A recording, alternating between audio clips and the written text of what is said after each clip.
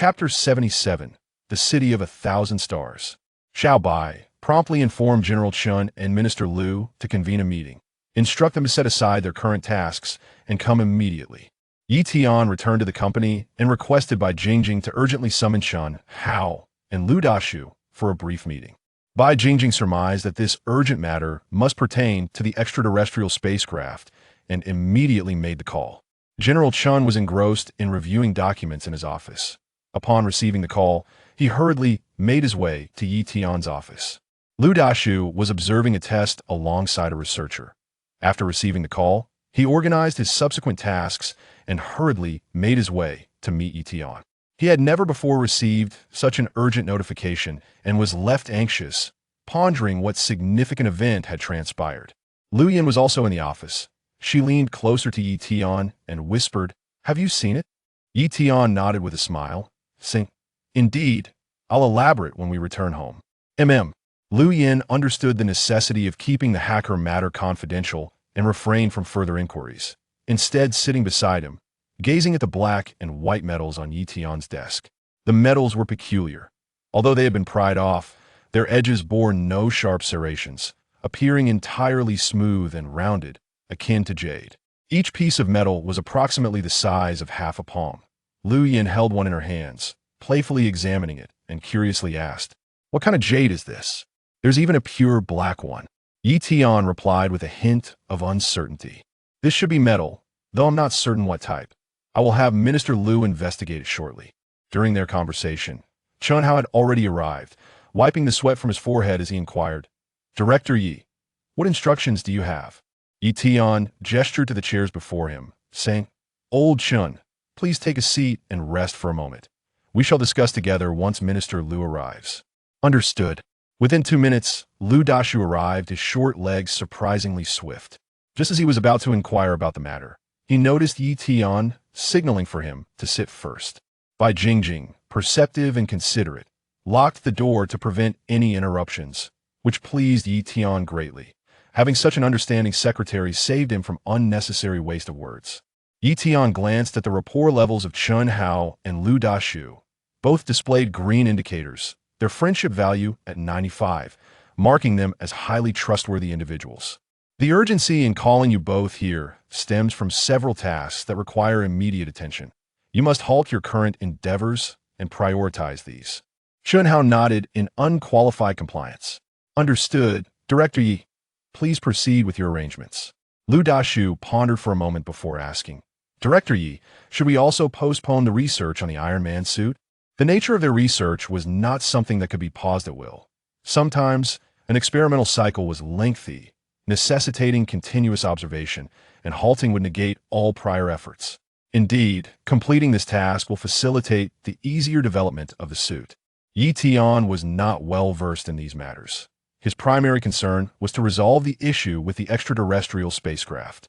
Once accomplished, the spacecraft's ability to transform could potentially expedite the transition to a nanotechnology suit for the Iron Man. Even if they could not produce a fully realized Iron Man suit, if the metal could transform into equipment, creating an armored series would be commendable.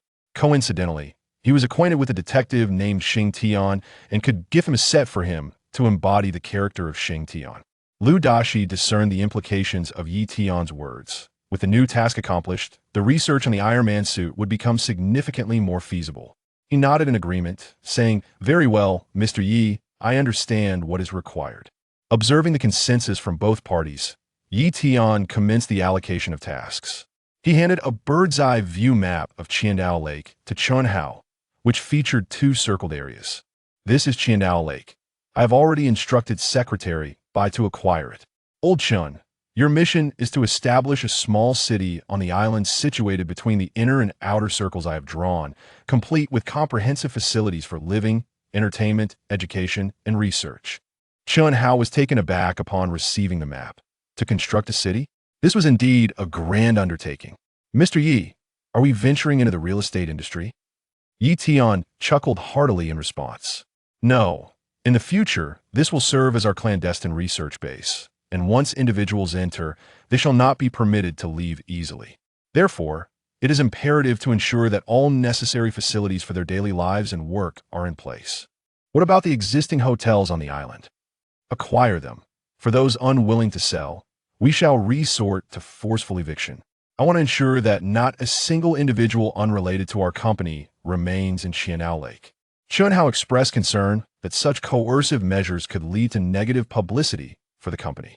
What if this incites disputes that tarnish our corporate image? Yi Tian dismissed his worries, asserting that the government had already entrusted him with the research of the spacecraft, and for the sake of confidentiality, the existing inhabitants of the island would need to be relocated. He was more than willing to compensate them for their departure, leaving little room for further discussion. Since Yi Tian assured that monetary compensation could resolve the issue, Chunhao felt reassured.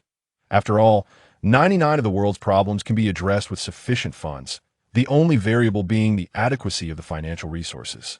Furthermore, Chunhao was not apprehensive about this issue, as the company currently boasted over 200 billion in liquid assets, enough to tackle 99 of challenges. He nodded affirmatively, stating, "Very well, I shall expedite the proposal." Yi Tian pondered for a moment before adding, "When we promote this externally, we shall present it as my personal residence. Please assist me in devising a name that is both melodious and imposing." Chunhao and Lu Dashi promptly declined. Mr. Yi, I must confess that naming is not my forte, nor is it mine. I can handle research, but naming is beyond my talents." Recognizing that the two men would not yield a fitting name, Yi Tian shifted his hopes to the two women. "Very well, I shall not press you two gentlemen further. Xiao Bai, Lu Yin, please share your thoughts." Bai Jingjing contemplated before suggesting, Mr. Yi, since it is a city on Qiandao Lake, why not simply name it City of 1,000 Islands? City of 1,000 Islands? It sounds decent, though perhaps a bit too straightforward. Lu Yin, do you have any thoughts? Lu Yin, inspired, proposed, Yi Tian, how about City of 1,000 Stars? City of 1,000 Stars? This is excellent. With just a slight alteration, we transition from the blue planet to the cosmos. Perfect. Old Chun, we shall promote it as my endeavor to establish the City of 1,000 Stars. As Yi Tian repeated the name, he found it increasingly pleasing, and he promptly settled on City of 1,000 Stars. Chunhao's lips twitched, and he quickly acquiesced, internally reflecting on the boundless possibilities that wealth affords. With the city planning resolved, Yi Tian turned his attention to Lu Dashi, sliding two metallic pieces across to him. "Minister Lu, your task is to immediately ascertain the nature of these two metals and their potential applications." Lu Dashi scrutinized the metallic pieces cautiously, but refrained from reaching for them. Instead, he inquired carefully, "Mr. Yi, I must don complete protective gear before I dare to handle these." Yi Tian laughed heartily. "What a coward. I have kept them in my pocket for several hours without perceiving any issues." Lu Dashi shook his head solemnly and replied, "Mr. Yi, while I acknowledge your formidable martial prowess, I must candidly state that your insights lack scientific merit. I still need to adhere to proper safety protocols while researching these materials, and I advise you to undergo a health examination to ensure your well-being." Chapter 78. Is Mr. Yi an alien? Yi Tian found himself at a loss when confronted by the professionalism of Rudas. He was not one to take offense at Ruda's brusque manner. Upon reflection, Rudas did make a valid point. While possessing a system granted him certain advantages, it did not necessarily extend to ordinary individuals. He could not help but wonder if Lu Yin had encountered any issues after her recent contact with the materials. Perhaps he should suggest she undergo an examination as well. "Very well then, proceed with your research as you see fit. These two metallic pieces were extracted from an alien spacecraft. Should you manage to decipher their properties, the development of my battle suit will be assured," he conceded. In unison, Lu Yin, Chunhao, and Rudas queried, "An alien spacecraft?" Bai Jingjing maintained a tight-lipped demeanor, given that this was classified information. She had refrained from disclosing it even to Lu Yin. In these times, loyalty was a fragile concept. Wives could divorce, and absolute trust was a rarity. Unless Yi Tian chose to divulge the details, she would not broach the subject with anyone else. Yi Tian nodded solemnly. "Indeed. The state has entrusted me with an alien spacecraft located beneath Qiandao Lake. Officially, I am establishing a research base at the lake, but in reality, I will be studying the spacecraft submerged in its depths." Upon hearing this, Chunhao gained a newfound understanding of Yi Tian's status. His previous speculations had been far too shallow. If the state was willing to bestow an alien spacecraft upon Yi Tian, what did that imply about his identity? He must surely belong to a prominent family within the inner circles. It was no wonder he could effortlessly acquire Tianjin Company. Perhaps the company itself was a mere facade. Rudis, astonished, asked, Mr. Yi, is it truly an alien spacecraft? Do extraterrestrials genuinely exist? I have yet to encounter any extraterrestrials, but I have seen the spacecraft with my own eyes. These two metallic fragments were pried from its hull, Tian replied, eliciting gasps of astonishment from the gathered individuals. Mr. Yi is impressive. He can directly extract metal from an alien spacecraft. Rudis thought, suddenly struck by a revelation. What if Mr. Yi himself was an alien? Perhaps that spacecraft belonged to him. All those martial arts skills and inner strength could merely be a ruse. How else could one explain why he alone possessed such abilities? Why would the government summon him to assume control of Tianjin Company and present him with an alien spacecraft? Unaware that Rudis had concocted such a theory, Tian observed their astonishment and continued, to prevent outsiders from discovering this, we must enclose the entire lake. Construct a wall 10 meters high, adhering to the standards of top-tier defensive installations. Equip it with electric fencing and jammers to deter animals and drones from entering the area. Aircraft must also be redirected. Should any planes fly overhead, instruct them to alter their flight paths. All access points to the lake's depths must be concealed as underground passages. With surveillance and security maintained around the clock, no flies are to be allowed in. As for the design and ensuring safety, that will be your responsibility, old Chun. Chun Hao wiped the sweat from his brow and stood resolutely, assuring, rest assured, Mr. Yi, I will guarantee the safety and confidentiality of the construction project. Rudis, his heart racing with excitement, felt as though a lifetime of research had culminated in the opportunity to study an alien spacecraft, akin to a lecherous man being gifted a beautiful woman. He too rose to pledge, Mr. Yi, you can count on me to select trustworthy researchers who will not divulge a single piece of data. However, Tian shook his head, causing Rudis to feel a twinge of anxiety. Had he overstepped? Was Mr. Yi displeased? I must first approve the individuals you choose. Remember, when selecting personnel, do not mention the alien spacecraft. Frame it as research on new materials, understood? Understood. Bai Jingjing realized that she too had been assigned a task. Xiao Bai, for their work, ensure that your support is prompt. Do not fret about expenses. If it saves time, spend freely. Bai Jingjing nodded vigorously. Yes, Mr. Yi. I will ensure the task is completed. As the arrangements were finalized, Lu Yin was left without any duties. Her anxiety mounting to the point where she felt compelled to implore Tian for tasks to undertake. Otherwise, she would feel embarrassed in her role as secretary. Tian, seeing her distressed expression, chuckled. Lu Yin, you will need to shoulder more responsibilities for the time being and assist Secretary Bai, allowing her to focus on logistics. Of course. Lu Yin nodded eagerly, delighted at the prospect of being able to assist Tian. Now that everyone's tasks have been assigned, let us discuss compensation, Tian said. Addressing Chun Hao, Bai Jingjing, and Rudis. You three are my most trusted individuals, so I intend to enhance your remuneration. Your current salaries will be doubled. Do not refuse. I have no patience for pleasantries. Lu Yin would not be included in this arrangement. Should she require funds, she could directly approach Tian, as her salary was merely a bonus. Tian's declaration silenced any objections they might have had, instilling a profound sense of belonging within them. A doubling of their salaries was an unprecedented benefit. With such generosity from Mr. Yi, they felt an unwavering commitment to Tianjin, or rather, to Mr. Yi himself, pledging their lives to his cause. Rudis felt that no words of gratitude could suffice. He earnestly requested, Mr. Yi, I might as well reside at the company to conduct my research. At my age, my children are grown, and I have no such needs with my wife anymore. Tian quickly shook his head. What nonsense. I detest overtime. If one day you were to work yourself to death, where would I find another person with your sense of responsibility? There's no need for such measures. I have absolute faith in you. Just refrain from speaking out of turn after drinking. When our company ascends to become a global leader in high technology, you will be its greatest contributor.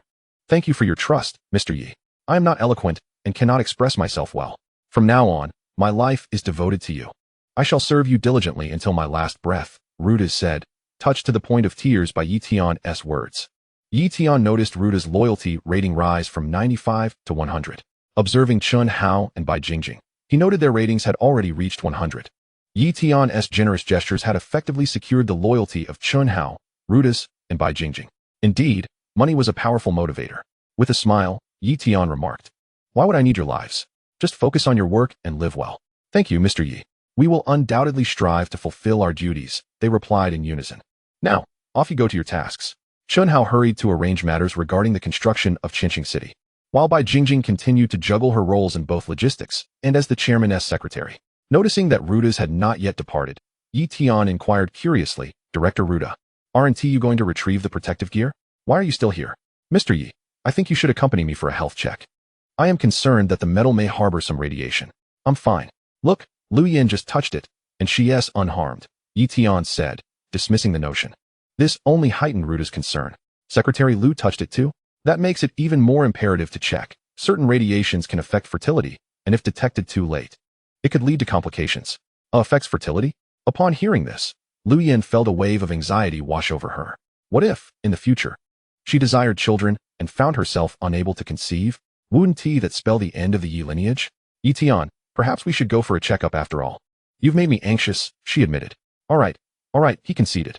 Yi Tian casually placed the black and white medal into his pocket and, accompanied by Rudas, made his way to the research department. After a series of operations, it was confirmed that none of them bore any excessive radiation, which finally allowed Rudas to breathe a sigh of relief. Yi Tian set the medal down in the laboratory and prepared to leave. As he needed to hurry home to treat Linny, Rudas called out from behind, by the way, Mr. Yi, the testing equipment has been modified. If you have time this afternoon, you can come by to test it. All right, I'll come find you this afternoon, Yi Tian replied without turning back. In the grand scheme of things, food took precedence over all else. Everything else could wait. Chapter 79. Little girl, you've narrowed your path. Upon arriving home, Yi Tian discovered that his doorstep had transformed into a construction site. Isolation lines were drawn everywhere, with ladders, scaffolding, electrical wires, and surveillance equipment strewn about. A large group of beautiful women was busily engaged within the cordoned-off area, thanks to the villa's originally robust construction. The main additions were internal safe rooms and various hidden monitoring facilities. Upon spotting Yi Tian, they greeted him warmly. Hello, boss. This way. It's too dangerous inside the lines. Someone quickly came to guide him, and Yi Tian nodded, saying, all right, do be careful. Thank you for your concern, boss. We will be cautious. Yi Tian then called out to the busy bodyguards. Is there anything you need my assistance with? No. Actually, yes. While everyone else insisted they had no need for help. After all, this was the big boss they were speaking to. One voice among the crowd truly requested assistance. Yi Tian turned to see a blonde beauty suspended several meters above the ground, working outside the house.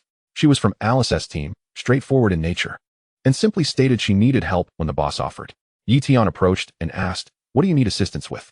The blonde beauty pointed to the ground and said, could you please pass me the wire cutters? They just fell on the ground. Yi Tian looked down and indeed spotted the wire cutters nearby. Without searching for a ladder, he utilized his light-footed technique to walk up the air, using one hand to grasp the external wall's framework, securing himself in place. This extraordinary display of skill elicited gasps of astonishment. Wow, the boss is flying again. What a magical skill. I wish I could learn it. Yi Tian handed the wire cutters to the blonde beauty, jesting, little girl, you've really narrowed your path here, asking the boss to assist you. The blonde beauty stared at Yi Tian with innocent curiosity and asked, but didn't you say you wanted to help, boss? Wow, you're amazing. You can really fly. Realizing she didn't quite grasp the idiom, Yi Tian chose not to dwell on it. This isn't flying, it's merely lightness of foot. The blonde beauty, brimming with confidence, responded, it's the same. I believe you will truly be able to fly one day, boss.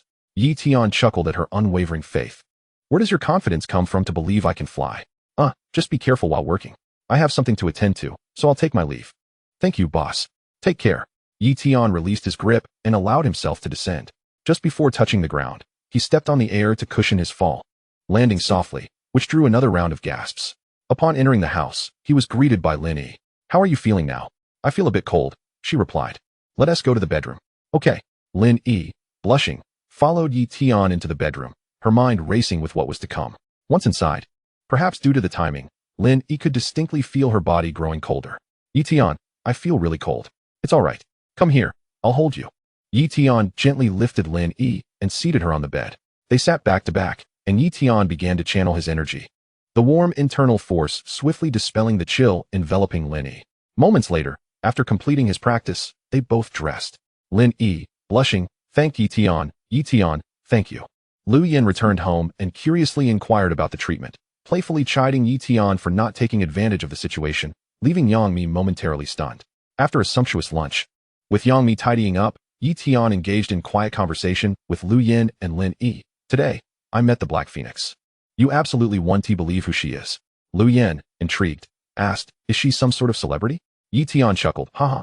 She is the beautiful woman who tripped while running yesterday when we were house hunting, residing in Building 6. Lin Yi exclaimed in shock. No way. She's our neighbor? Lu Yan speculated whether Black Phoenix had intentionally moved nearby to encounter Yi Tian. What an incredible coincidence. Did she move in after us? Yi Tian, understanding her implication, shook his head. Yes, but she's actually an old resident here. We just moved in later. It's truly a remarkable coincidence. Upon hearing Yi Tian's explanation, Lu Yan realized her suspicion was unfounded. Did she agree to help you? Yi Tian nodded. Yes, she did. She will be my assistant. And I want her to be our team's eyes and ears. With her hacking skills, our future collaborations will be even more seamless. The two women nodded in agreement. You decide what's best. After briefing his closest companions, Yi Tian sent a message to Lu Yao, inviting her over to discuss work arrangements. He then called Hua Yao Yu and Alice, asking them to come as well, before waiting at the entrance for Lu Yao. Given the caliber of talent involved, proper etiquette was essential. It would be quite discourteous to not extend the invitation properly. At that moment, Lu Yao was at home in her underwear, munching on potato chips while surfing the internet. Upon receiving Yi Tian's message, she tossed the chips aside and hurried to wash her face and brush her teeth. With no time to select an outfit, she quickly donned a sports ensemble and sprinted to Yi Tian's residence, arriving breathlessly at the door just as Yi Tian awaited her arrival. Mr. Yi, I'm so sorry to have kept you waiting. Haha, no worries. Once everyone had gathered, Yi Tian led them to the study and casually locked the door behind him. The sight of this action indicated the seriousness of the discussion, prompting everyone to adopt a solemn demeanor. Yi Tian began with introductions, ensuring everyone was acquainted. Everyone present here is someone I can absolutely trust. Allow me to introduce you. This is Hua Yao Yu, and this is Alice, both leaders of my bodyguard team. And this is Black Phoenix, one of the top 3 hackers in the world, now my assistant. Hua Yao Yu remained composed, while Alice exhibited a more pronounced reaction. During their missions, they often interacted with clients connected to hackers, thus aware of Black Phoenix's significance. Black Phoenix, oh my, boss, you actually brought her in to help. You're incredible. Lu Yao, hearing this, humbly remarked, I'm also a fan of Mr. Yi. Assisting him is only natural. With introductions complete, Yi Tian proceeded to outline his primary plans. Today, I have summoned everyone here primarily for one matter. As we are now all working together, we can no longer operate independently. I aspire to establish a comprehensive communication network that spans the globe. Fortunately, the Black Phoenix possesses this capability. In the future, all information regarding our locations, tasks, requests for assistance, and exchanges can be facilitated through one or several communication channels. The Black Phoenix will serve as our omniscient eye, connecting us all. What do you think? In agreement, they voiced their approval. Seeing that there were no objections, Yi Tian nodded and continued. That is splendid. From now on, the Black Phoenix will be my eyes and ears, while Yao Yu and Alice will function as my hands and feet. If you collaborate seamlessly, the risk factor will diminish to 0, and our tasks will become significantly more manageable. The Black Phoenix will serve as our command center, and its security level must be elevated to the highest standard. You two should devise a protection plan. Yao Yu and Alice replied in unison, understood.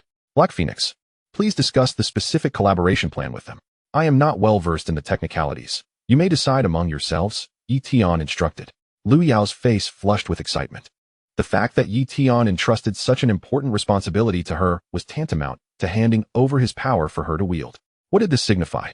It indicated that she was Yi Tian's most crucial assistant. Furthermore, Yi Tian's trust in her meant that she must execute this task flawlessly, without a hint of error. She declared with unwavering resolve, Very well, Yi Tian, we shall do our utmost. Chapter 80. Matters regarding attire. Yi Tian retreated to the master bedroom to rest, accompanied by Lu Yan and Lin Yi, while leaving the study for Lu Yao and the others to deliberate. Upon shedding his clothes and reclining on the bed, he inquired of the two lovely ladies, Will you be joining me for slumber? Lu Yan responded with a laugh. What kind of sleep are you referring to? Yi Tian paused, momentarily bewildered by the notion that sleep could be categorized in various ways, before comprehending Lu Yan's implication. Goodness, you are even more suggestive than I am. I merely meant a simple rest. Otherwise, they are still occupied outside. Are you not concerned about being overheard? I, for one, am indifferent. Upon hearing the commotion outside, Lu Yan ceased her playful banter, conscious that her exuberance could attract unwanted attention. Never mind, you rest. I shall go online to shop. Ah, very well. Do as you wish, Yi Tian said, feeling the urge for an afternoon nap and dismissing any other thoughts. He yawned and prepared to close his eyes. Suddenly, Lin Yi called out to him, Yi Tian, wait a moment before you sleep. Take a look at this and tell me what you prefer. Curious, Yi Tian asked, what is it? Lin Yi climbed onto the bed, leaning beside him while displaying her phone. Oh my, a maid outfit. What is this for?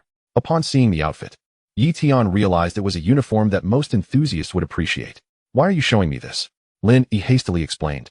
I thought that Yang Mi and I should dress more professionally, so I was considering purchasing a few of these maid outfits. I am curious which you prefer. Yi Tian's interest piqued, and he replied excitedly, of course, the more alluring, the better. He took the phone and began scrolling through the images. Commenting on those that caught his eye, this low-cut one is splendid. This ultra-short skirt is delightful. The shorter, the better. This backless design is also quite appealing. This sheer outfit is quite sensual, indeed. Choose from these few. They are all fantastic. Lin Yi agreed, finding the selections particularly enticing, and nodded while taking back the phone. Understood. Yi Tian then reminded her, by the way, if you like it, you can wear it. Just don't pressure Yang Mi to wear it. I would feel uncomfortable if I were to act inappropriately with her. She can wear her regular attire while working, unless she is agreeable. In that case, I shall say no more. After all, Lin Yi was his partner, and seeing her in such attire was acceptable, but Yang Mi's willingness was essential. He was not a lecherous employer. Got it. After observing Lin Yi approach Yang Mi to discuss, Yi Tian closed his eyes and succumbed to the embrace of slumber. If I don't nap now, I will be exhausted by the afternoon. How could I possibly skip my midday rest? Lin Yi found Lu Yin and shared the selections Yi Tian had made. Lu Yin expressed her admiration and asked Lin Yi to purchase a few sets for her as well. I had originally intended for this to be for Xiaoyang, but Yi Tian advised against pressuring her to wear it, worried he might act inappropriately toward her, which would not be ideal. Lin Yi conveyed Yi Tian's thoughts to Lu Yin, who did not take offense. It is commendable that Yi Tian considers this. He is indeed a gentleman, turning down what is practically a feast placed before him. Why not ask Xiaoyang? As long as she is comfortable, Yi Tian can do as he pleases. Absolutely. At that moment, Yang Mi had just finished tidying up the dining area and was contemplating what task she could undertake next. Lin Yi descended the stairs to invite her to sit and review the outfits. Xiaoyang, let me tell you about the maid outfits. I just showed them to Yi Tian, and he selected these few. See which ones you like. Yang Mi took a look and found the clothing both alluring and beautiful. If I were to wear this, I suspect Yi Tian would be quite enamored. Housekeeper Lin, I think they are all lovely. Yi Tian mentioned that if you feel uncomfortable wearing them, it is entirely optional. There is no obligation since some are quite revealing, and he fears he might act inappropriately. Not at all. Yi Tian would enjoy them, and I would be happy to wear anything. Yang Mi, upon hearing this, thought Yi Tian to be exceedingly noble, but she had no qualms and even hoped for more intimate interactions. Very well, I shall purchase them all, and we will wear them for him. When Yi Tian awoke, he found both Lu Yin and Lin Yi absent. He ventured downstairs, only to find Yang Mi pacing and muttering to herself. Curiously, he asked Xiaoyang, what are you doing? Yang Mi, feeling somewhat embarrassed, replied, Yi Tian, you're awake? I was just looking for something to do. I feel too idle and guilty about my salary. Haha, if there's nothing pressing, don't wander aimlessly. You could watch some shows online or treat yourself as if you were at home. Don't feel so constrained. Thank you, Yi Tian. And where is Lin Yi? Housekeeper Lin is outside, supervising the bodyguards. Oh, that is fine. Feel free to enjoy yourself. Consider it your home, and no one will judge you. Thank you, Yi Tian. Yang Mi felt a wave of happiness wash over her. Yi Tian regarded her as family. She secretly hoped to become a true part of his family. As Yi Tian stepped outside, Lin Yi approached him immediately, asking, Yi Tian, you're awake? Yes, what are you looking at? I was just bored and exploring. Yi Tian reflected on how monotonous life could be for Lin Yi, confined to the house daily. It felt akin to a caged bird. He advised, if you are bored, feel free to go out and enjoy yourself. There are bodyguards present, so there is no need to remain cooped up. If you want a meal, I can order food. Lin Yi expressed her gratitude. Understood. Thank you, Yi Tian. Come now, we are family. There is no need for thanks. After chatting with Lin Yi for a while, Yi Tian took out his phone and sent a message to Lu Yao. I would like to visit your home. Is it convenient now? Within 3 seconds, a reply came. It is convenient. Please allow me 5 minutes to tidy up. All right. I shall take my time walking over. I'll be there shortly. Lu Yao remained as carefree as ever, engrossed in her online activities. However, upon receiving a message from Yi Tian, her expression shifted dramatically. The room was a chaotic mess, strewn with lingerie, snacks, and refuse. It was hard to believe that someone with the ethereal beauty of a goddess could inhabit such a disordered space. She began to pace around the room, muttering to herself like a deranged individual. Ah, Yi Zong is coming. If he sees my room like this, my favorability rating might plummet to 0. I must clean up quickly. She frantically shoved clothes into the wardrobe, exclaiming, what? Why won't they fit? When did I acquire so many clothes? Then she remembered she could also stuff some into the washing machine. Goodness, it's already full. I haven't done laundry in days. She looked under the bed and found a plethora of shoes and garments. Whose are these? They can't possibly be mine. Panic-stricken, she thought, I should take them to another room and lock them away. Hee, I'm so clever. Lu Yao continued to gather the misplaced garments, darting from one room to another, disposing of trash in the bin, and even pushing the bin into another room to conceal it. A spritz of air freshener filled the space. Perfect. In a mere 5 minutes. She accomplished what should have taken her half a year, drenched in sweat as if she had just emerged from a pool. Ding dong. The doorbell rang. Oh no. There's no time for a shower. Lu Yao whispered to herself, quickly rising and glancing at the intercom screen displaying Yi Tian. She pressed the button and said, Yi Zong, please come in. Yi Tian entered the apartment just as Lu Yao, clad in a sports tank top and shorts, came bounding down the stairs. Slow down. Be careful not to trip, he cautioned, just as she slipped and nearly fell flat on her face. Yi Tian sprang forward, catching her in his arms, and curiously remarked, You seem to have a talent for falling. It appears you trip every time I see you. Lu Yao's cheeks flushed with embarrassment. Why did she always encounter mishaps in front of Yi Zong? Haha, I was just sweating, that's why I slipped. Yi Tian noticed her dampness, feeling as though she might slip away from him with the slightest effort. Have you just finished exercising? You're completely soaked. Cradled in Yi Tian's embrace, Lu Yao felt the atmosphere grow awkward and quickly offered an excuse. Yes, I was just working out to maintain my figure. As she uttered this fib, her face turned crimson, wondering if Yi Zong would mind such a small deception. Yi Tian gently set her down, expressing concern. You should take a shower first. Don't catch a chill. I'm in no rush. Thank you for your concern. Yi Zong, please, have a seat. I'll be ready shortly, Lu Yao replied, feeling a twinge of disappointment as he released her. How wonderful it would be if he held her a little longer. Surely, it was her sweat that made her unappealing. If not for that, perhaps he would have wanted to embrace her for a while longer. As the thought of washing up crossed her mind, she hurriedly dashed into her bedroom. Yi Tian, wishing to avoid any misunderstandings, remained downstairs, watching videos on his phone. Scrolling through, he stumbled upon an amusing video that featured him. 60-year-old lady infatuated with faux Yi Tian insists on divorcing despite family's pleas. The video began with the lady's husband seeking the reporter's assistance. Sir, your wife wants to divorce you to marry Yi Zong from Tianjin Company? Indeed. I have no idea what has possessed her. After watching Yi Zong's videos for a few days, she insists that he will marry her. And now she wants to leave me. What kind of videos was your wife watching? The reporter inquired. She was watching Yi Zong's promotional videos advocating for the protection of women and children. She even started chatting with him on WeChat without my knowledge, the husband replied, revealing a link to the account. The reporter viewed the video, noticing Yi Tian passionately discussing the struggles faced by women. It truly is Yi Zong. Yes. No matter how I try to dissuade her, she won't listen. I can't comprehend why a young man like Yi Zong would be interested in my wife. My son is older than him. Upon closer examination, the reporter noted Yi Tian's expression seemed slightly unnatural. This must be a hoax, right? Didn't you try to reason with your wife?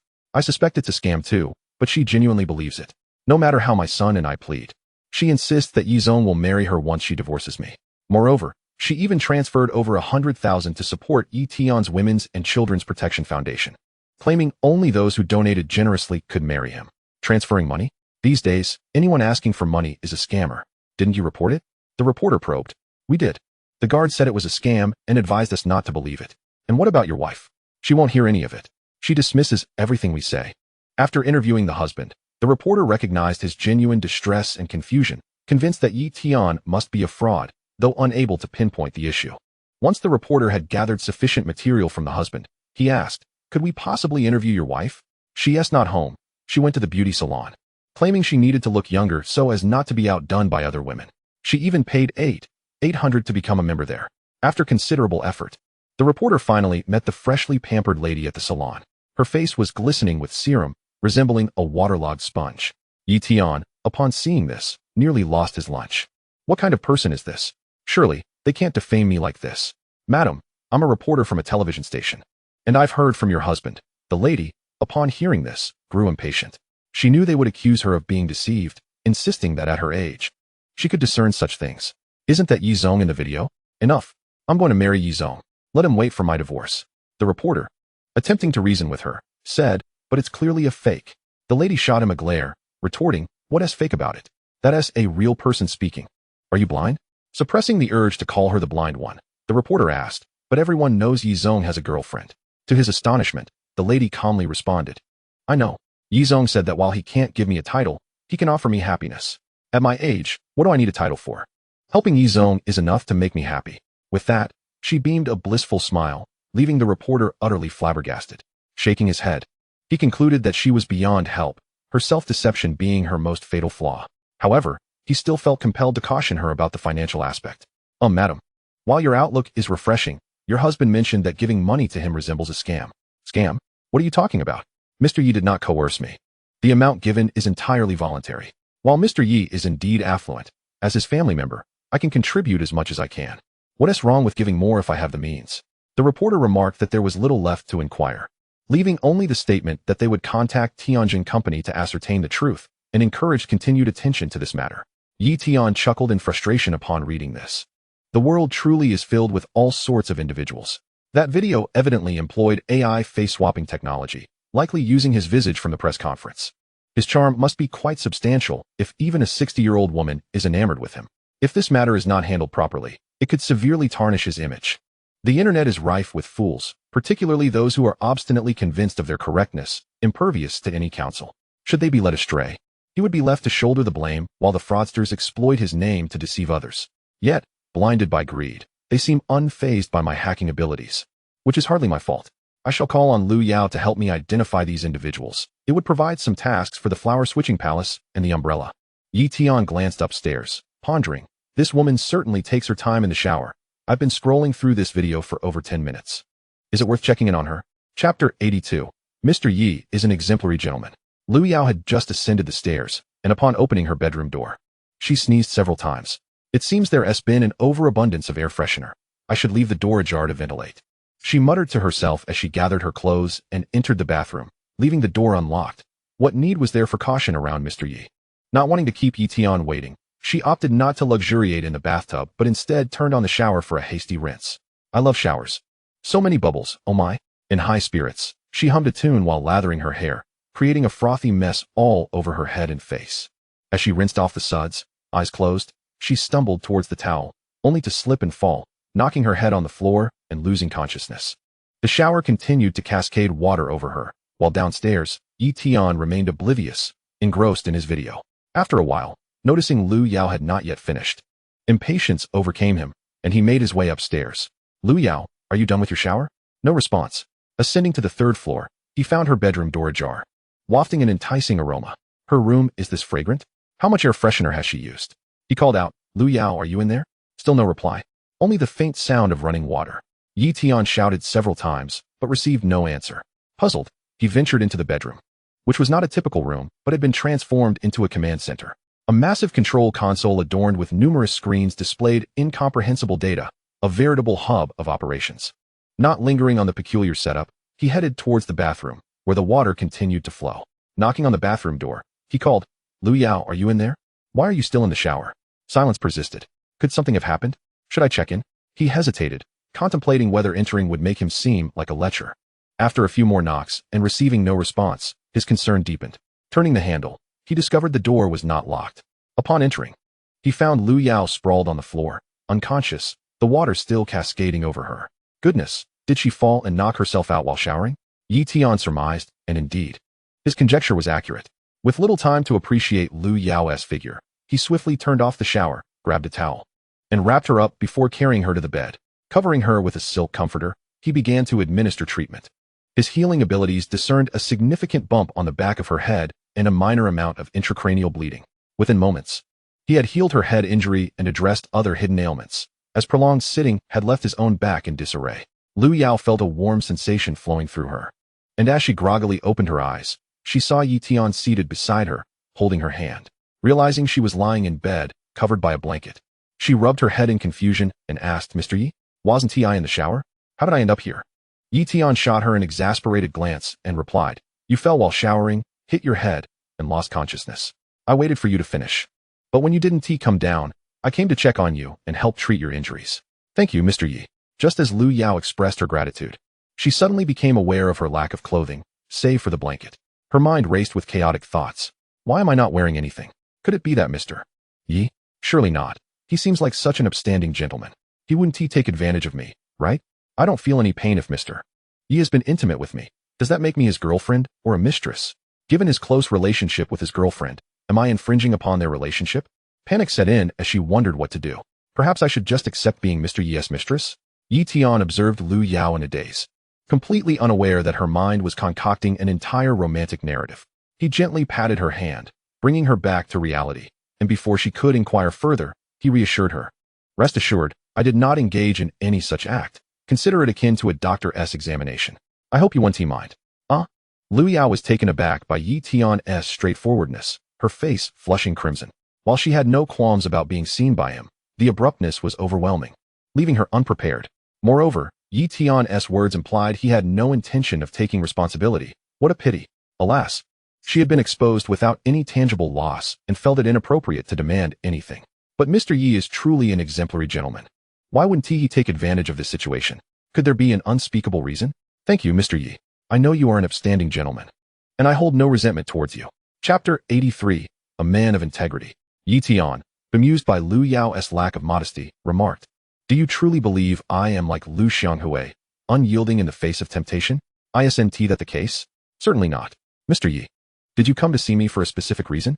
I initially had no particular purpose, merely to observe your operational room. But now there is an issue. What issue? I recently discovered online that scammers are exploiting my likeness to defraud people. Now, even 60-year-old women are contemplating divorce to pursue me. Such deceit is egregious, and I hope you can assist me in identifying them. Ha ha ha, 60-year-old woman. Mr. Yi, your charm is truly remarkable. Upon hearing Yi Tian's troubles, Lu Yao burst into laughter, oblivious to his wounded pride, until he beckoned her with a finger, warning her, Cease your laughter, continue, and I shall be displeased. All right. I want to laugh. Mischievous Mr. Yi, I shall assist you right away. Lu Yao recalled the terror she felt earlier when dominated by Yi Tian, quickly stifling her laughter as she took a seat at the command post, ready to assist Yi Tian in locating the fraudster. Yi, do you have any leads? Yes, replied Yi Tian as he presented her with the video. True to her reputation as one of the top 3 hackers, Lu Yao's fingers danced across the keyboard, swiftly pinpointing the fraudster's location through their account. Yi, the true location of this account is in the Triangle Nation. The Triangle Nation? That conveniently allows Alice's team to handle it, as they have contacts abroad. He mused, realizing that he could rely on his newly acquired bodyguard team to make their presence known. Just as he was about to call Alice, he noticed a call from Lu Yan. Seeing Lu Yan's name, Lu Yao innocently inquired, Yi, is the madam checking up on you?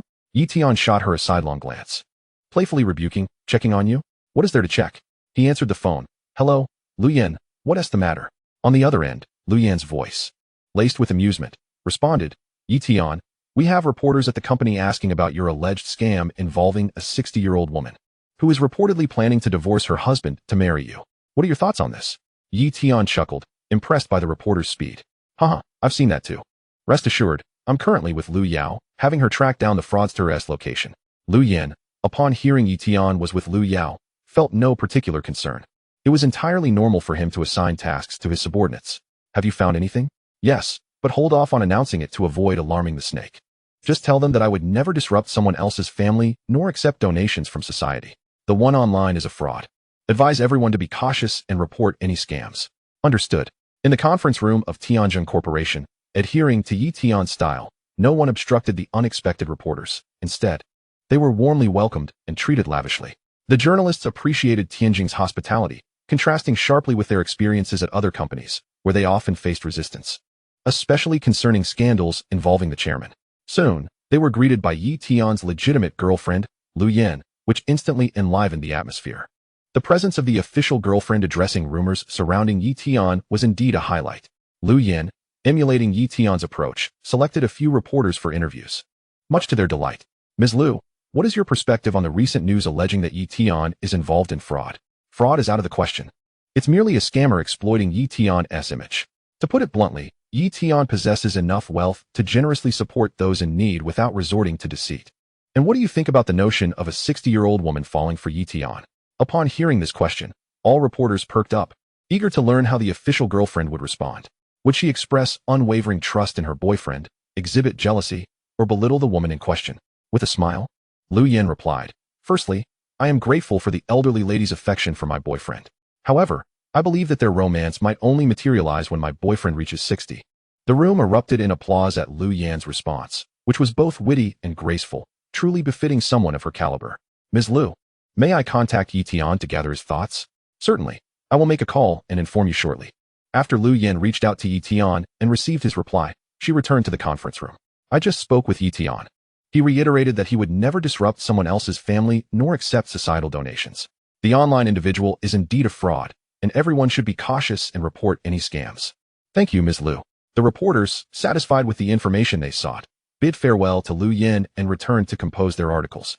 Yi Tian's family had become their favorite subject. Each member was refreshingly candid, providing answers without reservation.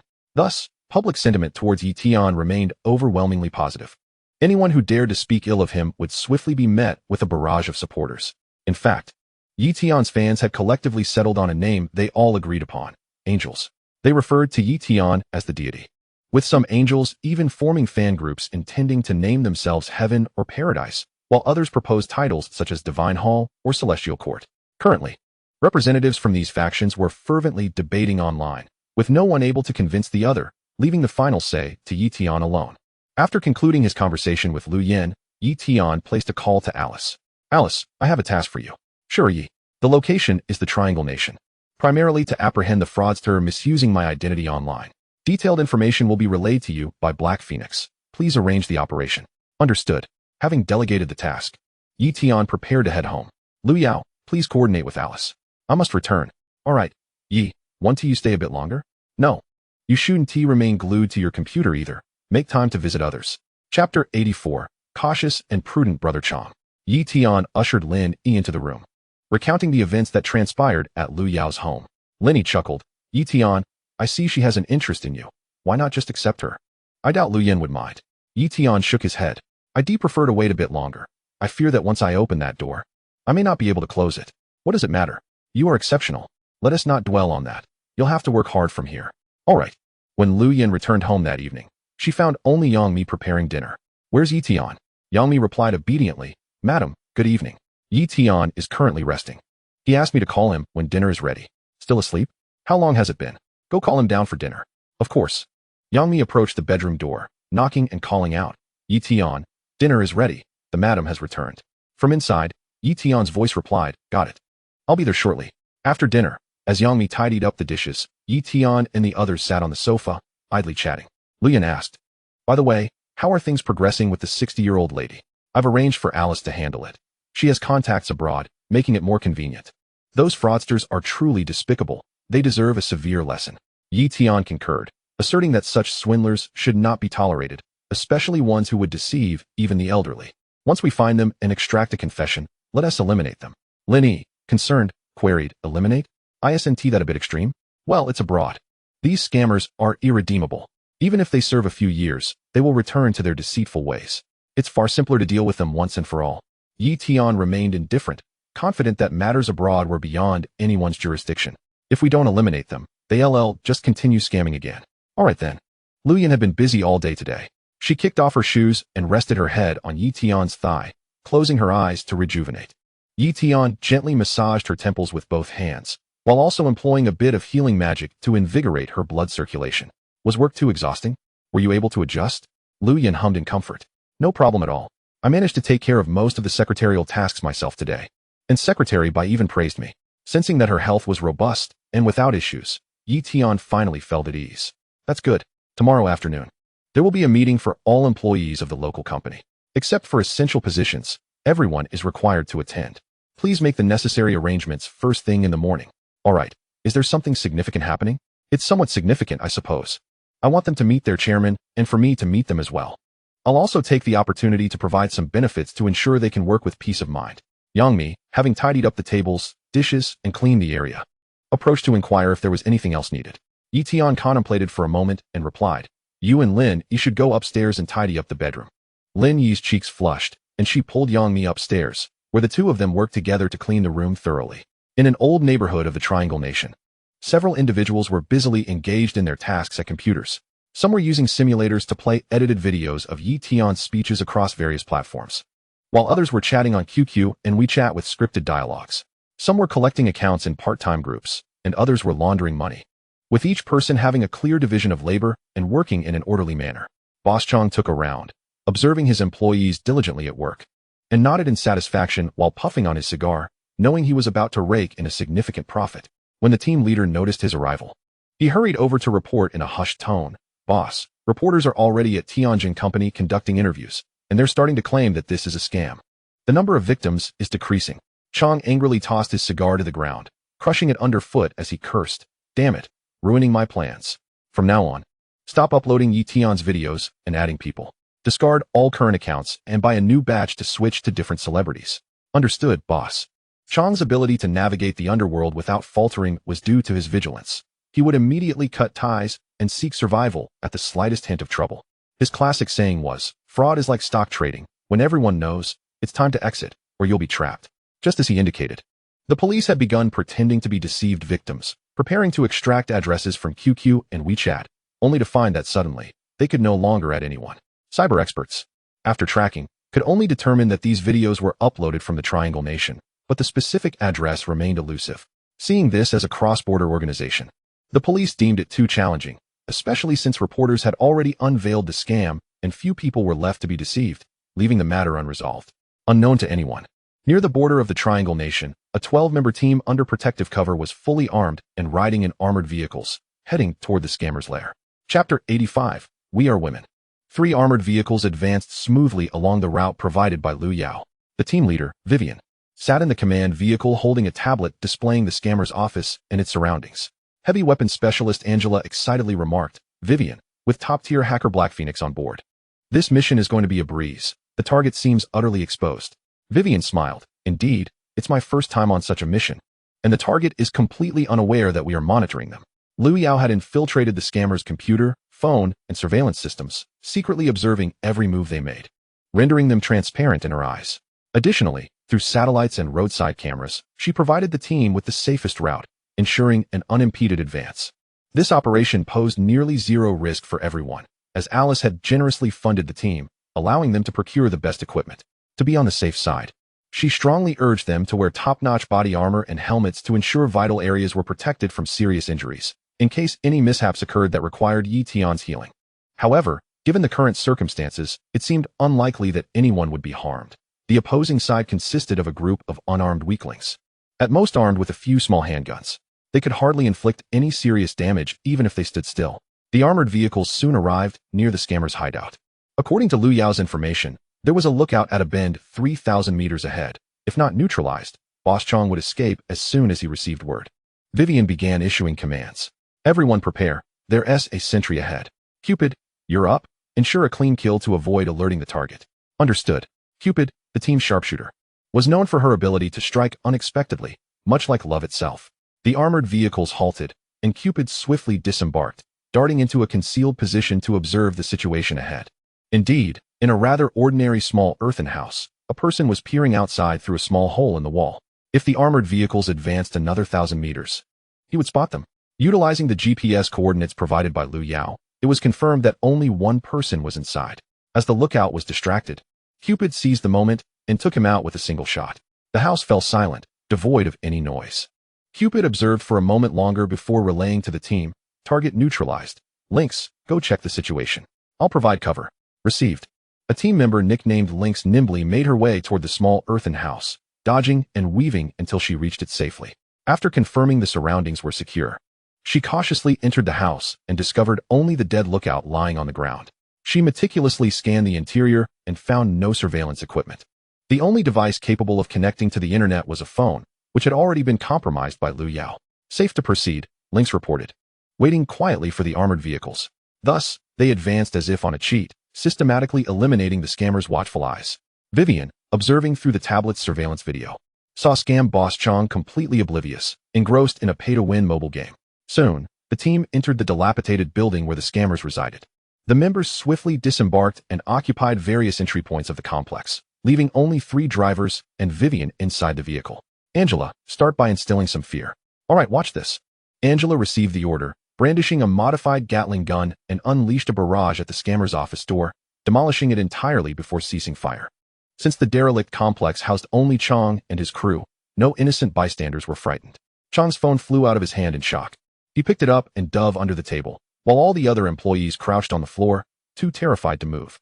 They all believed that a band of terrorists had come to rob them, too fearful to flee or fight back, for no guards in any country would be this brutal. Opening fire without uttering a word, Vivian, observing the scammers trembling like quail, ordered, go in and neutralize their combat capability. Understood.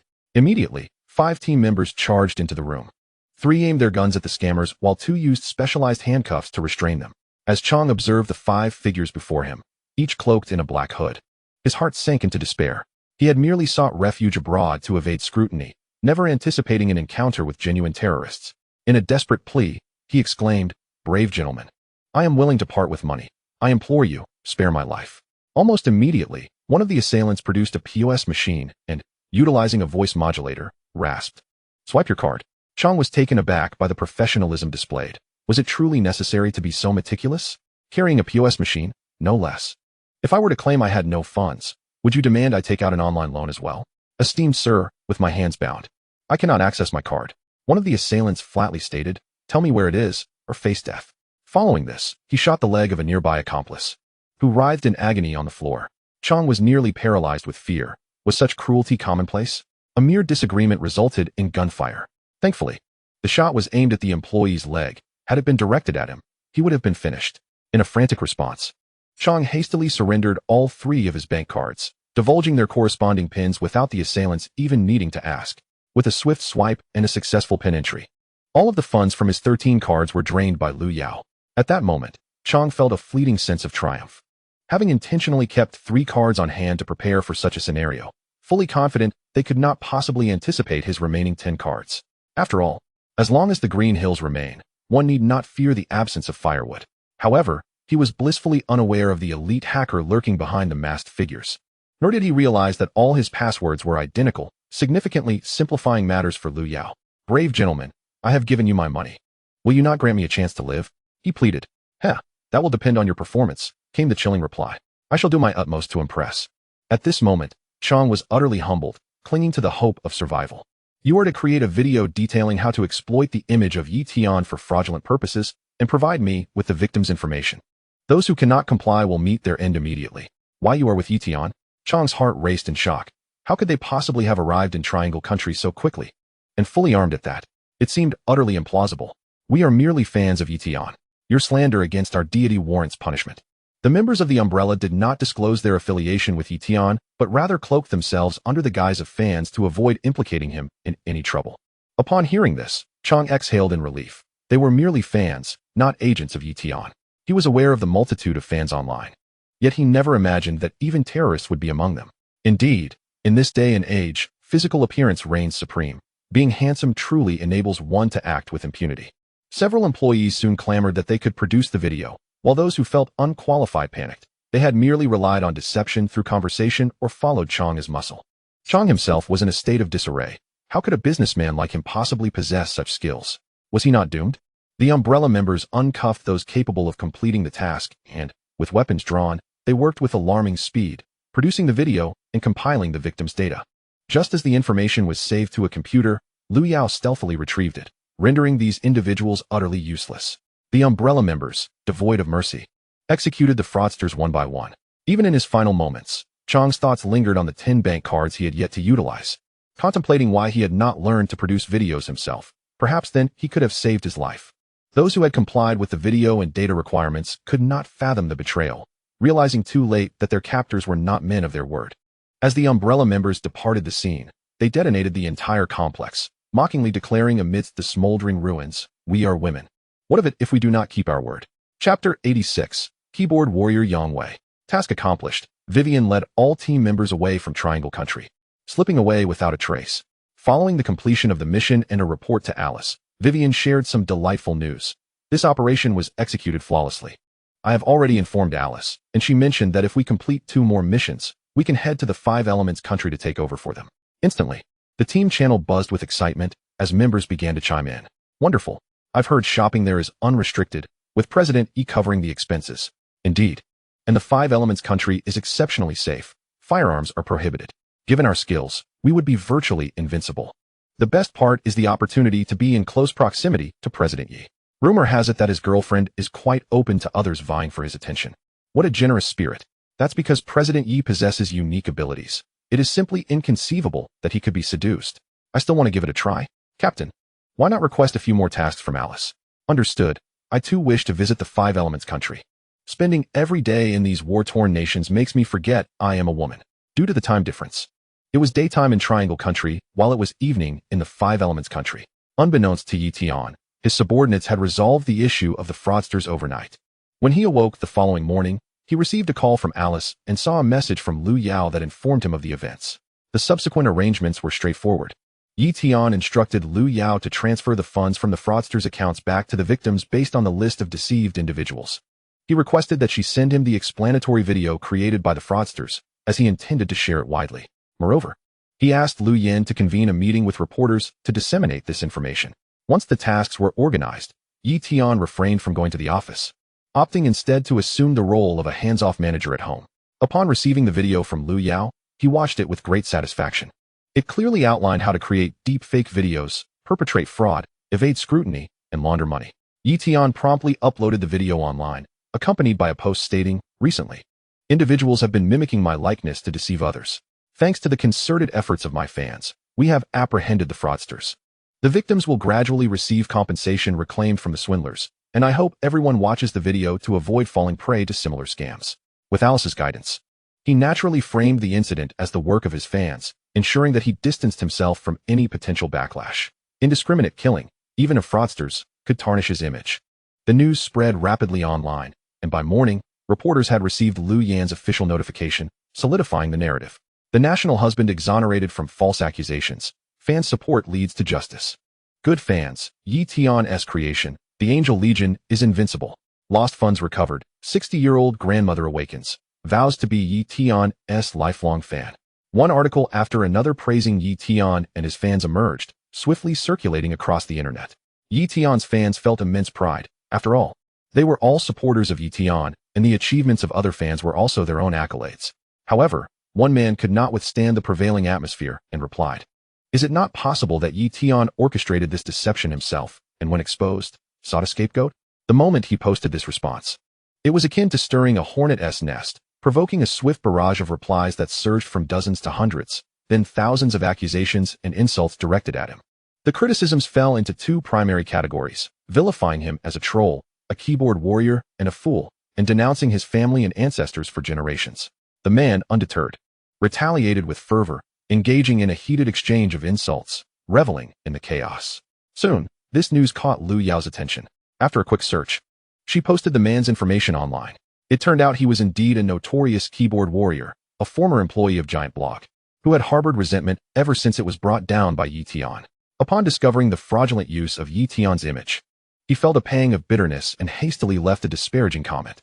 The moment he saw others berating him, an inexplicable sense of satisfaction washed over him. He relished the sight of others seething with anger while being unable to confront him directly. When Liu Yao published his details online, he was still engrossed in the delight of sparring with netizens, completely oblivious to the impending crisis. The relevant authorities strictly adhered to the directives from their superiors, which prohibited any detrimental comments about Tian from circulating online. Thus, when they noticed an individual amassing thousands of comments while engaging in a barrage of insults, they swiftly focused their attention on him. With a decisive wave of his hand, the department head commanded his subordinates, "I want this troll's complete information within 10 minutes. Just a minute later, a subordinate presented the data, much to the leader's satisfaction. "Excellent. Today's efficiency is commendable. You'll receive a bonus during payroll." "Thank you, Chief." Actually, it was Black Phoenix who sourced the information first and posted it online. I merely copied and pasted. "Oh, splendid. Honesty is indeed a virtue. I shall award you with an additional bonus during payroll." "Thank you, Chief." The subordinate exited with elation, astonished that a mere act of copying and pasting would earn him double the bonus. He certainly owed a debt of gratitude to Black Phoenix. The leader perused the information and promptly contacted the enforcement agency in the troll's locality. "Arrest this individual immediately. I do not wish to see him continue maligning Tian online." The enforcement agency quickly mobilized a team and advanced towards the troll's residence. Meanwhile, the troll was still reveling in his online banter when he heard someone shouting outside, "Is anyone home? We're here to check the water meter." Momentarily taken aback, he thought, "A water meter check? That's outside. Why would they need to find someone? Surely this is a rookie." He casually responded, "The water meter is outside." After a while, another voice called his name, "Yang Wei, package delivery." Upon hearing his name, the troll pondered briefly and realized he hadn't ordered anything. Where could this package be from? He replied nonchalantly, "I haven't bought anything. You've got the wrong address." The enforcers outside exchanged glances, their faces darkening. "Is it really that difficult to get through to this door? Fine, we won't play games. Prepare the breach team." Yang Wei, still oblivious, casually scratched his foot and sniffed it, then mocked a fan of Tian who could only hurl insults without substance, humming a tune in excitement. Suddenly, the door to his home was blown in, and a fully armed squad surged inside, their dark gun barrels pointed directly at him. Are you Yang Wei? Yang Wei nearly soiled himself. He had never been confronted by so many guns before. What's going on? You must be mistaken. I haven't left my house in days. I can't possibly be in trouble. The enforcer smirked. Oh, you are in quite a predicament. Have you been disparaging Tian online? Surely not. I merely raised a question. Is that a crime? Did you engage in a verbal altercation with his fans? They started it. Am I wrong for responding? That's irrelevant. Take him away. What crime have I committed? If you dare arrest me, I will sue you. Yang Wei, being a seasoned keyboard warrior, was well aware that one could sue for nearly anything, believing in the formidable power of public opinion. However, the enforcers were utterly unfazed by his bravado. I hereby formally notify you that you are charged with creating public disturbances. Remove his computer. We will tally the number of his insults and multiply them accordingly. Wait, what? Before Yang Wei could finish his sentence, an enforcer stuffed a cloth into his mouth and bound him with ropes, rendering him unable to utter a sound. He was swiftly taken away, and if they were to multiply his offenses, he would likely be imprisoned for several hundred years. Chapter 87. Are you Han Mimi? Tian's fans suddenly noticed that the troll, who had been so vociferous online, had ceased to respond, and his derogatory comment had been deleted. Was this a sign of surrender? Indeed, our angelic faction proved to be the mightiest, vanquishing a troll. The fans incessantly commented beneath his other messages, celebrating their resounding victory. Then, an even more delightful turn of events unfolded. The Troll's account posted a new message, which was a repost of a blue background, white letter announcement from the local authorities. Suspect Yang, male, 24, formerly of Giant Blog, is suspected of public disturbances online and has been apprehended by our department. He is currently under investigation. This announcement was disseminated using his account to warn others against indiscriminately disparaging Tian. Fans quickly clicked the link to the official account, confirming that the troll had indeed been captured, complete with a video of the arrest. However, for privacy reasons, the suspect's face was obscured with a pixelated blur. Netizens flooded the comments section. The pixelation is well done. It covers a minimal area while maintaining high recognizability. So he was an employee of Giant Blog. No wonder he harbored such animosity towards CEO Yi. Turns out he was my neighbor. I was wondering what that explosion was earlier. It was them coming to arrest him. Scared me to death. Huh. How dare you insult CEO Yi? They came right to your door to take you away.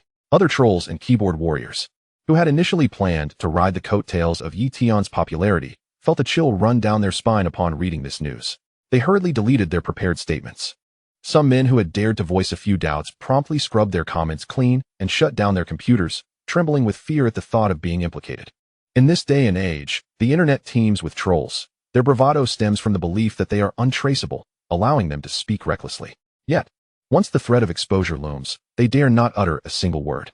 Amidst this upheaval online, Tian remained blissfully unaware, engrossed in reviewing proposals from a women's and children's charity organization in his email.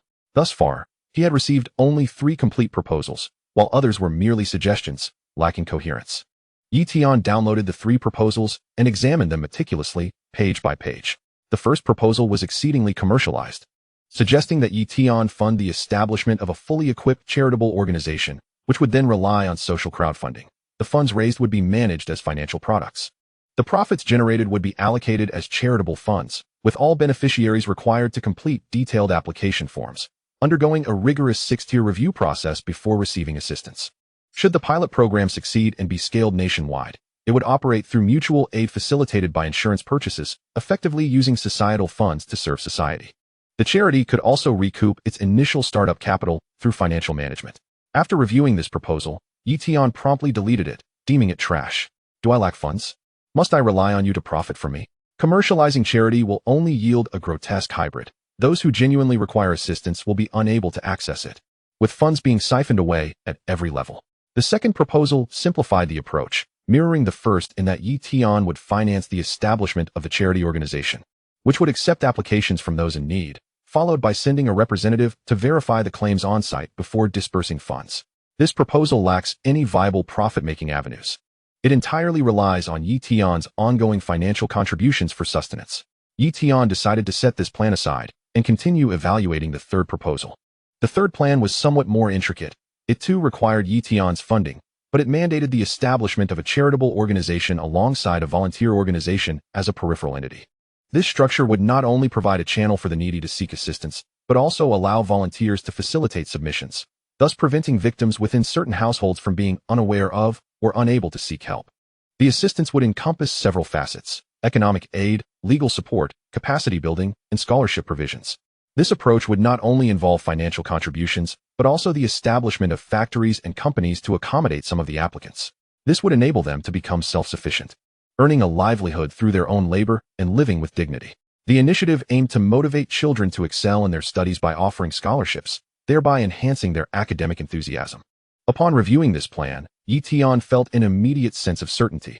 This was precisely the initiative he sought at this stage. Any shortcomings he had yet to consider could be addressed gradually. At least the framework was commendable. He promptly dialed a number, and when the call connected, a melodious female voice greeted him. "Hello, may I ask whom you are looking for?" "Hello, are you Han Mimi?" "Yes, who is this?" "I am Tian, the chairman of Tianjin Corporation. I have reviewed the proposal you sent, and would like to invite you for a discussion regarding the specifics." Han Mimi was so astonished that her phone nearly slipped from her grasp.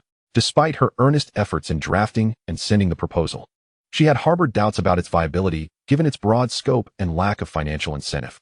It was beyond her expectations that Tian would indeed recognize the merit in her proposal, leaving her so exhilarated that she struggled to articulate her thoughts. "Mr. Yi, hello. Hello. When would it be convenient for me to come over? Let me check. Would 11 o'clock at my company work for you?" Tian glanced at the time. It was just past 10, and it would take him less than half an hour to reach the office, making 11 o'clock quite suitable. Han Mimi nodded vigorously. "Absolutely. Then it's settled. Upon your arrival, someone will escort you to my office." "All right, thank you." After hanging up, Tian immediately prepared to head to the company. If he could finalize this matter, he would truly be able to step back and let things run smoothly, freeing him to explore the splendid landscapes of the nation. As he exited the study, Lin Yi handed him a glass of freshly squeezed juice. "Tian, you're out. Here is a medley of fruit juice I just prepared. Please give it a try." Tian took a sip, savoring the delightful taste, and gulped down the entire glass. "It's quite refreshing. I must head to the company now. Be careful on the way." At present, 3 cars were stationed at Tian's residence, designated for him, Lu Yin and Lin Yi, all driven by female bodyguards. Given the predominance of women in the household, Xiao Tiansu was unable to stay and serve as a driver, relegating his duties to the company. Today's driver was the blonde beauty, Laura, who was dressed quite provocatively. Upon seeing Tian enter the car, she couldn't help but throw him flirtatious glances. Tian, preferring to remain undistracted, closed his eyes and leaned back to rest, much to Laura's dismay as she sighed in frustration. The journey was uneventful until they approached an intersection where an elderly man suddenly darted out, pulling a bicycle. "Oh no, you hit me. I think my leg is broken." The old man stumbled past Tian's car, dramatically collapsing and beginning to wail. Laura was certain that she hadn't even brushed against him. It was clear that he had fallen on his own. However, given the circumstances, she couldn't simply drive away. Fleeing the scene could result in accusations of hit and run. Tian noticed the car had come to a halt and opened his eyes to inquire, "What happened?" Laura excitedly explained, "Boss, there's an old man outside who suddenly fell next to our car, claiming that I hit him." "Oh, did you actually hit him?" "Absolutely not. I would stake my head on it." "All right, let us get out and take a look." Tian suspected they might have encountered a scammer. "Laura, activate your phone's camera and try to capture footage of that old man." "Boss, what do you mean? He might be attempting to scam us. I will handle this." "Understood." "Boss." They exited the vehicle to find the old man leaning against the front door, groaning about his pain. "My leg might be broken. I need to go to the hospital right away." Laura discreetly recorded the scene while Tian approached the old man, pulling him slightly to check for injuries. He performed a quick examination and found no issues with his hips or legs. The old man feigned an inability to rise, but as Tian released him, he promptly slumped back to the ground. "I can't get up. My leg hurts terribly." Tian gazed at him coldly and replied, "All right. Then we will take you to the hospital." Though he was certain that the old man was attempting to perpetrate a scam, having already exited the vehicle, he could not simply abandon the situation. Some individuals needed to be taught a lesson to prevent them from victimizing others. Hearing this, the old man realized that Tian was not adhering to the expected script. If they went to the hospital, his scheme would surely unravel. He quickly shifted tactics, saying, "No, I must call the police. You hit me, and I need the authorities to handle this." "Oh, please do call the police. I will take responsibility," Tian replied. Watching him perform, Laura, feeling anxious, suggested, "Boss, why don't I stay here? If you have urgent matters, I can call another car to take you to the company." The old man recognized that Tian was a potential source of easy money and, sensing that he could not afford to waste time, decided to initiate negotiations. Unlike women or fans, the old man was solely focused on scamming for money to fund his drinking and gambling habits, completely oblivious to who Yi Tian truly was. Had he known of Yi Tian's ruthless nature, he would have fled without hesitation.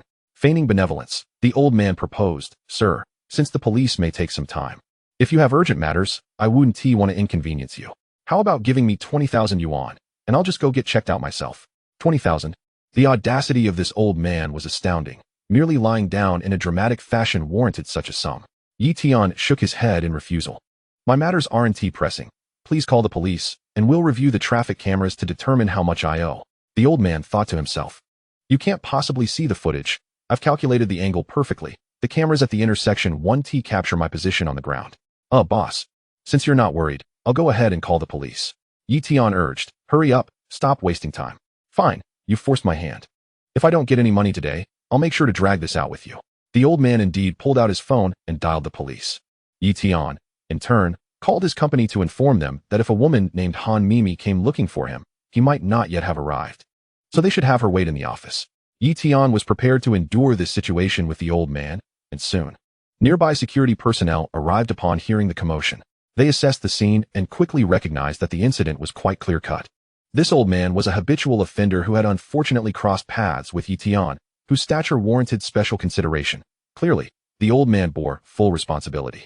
The elderly man was displeased. In the past, some insecurity had typically split the blame, allowing him to receive some compensation. Why was today different?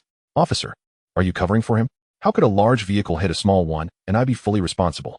Surely he must contribute something for humanitarian reasons." Upon hearing the guard's words, the old man became indignant. "You, a professional scammer, still have the audacity to complain?" The guard continued. "Old man, I recognize you. You've been loitering around several intersections nearby. Haven't you? Shall I look into your criminal record?" The old man, realizing he had encountered someone unyielding today, felt a wave of panic wash over him. It seemed he wouldn't be able to profit from this encounter after all.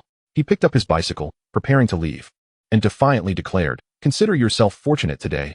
I won't hold this against you." However, Yi Tian was not about to let him escape. He swiftly grasped the rear rack of the old man's bicycle, and despite the old man exerting all his strength, he was unable to break free. With a cold smile, Yi Tian remarked, "You cannot leave. Since you bear full responsibility for the accident, having collided with my vehicle, compensation is in order." The guard chimed in. "Indeed, you called the police, and now you claim it's your fault, yet you intend to leave? Are you jesting with me?" The old man, realizing he had no choice but to pay to avert disaster, braced himself for a financial loss. Already contemplating his next location, he could not afford to waste time here. Yi Tian examined the 2 scratches on his car door. "This vehicle of mine is valued at approximately 10 million. Your bicycle has left 2 scratches on the door. The repairs will cost around 300,000. Given your age, I shall charge you 200,000. The old man's eyes nearly bulged out of their sockets as he shouted, 200,000? You might as well rob me." Yi Tian replied coolly. "What do you think I'm doing now?" The old man, pushing his bicycle against Yi Tian's car in a display of defiance, retorted, 200,000? You might as well kill me. I have no money. What can you do?" The guard, witnessing the situation escalate once more, hurriedly intervened. "Mr. Yi, calm down. There's no need to engage in a battle of wits with this old rogue. It would be troublesome if he laid down on the ground." Yi Tian considered this and replied, "You're right. In my magnanimity, I shall let him off this time." He patted the old man's shoulder with a deliberate gesture, secretly infusing a latent energy into the old man's mind. In due time, this energy would erupt, leading to a cerebral hemorrhage that would leave the old man paralyzed, ensuring he could no longer harm others, and without implicating Yi Tian in any way. The guard felt a sense of satisfaction, appreciating Yi Tian's leniency. While the old man grew increasingly detestable in his eyes, he quickly instructed the old man to leave, warning him that if he was seen attempting to scam again, he would be arrested. The old man dared not utter a word, hastily riding away on his bicycle with surprising speed, showing no signs of injury. Yi Tian climbed into his car and bid farewell to the enthusiastic guard. Laura continued driving towards the company. Her curiosity piqued as she asked, "Mr. Yi, why did you let that old man go? He should have received a good beating." Yi Tian chuckled. "In this day and age, one must not lay a hand on the elderly. No matter how esteemed your reputation, you risk being vilified." Laura, feeling that Yi Tian had been wronged, exclaimed in frustration, "It's infuriating. Should I ask Black Phoenix to track down his address and deal with him tonight? That way, you won't be implicated." Yi Tian smiled and reassured her, "No need for that. The old man will not be able to bounce back for long. he will soon become paralyzed. Boss, how do you know? She inquired. Have you forgotten that I possess inner strength? It's merely a matter of delayed activation. Laura praised. Wow, you truly are astute, boss. Tian nearly laughed out loud at her words. Your command of language requires further refinement. What you meant to say is that the old are indeed more astute. Such a phrase hardly suits my youthful charm. Laura shot him a flirtatious glance in the rearview mirror, saying, Then, boss, why not tutor me? I could pay you with my services. Huh, dream on. You're just trying to take advantage of me. Tian remained unfazed with Laura's methods. It would be exceedingly difficult to entice him, far more so than with Lu Yao or Yang Mi. Upon arriving at the company, the receptionist informed him that Han Mimi had already arrived and was waiting in the office. As Tian entered the office, the moment he laid eyes on Han Mimi, he felt she was ideally suited to lead his women and children's charity organization. Han Mimi was strikingly beautiful, with short hair that framed her face. Dressed impeccably in a business skirt suit. At around 30 years of age, her figure was well-proportioned, exuding an aura of grace and sophistication. Chapter 89, Angel Wings Foundation. Lu Yin greeted Tian upon his arrival, before promptly returning to her tasks. After a friendly handshake and exchange of pleasantries, Tian got straight to the point, saying, Ms. Han, your proposal is comprehensive and devoid of commercialization. It aligns perfectly with my vision. Thus, I called you here to inquire if you have any specific requirements regarding compensation. Han Mimi's mouth fell agape in surprise. She had anticipated a lengthy discussion to refine her proposal before any agreement could be reached. To her astonishment, Tian had directly confirmed it and was now inquiring about her compensation. Such efficiency was unprecedented in her experience. Having approached numerous companies to establish such an organization, she had faced constant rejection as they deemed her proposal too altruistic and lacking in commercial value. Others were solely focused on profits, believing that a purely philanthropic project without expectations of returns would not sustain itself. Just as she was on the verge of giving up, she stumbled upon Tian's call for proposals. With a glimmer of hope, she submitted her ideal proposal, never expecting that Tian would indeed be seeking a non-commercial approach. Her heart swelled with renewed enthusiasm. For her, the fulfillment of her dream eclipsed any monetary considerations. Mr. Yi, I would willingly forego any compensation. Establishing this organization is my lifelong dream, and I intend to invest every cent you provide into its development. Tian shook his head, insisting, that is not acceptable. If your life is in turmoil, how can you dedicate yourself wholeheartedly to charity? You must set a salary that meets your living needs. Not at all, Mr. Yi. I currently run a small shop, earning over 100,000 annually, which satisfies my living expenses. Upon hearing Han Mimi's words, Tian chuckled and proposed a figure. Then you should transfer your shop to someone else. I shall offer you an annual salary of 10 million. I want you to devote yourself entirely to this endeavor. 10 million? Han Mimi was left utterly astounded, her jaw dropping so wide that one could fit an egg inside. My goodness, 10 million. It's unlikely one could earn such an amount even as a business owner. How can Mr. Yi offer such a sum without batting an eye? How wealthy must he be? Tian nodded and clarified. Yes, it is a fixed salary. Since this is not a commercial organization, there will be no performance bonuses. If you find it acceptable, we can proceed. If not, feel free to suggest a different figure. Han Mimi sensed that Tian was open to negotiation, and the sheer magnitude of the offer left her in a state of shock. Mr. Yi, you misunderstand. I think it's too much. I never considered making money from this venture.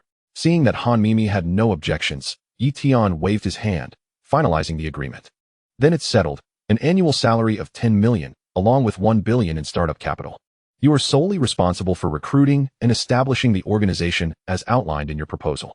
Han Mimi found herself at a loss for words, overwhelmed by the staggering annual salary and the monumental investment. Did Mr. Yi possess an endless supply of wealth? She could hardly fathom the amount of money involved. Her heart raced with anxiety. This situation seemed far more complex than she had initially envisioned. What if she were to botch it? Mr. Yi, I'm feeling quite apprehensive. I've never dealt with such a substantial sum before. Tian chuckled at her timid demeanor. Oh, what is there to fear? Just ensure the accounts are meticulously managed for the finance department to review later. Your generous salary is intended to foster integrity, preventing you from making hasty decisions in times of need. Han Mimi promptly stood with a serious expression, declaring, I will not let you down, Mr. Yi. Upon hearing her commitment, Tian exhaled in relief. The volume of requests was overwhelming. He felt fatigued just by reading through them. Once Han Mimi established the organization, he could hand everything over to her. That is splendid. Shortly, I will entrust you with your salary and the funds. You must commence your work immediately. There are numerous requests in my account that will require your attention. Getting paid before starting work? Is this truly the case? Han Mimi inquired, her curiosity piqued. But I haven't even begun. How can I receive a salary? Aren't you worried I might abscond? Yi Tian replied confidently, whether now or later, it's still compensation. By providing it now, you can focus entirely on your tasks without any distractions. Besides, unless you take flight into outer space, there's simply no place for you to escape on this planet. What a jest. In this information age, where could you possibly go? Even if you manage to disappear, Liu Yao would locate you. And if she fails, I have my system at my disposal. Han Mimi was unaware of the extent of Yi Tian's capabilities. She merely perceived it as a testament to his trust in her. With excitement, she vowed, "Thank you for your faith, Mr. Yi. I will dedicate myself wholeheartedly to your service." Seeing that he finally had a suitable candidate to handle his affairs, Yi Tian felt elated and proceeded to introduce Han Mimi to the umbrella and the flower transferring palace. By the way, I will provide you with the contact information of the bosses of 2 security companies that I have acquired. You will need to employ bodyguards whenever you go out. This work can be perilous, and there may be individuals seeking revenge against you. Understood, boss. But won't the presence of bodyguards be somewhat inconvenient, considering I am a woman? Rest assured, all my bodyguards are female, both domestic and international. Moreover, any matters requiring force will be delegated to them, and you shall pay them a normal fee. Han Mimi was astonished by Yi Tian's meticulous planning, which even encompassed her safety and future endeavors. Her admiration for his foresight knew no bounds. Did you think about the bodyguards in advance, Mr. Yi? In a way, yes. This plan was missing your crucial piece. From now on, you will take my place. I won't interfere with your decisions unless I perceive you straying from your original intentions. Han Mimi felt Yi Tian's sincerity acutely. He was granting her complete autonomy. If she failed under these circumstances, she might as well resign herself to oblivion. With fervor, she assured him, "Rest assured, Mr. Yi. I will remain true to my principles. If I err, I shall atone with my life." Yi Tian was pleased with Han Mimi's attitude. He extended his hand towards her, saying, "Now, if you would place your hand in mine." Though uncertain of his intentions, Han Mimi complied. Did he harbor feelings for her, perhaps seeking to establish a hidden relationship? But it was still broad daylight. Such thoughts felt inappropriate. Yi Tian, oblivious to her musings, grasped her hand and initiated a healing technique, restoring her health. A warm sensation emanated from his hand, flowing through her body, invigorating her spirit and seemingly alleviating her previous discomfort. She exclaimed in astonishment, "Mr. Yi, what is this?" Yi Tian replied with a smile, "One must possess a healthy body to work diligently. I utilized my internal energy to adjust your condition. I noticed some blockages in your uterus and took the liberty of clearing them. Though I cannot ascertain its significance, it should be beneficial for your health." Overcome with emotion, Han Mimi suddenly burst into tears, leaving Yi Tian perplexed as he quietly observed her. After a brief moment, she wiped her tears, rose, and bowed in gratitude, saying, "Thank you, Mr. Yi. I have been unable to conceive due to blocked fallopian tubes, which led to my divorce. My mother-in-law berated me daily, and my husband would lash out at me whenever things did not go his way. There were times I feared for my life. It was precisely because of this that she had become disillusioned and devoted herself to advocating against domestic violence to protect women." Yi Tian sighed. "It seems you have endured much suffering. Try to remain optimistic. Brighter days are ahead. You should be able to find a new partner and have children in the future." Han Mimi resolutely shook her head, declaring, "No, I shall never marry again. The thought of a man touching me repulses me." "Oh, I apologize, Mr. Yi, not you. You are the sole good man in the world. I would not feel disgusted by your touch." Yi Tian chuckled, "Haha, flatter me a bit more." Taken aback, Han Mimi wondered if Mr. Yi enjoyed compliments. She hastily offered more praise, for he certainly deserved it. Mr. Yi is the most handsome man in the world. The most compassionate man, the most extraordinary man. If you require anything, just command me." Yi Tian laughed heartily. All right, I was merely teasing you. Now, have you thought of a name for this organization? I'm quite inept at naming. Mr. Yi, I have considered a name, the Angel Wings Foundation. What do you think?" Upon hearing this, Yi Tian clapped the table in approval, exclaiming, "Ah, that's a splendid name. Is there a meaning behind it?" Han Mimi elaborated. "I'm glad you like it. The meaning is quite simple. Angel wings symbolize protection, and angels are synonymous with kindness. Furthermore, it reflects how your fans refer to themselves. And there's a harmonious connection between Angel and Tianjing." Yi Tian nodded vigorously at the insightful interpretation. "Brilliant. That's the name. Hurry and register it before someone else claims it. If anyone does, I will spare no expense to reclaim it." "Understood, Mr. Yi. I will get to work immediately."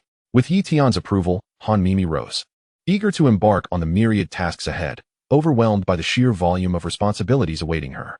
Yi Tian quickly called out to her, "Wait. It's still too challenging for you to start alone. I will summon the general manager and secretary of Tianjin Company to introduce them to you. If you encounter difficulties in the early stages, you can seek their assistance. Additionally, I will have the bank representatives meet you as well. Thank you, Mr. Yi. Han Mimi was genuinely touched by Yi Tian's consideration, feeling fortunate to have such a thoughtful employer. Yi Tian made several calls, and soon Chun Hao and Bai Jingjing hurriedly arrived, accompanied by the bank president and client manager, who were also en route. As a distinguished member, Yi Tian had the support of those in higher positions, and with directives from above, everyone was eager to assist him with any matters. Consequently, when President Liu arrived at Yi Tian's office, Chun Hao, Bai Jingjing, and Liu Yan had already met Han Mimi, exchanged contact information, and proceeded with their own tasks. Under Yi Tian's introduction, they all formed a favorable impression of Han Mimi. Upon seeing Yi Tian, President Liu greeted him with a smile. Mr. Yi, I apologize for keeping you waiting, Yi Tian said politely. No, it is I who should apologize for causing you to make this trip, President Liu. Such courteous exchanges made President Liu feel quite at ease. Mr. Yi truly exhibited no airs and maintained his consistently gracious demeanor. Not at all, it is my duty. May I inquire what business brings you here today, Mr. Yi? I would like to request your assistance in issuing a card for President Han, enabling me to transfer 1 billion from my account to her, to serve as the initial funding for my charitable organization. Very well, congratulations, Mr. Yi, on the continued expansion of your enterprise. President Liu had become somewhat immune to Yi Tian's grand gestures, as transactions of 1 billion had become as commonplace as a mere $100. He promptly urged the client manager to expedite the process. And under the guidance of professionals, the card was swiftly prepared, granting Han Mimi a splendid, multicolored Supreme card. Upon ensuring that the initial funding was set, Yi Tian turned to President Liu once more. President Liu, could you kindly transfer an additional 10 million to her personal card? Of course. As President Liu was about to proceed, Han Mimi interjected, Wait, Mr. Yi, this 10 million should not be transferred from your card. It should be deducted from the 1 billion, as it all needs to be accounted for. Yi Tian stared at her, perplexed, for he was not well versed in such matters. Since Han Mimi had suggested it, he decided to follow her lead. Oh, I am not familiar with these procedures. You may transfer it to yourself. Han Mimi, feeling quite embarrassed, transferred 10 million to her own account, her cheeks flushed with shame, as it felt rather uncomfortable to receive such a substantial salary without having accomplished anything. Seeing her in this state, Yi Tian chuckled inwardly, realizing she was indeed a straightforward person. He noted that her favorability rating had soared from a friendly green 80 to a heartwarming pink 100. Another loyal subordinate who would be willing to go to great lengths for him. Truly, wealth could indeed buy lives. With all matters settled, President Liu departed, and Han Mimi also set off to attend to her own affairs. As yet another professional manager under Yi Tian, on par with Chun Hao, and after coordinating effectively, Han Mimi was naturally able to access various resources from Tianjin Company. She would be chauffeured by Tianjin's driver until she established her own team. Yi Tian, having accomplished yet another significant task, reclined comfortably on the sofa to rest his eyes. At Xiangmen University, his alma mater, the stage was set for a grand welcoming ceremony, where the school's most beautiful girls, class flowers, department flowers, and campus flowers, had been selected through a rigorous audition process, culminating in 36 participants, dressed in cool and alluring cheerleading outfits. They rehearsed energetically on stage. In the audience were Principal Zhang, Yi Tian's homeroom teacher, Mr. Luo, and other dignitaries watching with keen interest. Principal Zhang, observing the dazzling array of youthful beauty on stage, turned to Mr. Luo and inquired, Do you think Yi Tian will appreciate this welcoming ceremony? Mr. Luo nodded affirmatively. Absolutely. Principal, Yi Tian is renowned as a national heartthrob with an exceptional appeal to women. Having these young ladies to greet him is quite fitting. However, Principal Zhang glanced at the girls' skirts, which were so short they barely concealed their leggings, and expressed some concern. Are you certain? Might this be a tad too revealing? The dance instructor promptly interjected. Principal, this is quite standard. Even internationally acclaimed cheerleaders dress this way. We are merely aligning ourselves with global norms. Despite this explanation, Principal Zhang still felt somewhat uncomfortable, recalling that these students were roughly the same age as her daughter. She worried, when she comes to see Yi Tian, will she dress similarly? That would be rather inappropriate. Very well, let them take a break. They've been working hard, Principal Zhang decided, not wishing to linger longer. Understood. The beautiful girls on stage, clad in leggings, were unbothered by the watching faculty. In fact, some of them thought to themselves that when Senior Yi Tian arrived, they would forego the leggings, believing that he would surely be captivated by their charm. The new generation of campus flowers mused, Senior Yi Tian's girlfriend is older than us. Merely an ordinary class flower at best, while I am among the top campus beauties. Surely, he will take notice of me. The department flowers shared similar sentiments, leaving only the class flower feeling overwhelmed. I am merely a class flower. Aside from my youth, I hold no advantage in looks. How can I possibly attract Senior Tian's attention?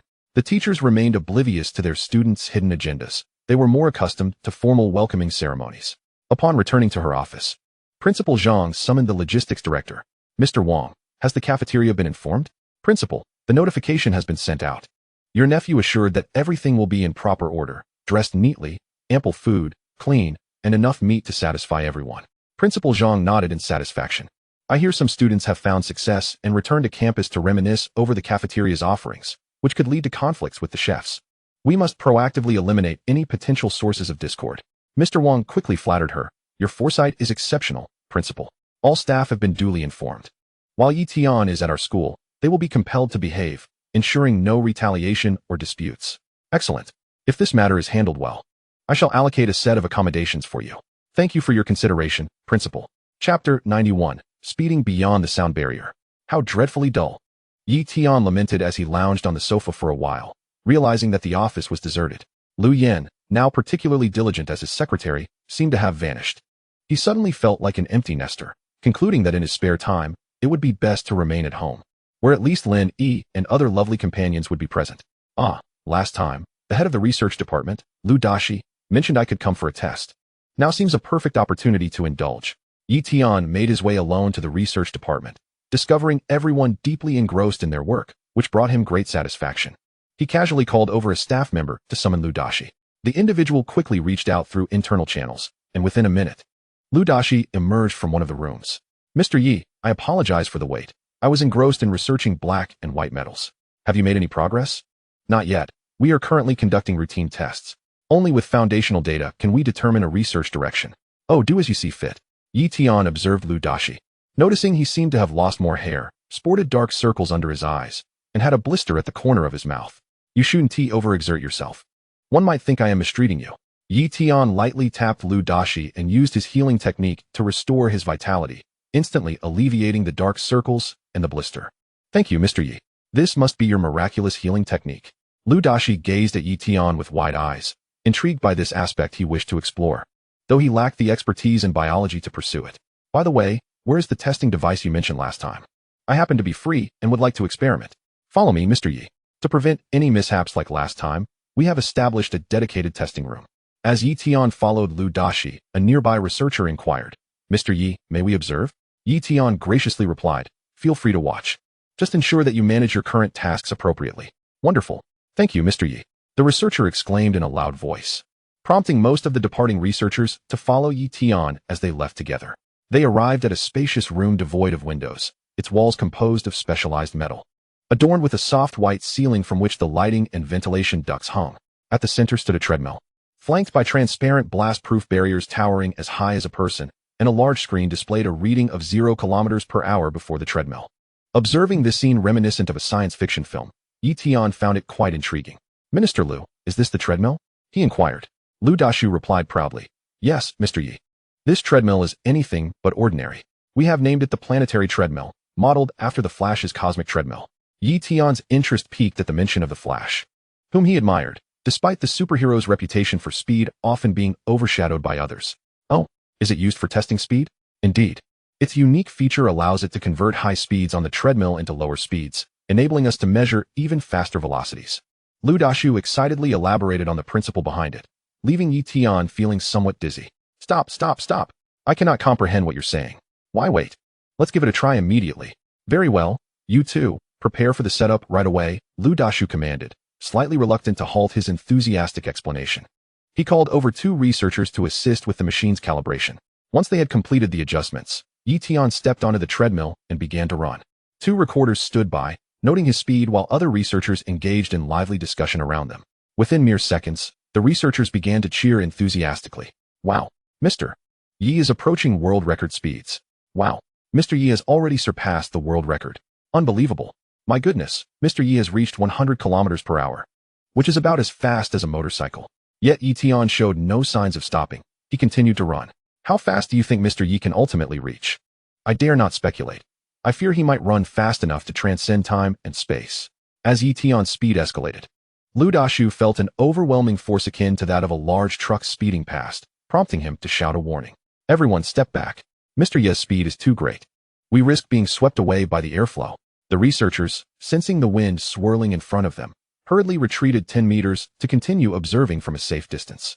Tian, seizing the opportunity to run faster without obstruction, quickly reached 10 times the speed of an average human. Remarkable. Mr. Yi has reached 200 kilometers per hour, running at a speed comparable to a high-speed train. Some researchers began to express their concerns. Let us hope our treadmill can withstand this. It should be fine. The last time Mr. Yi broke the force measuring device, we doubled the standards. This treadmill's maximum testing speed is 800 kilometers per hour. Before long, the recorders noted that Yi Tian's speed had plateaued at 200 kilometers per hour for several seconds, prompting one to voice his confusion. It appears Mr. Ye's speed has not increased. Could it be that 200 kilometers per hour is his limit? At that moment, Yi Tian indeed reached the physical limits of his speed. Contemplating for a moment, he decided to harness his inner strength, and soon his speed began to rise once more. A wave of astonishment rippled through the observers. Mr. Ye's speed has increased again. My goodness, it's now 400 kilometers per hour. Is there truly no limit to his speed? I understand now.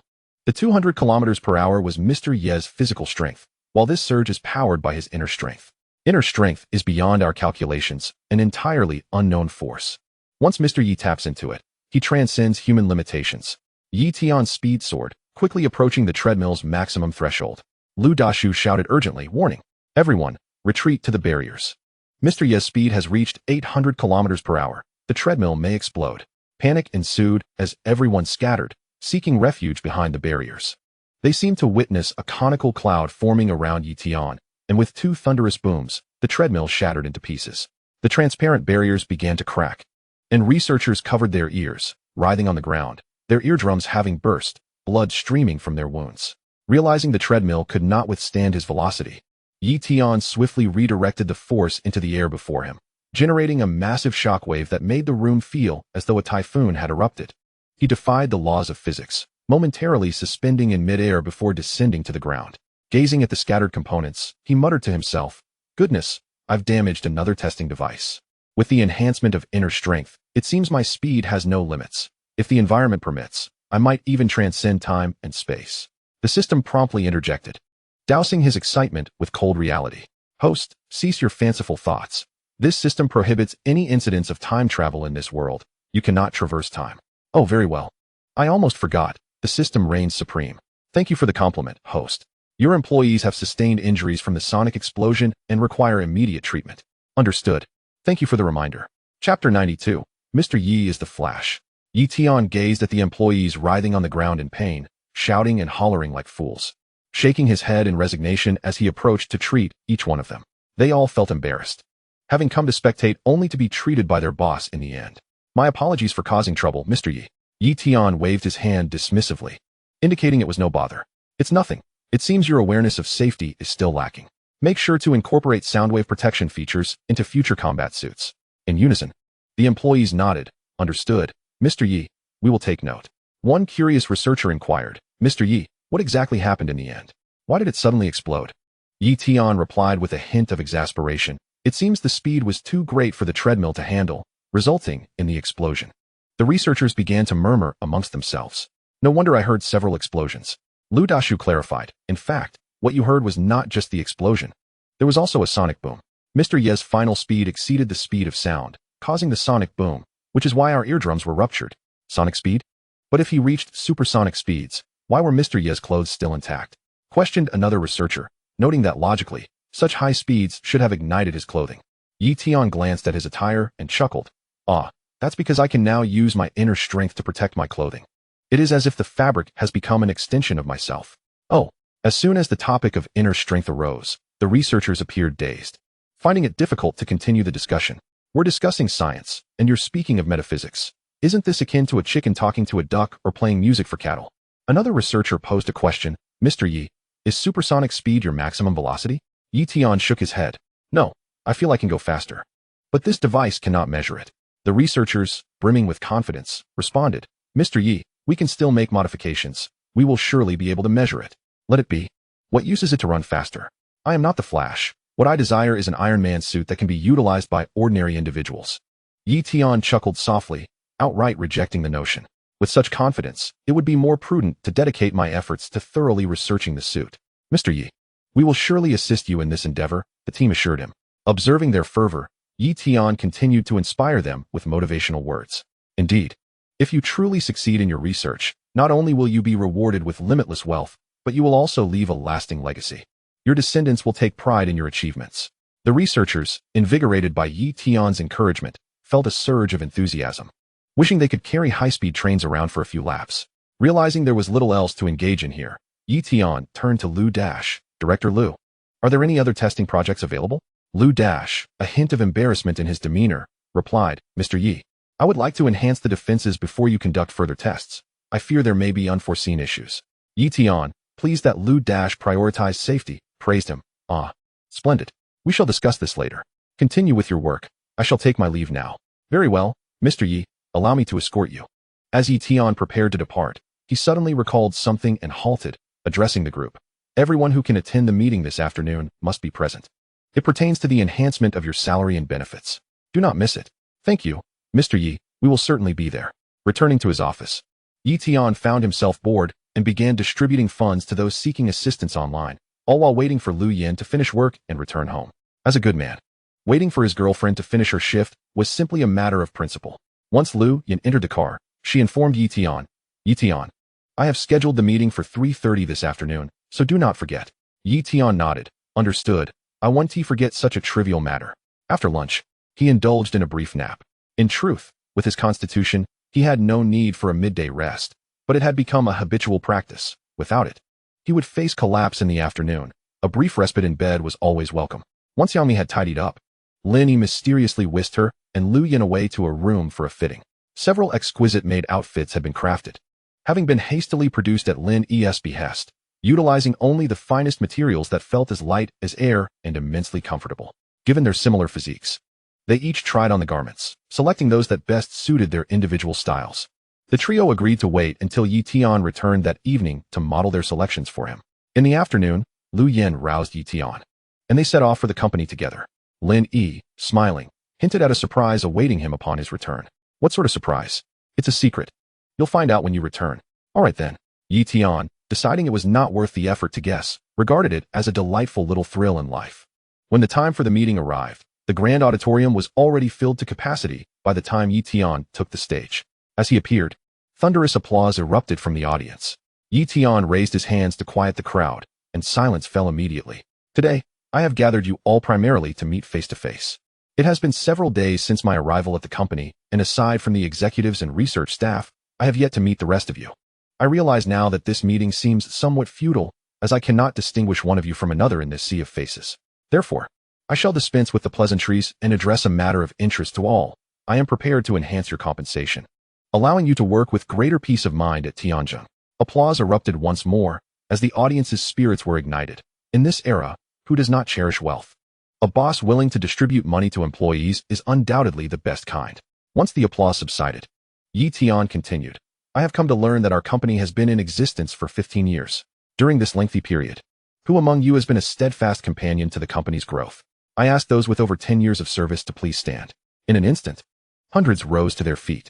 Bai Jingjing timely placed a document on the lectern before Tian, indicating the names and figures inscribed upon it.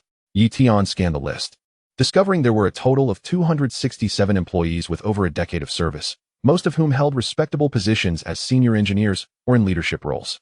Realizing that mere tokens of appreciation would not suffice to win their hearts, Tian concluded that something more substantial was needed. In these times, what holds the most significance for the affluent? Is it money? No. Life itself is far more precious. For these long-serving employees, a gift of property or vehicles would likely elicit only a mild smile of appreciation. They would regard their employer as decent enough. But what if he were to gift them a chance at life? Clearing his throat, Tian declared, I have noted that among the 200 employees with over 10 years of service, all are doing quite well. They lack for neither homes, cars, nor money. Each veteran employee represents a treasure for the company, yet none can escape the inevitabilities of life and death. Should an unforeseen event occur, it would be a tremendous loss for us all. The employees below exchanged puzzled glances, wondering why Mr. Yi had suddenly broached such a topic. Feeling a sense of familiarity in his tone, they whispered among themselves, what does Mr. Yi mean? Is he suggesting we purchase insurance? Is our company venturing into the insurance industry? That seems rather far-fetched. Shoo, just listen and you'll find out. Noticing the growing murmur, Tian raised his hand to signal for silence. I bring this up not to sell you insurance, so do not misconstrue my intentions. Laughter erupted from the audience, finding Mr. Yi's humor delightful. What I mean is quite simple. For our veteran employees, life's challenges should be manageable. Hence, I am prepared to offer something extraordinary, a chance at life. His words were met with bewilderment. A chance at life? How is that possible? Will we be assigned bodyguards?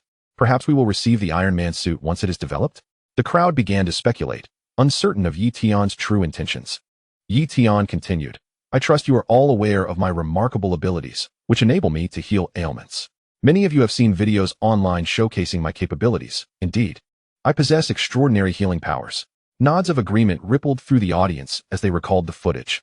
When I speak of granting you a chance at life, I mean that should you ever face life-threatening situations, be it a severe illness or a grave injury, I will provide my assistance for free, offering one instance of treatment. I can confidently assert that in 99 out of 100 cases, as long as you are not beyond saving, I can restore you to health.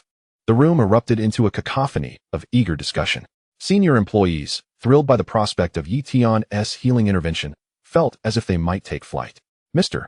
Yi can heal us. This is indeed a boon. Indeed, I have heard that Mr. Yi can even cure leukemia. What ailment is beyond him? This is fantastic.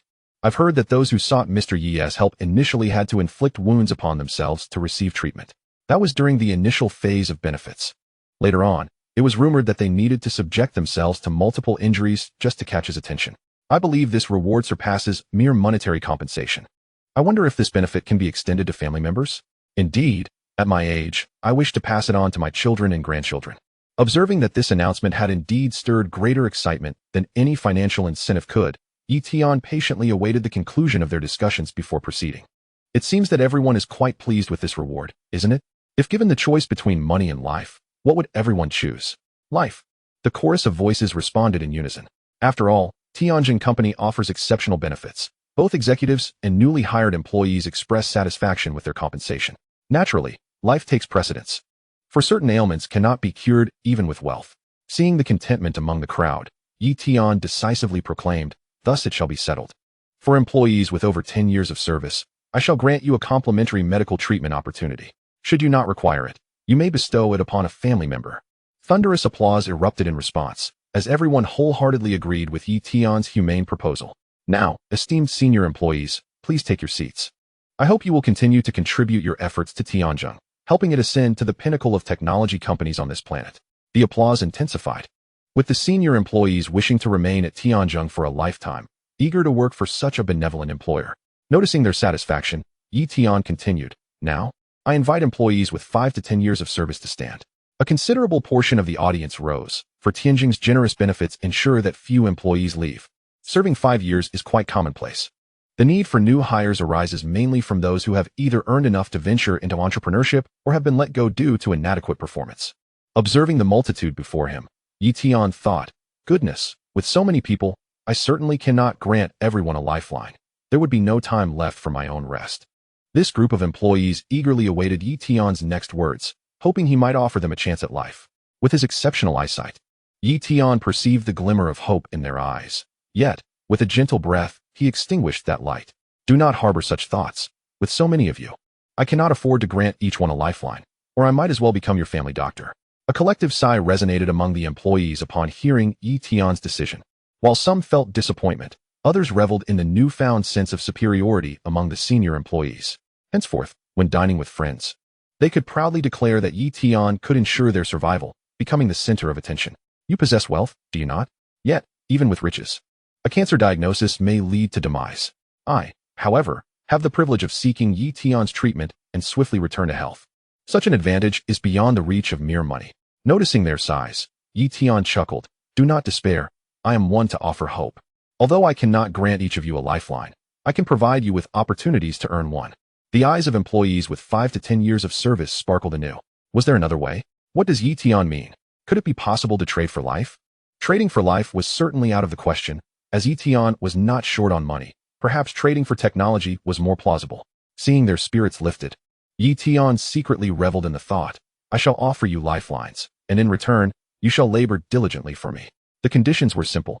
Each quarter, The top 10 contributors would each receive a treatment opportunity. The criteria for significant contributions would be determined by discussions within each department, which would later be submitted for my approval. I shall allocate 200 opportunities for employees with 5 to 10 years of service, 50 for those with less than 5 years, and an additional 50 for senior employees. Strive for what you desire. This scheme shall be trialed for 1 year, with the understanding that the final interpretation rests with me, and adjustments will be made should any oversight arise. The room erupted in enthusiastic applause, filled with hope as some began to ponder whether there were loopholes in Tian's words. It appeared there was no limit on the number of times one could be rewarded, and if they contributed diligently, could they not secure lifelines for their family as well? However, such thoughts remained speculative, for Tian had mentioned revisions if issues arose. Observing that the employees were still satisfied with this mechanism, Tian instructed those with over 5 years of service to take their seats and invited those with less than 5 years to stand. Only a modest number remained, around 200 or 300. Tian, noticing the small turnout, remarked with a smile, "As I previously stated, there are 50 opportunities available for you to compete for. Any objections?" "None," the employees replied in unison. Who would dare oppose life itself? In the high-tech industry, where mental exertion is immense, one could easily face an untimely demise. With Tian safeguarding them, they could potentially extend their lives. Tian then asked them to sit and address the entire assembly. "Now that your lives have a degree of assurance, let us discuss monetary matters." The employees gazed at Tian with curiosity, awaiting further disclosures. Could it be that Tian intended to offer not only life, but also financial rewards? Such a bounty would indeed be extraordinary. "I am not entirely aware of each of your incomes, so let us establish a general guideline. Those with annual salaries below 500,000 shall receive a 100 increase." Applause erupted from over half the attendees, as many fell within this range. Whether they were janitors earning 10,000 a month, interns earning 15,000, or ordinary employees earning 30,000, elation coursed through them. With a sudden doubling of their base salary, the prospect of purchasing homes and cars felt closer at hand. Seeing their joy, Tian felt elated as well. For those with annual salaries between 500,000 and 1,000,000, your increase shall be 50. This group primarily consisted of engineers and managerial staff, and with such an increase, their salaries would surpass those of entry-level employees, leading to their satisfaction. They applauded vigorously, filled with gratitude for Tian, an exceptionally benevolent boss they had never encountered before. Tian continued, "For those with annual salaries exceeding 1,000,000, the increase shall be 25. If you have any objections, feel free to voice them." No objections. The higher-ups, accustomed to excellent benefits, would hardly disagree with Tian. An increase of 25 represented a substantial sum. Furthermore, when a boss invites feedback, one should be cautious in providing it, as it often serves as a polite formality. Those lacking the emotional intelligence to navigate such interactions would rarely find themselves in executive positions. If you find today as compensation satisfactory, return to work diligently. If you are dissatisfied, please let me know, and we can discuss it further. The room reverberated with applause, with no one expressing discontent. Yet Tian noticed a few individuals whose favorability ratings were alarmingly low, marked in red or yellow. This was indeed perplexing. Considering he was offering both financial and life assurances, it was curious that anyone could harbor negative sentiments. Were they spies or adversaries? He chose not to solicit assistance from the system. Having taken command of the entire company, he could handle matters independently. He beckoned Chun Hao to approach. Chun Hao, bewildered, walked over and inquired, "Tian, do you have any instructions? Please have the security personnel close the main entrance to the venue, and join me in apprehending some individuals." Chun Hao, startled, asked in disbelief, "Tian, have you uncovered any nefarious characters among us?" Tian shook his head and explained, "I am unsure. My vision is exceptionally keen. Just moments ago, I noticed a few employees casting disdainful glances my way, their expressions laced with hostility." Upon hearing this, Chun Hao immediately discerned the source of the issue. How could this be possible? Chairman Yi has elevated their compensation and ensured their safety. Any reasonable person should be filled with gratitude. Tian, equally perplexed, remarked, "Indeed, which is why I find it odd. Perhaps they are spies? Regardless, we should detain them for thorough investigation. I do not wish for such inexplicable individuals to linger in our company." "Understood. I will make the necessary arrangements at once." Chun Hao replied hurriedly before departing to coordinate with the head of security. Standing on the platform, Tian counted the 12 individuals who had exhibited unfavorable attitudes, cleverly concealed among the crowd, rendering them nearly invisible to the untrained eye. Unfortunately for them, they had encountered him. Soon, A substantial number of security personnel rose to their feet. Among them was a peculiar figure, a security guard who, following the minister's instructions, began closing the doors and joined in the operation. Chen Hao, accompanied by the head of security and several guards, approached Yi Tian, awaiting instructions. The employees below observed with curiosity, bewildered by the unfolding events. What is happening? I do not know. With the doors now shut and both Chen Hao and the head of security on stage, speculation arose. Had someone committed an offense? Let's not jump to conclusions. We shall find out soon enough, came the reply.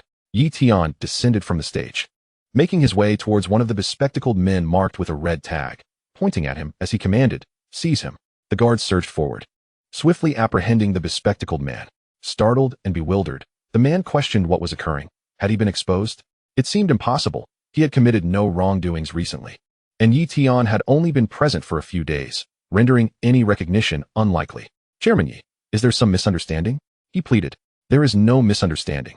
I simply find you displeasing," Yi Tian retorted. The bespectacled man was on the verge of despair.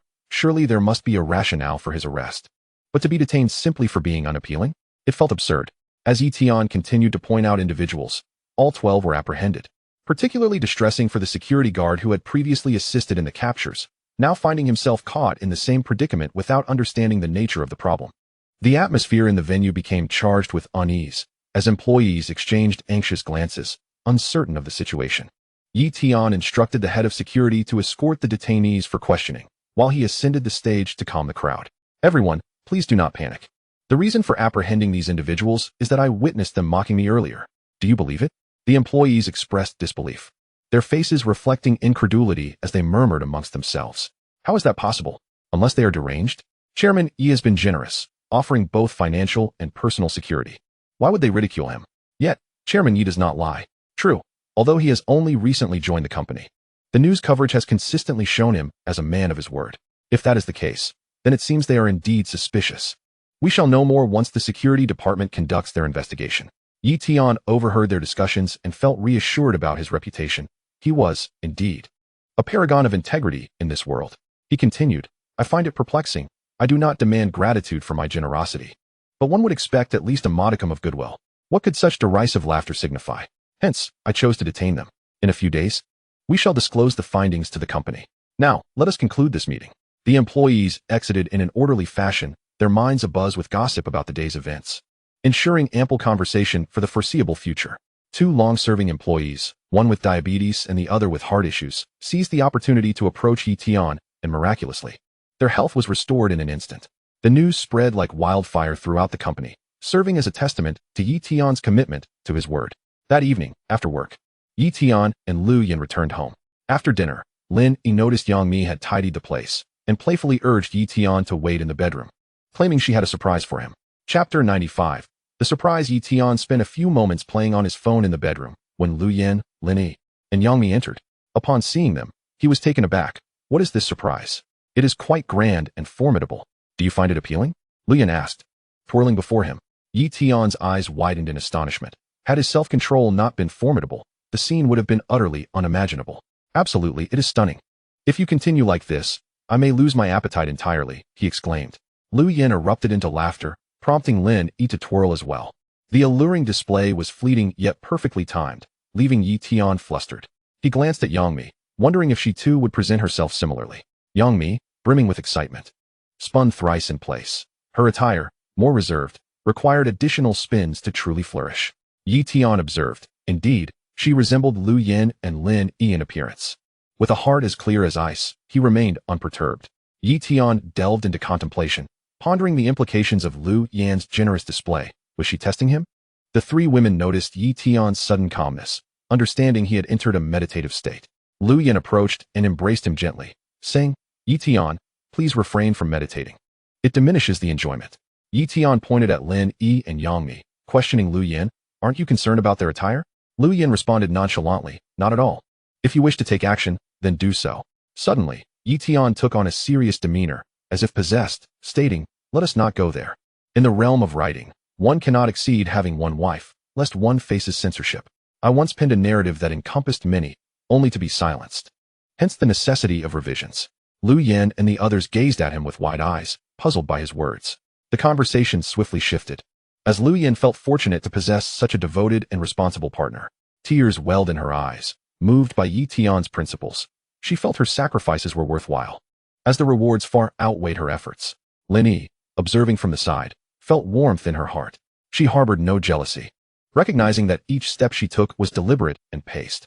Had she once been more competitive, the outcome could have differed, for Yi Tian valued emotion over wealth. Yet life offers no what-ifs, and at times, she felt gratitude for her peculiar ailment, which afforded her the opportunity to be with Yi Tian, lest she face a lifetime of regret. The following morning, Yi Tian awoke to find Yang Mi preparing breakfast. After everyone completed their morning routines, they gathered with Yang Mi to enjoy their meal. Yi Tian suddenly remarked, "Tomorrow is Saturday. We must prepare for the class reunion." Lu Yin nodded. "Lin Yi and I have already arranged the hotel and transportation. If they arrive tomorrow, we can send a dedicated vehicle to pick them up." Pleased with Lu Yan's arrangements, Yi Tian considered before adding, "Excellent, we should arrive early.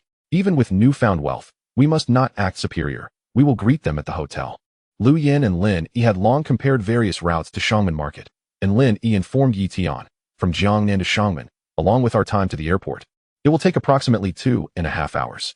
Therefore, it would be preferable for us to depart in the evening and rest at the hotel upon our arrival." "All right, we'll proceed as you suggested. Please gather a few colleagues at the company to assist. When the teachers and classmates arrive, we will be too occupied to handle other matters. So we must delegate those tasks, compensating them with double the travel allowance." "Understood. I'll arrange that as soon as I get to the office." Lin Yi then glanced at Yang Mi and suddenly asked Yi Tian, "By the way, should we bring Xiaoyang along?" After a brief moment of contemplation, Yi Tian replied, "Let's pass this time. After all, we are classmates, and it wouldn't be quite appropriate for Yang Mi to join us." Upon hearing this, Yang Mi felt a twinge of disappointment, yet she understood the situation, being the only one in her family who wasn't a classmate of Yi Tian. It would indeed feel awkward. Noticing her disappointment, Yi Tian offered some solace, saying, "I apologize, there was no other intention behind it.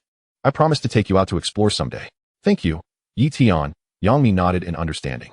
Yi Tian then reminded her, "By the way, once we leave, ensure that the bodyguard accompanies you. Safety is paramount, so do not forget." "Understood, Yi Tian. I will make sure to protect myself," Yang Mi assured. Seeing her obedient demeanor, Lu Yin chuckled, "Silly girl, just call him Yi Tian. There's no need for the formalities." Yang Mi stuck out her tongue, feeling a bit embarrassed. I'm just used to it." Chapter 96. The professional head of security, Su Lai. Upon Yi Tian's arrival at the company, the head of security, Su Lai, hurried in. He reported that of the 12 employees apprehended the previous day, only one remained alive following his expert interrogation. The others had succumbed to the poison hidden in their teeth. Yi Tian chuckled at his report. "Well done, Director Su. It's fortunate there's one left. Otherwise, I might have suspected you were involved in some cover-up." Su Lai fell to his knees in fright. "Yi Tian, this was my oversight, but I assure you, I did not orchestrate it." Yi Tian observed the friendliness rating above Su Lai's head, which stood at a commendable 90 points, indicating he was still in good standing. "Stand up, I was merely jesting. Look at how tense you are." Su Lai rose, wiping the sweat from his brow. "Yi Tian, your joke nearly scared me to death. I, Su Lai, am utterly devoted to this company, even considering having my son and grandson assist in guarding the premises." Yi Tian poured him a glass of water to calm his nerves and prompted, "Haha, it's good to have that spirit. Now, tell me the results of your interrogation." Gratefully accepting the water, Su Lai continued, "Yi Tian, the only one left is an intelligence operative from the Galen Group." "What does the Galen Group do? Why would they send an operative to our company?" Yi Tian inquired. "The Galen Group is similar to us, a military contractor. The operative claims he has no specific objective. He merely collects our company's information periodically to relay back to Galen. So it's a corporate spy from another company. That alleviates some concerns. It's not as if they're here to commit murder," Yi Tian remarked nonchalantly. "Oh, so they serve as mere monitors. Have we embedded spies in other companies?" Su Lai shook his head. Although he was the head of security, this matter clearly exceeded his purview. "To my knowledge, no. However, you should consult Manager Chen. Some secrets are beyond my knowledge." "All right, what do you think the Galen Group hopes to achieve with this?" Yi Tian asked. "Typically, they collect intelligence on competitors to engage in malicious competition, such as poaching our orders. If we hadn't discovered this in time, they might have stolen our Iron Man suit research as soon as it yielded results." Upon hearing this, Yi Tian felt a surge of displeasure. If their company's suit was pilfered right after development, it would be an utter catastrophe. Such a company cannot be allowed to exist. He coldly addressed Su Lai. "Oh, it appears this company cannot be tolerated. I shall devise a plan to bankrupt them." Su Lai, impressed, gave a thumbs up. "Haha, that's splendid. Only you, Yi Tian. possess such capabilities? Eliminate one after another. Yi Tian scrutinized him, smiling. While your interrogation skills may lack finesse, flattery seems to be your forte. Do indulge me with a few more compliments. Su Lai was taken aback, realizing that Yi Tian enjoyed being praised. He then proceeded. Yi Tian's martial prowess is unparalleled, invincible in the world. With the sun rising in the east, you remain undefeated, destined to become the real-life Iron Man. The superhero upholding world peace. Yi Tian quickly interrupted. All right, enough of such sugary flattery. I fear I might develop diabetes from it. All right, off you go. Please enhance security. I don't comprehend the intricacies, so you handle it. Ensure no spies infiltrate again. Understood. I will make the necessary arrangements. As Su Lai prepared to depart, Yi Tian inquired. By the way, how will you handle the deceased individuals? I've already notified the authorities. The guards came by and stated they would manage it, taking the living one with them, saying he has no connection to our company. Oh, very well. No further issues. You may return to your duties. Yi Tian mused that this company seemed to have national backing. Despite the loss of over 10 individuals, there had been no repercussions. This realization reassured him that he could act freely, supported by both the system and the state. He was virtually invincible. As for the espionage situation, after Su Lai left, Yi Tian summoned Chun Hao to inquire further. Old Chun, Su Lai mentioned that those apprehended were spies sent by another company. Were you aware of this? Chun Hao nodded. Yi Tian, I just heard Su Lai mention it before rushing over. Curious, Yi Tian asked. Oh, I wanted to know if we have any spies embedded in other companies ourselves. Could we also be at risk of being discovered? Chun Hao shook his head, clarifying that he had not dispatched any spies. Tianjin Company had no need for such measures. To my knowledge, we have not sent anyone out. The sensitive research materials we require are directly provided by the higher authorities, just as with this extraterrestrial spacecraft. Yi Tian nodded in understanding. Indeed, Tianjin was backed by the state, and he could pursue his goals without restraint. Understood. I intend to bring down the Galen group and incorporate them into our own. Chun Hao immediately praised. That would be splendid. Under your wise and formidable leadership, Yi Tian, our company will grow ever stronger. Hold on. Did Su Lai just tell you something? Yi Tian interrupted, sensing a familiar tone in Chun Hao's words, as if he had heard something similar moments ago. Chun Hao, surprised, asked, How did you know, Yi Tian? What did he say? He mentioned that you enjoy hearing flattery, and in light of our long-standing friendship, he discreetly shared this secret with me. Oh, I see why it sounded so familiar. Enough with the flattery. You go attend to your work. After Chun Hao left, Yi Tian opened the chat application to message Lu Yao. Dear, are you there? Lu Yao had stayed up late online the previous night and was still fast asleep. The special ringtone Yi Tian had set for her failed to wake her. The ringtone rang for 3 minutes before Lu Yao finally stirred, groggily silencing it and preparing to drift back to sleep. However, within 3 seconds, she sprang up like a startled cat. Oh no, Yi Tian is trying to reach me. She hastily picked up her phone and discovered a message from Yi Tian that read, Dear, are you there? This immediately plunged her into a whirlwind of existential doubt. Had Yi Tian's account been compromised? Impossible. How could the software she designed be hacked? Could it be that Yi Tian's girlfriend was reaching out to her? Otherwise, why would he use such a tone, akin to that of an online customer service representative? Cautiously, she sent a message back, inquiring, Is it really you, Yi Tian? After a few minutes, Yi Tian saw Lu Yao's reply and thought to himself that she seemed rather busy today. She usually responded within 3 seconds. Since he wasn't in a hurry, he decided to let her attend to her matters first. It's me. Are you busy right now? My matters can wait. Feel free to finish what you're doing first. Lu Yao quickly replied. No, not at all. I was just napping. I stayed up too late last night. Please, if you have anything to discuss, just let me know. Yi Tian expressed concern. Girls should not be staying up so late. It can lead to premature aging. Remind me every other week, and I'll help you with it. His words almost brought Lu Yao to tears. Yi Tian was truly kind. No wonder he was the one she cherished the most. Thank you, Yi Tian, but I've grown accustomed to it. It's nothing. Your energy is far too precious to be wasted on me. You're one of us. It's no waste. Upon hearing Yi Tian refer to her as one of us, Lu Yao felt an overwhelming joy and rolled around on her bed several times before remembering to ask Yi Tian what he needed. Yi Tian, is there something you wish to discuss? Yes, I need you to help me gather information on the Garen group. I'm planning to undermine them and subsequently absorb them. Understood, Yi Tian. I will start searching immediately. Chapter 97. Let us clone a replica of Yi Tian for experimentation. Once Yi Tian hung up, Lu Yao energetically positioned herself at her computer to begin researching the Garen group. The Garen group, located far away in Xiaoshan City, remained oblivious to Yi Tian's intentions as they busily went about their work. In the underground laboratory of the Garen group, the young heir, Gu Longsheng, was surrounded by a group of subordinates, observing the latest experiment. Inside a special reinforced glass chamber, a prisoner with the character Death etched on his face was secured to a metal chair. These prisoners were procured through clandestine transactions from various prisons, and they accepted the experiments readily due to an agreement with the Guren group, which promised to spare them from execution if they survived at least one trial. Should the experiment succeed, they would instantly acquire superhuman abilities and live a life of unimaginable wealth. However, unbeknownst to them, the current mortality rate for the experiment was 99, and those who survived were left as mere shells, reduced to various experimental subjects. A mechanical arm, operated by the staff, injected a green serum into the prisoner's arm. The prisoner writhed in agony as his veins bulged, the metal restraints creaking under the strain. The serum quickly took effect, enveloping him in a greenish hue, followed by the horrifying decay of his skin and clumps of hair falling away. Yet, as he grew larger, his eyes became increasingly vacant, ultimately reflecting a savage glint, reminiscent of a beast poised to pounce. As he continued to expand, the metal restraints could no longer contain him and snapped under the pressure of his burgeoning muscles. He resembled a massive, skinned green frog, leaping towards the onlookers outside the glass chamber. Bang! A small crack appeared on the glass as the frogman appeared to go berserk, stretching out his long tongue and pummeling the glass with his colossal fists. Gu Longsheng remained composed, instructing his subordinates, try to control his movements. Yes, the staff, utilizing the chip implanted in his brain, began issuing commands, cease your attacks. The frogman showed no signs of compliance, continuing to batter the glass, drool cascading from his mouth as if the observers were his next meal. Despite multiple commands issued, the frogman remained uncontrollable. As Gu Longsheng observed the increasing number of cracks in the glass, he coldly ordered, another failure. Dispose of him. Understood. With the press of a destruction button, a laser emitted from the mechanical arm, incinerating the frogman's brain.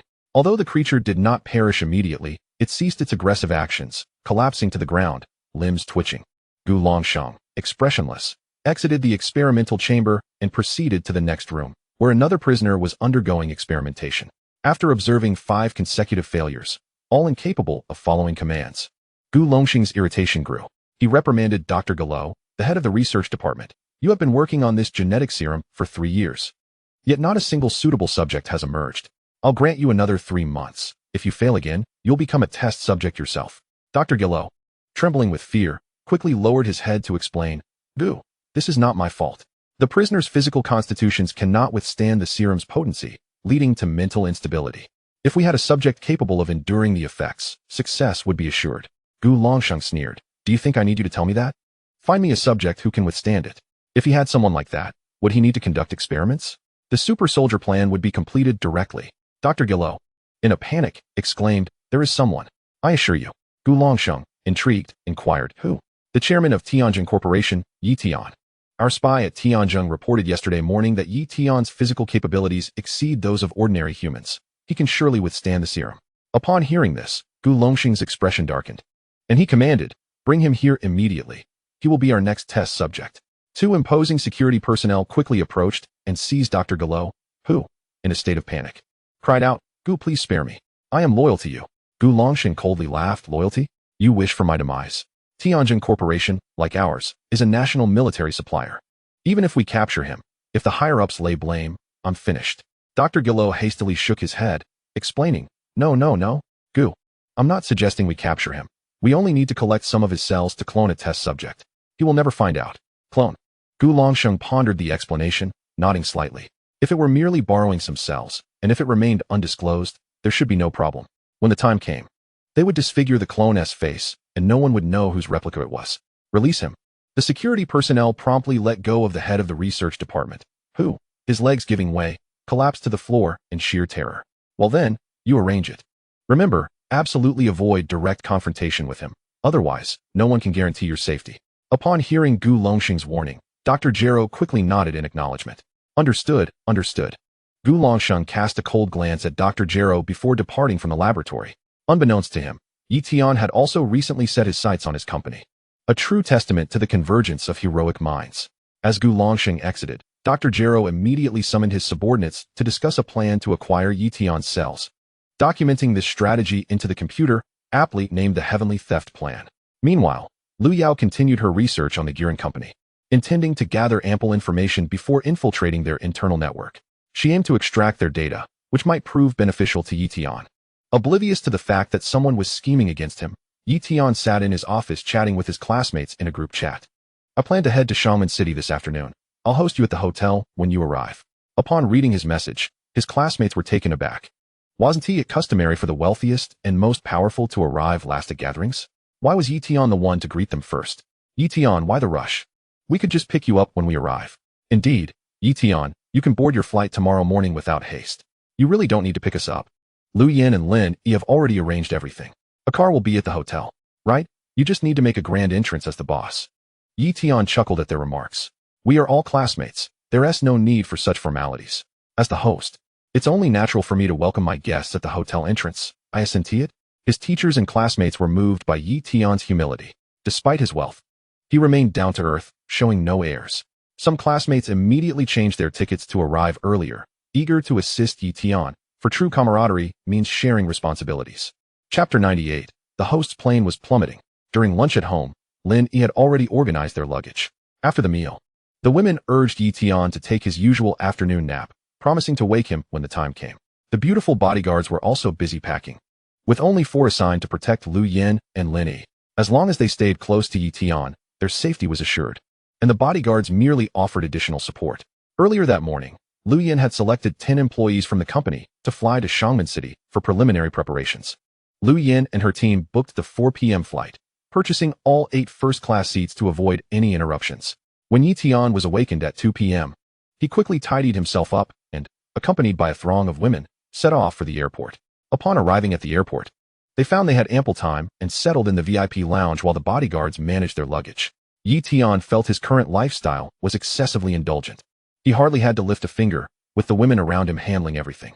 This made him feel like a passive beneficiary of luxury.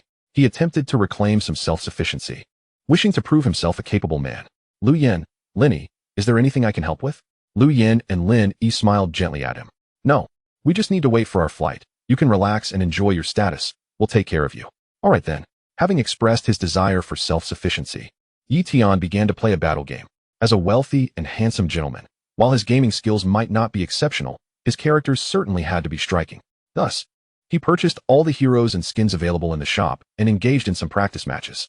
After winning several games and garnering endless admiration and envy, it was finally time to board. Having never flown before, he experienced first class for the first time, finding it as comfortable as his company's luxury vehicles worth over 10 million. The women, including the bodyguards, were equally inexperienced and felt somewhat reserved until Lu Yin announced that she had booked the entire section.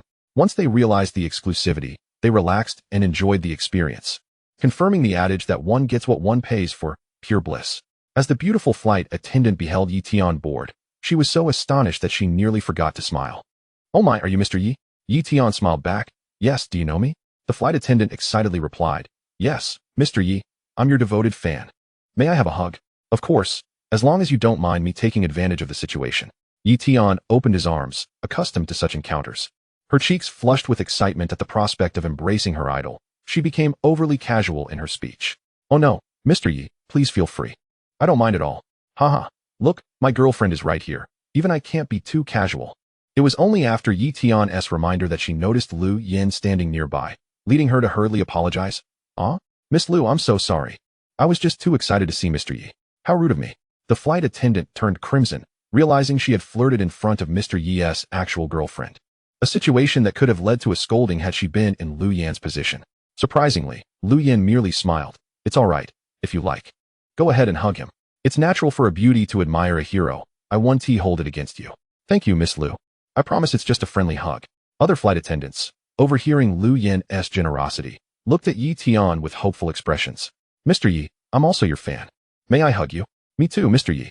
Faced with numerous beautiful and alluring flight attendants, Tian found it hard to decline. All right, one at a time. Please don't crowd. The attendants lined up for their turn, while Lu Yin and Lin Yi exchanged amused glances at how popular their boyfriend was. The bodyguards admired their mistress's generosity while being left speechless by Mr. Yi's self-discipline. At home, the bodyguards often sought opportunities to flirt with Tian, but their efforts were in vain. While he would accept their hugs and kisses, he always returned to his girlfriend for deeper affection. After embracing the flight attendants and allowing them to kiss him, when they requested to add him on WeChat, he politely declined. I'm sorry. I need to consider my girlfriend's feelings, so let us skip the WeChat. The flight attendants felt a bit disappointed. but their resilience prevented them from being disheartened by a temporary setback. Their professional demeanor allowed them to maintain their smiles, providing Yi Tian and his companions with excellent service. Upon settling into his seat, Yi Tian found himself becoming lethargic once more. He had no desire to play games or watch the TV in front of him. Only sleep beckoned him. The flight attendant adjusted his seat for him, and as he fell asleep, she quietly watched over him. Mr. Yi is simply too handsome. Even while sleeping, he looks incredible. Lu Yin and Lin Yi, sitting beside him, perused magazines discussing various cosmetics and jewelry, now capable of purchasing anything they desired as affluent women.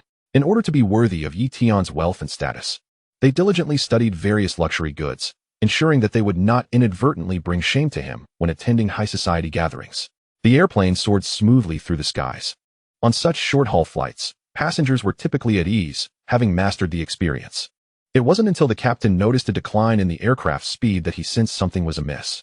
However, the instruments before him did not indicate any abnormalities. After a meticulous examination with the co-pilot, they ultimately concluded that there was a malfunction with the aircraft's engine. For reasons unknown, the engine had entered a low-speed state. As if it were unable to function at all, panic began to set in for the captain. Continuing to fly under these conditions posed a grave risk of a crash. With the current altitude offering little chance of survival, he promptly notified air traffic control, requesting assistance. At this juncture, the passengers also sensed the impending danger. Feeling as though they were leaning forward, while the aircraft began to tremble violently, the intensity of the shakes escalating. Ding! The system alerted. The aircraft you are on is about to crash. Please prepare to act as a superhero. Yi Tian was abruptly awakened from his slumber by the system notification. His mind still foggy, yet he swiftly entered the system space to grasp the current situation. As time within the space was akin to a pause compared to the outside world. Groggily, he inquired, "System, am I in trouble again?" "Yes, host. The plane you are on is about to crash," the system confirmed. Yi Tian expressed his frustration. "Heavens! It seems that since acquiring this system, the likelihood of encountering trouble has increased exponentially compared to my previous 20-plus years." The system reassured him, "This is normal. The system is also known as a trouble magnet. When receiving assistance from the system, the probability of encountering difficulties will significantly rise. This is the essence of fortune and misfortune being intertwined." Chapter 99. I am prepared to carry the plane to safety. The system's reasoning left Yi Tian at a loss for words. "What should I do now?" he asked. "You may contemplate it yourself. The abilities you currently possess are more than sufficient to resolve this disaster without the need for the system's intervention." Yi Tian fell into contemplation. The system's assertion held merit. He had become akin to a superhuman. Thus, there was no necessity to rely solely on the system for every challenge. He possessed strength, speed, and defense, and although he could not fly, he had the remarkable lightness of step known as Tian Yunzong, enabling him to traverse the skies effortlessly. "System, I understand what I must do. I shall carry the plane to the ground." He felt a surge of excitement, akin to having solved a challenging problem during an examination, and promptly exited the system space. This foolish child, what a ridiculous method, yet he appears so pleased. "Let him be," the system mused. Upon opening his eyes, he observed a flight attendant still smiling as she approached to reassure him. "Mr. Yi, I'll fasten your seatbelt. Please remain seated and avoid moving. It's merely a normal turbulence, nothing to worry about." The other flight attendants also comforted Lu Yin, Lin Yi, and the bodyguards, helping them secure their seatbelts before returning to their own seats to do the same. Passengers in both business and economy classes began to sense that something was amiss as the shaking intensified, with some starting to feel nauseated. The flight attendants continuously reminded everyone to fasten their seatbelts and ensured that all were secure. "Ladies and gentlemen, the aircraft is experiencing turbulence. Please do not be alarmed. Please ensure your seatbelts are fastened and remain seated." Most passengers, though sensing something unusual, were not excessively fearful, as flying was undeniably safer than traveling by car. After all, with the multitude of vehicular accidents each year, airplane mishaps were relatively few. The chaotic scenarios often depicted in films were rarely encountered in reality, as rigorous inspections before each flight minimized risks. Little did they know, however, that with Yi Tian on board, this trouble magnet had caused the plane to spiral out of control unexpectedly. A small portion of first-time flyers felt an overwhelming sense of panic. "Have you ever experienced such turbulence while flying?" one asked a friend. "This is worse than a minibus. That's called turbulence. Just sit tight. It's like a bumpy mountain road." "Oh, but why am I so frightened?" "Here, have an orange to calm your nerves." Those without friends nearby had already taken out their phones, opening notes to draft their last wills. "This is my first flight, experiencing severe turbulence. If anything happens, please ask my mom to collect the energy from my Ant Forest and water the fruits in my Pinduoduo account." Meanwhile, the captain and co-pilot were in communication with air traffic control, attempting various methods to restore the engine's functionality, but to no avail. Ultimately, the captain had to concede. Air traffic control, we are still unable to restore engine power. I am preparing for a glide landing on the outskirts of Jinshi City and request ground assistance. He assessed that given the current situation, if they did not make an effort, the plane would likely crash into Jinshi City not far ahead. Such an outcome would not only endanger those aboard the aircraft, but also inflict severe damage upon the city. As he spoke, the co-pilot was taken aback. The aircraft was currently at an altitude of 9,000 meters. If the plane lost power, it could potentially spiral down uncontrollably, with the chances of survival during a forced landing being nearly zero. Yet, failing to attempt a glide landing would reduce the survival probability to absolute zero, leaving them no choice but to take the risk. Air traffic control was aware of this dire outcome as well. The center director's expression turned grave, realizing that no solutions were forthcoming. Were they to simply watch as all aboard perished? The director solemnly stated, I will contact Jinshi City to prepare for ground rescue. Please ensure a safe landing. Understood, the captain replied, pulling out a concealed photograph of his daughter from his pocket. He glanced at it and murmured, I promised my little girl I would celebrate her birthday with her. The co-pilot's heart sank further upon hearing this. Captain, saying that is tantamount to inviting doom. He thought, after this flight, I'll celebrate my daughter's birthday. Once this mission is completed, I'll marry. After this task, I'll be nearing retirement. Such statements were like curses. Once uttered, disaster was certain to follow. The co-pilot began to ponder the aftermath of his demise, wondering if his neighbor, Old Wang, would squander his money, seduce his wife, and neglect his children. Shaking his head, he resolved that he could not perish, that fate was far too tragic. He needed to assist the captain in executing a safe landing. If he survived, he would move away and never again live next to someone with the surname Wang. Unbeknownst to the captain, he had inadvertently placed immense pressure on the co-pilot, who was now contemplating how to maneuver the aircraft.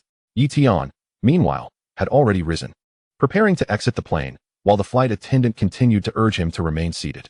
Tian addressed her with seriousness, with my warrior's alertness, I sense danger. You should immediately inquire with the captain if this turbulence is normal. If it is not, I may be able to offer assistance. Mr. Yi, it's fine, she reassured. The flight attendant continued to smile and persuade, believing that Mr. Yi was overly sensitive. Such turbulence was something they frequently encountered. Tian's expression darkened, and he snapped at the flight attendant. Hurry up, I don't wish to repeat myself. Time was of the essence. If the situation did not improve, he would break the window and exit. Upon noticing his anger, the flight attendant panicked. Tian was her idol and a first-class passenger. Even if his demands were excessive, she felt compelled to oblige, let alone simply inquire with the captain.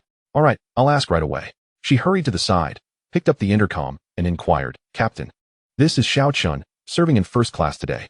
A passenger has requested I ask if this turbulence is normal. The captain, busy maneuvering the aircraft with the co-pilot, could only respond to Xiao Chun, the aircraft's engines have lost power, and I am preparing for an emergency landing.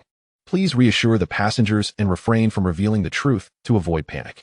Xiao Chen's face turned pale. A loss of engine power typically signified a fatal malfunction. It seemed Mr. Yi truly possessed an instinct for danger. Perhaps there was still hope. She forced herself to remain calm and asked, is there really a malfunction, Captain? Mr. Yi is in my first-class cabin. He said he could offer assistance. The captain, puzzled, inquired, which Mr. Yi?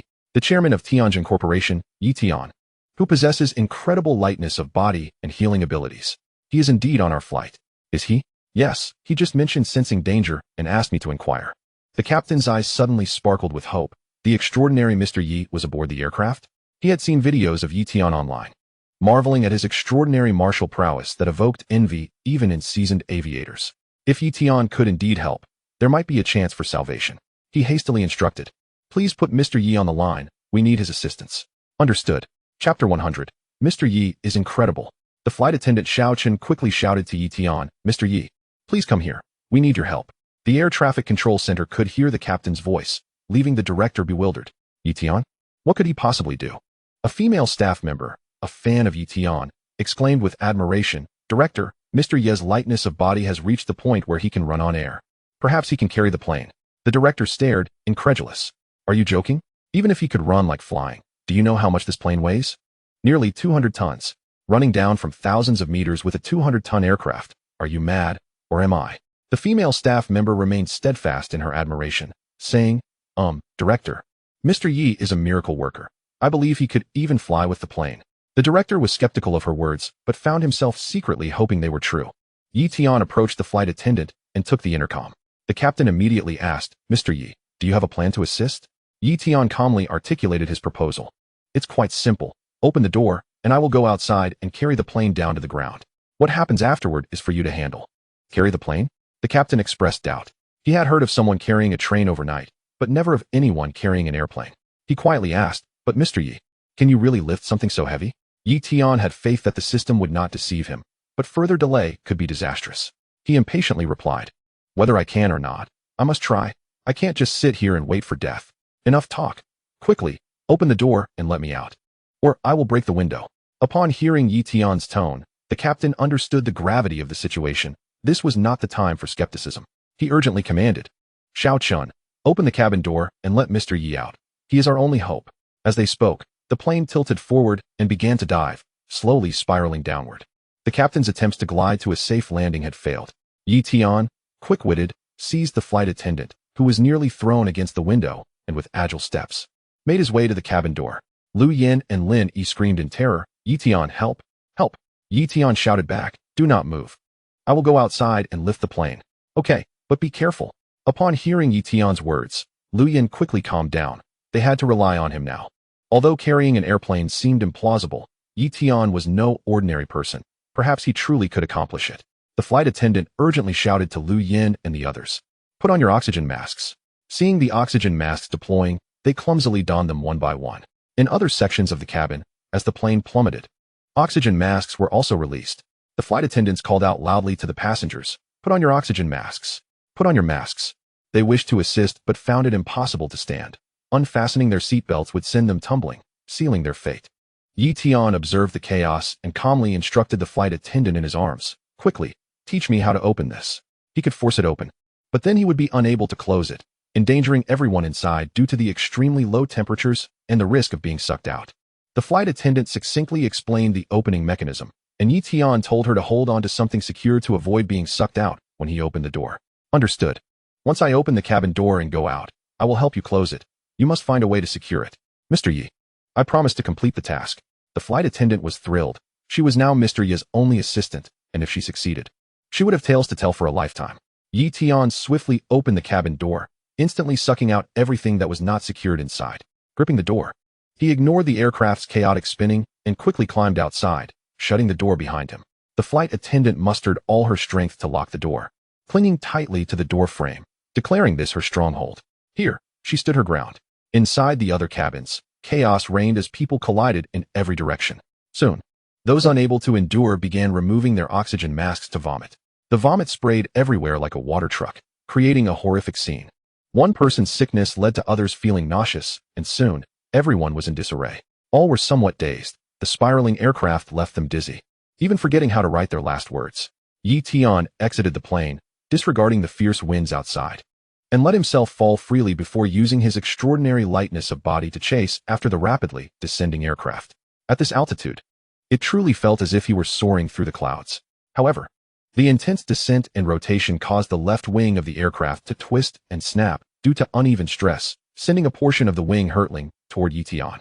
Tian was enveloped in a protective aura, and as he sprinted at high speed, he crashed through the wing of the aircraft. Startled by the sudden impact, he muttered to himself, "Goodness, thank the heavens for my protective skills, otherwise I might have been reduced to a mere pulp." Reality is indeed far more complex than one might envision. At that moment, the Air Traffic Control Center had already detected the aircraft in a rapid descent. "Director, the plane is plummeting at a speed of 800 kilometers per hour. The left wing has fractured. Additionally, radar has identified an unidentified flying object approaching the aircraft at high velocity." The director, furrowing his brow in concern, inquired, "What is this unidentified object?" Tian swiftly positioned himself beneath the aircraft, ensuring he maintained a similar speed to avoid further damage. Suddenly, he was knocked aside. The aircraft was too heavy for him to withstand. "Goodness, this plane is incredibly weighty." The passenger aircraft weighed around 200 tons, a burden Tian had never lifted before, and he fell a couple of hundred meters from the impact. Adjusting his posture, he resumed his pursuit of the plane, his internal energy circulating faster, augmenting both his strength and speed. In but a second, he was once again beneath the aircraft. By then, his strength had escalated to the point where he could effortlessly lift the plane. With the subtle assistance of the system's power, the entire aircraft felt like a singular entity in his grasp. By securing a fixed point, he would stabilize the whole plane.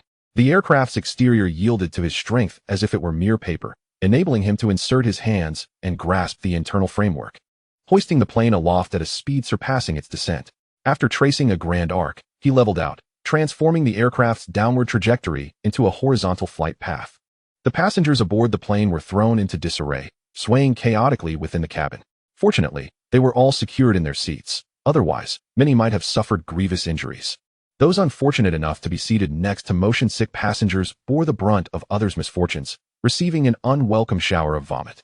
The captain and co-pilot, witnessing the aircraft stabilizing in flight, realized that Mr. Yi had succeeded and could not help but cheer. Mr. Yi is incredible. Chapter 101, Running and Actually Taking Flight. At the Air Traffic Control Center, the director announced, the plane has ceased its descent and is now flying at an altitude of 4,000 meters while gradually descending. Thunderous applause erupted throughout the room, celebrating the miraculous survival of the passengers aboard. The director's expression transformed from a glacier to a blooming spring, revealing a relieved smile. Splendid. I never imagined Mr. Yi could actually carry the plane while running. Quickly, inquire where the captain intends to land and notify the Golden Line City Guard Bureau, medical teams, and firefighters to prepare for rescue. Understood. A female staff member, overhearing the director's orders, felt a surge of pride. As a fan, her idol's triumph was her own. Captain, please report the intended landing site so we can arrange ground rescue.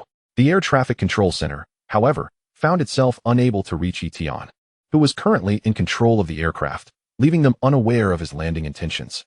The captain felt helpless. They lacked Tian's contact information and, upon attempting to consult a flight attendant, discovered the intercom was malfunctioning and communication was impossible.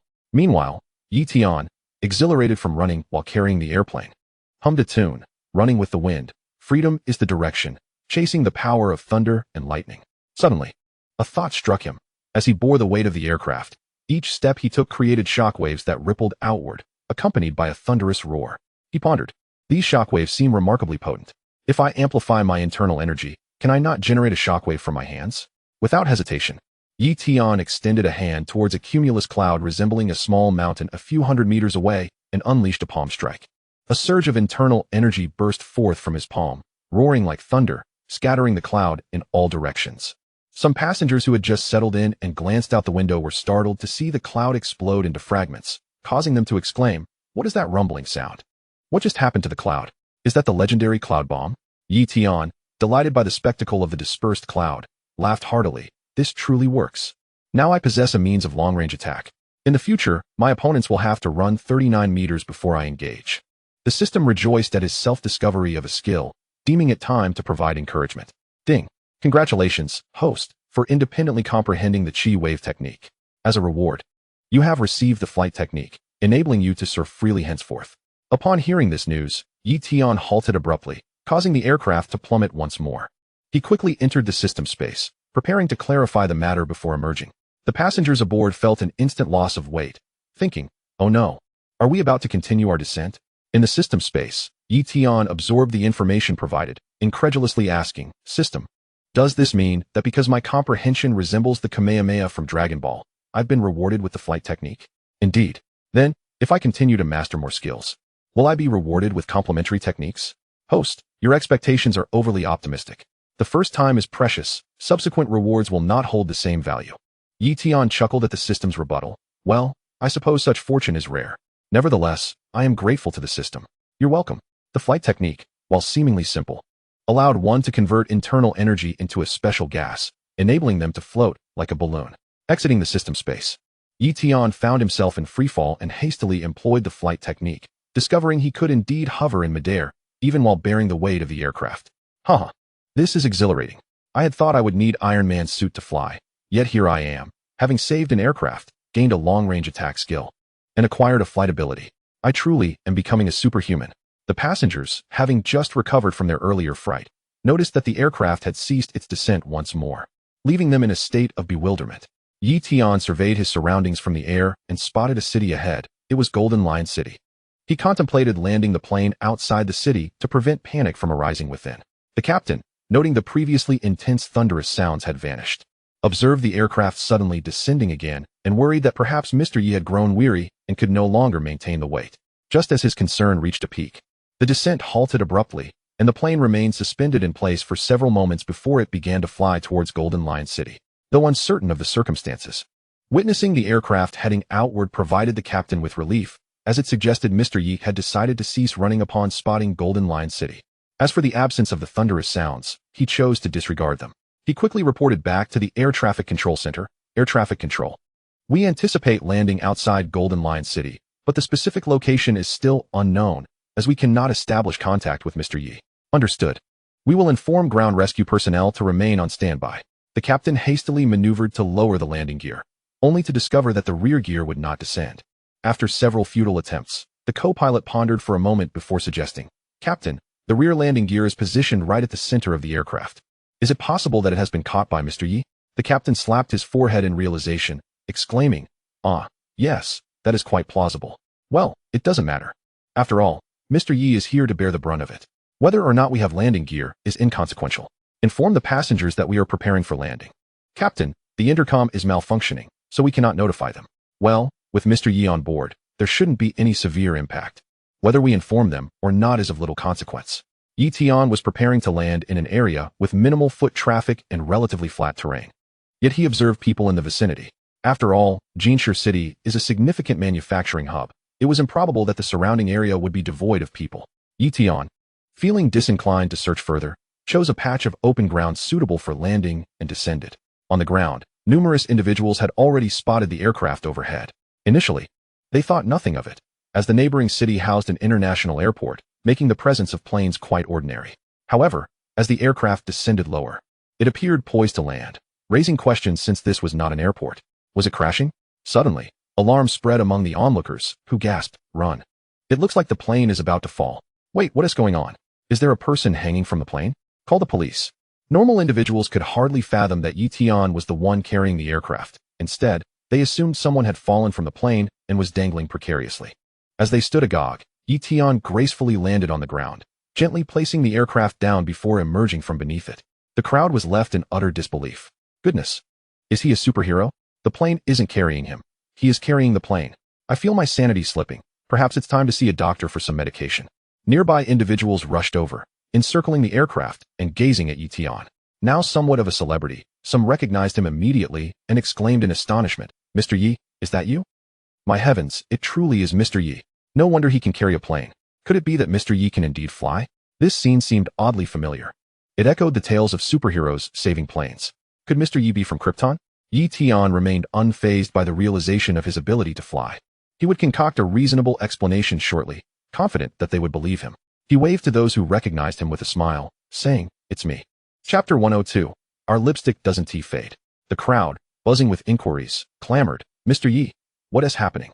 Tian explained, "The plane encountered a malfunction while I was on board, so I saved it." "Mr. Yi, can you really fly?" Tian fabricated a tale, saying, "Well, I wasn't able to at first. I was merely carrying the plane through the sky, and as I did, I suddenly realized that the pinnacle of lightness was, in fact, flight. Thus, I learned to fly." Though this explanation seemed absurd, the crowd wore expressions of astonishment and dawning comprehension, believing Tian's words. My goodness, he truly grasped that. Mr. Yi is indeed a rare martial arts prodigy. The ancients were not mistaken. Mastering lightness to its zenith can lead to flight. Mr. Yi must be the first human capable of flight. We are witnessing a moment that could be inscribed in history. Mr. Yi, could you teach us your flying technique? I would pay any amount as tuition. Mr. Yi, I would give you my house if it meant learning to fly. After a moment of envy, some began pleading with Tian for lessons. Yet, was Tian someone in need of money or a house? Certainly not. Thus, he could not possibly teach them. He casually responded, "It's not a matter of whether I can teach. It's simply that it cannot be taught. The prerequisite for flight is mastering lightness. And lightness requires inner strength, which I received from others. I cannot cultivate it myself, so I cannot teach it." With such clarity in his explanation, the crowd accepted his words, each beginning to sigh in disappointment. At that moment, the aircraft's door opened, and Tian saw Lu Yin and Lin Yi emerge unscathed, prompting a smile of relief. A man's strength is meant to protect his women. After all, Lu Yin and Lin Yi, their faces streaked with tears, rushed toward Tian, throwing themselves into his embrace, crying, "Tian, I thought I was going to die." "Me too." Yi Tian comforted the two women, wrapping his arms around them. Haha. With me here, how could you possibly die? It's all right, let me check if you're injured. Activating his healing technique, he scanned Lu Yin and Lin Yi's bodies, discovering only minor bruises from the ordeal, and effortlessly healed them. Lu Yin and Lin Yi, their spirits lifted, exclaimed, I feel no pain anymore. Thank you, Yi Tian. Yi Tian smiled and patted their shoulders, saying, Between us, there's no need for thanks. His beautiful bodyguards watched him with longing eyes, eager for affection. Yi Tian, noticing their expressions, inquired, Are any of you injured? Let me take a look. It's nothing, just a minor injury. A minor injury is still an injury. Come here. Let me tend to you. One by one, the beautiful bodyguards approached Yi Tian, shaking his hand. He activated his healing technique, alleviating their bruises, which elicited waves of praise from the bodyguards. Wow, boss, you're so fast. Boss, you're incredible. Boss, I feel no pain. It's almost delightful. Ignoring their enthusiastic remarks, Yi Tian noticed flight attendant Xiao Chun standing by the door, her attire in disarray, and headed directly toward her. Wow, Mr. Yi is flying again. The onlookers gasped in awe. Lu Yin and Lin Yi exchanged bewildered glances, their minds swirling with questions. How could Yi Tian fly? Wasn't he only capable of running on air? Xiao Chun, astonished as Yi Tian approached, asked, Mr. Yi, you can fly now? Haha. I was running in the sky earlier and suddenly broke through, realizing that the higher realm of lightness is flight, and thus, I learned to fly. Upon hearing Yi Tian's explanation, Xiao Chun believed him, no longer fixating on the anomaly. Mr. Yi, do you need any assistance? Haha, I don't need help. I merely came to see if you were injured. Xiao Chun was so touched, she nearly cried, overwhelmed by Yi Tian's concern for her. Oh, thank you, Mr. Yi. It's nothing serious. I just strained a muscle when closing the door too forcefully. A little medicinal alcohol will suffice. Don't mention it. Give me your hand. You were my dependable assistant just now. I must look out for you. Xiao Chun's heart soared at his words, nearly offering her heart to him. Shyly, she asked, Thank you, Mr. Yi. May I hug you? Didn't you feel you had enough hugging earlier? Come here. Thank you, Mr. Yi. Xiao Chun joyfully embraced Yi Tian, even stealing a quick kiss on his cheek. Yi Tian chuckled and used his healing technique on her, instantly restoring her health. Then, patting her back, he reminded her, All right. If you don't let go soon, my girlfriend is going to come and hit you. Xiao Chun was taken aback and hastily released Yi Tian, casting a furtive glance at Lu Yin in the distance. I'm so sorry. I'll go and apologize to Miss Lu right away.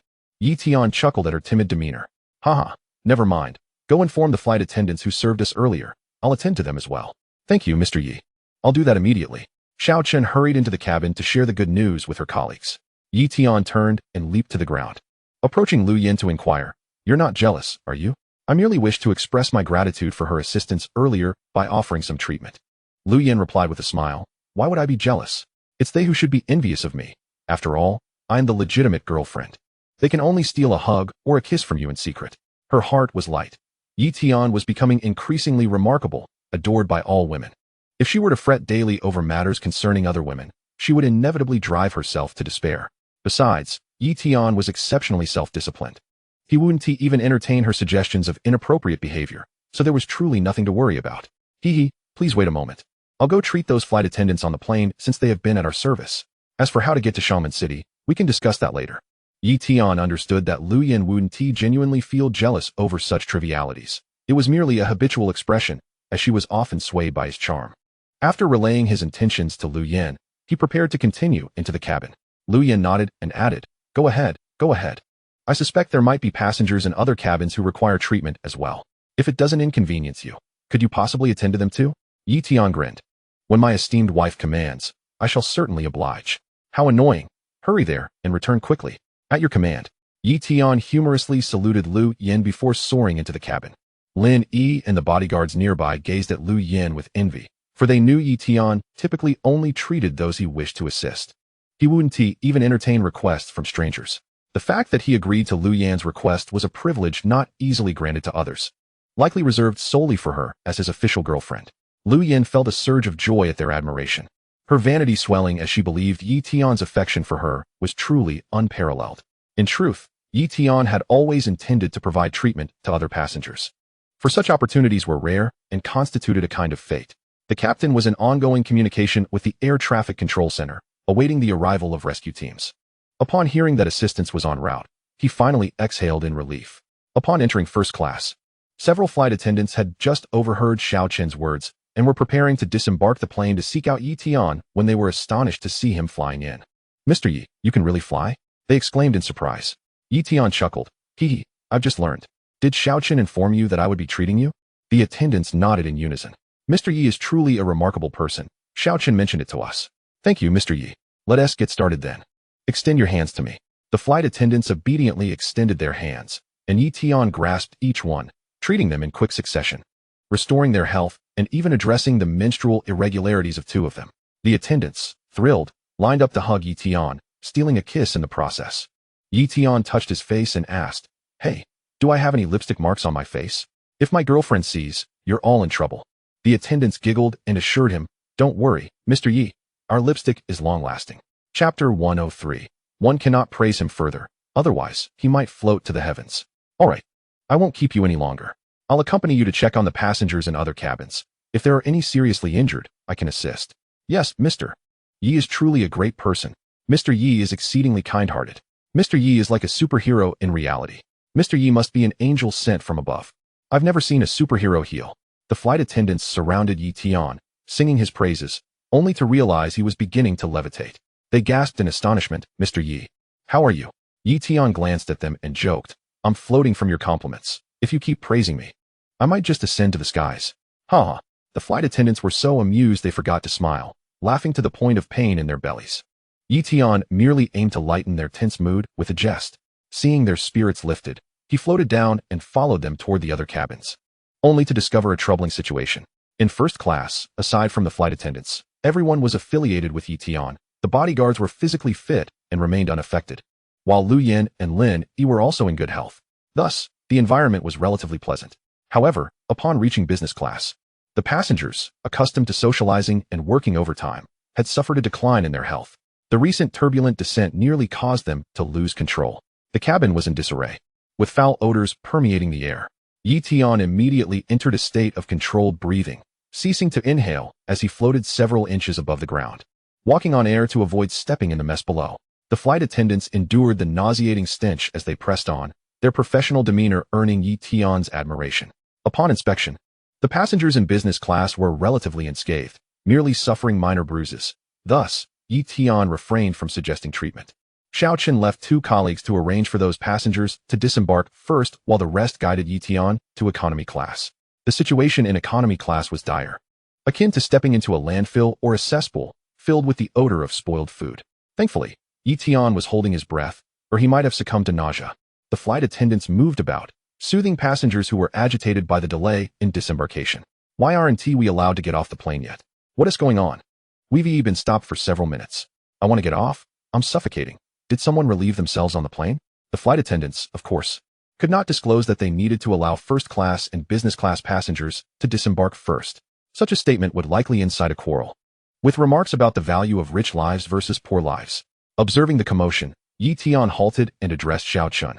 "You should arrange for passengers who are physically fine to disembark first. Those who require treatment can remain, to avoid an uproar." Xiaoqun understood Yi Tian's intent and nodded. "Understood. Please wait here a moment, Mr. Yi.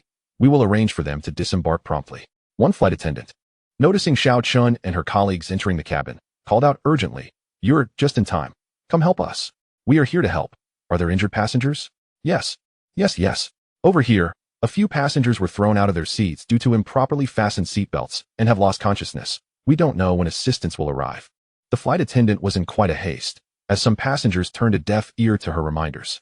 What should have been a securely fastened seatbelt was merely draped casually over them. When she attempted to reiterate her warnings, she was met with scorn. The sudden drop had caught everyone off guard, leaving her no time to ensure the passengers were buckled in properly, resulting in a few of them being flung about the cabin. Approaching her, Xiaoqun leaned in and whispered, "Do not fret. We have brought President Yi. He will attend to the injured." The flight attendant's eyes lit up with surprise as she asked, "President Yi? Is it really him?" Xiaoqun nodded and replied with a smile, "Indeed. Is he on our flight today?" With a mysterious grin, Xiaoqun shared, "Of course. Thankfully he is here. Otherwise, do you think the plane could have landed safely?" It was President Yi who managed to steady the aircraft. "My goodness. Can President Yi actually fly?" The flight attendant gasped, drawing curious glances from nearby passengers. Noticing the attention, Xiaoqun quickly urged the attendant, "Let us not discuss this now. We must arrange for the less severely injured passengers to disembark. allowing President Yi to assist those in critical condition. Understood. The flight attendant hurriedly organized the passengers, leaving only a handful remaining in the cabin. Among them was a 3-year-old girl who had already succumbed to unconsciousness, a hefty man stuck beneath a seat, a woman with broken limbs, and a few injured flight attendants, while several family members kept vigil by their sides. At this moment, Xiao Chun ran to Yi Tian and implored, "President Yi, the passengers have disembarked. The remaining injured require your assistance."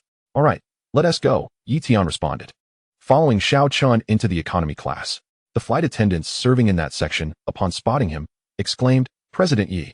Yi Tian nodded in acknowledgement. "Let us prioritize saving lives. We can discuss other matters later." Among the remaining passengers, some elderly or less tech-savvy individuals were unaware of who President Yi was, though a few younger ones immediately recognized him and greeted him enthusiastically. "President Yi, I'm your fan. President Yi, are you here to save us? President Yi, please help my girlfriend. I would give anything for your assistance." Yi Tian shushed them, signaling for silence. "Rest assured, everything will be fine with me here." Hearing his assurance, their anxious hearts began to ease, for President Yi was never one to speak falsely. If he said all would be well, it undoubtedly would be. "Wonderful. With President Yi's intervention, I feel at ease," an elderly lady asked a nearby young woman. "Who exactly is President Yi? Is he a doctor?" The young woman replied, her face brimming with admiration. "Not only is President Yi a doctor, he is the most perfect man in the world." The elderly lady mused. "Surely this girl isn't infatuated? But President Yi does appear quite handsome. Were I 30 years younger, I might pursue him myself." Yi Tian surveyed the scene, first approaching the unconscious 3-year-old girl held by her mother. As he neared, the young mother implored, "President Yi, please save my child. Do not worry. Let me take a look." He gently reassured her, holding the little girl's hand and initiating his healing technique. He quickly discerned that her unconsciousness was due to a fractured cervical spine. Without intervention, she would awaken paralyzed. Fortunately, such minor issues posed no challenge to his healing abilities, and within seconds, he had restored her health. The anxious mother asked, "What is wrong with my child? Why can't I wake her?" Yi Tian casually responded, "She has a cervical fracture." The revelation struck the young mother like a bolt from the blue, rendering her momentarily speechless. Yi Tian calmly released her hand, saying, "Do not panic. It is not a grave issue. She is already healed." "Really? Just like that?" The young mother gazed incredulously at her daughter, who had opened her eyes and smiled back at her, marveling at President Yi's miraculous abilities. Xiao Chun, smiling, chimed in, "Madam, President Yi's healing techniques can even cure leukemia instantly. Such minor injuries are hardly a challenge." Those unfamiliar with Yi Tian were left astonished, their jaws nearly dropping as they murmured, "Goodness, President Yi is truly a living bodhisattva. Surely Huatua wasn't he this remarkable?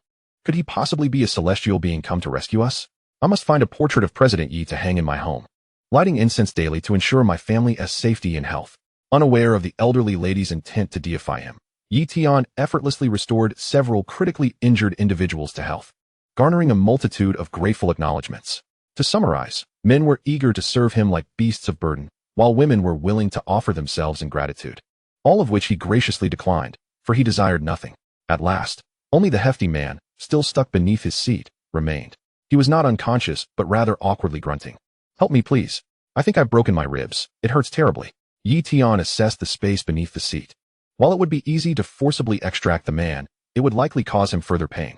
A more humane approach would be to dismantle the seat, which he deemed a reasonable expense, seizing the front seat and easily pulling it forward to the side. The extraordinary display of strength elicited gasps from the onlookers. "Goodness! President Yi removed the seat with one hand? What incredible strength!" Xiao Chun proudly stated, "This is nothing. President Yi single-handedly steadied the plane, you know?" Suddenly, silence fell over the crowd, save for the hefty man's grunts, as those puzzled by Xiao Chun's words turned to her with questions. "What did you say?" Startled by their attention, Xiao Chun quickly covered her mouth. "I didn't say anything, I swear." Thankfully, the crowd's focus was drawn back to Yi Tian's remarkable feat, sparing her from further inquiry. However, despite Yi Tian moving the seat, the hefty man remained stuck, groaning, "I think I've broken my ribs. I can't move. I've lost feeling in my legs." Yi Tian knelt down, grasping his hand and employing his healing technique to examine him. He discovered indeed that 3 ribs were fractured, and his lumbar vertebrae were broken, explaining the loss of sensation in his legs. Moreover, he sensed a chilling energy within the man's body. Employing a bit of his yang energy, he effortlessly healed him. The hefty man felt warmth enveloping him as the pain vanished, and he bewilderedly sat up, feeling himself. "It doesn't hurt anymore. I'm healed." Having seen Yi Tian in the news, he recognized the extraordinary capabilities he possessed, and without hesitation, bowed deeply, proclaiming, "President Yi, you are my savior. From now on, whatever you command, I am at your service." Yi Tian helped the seemingly simple man to his feet, intrigued by his demeanor. "No need to be formal. It was merely a small effort. I sensed a strange cold energy within you, and took the liberty of dispelling it as well. How do you feel now?"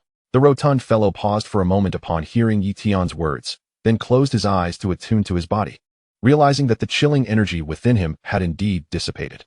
Without further ado, he knelt down and fervently knocked his head 3 times in reverence. "O great deity Yi," he confessed candidly, "I must admit that I have harbored a penchant for adventure. A few years ago, I ventured into an ancient tomb with some friends, and unexpectedly, I became afflicted with malevolent forces. The torment I have endured these past years has been unbearable. Every night I suffer from nightmares, and in shadowy places. My body aches all over." Yi Tian listened with keen interest, patting his shoulder in consolation. "Fear not, for from this moment forward, you shall enjoy peaceful slumber. When I find some leisure time, I shall invite you to join me on an adventure. With me by your side, there is nothing to fear from malevolent entities." Wang Pengzi, grinning broadly, patted his chest and boasted, "Is that true? Haha, that is splendid news. I, Wang Pengzi, may not boast of many things, but I am quite familiar with the realm of exploration. I shall rally my close friends to accompany you, Yi Zong, on excursions. Very well, let us exchange contact information. We will disembark from the plane now, and converse further when time permits." "Certainly, Yi Zong. My name is Wang Kaixian, and here is my mobile number." Yi Tian and this Wang Kaixian exchanged their contact details, and the group descended from the plane, all in high spirits. Yi Tian immediately spotted Lu Yin and Lin Yi. Their faces etched with concern as they gazed at him, filling his heart with warmth. It was a delightful sensation. Just as they alighted from the aircraft, the rescue teams in Jinshi City arrived, promptly engaging in their urgent rescue operations. The onlookers, witnessing the aircraft's descent, were left in astonishment, pondering whether this was truly a miracle. How could a plane fall from the sky and land unscathed? It defied all logic. Their minds were rife with questions, unaware that Yi Tian had been the savior of the aircraft. As the medical personnel searched for casualties, they found only superficial injuries that required mere disinfection and bandaging. There were no severely injured individuals. The firefighters commenced preparations for extinguishing flames, only to discover that their services were unnecessary. It was as if they had merely come to clock in. Observing the group surrounding Yi Tian, they hesitated, unsure of what to say. Yi Zong remarked that flying lessons were not easily imparted, nor could ailments be treated indiscriminately. Thus, they could only stand by and watch the spectacle unfold. Some women brandished their phones, capturing images of Yi Tian, who appeared effortlessly photogenic in any stance, perfect for wallpaper. Yi Tian did not mind the photography. He engaged in conversation with Lu Yin and the others. "Lu Yin, when you have a moment, could you look into purchasing private jets? I think acquiring 2 would be prudent for our travels, ensuring our safety." "Sure, that sounds like a great idea," Lu Yin nodded, appreciating the practicality of Yi Tian's suggestion, thinking that fewer passengers would lighten the load for him in case of emergencies. Lin Yi inquired, "Yi Tian, why do we need 2 jets? Can one not accommodate us all?" Yi Tian explained, "It is always wise to have a backup in case of mechanical failure." "Oh, that makes sense," Lin Yi conceded, recognizing the thoroughness of Yi Tian's reasoning. The chief of the Jinshi City Security Bureau had also arrived with the rescue team. After surveying the scene, he approached Yi Tian. "Yi Zong, I am Qin Yuliang, the chief of the Security Bureau. I have come, as per higher orders, to express our gratitude for your courageous actions. We have arranged a special vehicle to escort you to Xiamen City." Yi Tian shook his hand and inquired, "Director Chen, how long until we reach Xiamen City?" "About an hour, but if you prefer the train, it would be even quicker, taking only 40 minutes, Qin Yuliang replied earnestly, fully aware of Yi Tian's esteemed status and prepared to assist in any way he wished. At this moment, Yi Tian remained oblivious to the extent of his privileges and did not consider making such requests, which relieved Qin Yuliang. Lu Yin suggested, "Yi Tian, why don't we take the train?" Upon hearing this, Yi Tian shook his head. "No, should the train encounter any issues, it would be better to travel by car." Lu Yin chuckled, perceiving Yi Tian's caution as overly meticulous. "What are the odds of encountering such bad luck? Surely, we can't be plagued by misfortune at every turn. Haven't you heard that calamity seldom strikes alone?" Yi Tian refrained from disclosing the existence of a system that could be described as a trouble magnet, fearing that boarding the train might lead to a derailment, resulting in the need to rescue numerous individuals, a thought that was already overwhelming. Chapter 105, The Sole Extraordinary Being, National Treasure. Yi Tian. Lu Yin nodded in agreement, acknowledging his perspective. "I trust your judgment. Seeing Lu Yin concur, Yi Tian turned back to Director Chen. Director Chen, we are a party of 7. Will we fit? Chen Yuliang nodded vigorously. Absolutely. We have dispatched 3 vehicles specifically for you. That is reassuring. Thank you, Director Chen. Observing Yi Tian's politeness, Chen Yuliang smiled. No need for gratitude. Yi Zong, you have saved the lives of the passengers aboard that aircraft. It is I who should be expressing my thanks. We are organizing a commendation ceremony for acts of heroism to present you with a medal for your bravery. When would it be convenient for you to attend? Yi Tian felt a headache coming on and shook his head in refusal. Let us forego that. My companions were on the plane as well. I can only say my actions were a mere act of goodwill, not particularly heroic. Chen Yuliang felt a similar headache upon hearing Yi Tian's rejection. The higher-ups had insisted on publicizing Yi Tian's significant deed to enhance his image in the public eye, although the motivation behind this was unclear to him. He had his suspicions that Yi Tian might be the chosen successor of the Elders' Council, hence the emphasis on maintaining a positive public image. He racked his brain, trying to persuade him. Yi Zong, you are being too modest. While it may have been effortless for you, to the other passengers, you are their savior. And this should be known to all. Really, it's unnecessary. If I accept this medal, it may lead to expectations of me rescuing others at every turn. And should I fail to do so once, the keyboard warriors would vilify me as a false hero. Yi Tian was quite vexed by the current societal climate, where a villain who performed a single good deed was hailed as a reformed character, while a good person committing a minor misdeed was branded as a hypocrite. Therefore, he refrained from proclaiming himself a good person. His intentions governed his actions, and he refused to be bound by moral constraints. Chen Yuliang discerned his concerns and revealed some information he had received. Rest assured, Yi Zong, the higher-ups have decreed that you, as our nation's only extraordinary being, are a national treasure. Any harmful remarks directed at you will be treated as illegal, and we will monitor the situation closely. Upon hearing this, Yi Tian found it somewhat unsettling. The state regarded him with such leniency, akin to a rare panda. However, considering his system's diminished intelligence, he thought it somewhat justified. As the system had promised to mitigate all adverse influences on him, he tentatively inquired, "Then how will you explain my ability to fly to the public?" Director Chen responded without hesitation. "Mr. Yi, feel free to explain as you wish. We can certainly have the experts clarify it for us." Yi Tian was nearly amused by his words. "Well then, I would appreciate your assistance in conveying that during my endeavor to rescue the ill-fated aircraft, I attained a higher echelon of martial arts mastery, transforming my lightness skill from mere stepping on air to actual flight." Director Chen suddenly enlightened. So that's the case? That makes perfect sense. Simply stating it would suffice, and I believe everyone would agree. It was as though Director Chen had lost his wits. He found this far-fetched rationale reasonable and agreed to arrange for experts to elucidate it. At that moment, the captain and co-pilot finally finished their report to the Air Traffic Control Center and rushed over. The captain excitedly expressed his gratitude to Yi Tian. "Mr. Yi, I am Captain Yo Benbin. We owe you a tremendous debt of gratitude on behalf of all the passengers aboard." After bowing deeply, the co-pilot mimicked the captain's gesture of thanks. Yi Tian smiled at the 2 pilots. "No need for such formality. It was merely a small effort on my part. I'm just glad everyone is safe." He then instructed his several beautiful bodyguards, "Please go and retrieve the luggage from the flight attendants. We shall depart by car. There's no need to worry with me here."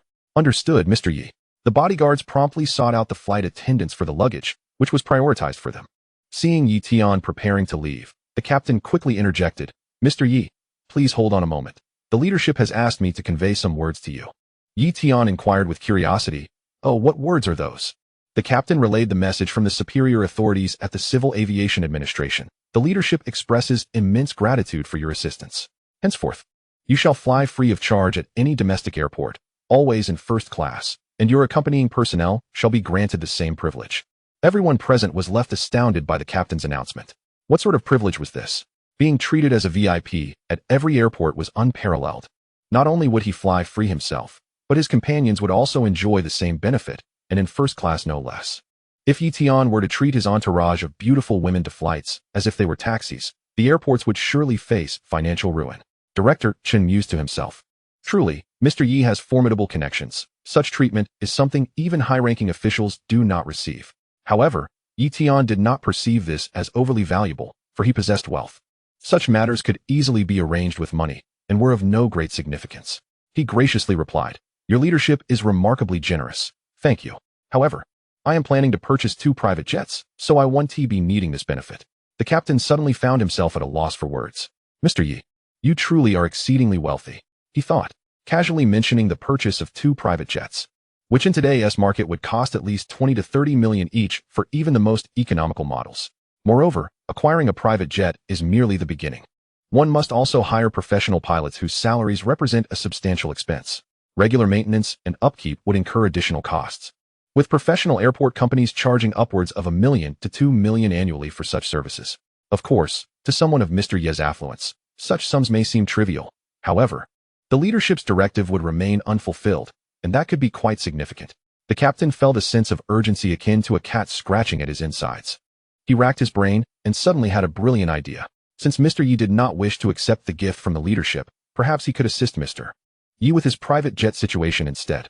He inquired earnestly, "Mr. Yi, if you require any assistance regarding the private jets, I would be glad to consult with the leadership on your behalf." Upon witnessing the spark in Yi Tian's eyes, the captain knew he had struck the right chord. Yi Tian indeed asked, "Oh, right, you are a pilot. What kind of private jet would you recommend?" The captain pulled out his phone and said, "Please hold on, Mr. Yi. The leadership has indicated that they are willing to assist with any needs you may have, so I will consult them." Yi Tian nodded, quietly observing him as he made the call. The captain directly contacted the leadership at the Civil Aviation Administration, using the number that had been provided to him earlier regarding Yi Tian's situation.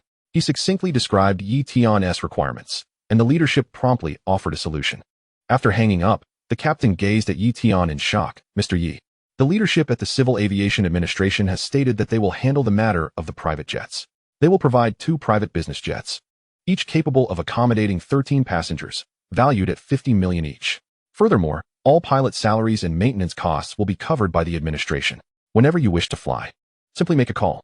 Everyone present was utterly astonished, and even Yi Tian was left speechless. He thought to himself, "Good heavens! Could it be that one of the dignitaries aboard the aircraft I rescued was a significant figure? This reward is exceedingly generous. It is as if the state is providing me with my own aircraft." Chapter 106. Being a person of importance. Lu Yin and the others felt that Yi Tian's stature was truly monumental. The Civil Aviation Administration's comprehensive support must amount to over 100 million. Indeed, that aircraft was worth saving. They could not fathom the significance of such a gesture. Only Director Chun, being a figure within the system, understood how astonishing this treatment was. This was a privilege reserved for national leaders. Yi Tian felt somewhat bashful and addressed the captain. "Your leadership is remarkably generous. I am not lacking in funds, so it feels rather inappropriate to accept such a gift." The captain hastily reassured him, "Mr. Yi, you are too modest. This reward from the Civil Aviation Administration is in recognition of your courageous act and is rightfully yours." Yi Tian was not one to be overly sentimental. Given his current financial capacity and capabilities, he could easily offer something in return for any favor he may receive. It was entirely possible that he had rescued an exceptionally valuable and esteemed individual aboard that aircraft, and thus accepting this reward would not weigh on his conscience. He had no inkling that he himself was that distinguished individual. He nodded in agreement. "Very well, please extend my gratitude to your leadership. I shall give it a try in a few days and contact them. By the way, what is the phone number?" The leadership mentioned that they would reach out to him within 24 hours through the official Civil Aviation Administration contact to provide him with the necessary information. "Thank you very much. We shall take our leave now." Yi Tian, noticing that his bodyguards had arrived with the luggage, prepared to depart with Director Chun, only to find that flight attendant Xiao Chun had also come to see him off. Yi Tian felt a certain fondness for the flight attendant who had assisted during the critical moment. He paused and addressed Xiao Chun. "Xiao Chun, you contributed significantly to this rescue effort, and I would like to offer you a reward." Xiao Chun exclaimed in delight. "Really? Thank you, Mr. Yi." Her mind raced with thoughts of whether Mr. Yi intended to give her a kiss, a hug, or perhaps an autographed photo. Yi Tian nodded and continued. "Let us exchange phone numbers and we chat. In the future, should you find yourself in danger, as long as you can reach me, I will fly to your aid immediately. With my current speed, I should be able to arrive anywhere in the world within a minute, no matter where you are. As long as you can hold on for a minute, you'll be safe." Xiao Chun gasped in astonishment, covering her mouth in disbelief, tears welling in her eyes. She never imagined that Yi Tian would offer her a chance at salvation. "Thank you, Mr. Yi, you are truly too kind. I am at a loss as to how I can repay you." Overcome with emotion, Xiao Chun embraced Yi Tian, weeping profusely, and after some comforting words from him, she finally released him. The two individuals exchanged contact information, and it was at this moment that Yi Tian discovered that Xiao Chen's full name was Chun Huiman, a rather melodious name. Yi Tian departed in the vehicle provided by Director Chun, while he shared the ride with Lu Yin and Lin Yi. Two bodyguards accompanied them in separate vehicles, ensuring their protection, with a police car leading the way, facilitating an unobstructed journey. This treatment attracted the attention of countless passers-by, who speculated about which notable figure was making an appearance. Tian conducted his recent charitable endeavors with remarkable discretion. The incident of him descending from the aircraft was known only to those present on the ground and the flight crew, while the details of the medical treatment were privy to just a handful of severely injured individuals and their families. Moreover, with police officers maintaining order at the scene, the situation did not create an overwhelming stir. Only a few scattered reports emerged online, and it would take time for them to gain traction. However, Director Chun had already reported the events up the chain, reaching the Elder Council. Upon review, the 5 elders deemed this a trivial matter, recognizing it as perfectly normal for Tian to possess the ability to fly. Elder Jean casually remarked that a few words would suffice to resolve the issue. They decided to enlist experts to produce a closer-to-science segment to elucidate Tian's abilities to the public, aiming to heighten awareness of his extraordinary talent. Additionally, they instructed the Civil Aviation Administration to incorporate Tian's characteristics into their system, ensuring he would not be mistakenly identified as an enemy aircraft. The message was relayed, and everyone began to mobilize. The nation's most distinguished physicist, an aerodynamics expert, and the father of aviation, Professor Jean, received the assignment. Hailing from Jiangnan City, he was astounded by his fellow townsman Tian's remarkable capabilities. Upon receiving the directive and learning of Tian's explanation, he found himself swayed by the system's influence, ultimately believing in Tian's claims. However, he struggled to provide a scientific explanation, prompting him to concoct a plausible rationale instead. True to his scientific character, he initially scoffed at the idea of fabricating a reason. Yet, after a clandestine discussion with the higher-ups, during which they divulged Tian's background, he felt compelled to devise a narrative that was both reasonable and convincing. He diligently sought evidence from the realms of aerodynamics, flight science, and biomechanics, drafting his arguments. The Civil Aviation Administration was also tasked with inputting Tian's physical characteristics into their system, regarding him as a unique type of aircraft. These details were subsequently relayed to the military and various air defense departments to prevent any mishaps should Tian take to the skies, ensuring he would not be mistaken for an enemy craft. Simultaneously, experts within the Civil Aviation Administration were instructed to simplify pilot training materials, retaining only essential traffic regulations, in preparation for notifying Tian to learn the fundamental aspects of flying, thus preventing any potential mishaps with other aircraft. Tian's special treatment of flight attendant Chen Huimin also captured the attention of the leaders at the Civil Aviation Administration, prompting an immediate call to her airline's executives. Upon returning to her company, Chen Huimin was summoned to the office by General Manager Xia. Today, Xia appeared transformed, his face beaming with smiles as he made her a cup of tea and warmly invited her to sit. "Ah, Xiao Chen, you've worked hard today, please. Sit down and have a cup of tea to calm your nerves." Chen Huimin felt a flutter of anxiety as she took her seat, bewildered by Xia's unusual warmth. Could it be that he had ulterior motives? That simply would not do.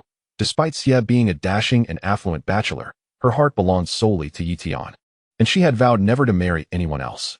Yet, if Xia were to press the issue, should she call Tian for help? Would that be squandering an opportunity?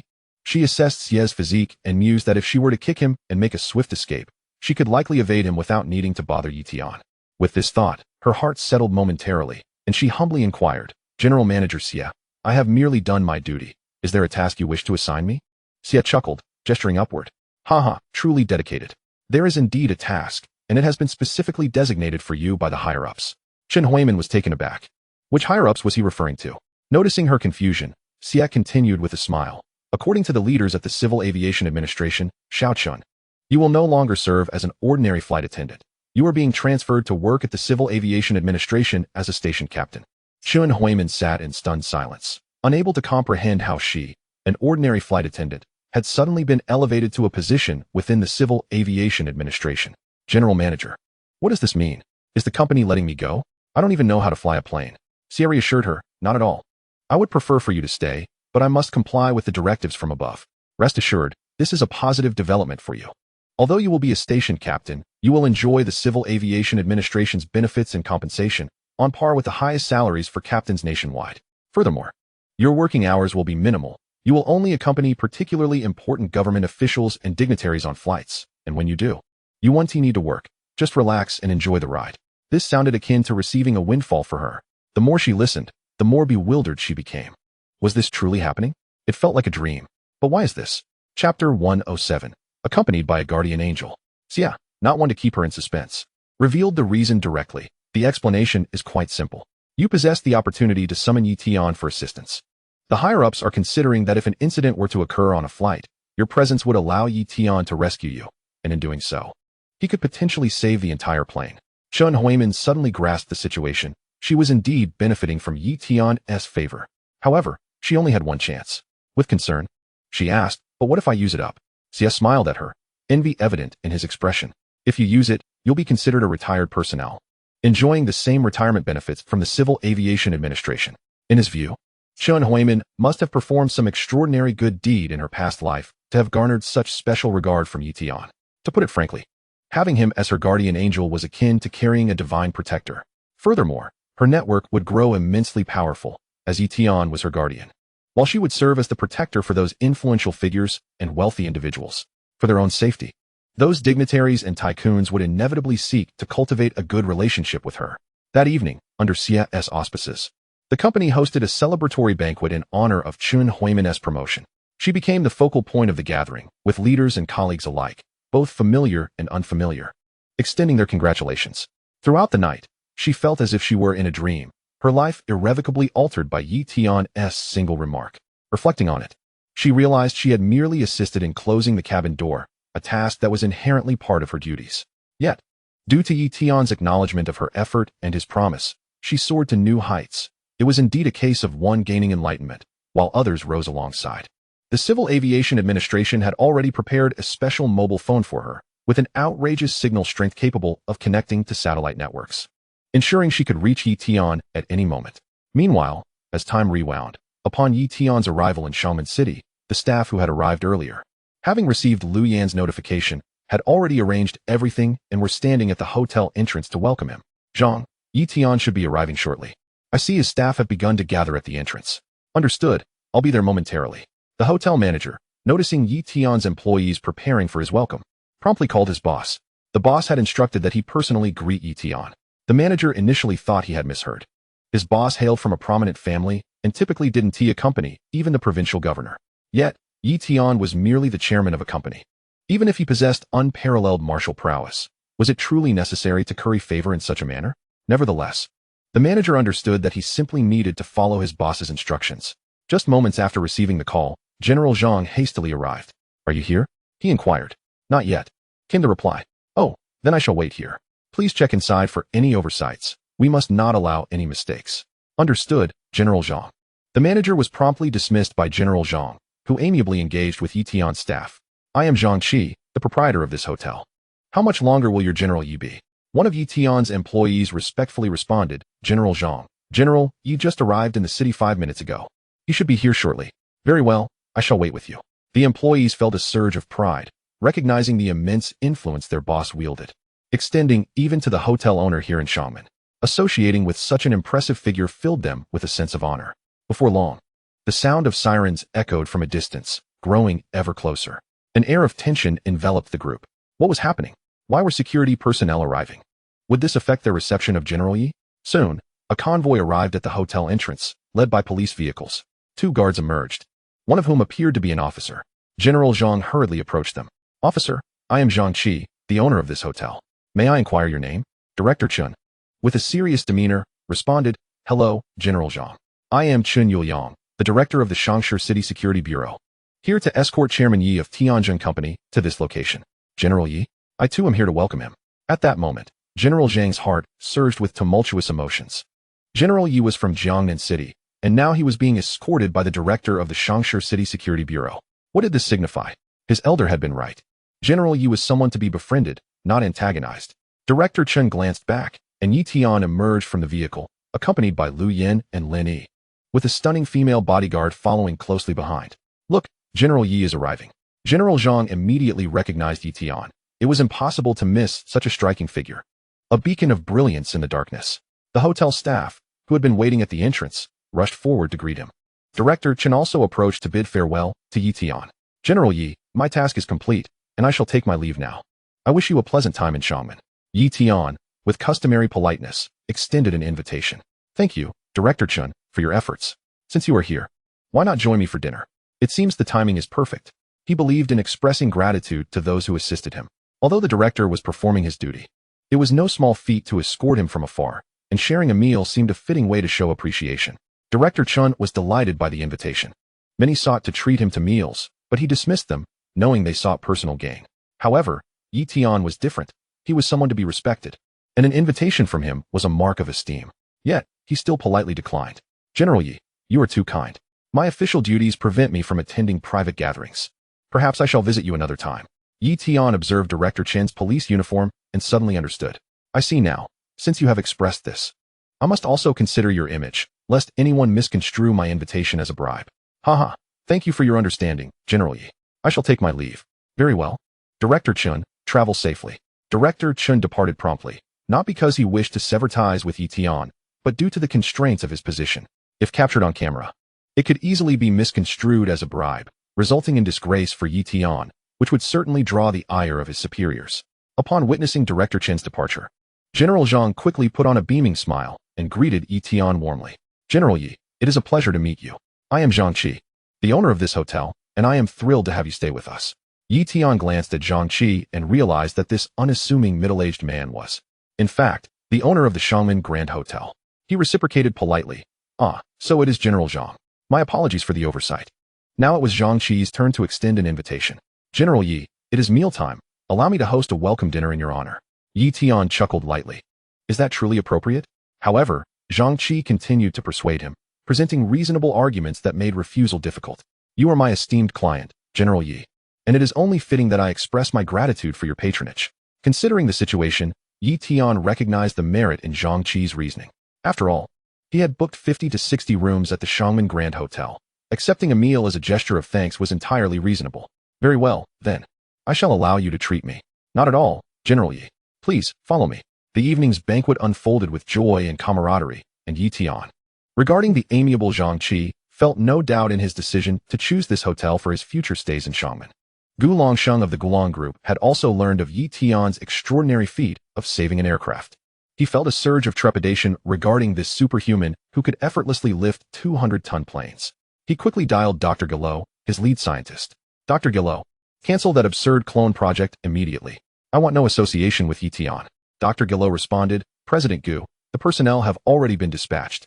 You can rest assured that good news is forthcoming. There will be no issues. Chapter 108. The Pitiful Female Spy, Chu Chu. Gu Longsheng nearly panicked at Dr. Gillot's calm demeanor. Have you lost your mind? The latest news indicates that Tian can now fly and easily lift 200 tons. If he discovers my intentions, one slap from him could reduce me to a pulp. Do you understand? But President Gu, have you considered that the stronger Tian becomes, the more formidable our clones will be? If we control countless clones, we need not fear Tian. Listening to Dr. Gillot's words, Gu Longsheng fell silent. He, too, was ambitious, which had driven him to pursue ruthless genetic experiments in search of power. Explain your method. Realizing he had persuaded Gu Longsheng, Dr. Gillot eagerly replied, Rest assured. President Gu, there will be no conflict. I have dispatched a female spy. Tian has a penchant for assisting women. I merely need to create an opportunity for the spy to approach him. Unbeknownst to him, we can obtain his biological material. With luck, we might even retrieve his genetic material. This plan was indeed clever. Though Tian was superhuman, women remained his Achilles heel. However, could the spy be trusted? Absolutely, President Gu. She was cultivated from artificial embryos, devoid of ulterior motives, and is fiercely loyal to us.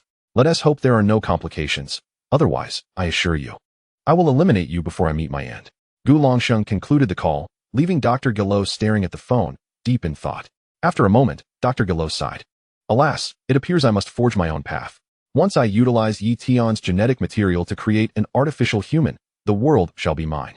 The first to meet their demise will undoubtedly be you, Gu Longsheng. Meanwhile, in an adjacent hotel room near the Shangmen Grand Hotel, the female spy, Chu Chu, dispatched by Dr.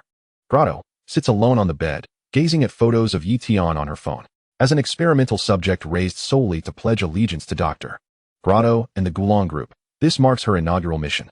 She was chosen for two primary reasons: her striking appearance, which evokes a sense of protectiveness, and her status as an untouched maiden. Should Tian engage with her, he may feel compelled to assume responsibility and keep her close, facilitating the procurement of his biological tissue in the future. If Tian were to see Chu Chu at this moment, he would notice the red mark emblazoned on her forehead, indicating a value of 50. This signifies a clear malicious intent towards him. Curiously, however, every time Chu glances at Tian's photograph, exclaiming, "Wow, the target is so handsome. He seems so approachable," her value begins to decrease by 1. In the hotel lobby's relaxation area, personnel responsible for airport reception and filming are diligently checking their preparations. This group is set to work through the night, with a shift change scheduled for the morning. The photographers, all employees of Tian from Jiangnan City, will alternate shifts to capture footage for a gathering video to be shared with teachers and classmates. Despite the arduous nature of their task, each individual has received an irresistible remuneration, with the sole expectation being to execute their duties flawlessly. Consequently, they operate with the intensity of soldiers, equipped with ample batteries and memory cards, lest they fall short and miss capturing any exquisite moments. At precisely 2 o'clock, a group departs for the airport. As Tian's class monitor, Lin Aigua, is set to arrive at 3. Lin Aigua is akin to a protective hen, safeguarding all his classmates beneath his wings.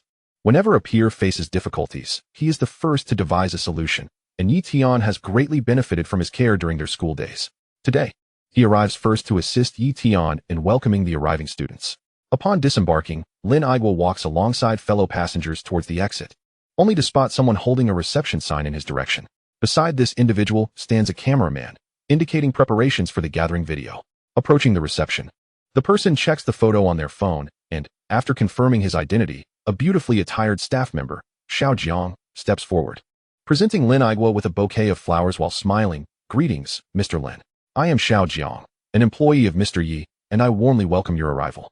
Lin Aigua, taken aback by such a stunning gesture from a lovely lady, shyly accepts the flowers, expressing his gratitude. "Thank you. I appreciate your efforts in coming to greet me at such a late hour." "Not at all. It is our duty." "Please, Mr. Lin, follow us," Xiao Jiang replies, leading the way, while another male staff member assists Lin Aigua with his luggage. The photographer captures the entire process, inciting envy among other passengers who wonder which esteemed guest is receiving such a grand welcome. Feeling slightly uncomfortable with the lavish treatment, Lin Aigua muses that this feels extraordinarily indulgent, akin to being treated like a boss. While he typically helps his parents manage a hardware store at home, he has never experienced such opulence. Upon reaching the reception vehicle, Lin Aigua gasps at the sight of the emblem. Are they truly sending a Cadillac to pick me up? What an extravagant vehicle. Although he recognizes the brand, he remains unaware of the specific model. "Where's my phone? I must capture this moment," he thinks. But upon noticing the photographer nearby, he retracts his hand, fearing embarrassment if recorded, as if he had never ridden in a luxury car before. Once inside, he marvels at the interior, which surpasses even the luxury of first-class airplane seating. The spacious layout features a widescreen television and a small table for beverages, adorned with opulent decor. Xiao Jiang joins him in the vehicle, placing a drink on the table and inquiring, "Mr. Lin, what would you like to drink? Red wine or a soft drink?" Just a bottle of cola will suffice." "What kind of vehicle is this? It looks incredibly upscale," Lin Aigua asks, feeling slightly embarrassed. Xiao Jiang opens the bottle and places it before him, saying, "This is a Cadillac One, a world-renowned luxury business vehicle, specially designated for welcoming Mr. Ye's classmates." "Oh, how splendidly luxurious. I hardly know where to put my hands," he replies, feeling a mixture of excitement and apprehension. "Hee, Mr. Lin, you're quite humorous. Feel free to relax. Mr. Yi has instructed us to assure you that even if something gets damaged, it's of no concern." Despite her reassurances, Lin Aigua remains cautious, maintaining a careful demeanor as he is escorted to the hotel. Upon arrival, before he even steps inside, he is greeted by 2 rows of beautiful hostesses, who bow in unison to welcome him. Overwhelmed by such an extravagant reception, Lin Aigua almost forgets how to walk, imagining himself as a person of great significance, pondering whether he should stride as if detached from familial ties. The service staff leads him through the lavish VIP room, which spans 60 square meters, furnished with every conceivable amenity, radiating sophistication and luxury. Xiao Jiang leaves him 2 business cards, explaining attentively, "Mr. Lin, this is my card. Should you require anything, feel free to call me. I am on duty tonight. Tomorrow, I will be off, but you can reach out to this colleague, Xiao Su. Just mention you are Mr. Ye's classmate." "Thank you so much. I truly appreciate your efforts," Lin Aigua responds, taken aback by the exceptional treatment. After Xiao Jiang and the others depart, a service staff member remains to introduce Lin Aigua to the room's amenities, informing him that he can summon them at any time through the room's intercom. Having never experienced such treatment before, Lin Aigua feels as if every conceivable detail has been meticulously arranged for his comfort. Once the staff member leaves, he promptly locks the door and begins to explore the opulent room, marveling at the lavishness, relishing this once-in-a-lifetime experience. Contemplating sharing this moment in a group chat, he hesitates, fearing his classmates might deem him overly dramatic for such a trivial matter. After a few moments of indecision, he resolves to wait until the gathering concludes before posting on social media, planning to showcase his experiences then. After setting an alarm for the morning, he reclines on the plush king-sized bed and, drowsily, drifts into a peaceful slumber. Meanwhile, Xiao Jiang and the team go on to receive two more classmates, the Class Life Committee member, Ma Rulong, and the Publicity Committee member, Bao Datan. Their experiences mirror Lin Aigua's, and with dawn approaching, they decide to forego sleep and gather in a room to team up for some gaming. As the night passes without incident, Tian awakens to check his phone, discovering that the three class leaders who arrived earlier have already signed in on the group chat. Announcing their presence, Tian observed that the timestamps of their messages were all after 3 o'clock. Perhaps they were indulging in a much-needed sleep and had not summoned them. Thus, he, along with Lu Yin and Lin Yi, ventured to the restaurant for breakfast. The beautiful bodyguards, upon seeing them depart, promptly followed suit. To their surprise, upon arriving at the dining area, they found that their three classmates had not succumbed to slumber. Rather, they were seated at the restaurant, seemingly in agreement, partaking in their meals. As soon as they spotted Tian and his entourage, they called out from afar, Tian, Lu Yin, Lin Yi, you're up so early? Come quickly, let us have breakfast together. The food here is truly delectable. With smiles adorning their faces, Tian and his companions ambled over to a table. And without any prompting from Tian, Lu Yin and Lin Yi prepared the congee and side dishes for him. The trio of Lin Aigua suddenly found the food in their mouths to be lacking in flavor. Being single men, they were not accustomed to such stimulating sights.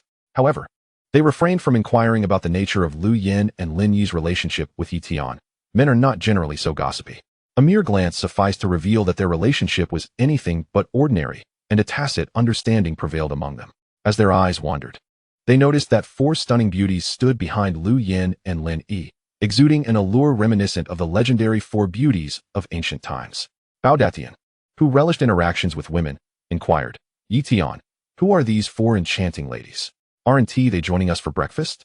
Tian gestured towards the two beauties beside him with a smile, replying, they are the bodyguards of Lu Yin and Lin Yi. Upon hearing this, Bao Datian and his companions were left speechless. Such exquisite women were bodyguards. Setting aside their combat prowess, Lu Yin, are you not concerned that they might have an affair with Tian? Typically, wouldn't a female boss prefer male secretaries? Tian addressed the four beautiful bodyguards, saying, you may join us for breakfast. With me around, there's no danger. Certainly, Mr. Yi, they replied.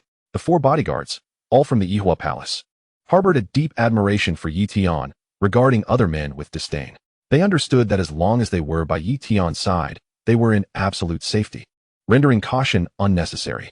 Their primary reason for accompanying Lu Yin and Lin Yi was to accompany them on shopping excursions, as such endeavors were typically unappealing to men. And Tian would not tag along. While Tian and his classmates engaged in light banter about which classmates would be arriving soon and who was getting married, the four bodyguards quietly and swiftly consumed their meals, finishing a bowl of congee in mere moments. Bodyguards do not have the luxury of leisurely dining. Years of training and missions instilled in them the necessity to eat quickly, as attacks could occur at any time during meals or rest. As the conversation meandered, Bao Datian broached the subject of the beautiful bodyguards. Tian, are any of your beautiful bodyguards single? Perhaps you could introduce them to us. Tian chuckled, about to respond, when the bodyguards preemptively declined. Sir, we apologize, but we belong solely to Mr. Yi and will not entertain other men. Their words left Bao Datian and his companions dumbfounded, their minds momentarily frozen. The nearby waitstaff were equally taken aback. What was happening? Bao Datian glanced at Lu Yin, noticing her demeanor was as composed as ever, as if she had not heard a thing. He then turned to Lin Yi, who was engrossed in her breakfast, appearing oblivious to the unfolding drama. It seemed that only they, the outsiders, were left in shock. Could it be that Tian not only had a relationship with Lu Yin and Lin Yi, but also shared an inexplicable bond with these four stunning bodyguards? How astonishingly harmonious their interactions appeared. They were eager to learn this secret. Tian, perceiving their expressions, recognized their minds were wandering into fanciful thoughts. The relationship he shared with the bodyguards was entirely innocent. At most, it consisted of affectionate hugs and kisses. However, such matters were not easily explicable and did not require outsiders to grasp the full extent of the situation. After a moment's contemplation, he articulated, it's actually inconvenient to introduce them to you due to certain special reasons. They are all sworn to lifelong singlehood and are obedient to me. I assume you would not be comfortable with your wives being at my beck and call. At this, Bao Datian and his companions hastily shook their heads. Incredulity etched on their faces. Was he implying they would be commanded at will? Even if they had a good rapport with their classmates. They could not accept such a notion. Yi Tian's remarks thoroughly dispelled any burgeoning thoughts they harbored, simultaneously elevating their admiration for him to unprecedented heights. He was the epitome of a man, maintaining a steadfast presence at home while indulging in numerous romantic entanglements elsewhere. Unable to restrain himself, Bao Datian inquired of Lu Yan. Lu Yan, with Yi Tian's way with women, don't you feel the need to keep an eye on him? Lu Yan smiled gently, responding nonchalantly. There's nothing I can do. Yi Tian is simply too exceptional to manage. He has over 100 such bodyguards. I'm quite accustomed to it. Clatter.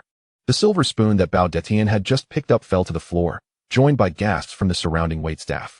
Over 100? Good heavens. How enviable. Why is it that I struggle to find even one girlfriend while Yi Tian can have over 100 stunning beauties? And the best part is that his girlfriend accepts it? Oh, heavens, strike down this boastful man with a bolt of lightning. The nearby waitstaff experienced a mix of envy and admiration. The men shared sentiments similar to Bao Datian's, while the women harbored more intricate thoughts. Yi Tian seemed approachable. Perhaps they too had a chance? They resolved to seek opportunities to stand out before Yi Tian, hoping to catch his eye. Chapter 110, The Most Harmonious Class. After 8 o'clock in the morning, classmates began to arrive in succession, having finished their breakfast. Yi Tian and his group settled into the lounge area of the hotel to await the others. Upon receiving a notification from her employees, Lu Yan calculated the time, and 2 minutes ahead of schedule, they all stood at the hotel entrance to welcome their classmates. The first to arrive was Hu Lijing. Known for her stature as the class's volleyball captain, a staple figure in the boys' dormitory discussions. As her vehicle came to a halt at the hotel entrance, she exited and, upon spotting Yi Tian and the others awaiting her, her curvaceous form bounced towards them, her exuberance palpable as she enveloped Yi Tian in a hug. Yi Tian was instantly enveloped by a fragrant breeze, surrounded by her softness. In his ear, Hu Lijing's sultry voice chimed, "Haha, Yi Tian. You've become even more handsome." The men nearby cast envious glares at Yi Tian. Being embraced like that must feel incredible, right? Indeed, Yi Tian affirmed, it felt delightful. And he complimented Hu Lijing, "You've grown even more beautiful, especially your volleyball skills." Hu Lijing, unfazed by Yi Tian's teasing, laughed, "Feeling good? Then let us embrace a little longer, as long as Xiaoyan isn't upset." Yi Tian gently pushed her away, chuckling, "Haha, I dare not.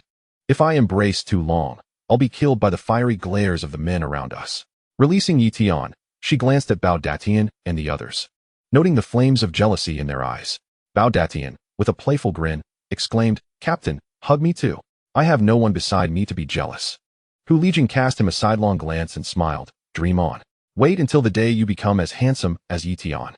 I would gladly embrace you for an entire day." Bao Datian felt utterly deflated. Such a euphemistic rejection clearly implied that he should abandon all hope.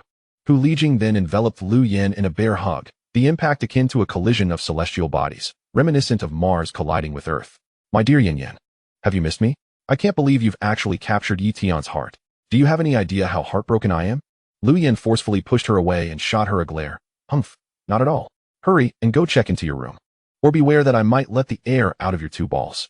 Hu Lijing, undeterred by Lu Yan's scolding, merely chuckled, for they had always engaged in such playful banter during their school days.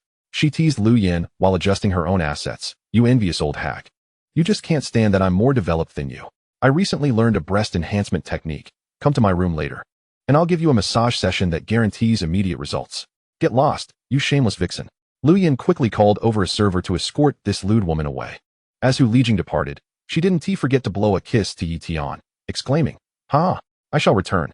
Everyone watched Hu Lijing leave, beads of sweat forming on their foreheads. Her voluptuous allure had only intensified over the years, captivating both men and women alike. Hu Lijing was undoubtedly the most precocious girl in their class, perpetually teasing her classmates, both male and female. All the girls had been subjected to her measurements, while the boys found themselves stirred by her enticing charm. Yet, any boy daring enough to make a move would swiftly find himself disheartened by her dismissive rebuttals. After graduation, it was rumored that she worked at her family's beauty salon, even serving as a model for her own advertisements, attracting many naive princesses seeking breast enhancement and body sculpting packages. Before long, Hu Lijing checked into her room, stowed her luggage, and returned downstairs, where everyone continued to chat and await the arrival of their classmates. Surprisingly, the next to arrive was their homeroom teacher, Mr. Luo. With his substantial belly, Mr. Luo stepped out of the car, and Yi Tian, along with all the students, rushed to greet him. Mr. Luo, why are you here so early? Mr. Luo approached Tian and patted his shoulder, expressing, hee. As your homeroom teacher, I naturally must arrive early to prevent other teachers from stealing the spotlight. Class monitor Lin Igwa quickly urged, Mr. Luo, please go inside and rest. Mr. Luo shook his head with a smile. Rest? Nonsense. I'll join you to welcome the others. Tian, observing Mr. Luo's amiable demeanor, remarked, but that seems inappropriate. After all, you are our teacher. Mr. Luo, smiling at the increasingly handsome Tian, replied, Tian, you are quite the prominent figure now. Are you not here to welcome me and your classmates? There's nothing inappropriate about it. Feeling somewhat bashful, Tian replied, I'm hardly a prominent figure. Regardless of any achievements, I am still Tian, your student. And their classmate. Mr. Luo nodded in agreement, yet remained steadfast in his decision to stand at the entrance to greet guests. In his own words, having spent most of his life standing at the podium, standing here for a few hours was hardly a burden. Mr. Luo held a special affection for this class. It was the most harmonious group he had encountered in his decades of teaching. He attended their reunions annually. While gatherings of other classes often devolved into flaunting luxury cars or jewelry, or boasting about affluent marriages, it seemed that not competing would be a death knell, with some even resorting to open hostilities during reunions. In their eyes, teachers were not to be respected but rather ridiculed adversaries. And instances of verbal duels and forced drinking had occurred. With his life experiences, Mr. Luo observed Tian and his classmates, noting a subtle hierarchy with Tian at the helm, yet their camaraderie was devoid of any sense of inferiority. They interacted as equals, which was precisely what he cherished. An hour swiftly passed, and over a dozen classmates arrived. Tian glanced at Lu Yin and the others, who had been standing at the door in their high heels, and contemplated for a moment before saying, Lu Yin, why don't you take the girls inside to sit and chat? Those high heels must be quite tiring. It's fine. Tian, the girls replied, but they were all secretly envious of Lu Yin for receiving such thoughtful attention. Hu Lijing exaggeratedly chimed in, oh, Tian truly knows how to care for others. I envy you. Tian, noticing her theatrics, joked, Lu Yin, Lin quickly escort our dear granny Hu inside to rest. It must be exhausting for her to stand here. The group burst into laughter, and Hu Lijing, feeling outmaneuvered, huffed and, with an air of pride, dragged Lu Yin inside to rest, as she truly was tired. As more classmates arrived, they saw Tian, the esteemed figure, standing at the entrance to welcome them. After placing their luggage, they eagerly joined in to assist with the welcoming. The later arrivals were increasingly awestruck by the grand display of luxury cars, and upon reaching the hotel, witnessing everyone there to greet them was genuinely moving. No one was left untouched by the sentiment. This was their class, where wealth and modesty coexisted harmoniously. There was no mockery or ostentation. While a hint of envy was natural, no one would dare to disrupt the camaraderie at that moment. Each student had dutifully purchased new outfits for the occasion. Tian's generous contributions allowed even those with limited means to acquire decent attire. This mutual respect and sense of dignity were essential to their interactions. Meanwhile, other hotel guests speculated about what kind of prominent figure could elicit such a warm welcome.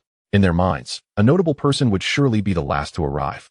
Never suspecting that here, the prominent figure was the first to show up. Perhaps the system deemed this scene too heartwarming to complicate matters for Tian. By midday, all students and teachers had arrived, not a single one missing. Chapter 111, The Price of Healing Techniques. Not far off, 3 bees hovered around 3 different flowers. Yet they were not gathering nectar. Their large eyes fixated on Tian, shifting positions as he moved. Meanwhile, Chu, observing Tian's image on her phone with a smile, had successfully transformed into an ardent admirer after a night of self-strategy. Sporting a pink heart above her head, her score reached a perfect 100. Following Dr. Glow's instructions, she was now monitoring Tian, a course of action deemed entirely reasonable by the doctor. However, in Chu's heart, this was merely her way of seeking opportunities for safe contact with Tian. The listening device lodged in her ear was not something she could remove freely. The doctor could hear her every word. If she carelessly approached Tian to spill secrets, it wouldn't aid him in the slightest.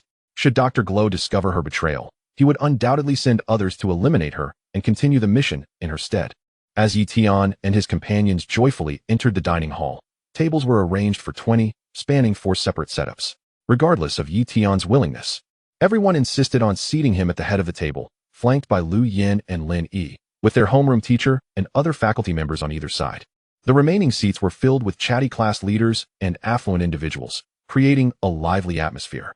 Other students arranged themselves freely at the second and third tables according to their social connections, while bodyguards, staff, and photographers occupied the fourth table.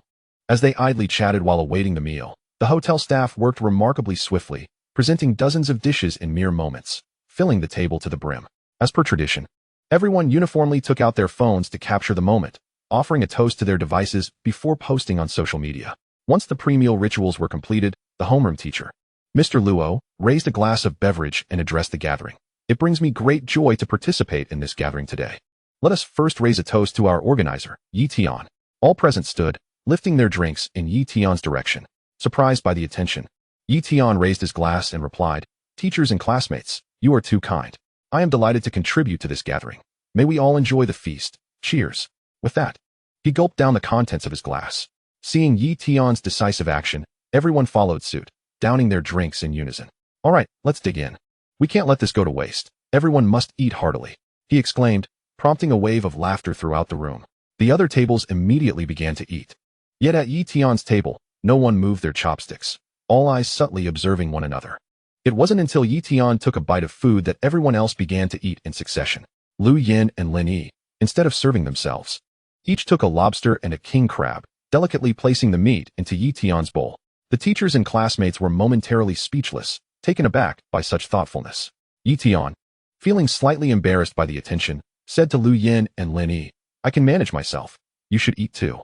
"All right," they replied with smiles, serving Yi Tian some soup and pouring him a drink before finally beginning to eat themselves. The other teachers and students looked on enviously, their eyes tinged with longing. Such a privilege seemed far beyond their reach. After tasting the lobster, Yi Tian exclaimed, "This lobster is truly exquisite. Everyone must try it, including you, Mr. Luo." Lu Yin chimed in, "Of course it's delicious. I've heard this is a blue lobster from a place called Brittany, and only 1 in 200,000 is blue." Yi Tian looked at the bright red shell and questioned, "But this one is still red, not blue. Am I being duped?" Lu Yin laughed, "Hee, I checked. It was blue when it was alive. Besides, I doubt the hotel owner would try to deceive you." "Ah, I suppose I've been rather uninformed," Yi Tian conceded. No one among the attendees laughed at him. They too had never encountered such a delicacy. Some curious classmates discreetly searched for information about the blue lobster from Brittany on their phones, only to be astonished by its exorbitant price. They whispered to one another, passing the information along, their desire to savor every last morsel of the lobster's shell intensifying. Such a costly dish could not be wasted. Yi Tian glanced at Mr. Luo and noticed he hadn't touched the blue lobster, prompting him to ask, "Mr. Luo, why aren't you eating the lobster? It's quite delicious." Mr. Luo chuckled. "Hee, I have gout. My doctor advised against seafood. If anyone wants it, feel free to finish this one for me." Yi Tian put down his chopsticks, concerned, and said, "Gout? You should have mentioned it earlier. My abilities can heal. Let me help you." Mr. Luo shook his head. No, I know you can heal. But such a remarkable ability must come at a cost, right? I can manage my diet just fine." "Nonsense, Mr. Luo, you need not worry about me. Let me assist you," Yi Tian insisted, moving to Mr. Luo's side, grasping his hand to initiate the healing process. As he focused his energy, he quickly realized that Mr. Luo's ailments extended beyond gout. Issues with his blood, lungs, stomach, liver, cervical spine, and lumbar spine were all present. Yi Tian treated them all in one go, and a series of cracking sounds emanated from Mr. Luo's body, as though he had been rejuvenated by 10 years, his vitality restored.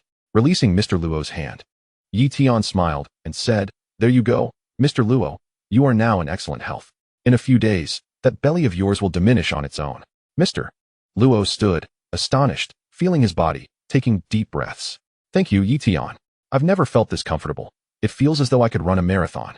I used to struggle with my breathing and always felt bloated, but now I can take deep breaths without any discomfort." "You mentioned my belly would disappear?" The surrounding teachers and classmates, aside from Lu Yin and Lin Yi, were too stunned by Mr. Luo's description to continue eating. Yi Tian's healing prowess seemed extraordinary. Observing their astonished expressions brought Yi Tian immense satisfaction. After all, his teachers and classmates were far more significant than strangers seeking his aid. To him, they were family, and it was only natural to use his abilities and resources to enhance their lives and longevity. As for the strangers, their demise held little significance for him. He was no saint. Yi Tian explained to Mr. Luo with a smile, "Certainly, it will disappear. The reason for the belly's growth is due to an abnormal digestive system, which I have now restored to normal. Thus, your body will metabolize that excess fat." Mr. Luo responded in disbelief, "How marvelous.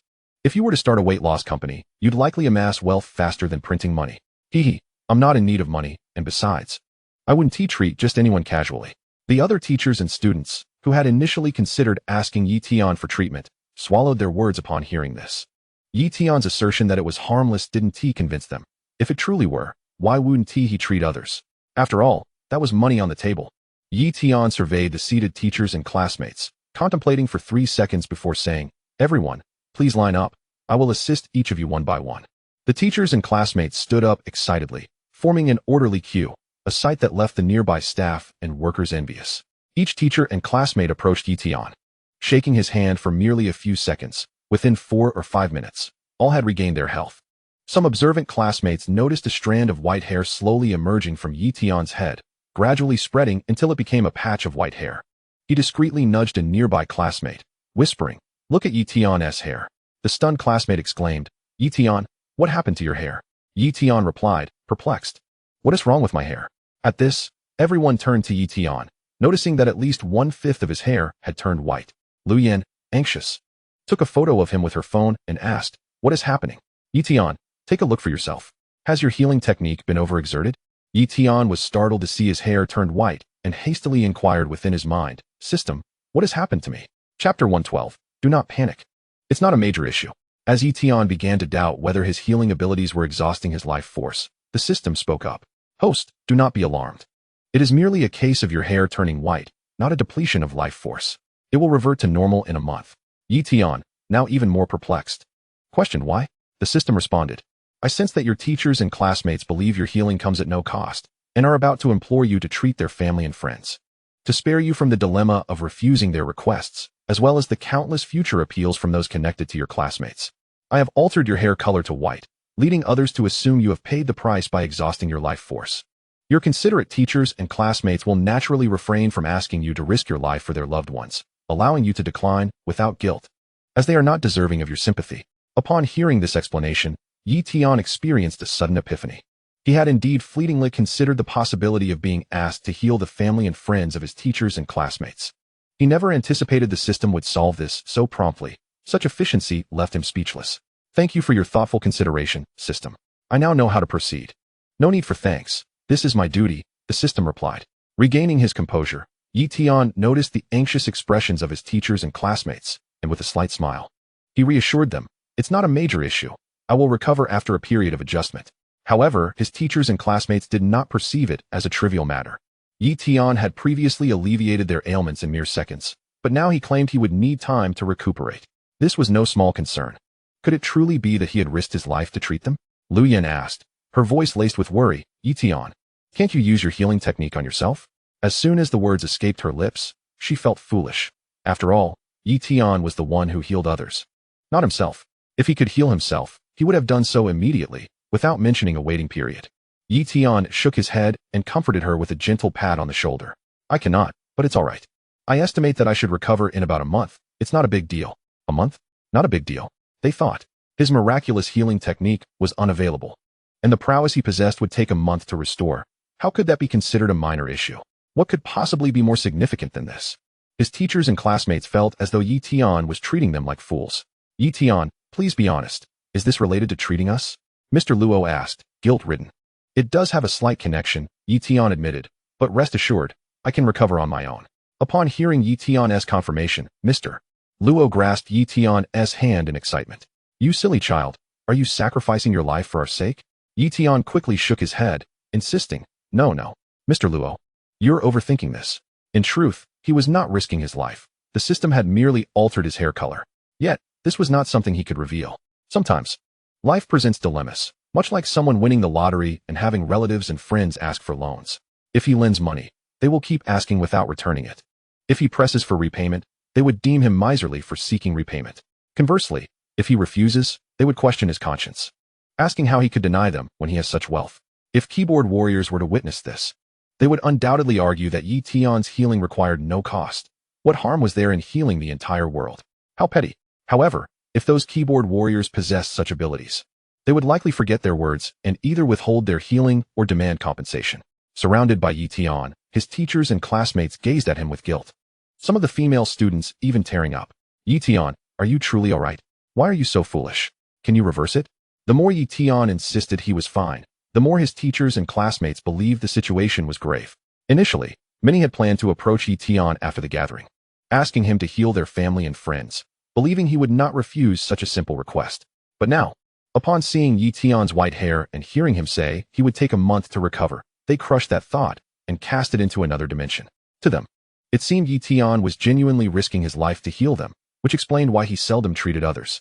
Tian's reassurances were merely to alleviate their worries. One must possess a sense of morality. His life is as valuable as anyone else's. And just because he is a remarkable individual does not diminish the worth of his life. Indeed, Tian was an extraordinary master and a super-rich individual. In terms of wealth and status, he far surpassed anyone present, making his life truly precious. The thought of asking him to treat their family and friends was shameful. Ding. The system notified. The host's teachers and classmates have abandoned the notion of requesting the host to heal their family and friends. Tian sighed in relief upon hearing the system's reminder. This convoluted issue had finally been resolved. He smiled at his teachers and classmates, saying, "I've already treated you. It cannot be undone. Seeing all of you healthy brings me joy. I am aware of my own condition, so do not worry about me. Now, let us sit down and enjoy a hearty meal. Otherwise, the food will grow cold." Tian took his seat first, and seeing him downplay the situation without a hint of arrogance, his classmates silently tucked this matter away in their hearts, vowing to repay Tian when the opportunity arose. Many female students, while seated and eating, began to cry, moved by Tian's actions, which had captured their hearts. The photographers had already captured this poignant scene. If they missed such a tear-jerking moment, they would have to reconsider their careers. Tian's employees harbored no dissatisfaction about not receiving treatment. Their primary concern was Tian's well-being. Such a remarkable boss must not encounter any trouble. The world may never find a better employer than Tian. A few bees on the wall diligently recorded this scene.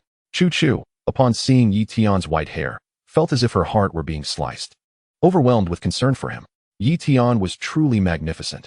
Not only was he handsome, but he was also willing to sacrifice for others. This profoundly impacted her. Having been raised as a spy without a sense of right or wrong, suddenly, she discovered her life's purpose, to protect this extraordinary man at all costs. Meanwhile, Dr.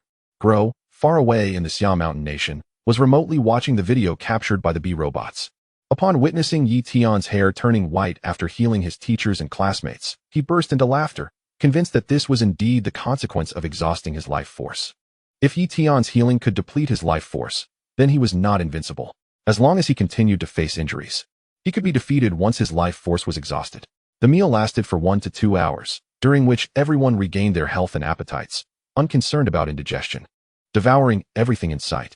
A particularly inquisitive classmate posed questions to the attendant regarding each dish, inquiring about its name and unique characteristics, to which the attendant dutifully responded. Ultimately, he estimated that each individual had indulged in an extravagant feast amounting to over 500,000, with 4 tables accommodating nearly 80 diners. The total expenditure must have exceeded 40 million.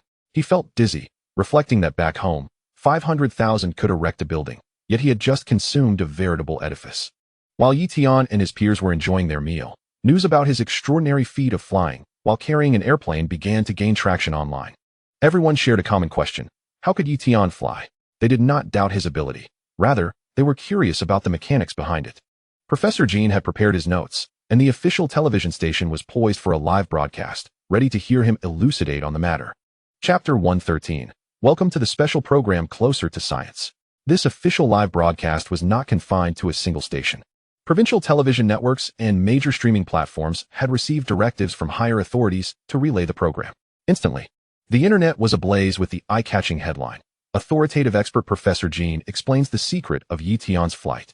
Netizens encountered this title everywhere, igniting their curiosity as they sought to uncover the origins of this phenomenon. Who was Tian? When did he acquire the ability to fly? Hadn't he only been known for running on air? Astonishingly, he not only flew but did so while carrying an airplane. What was the official stance on this? Such matters were typically suppressed, yet here they were, broadcasting a live explanation. At that moment, Tian was engaged in light-hearted banter with his teacher and classmates over tea. Some students, distracted by their devices, stumbled upon this news and hurried over to him. Tian, look, you're trending. Trending? Let me see, he replied, bewildered, as he took the phone and read the headline, realizing the subject of the commotion. His teacher and classmates were taken aback, exclaiming, Tian, you can actually fly? Tian modestly replied, yes, I've just learned how.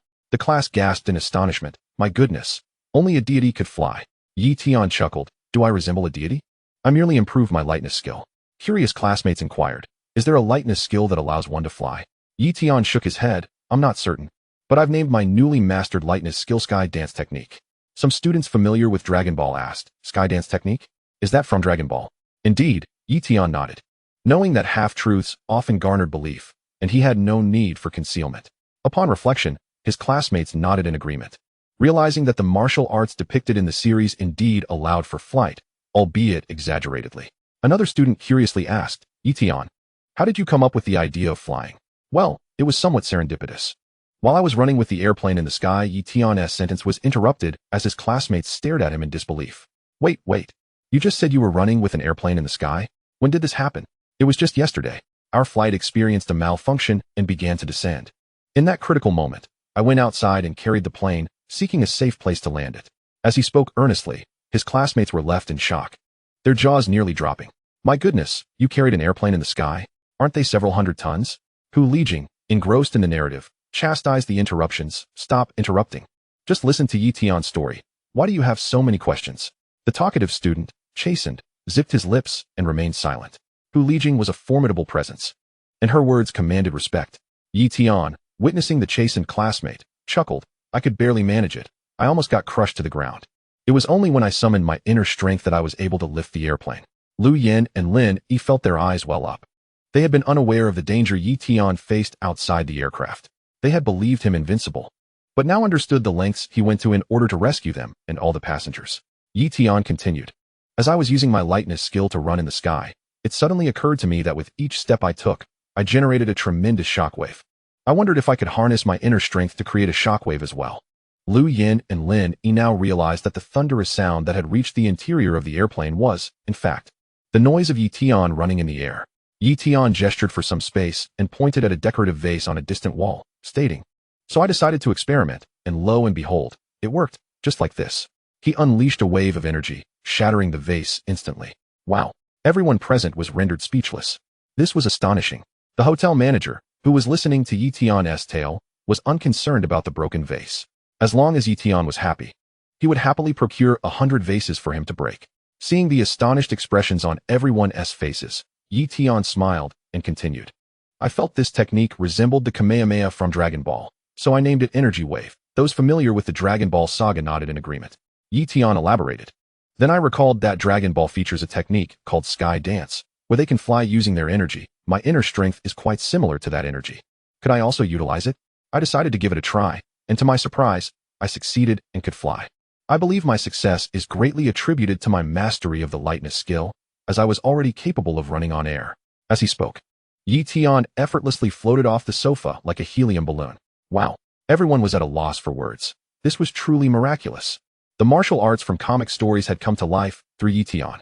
Tian's logical explanations resonated with the audience, who recognized that the key to executing such extraordinary feats lay in his remarkable inner strength. Coupled with Tian's boundless imagination, he had transformed fantastical techniques into reality. All present were captivated by Tian's narrative, marveling at how their classmate had become an extraordinary being akin to a superhero. It was a wondrous spectacle. In everyone's eyes, flying represented the most evident distinction between humanity and the extraordinary. Tian's ability to fly elevated him beyond the realm of mere mortals, making him a true superhero. At that moment, the large television mounted on the wall, which had been airing a soap opera, abruptly switched to a live feed featuring Professor Jean, as the channel began broadcasting the official program.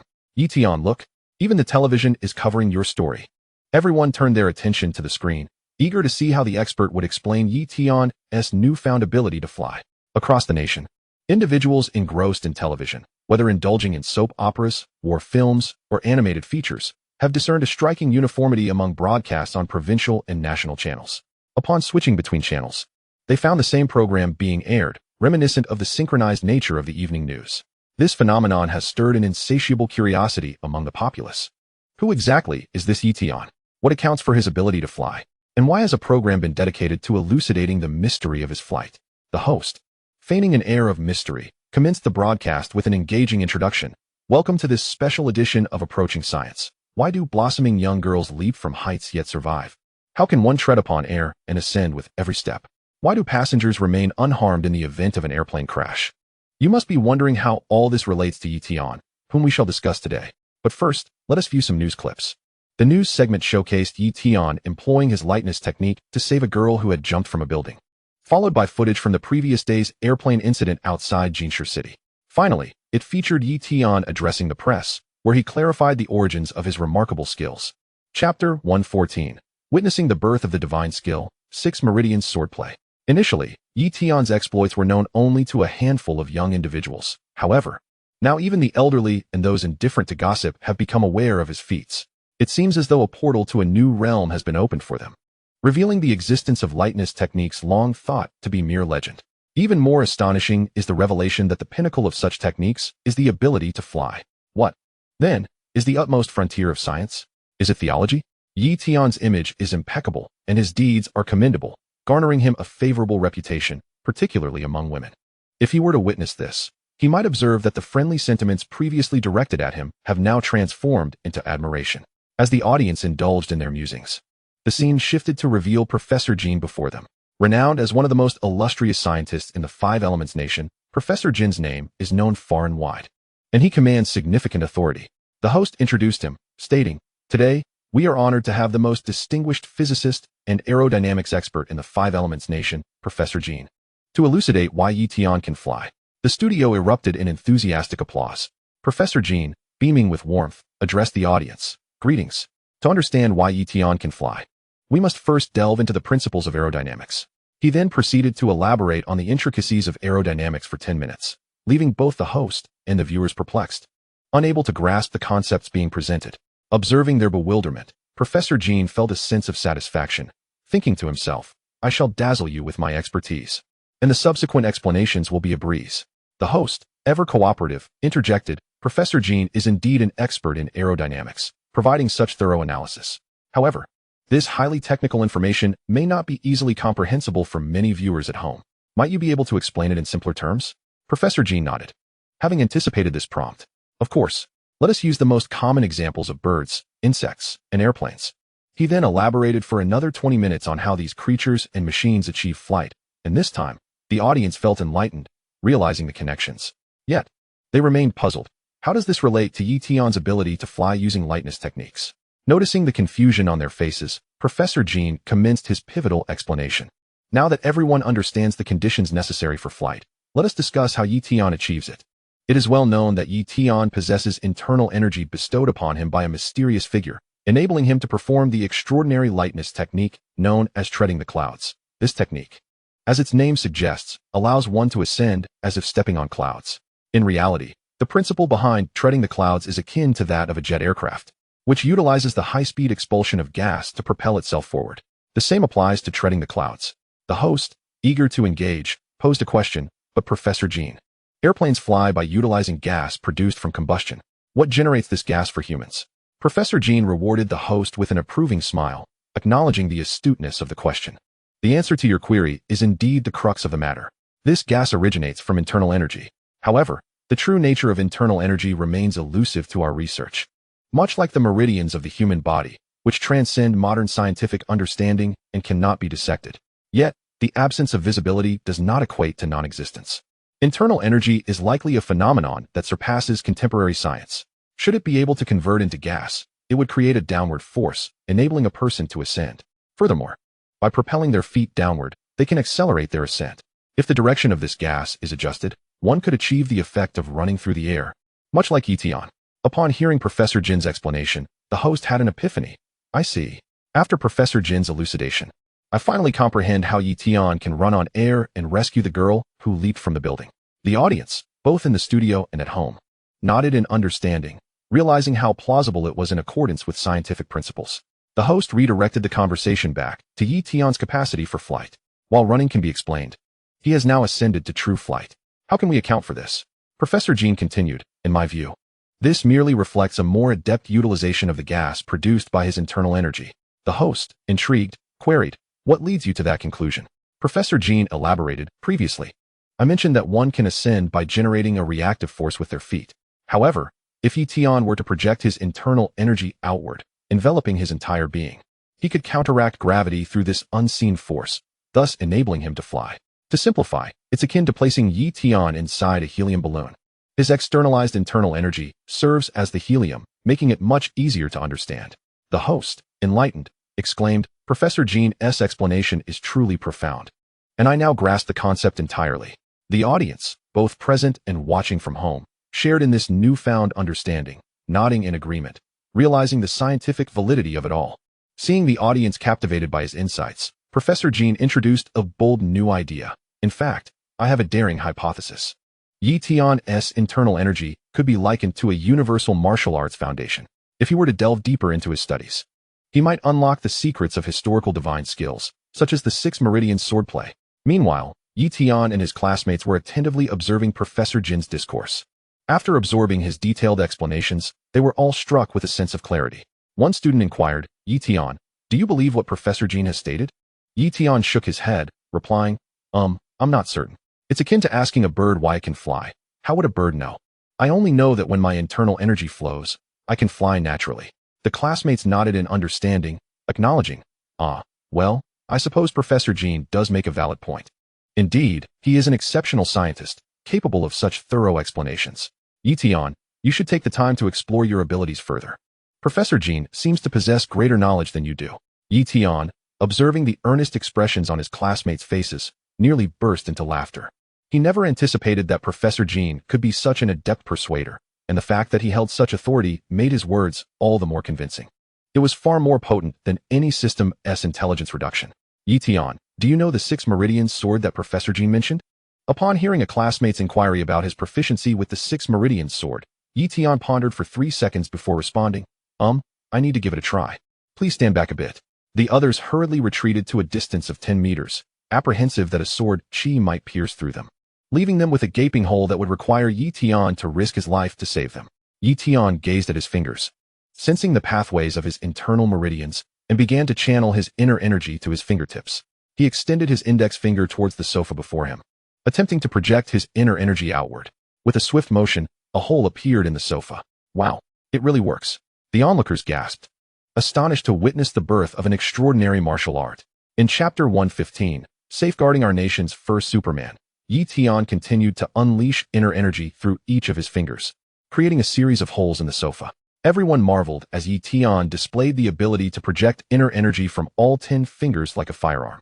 "Wow, Yi Tian, this is like the 10 meridian sword, I assent it? Though it seems more fitting to call it a gun," they exclaimed.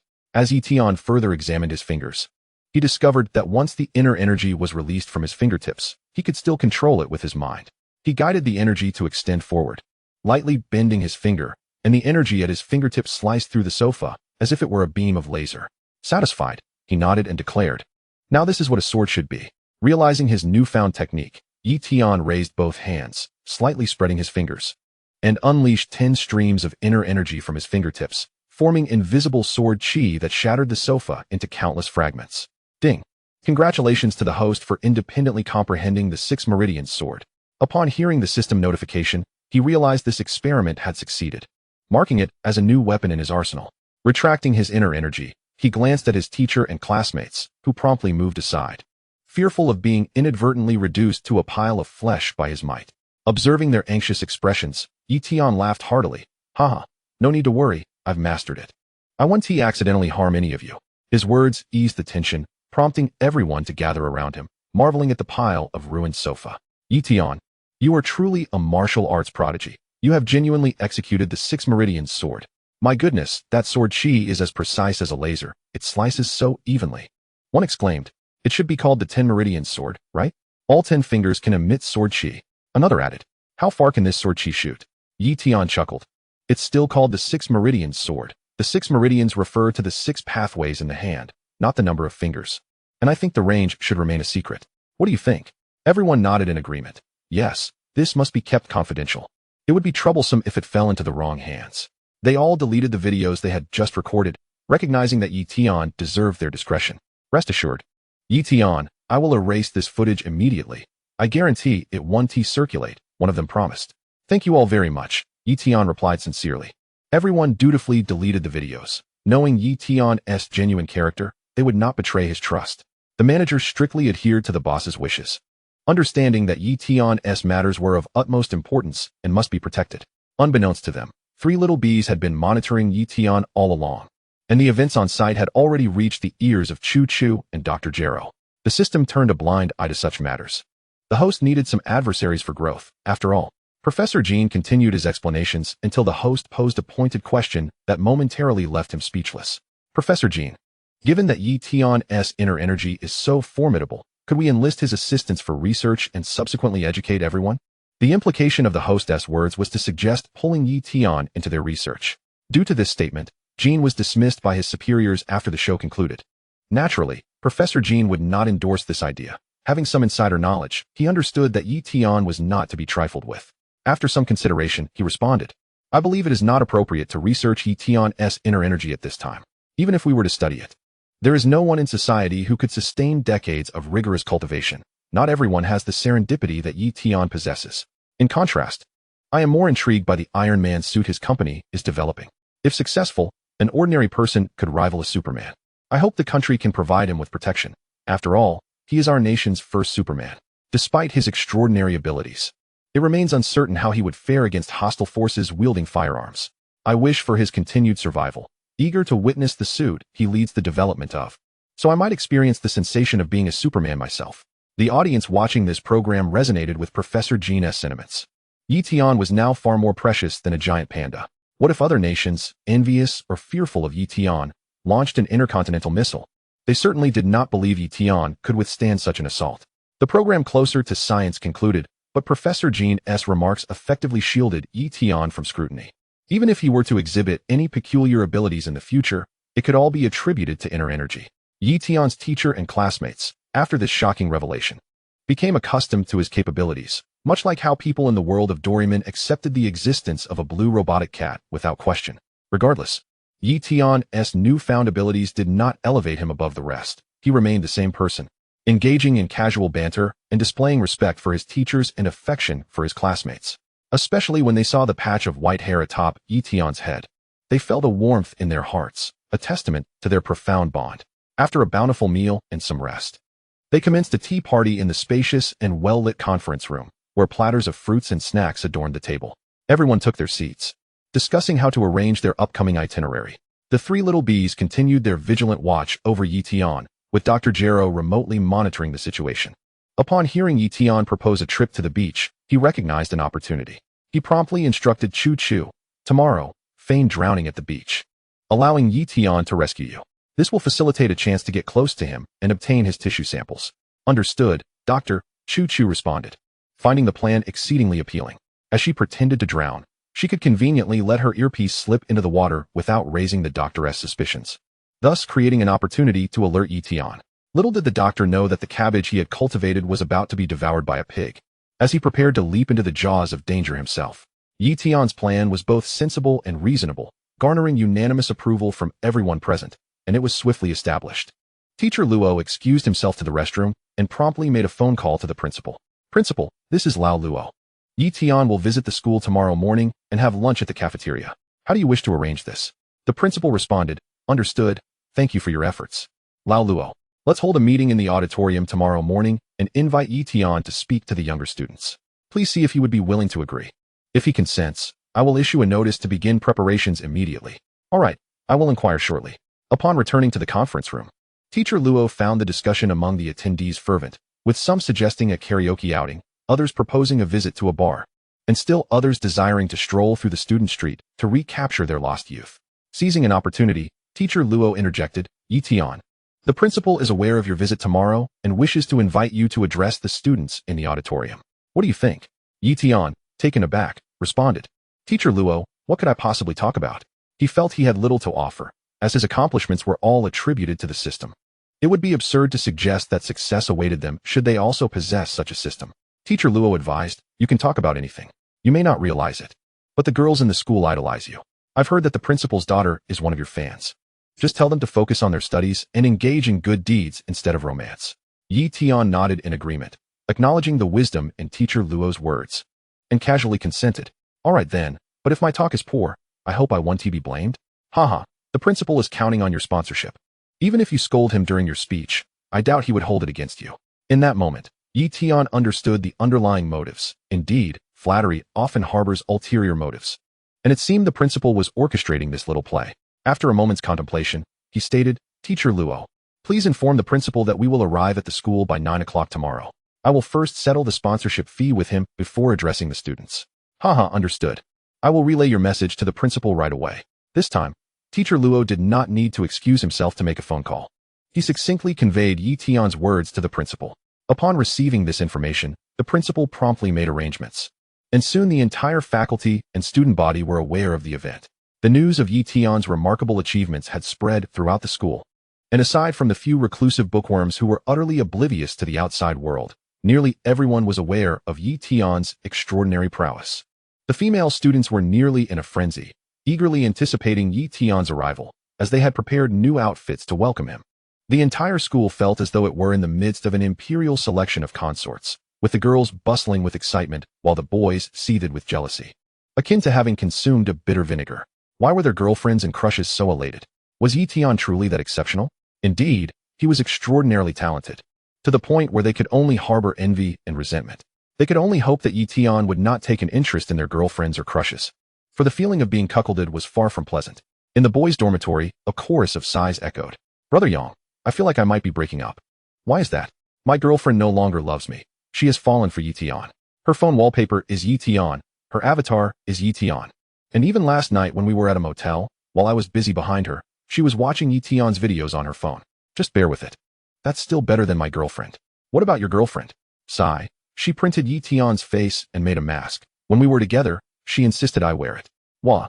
Two kindred spirits wept together, while a single bystander, unable to endure the spectacle, exclaimed, "What are you keeping such a woman for? Break up with her already. There are plenty of fish in the sea." The two lamenters waved him off. "Go away, you single dog. Do you know how difficult it is to find a girlfriend these days?"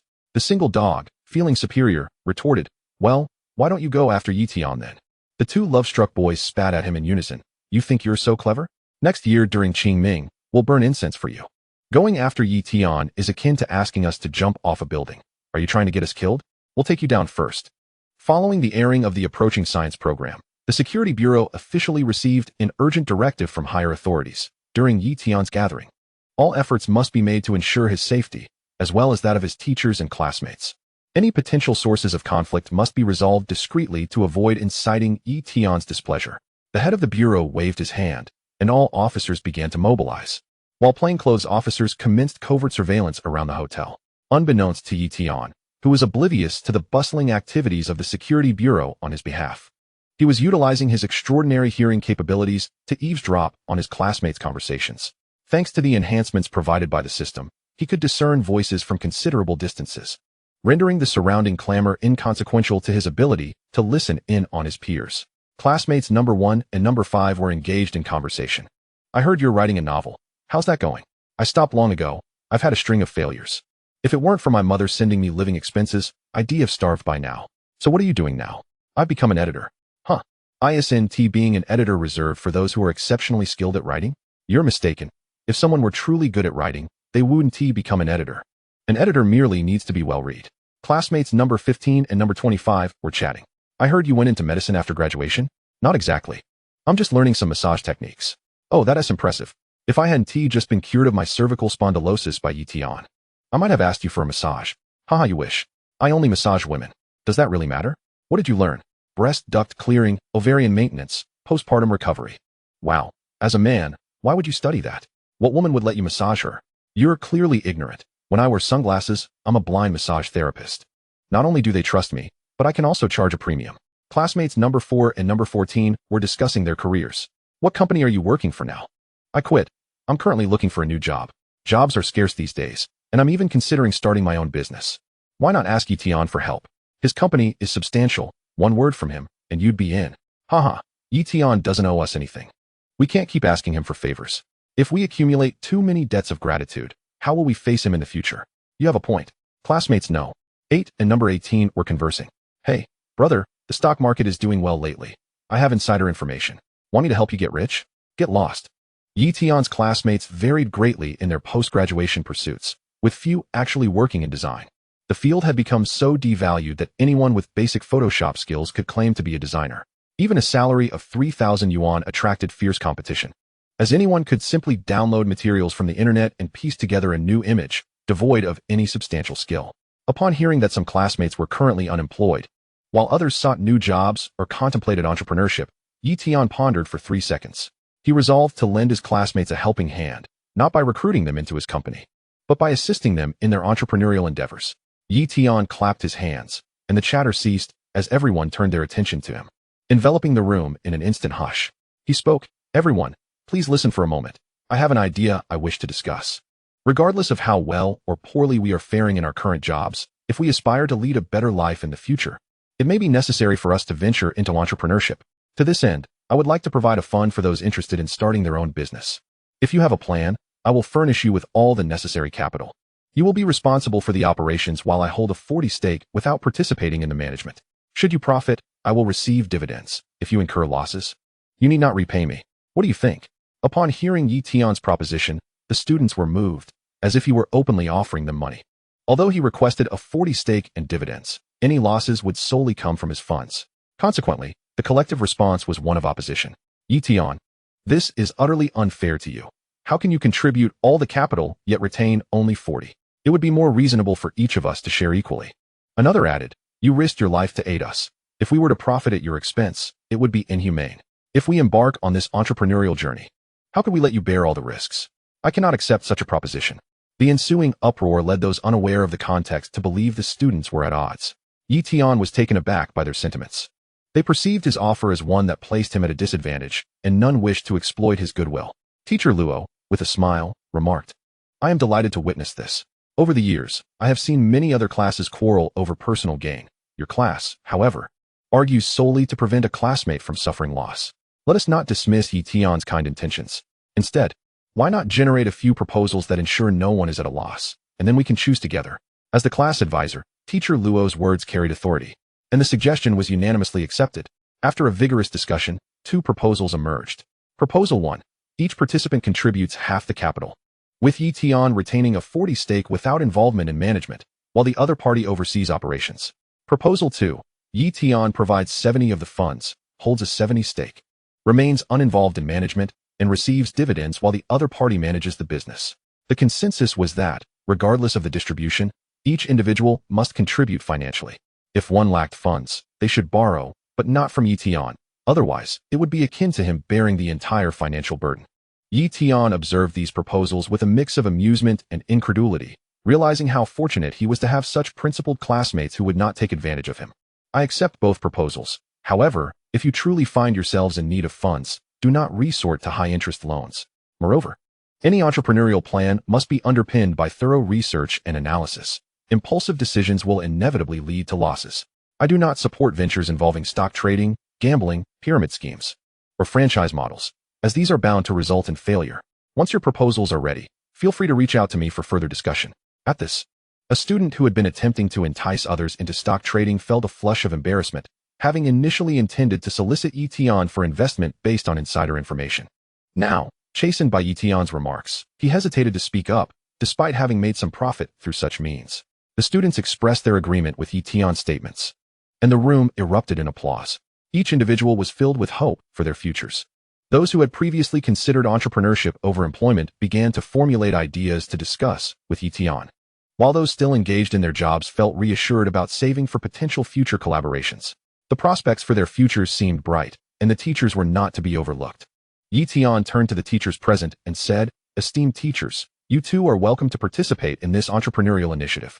The teachers quickly shook their heads, expressing their gratitude. "Tian, we appreciate your kindness, but after so many years of teaching, entrepreneurship is not something we have considered." Tian expressed his regret. "Very well. But if you face any difficulties in life, please allow me to assist you. As students find success, they often wish to repay their teachers. I hope you can understand." Upon hearing his words, the teachers' faces blossomed into smiles. Tian's concern warmed their hearts. As one teacher remarked, "Truthfully, my life is quite manageable. The school's benefits are satisfactory, and I have saved enough over the years to purchase a home. I cannot claim to be in any hardship."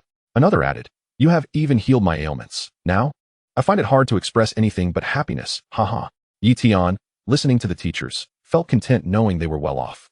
It was far better than living in hardship.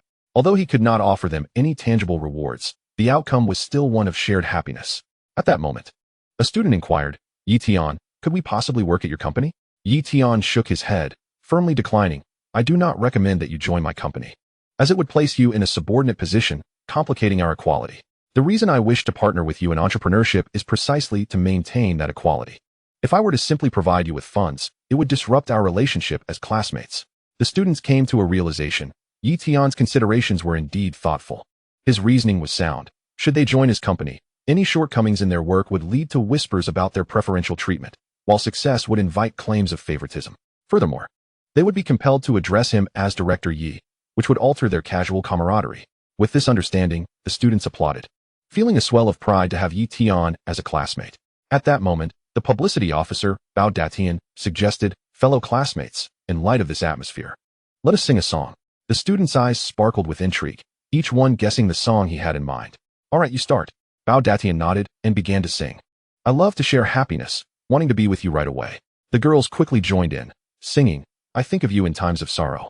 Your warm embrace brings me comfort. Tian led the boys to follow suit. When I am angry, I remember how great your tolerance is.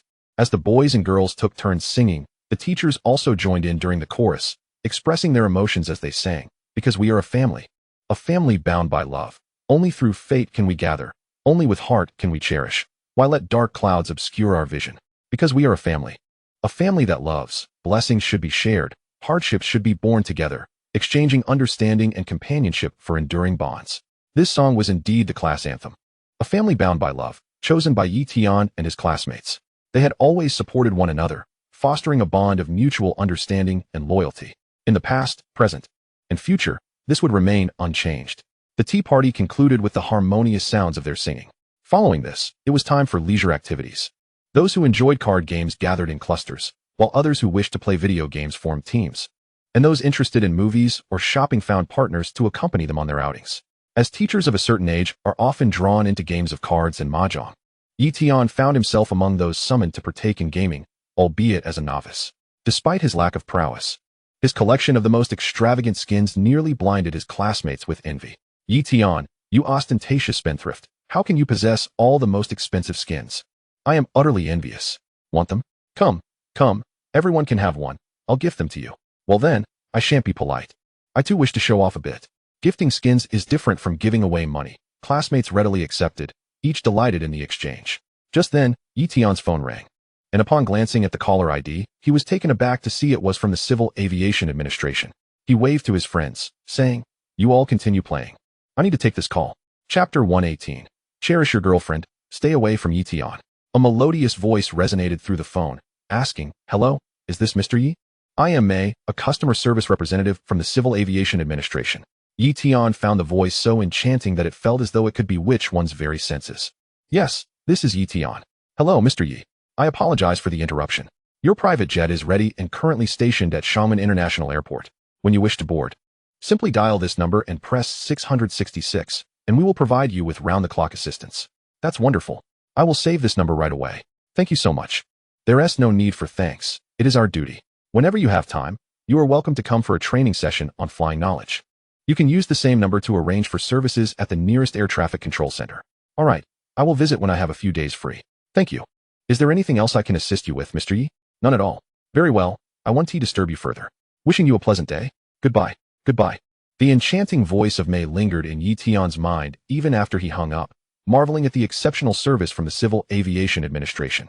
In a single day, he had arranged for a private jet. If he had attempted to purchase a plane and hire pilots himself, it would likely have taken him at least a week to accomplish. This stroke of fortune had not only elevated his abilities, but had also bestowed upon him a private jet without any hassle. Seeing him end the call, his classmates urged him to rejoin the game, casually inquiring, Tian, hurry up. We've been waiting for you. Was that the telecom customer service prompting you to get a 5G package? They've been hounding me incessantly. Reconnecting to the game, Tian chuckled. No. It was the Civil Aviation Administration informing me that my private jet is ready and providing me with contact details. With a thud, the phones of the other 4 classmates fell to the ground, fortunately cushioned by the plush wool carpet. They scrambled to retrieve their devices, staring at Tian in disbelief. Holy cow, Tian, are you serious? You have a private jet now? We can't even afford a car, and you've bought a plane. Ugh, I'm so envious. Buying a plane must cost a fortune, right? And then there are pilots to hire and maintenance to consider? Yi Tian waved his hand nonchalantly. Oh, it's nothing. I just thought it would be more convenient for future travels. Honestly, I don't know how much it costs. The Civil Aviation Administration is covering the plane, the pilots, and maintenance. With another thud, the phones clattered to the floor once more. Yi Tian's casual remarks left them breathless. The Civil Aviation Administration covers all that? Yi Tian, I suspect you might be the grandson of an elder or something. This treatment is too extravagant. Yi Tian smiled and clarified. Not at all. They mentioned it was a token of gratitude for rescuing an entire flight of passengers. A reward for my efforts. The classmates pondered this and felt it plausible. After all, the lives of an entire plane's passengers surely warranted a private jet. They gazed at him with envy. Well, I also want to be a superhero. One classmate exclaimed, already imagining himself in Yi Tian's place during the rescue. Another quickly doused his enthusiasm. You'd better keep dreaming. Everything is possible in dreams. The defiant classmate retorted, Humph, I don't need to dream. Yi Tian, when will your Iron Man suit be ready? I'll sell everything to buy one. Yi Tian considered the matter. They hadn't even begun researching the spacecraft. With the technological gap unresolved, it would take time to create such innovations. It's still quite a ways off. I estimate it won't be ready for a few years. Even though my company has started recruiting talent globally, the technology is generations behind. The classmate sighed. Looks like I'll have to wait for my son to inherit my dream of being a superhero. Another chimed in with a splash of cold water. You don't even have a girlfriend yet, and you're already thinking about kids? You must be dreaming. Suddenly, they found the game less appealing. I'm going to find a girlfriend, one declared. I'm done with this. Yi Tian, let us go shopping. I need to find a girlfriend too. The four of them unanimously agreed that continuing the game was futile. Why waste their youth on trivial games when the prospect of a girlfriend beckoned? Noticing his classmates' waning interest in the game, Yi Tian shook his head in refusal. I can't join you. Why not? One asked, puzzled. Because all the girls will be drawn to me, and none of you will stand a chance, Yi Tian replied honestly, striking a blow to their spirits. Feeling utterly defeated, one classmate sank into the sofa, on the verge of tears. Why must you be so handsome and wealthy, Yi Tian? What chance do the rest of us have? Damn it. That is just a blow to my pride. One timidly asked, Yi Tian, you won't steal our girlfriends, will you? Yi Tian shook his head firmly. I would never do such a thing. I'm surrounded by beautiful women. Why would I need to entice your girlfriends? But until you've fathered children, it's best not to bring your girlfriends around me. If they happen to develop feelings for me, I won't be responsible for the consequences. The four friends collectively inhaled sharply at his words, realizing the gravity of the situation. I've decided. I won't come to see Yi Tian until my child is born. Right, cherish your girlfriend, and stay away from Yi Tian. Avoid the green hat. Starting with keeping your distance from him. Scram. Yi Tian laughed, playfully scolding them. The camaraderie in their banter reassured him that their bond remained strong. And he cherished this atmosphere. The four boys, driven by the desire to find love, departed to chat with other single female classmates, leaving Yi Tian alone on the sofa, engrossed in his phone. To his surprise, the single girls, noticing him sitting alone, flocked to him, eager to engage in conversation, leaving the four boys seething with jealousy. The principal, busy preparing for Yi Tian's arrival, didn't return home for dinner until late that evening. Upon seeing the walls adorned with Yi Tian's posters, he sighed in resignation, realizing that his daughter, Zhang Hanyun, was utterly infatuated with him. Their home was transforming into a shrine dedicated to Yi Tian. His wife set the reheated dinner on the table, prompting the principal to inquire, whereas Xiaoyan, isn't she coming out to eat? She's still holed up in her room, playing on her phone, his wife replied. Tell her to come out. I'll take her to see Yi Tian tomorrow. To his surprise, his wife's eyes lit up with excitement as she pressed, really? Where will you take her to see him? The principal looked at her in confusion. In my school, Yi Tian is scheduled to visit tomorrow morning. And as the principal, is it inappropriate for me to bring my daughter along? My wife cheerfully inquired. Of course, it's not inappropriate. Can I join you as well? The principal was momentarily taken aback, wondering if his wife had also succumbed to Yi Tian's charm. Dear. You don't mean to say that you've taken a liking to Yi Tian too, do you? His wife playfully punched him on the chest and retorted. Look at what you're saying. He'd have to be interested in me first. I just want to see him. Who knows, he might become my son-in-law in the future. The principal felt 3 dark lines sprouting on his forehead. Was his wife out of her mind? I think you're dreaming. Yi Tian already has a girlfriend. How could he possibly become your son-in-law? Besides, Xiaoyan is still quite young. What are you, as her mother, thinking about all day? I suspect you haven't fully woken up. Yi Tian is practically a Superman now. Isn't it perfectly normal for him to have multiple girlfriends? His wife's reasoning left the principal at a loss for words. And he waved his hand dismissively, saying, Fine, let's all go together. Hurry and call Xiaoyan out for dinner. There's so much going on today, it's giving me a headache. With a cheerful smile, his wife rushed to summon their daughter and share the delightful news with her. The principal rubbed his forehead and sat down, barely settling into his chair when he saw his daughter suddenly appear before him, as if she had instantaneously teleported. Dad, are you really taking me to see Tian? Yes, but remember not to act overly exuberant. His girlfriend will be right there, and it also pertains to a substantial sponsorship for the school. Zhang Hanyan, upon hearing her father's confirmation, excitedly asked, will I be able to take a photo with him and get his autograph? The principal nodded. That should be possible. Given my position as principal, I doubt he would refuse such a modest request. Wow, Dad, I love you to bits, Zhang Hanyan exclaimed, hugging him tightly and planting a couple of kisses on his cheek, her eyes sparkling with joy. My classmates and online friends are going to be so envious of me. The principal tapped the table and instructed his daughter, hurry and eat. Dress nicely tomorrow, don't embarrass your father. If you have nothing suitable to wear, I'll have your mother take you shopping tonight, and she can pick out something for herself too. I'll take both of you along. Yay, Dad. You're the best. His wife chimed in, embracing the principal and kissing him on the cheek as well. Watching the mother and daughter, who were so happy they could barely eat, the principal felt a twinge of melancholy as he gazed at the plate of vegetables before him. Damn it. My wife and daughter only seem to show me affection because of the chance to see Tian. What kind of situation is this? Unbeknownst to Tian, the principal's wife and daughter were plotting their own schemes regarding him, while he was indulging in a feast. That evening, another lavish dinner was served, and soon everyone was restless as the nightlife beckoned. The singletons, led by the publicity committee member Bao Datian, persuaded the equally lively Lu Yin to join them, along with a group of enthusiastic male and female classmates, to venture out to a bar. Without Lu Yan's presence, the female classmates would likely not accompany them, making the outing far less enjoyable. Just before leaving, Lu Yin asked Yi Tian, are you really not coming with us? Yi Tian shook his head. No, I don't enjoy noisy environments. You all go have fun, but don't stray too far from your bodyguards. Call me immediately if anything arises. Got it. We're off then. Lu Yin, understanding Yi Tian's disposition, ceased her persuasion and left with her classmates. The other female classmates formed small groups, making plans to explore the night. After an afternoon of probing, they discovered that Yi Tian was genuinely uninterested in them. Aside from envying Lu Yin and Lin Yi, they felt powerless. Seeing Lin Yi sitting beside Yi Tian, they chose not to intrude upon their little world. With Yi Tian present, the other two bodyguards remained idle, observing the surroundings from a distance. As Lu Yin and her classmates exited the hotel, the undercover security personnel immediately took notice.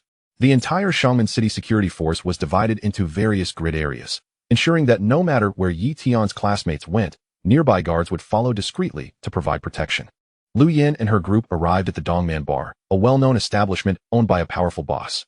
This bar had been around for many years, but previously, they lacked the confidence to enter due to high prices. The interior was exquisite, frequently hosting many foreigners, making it an ideal venue for mingling with international friends.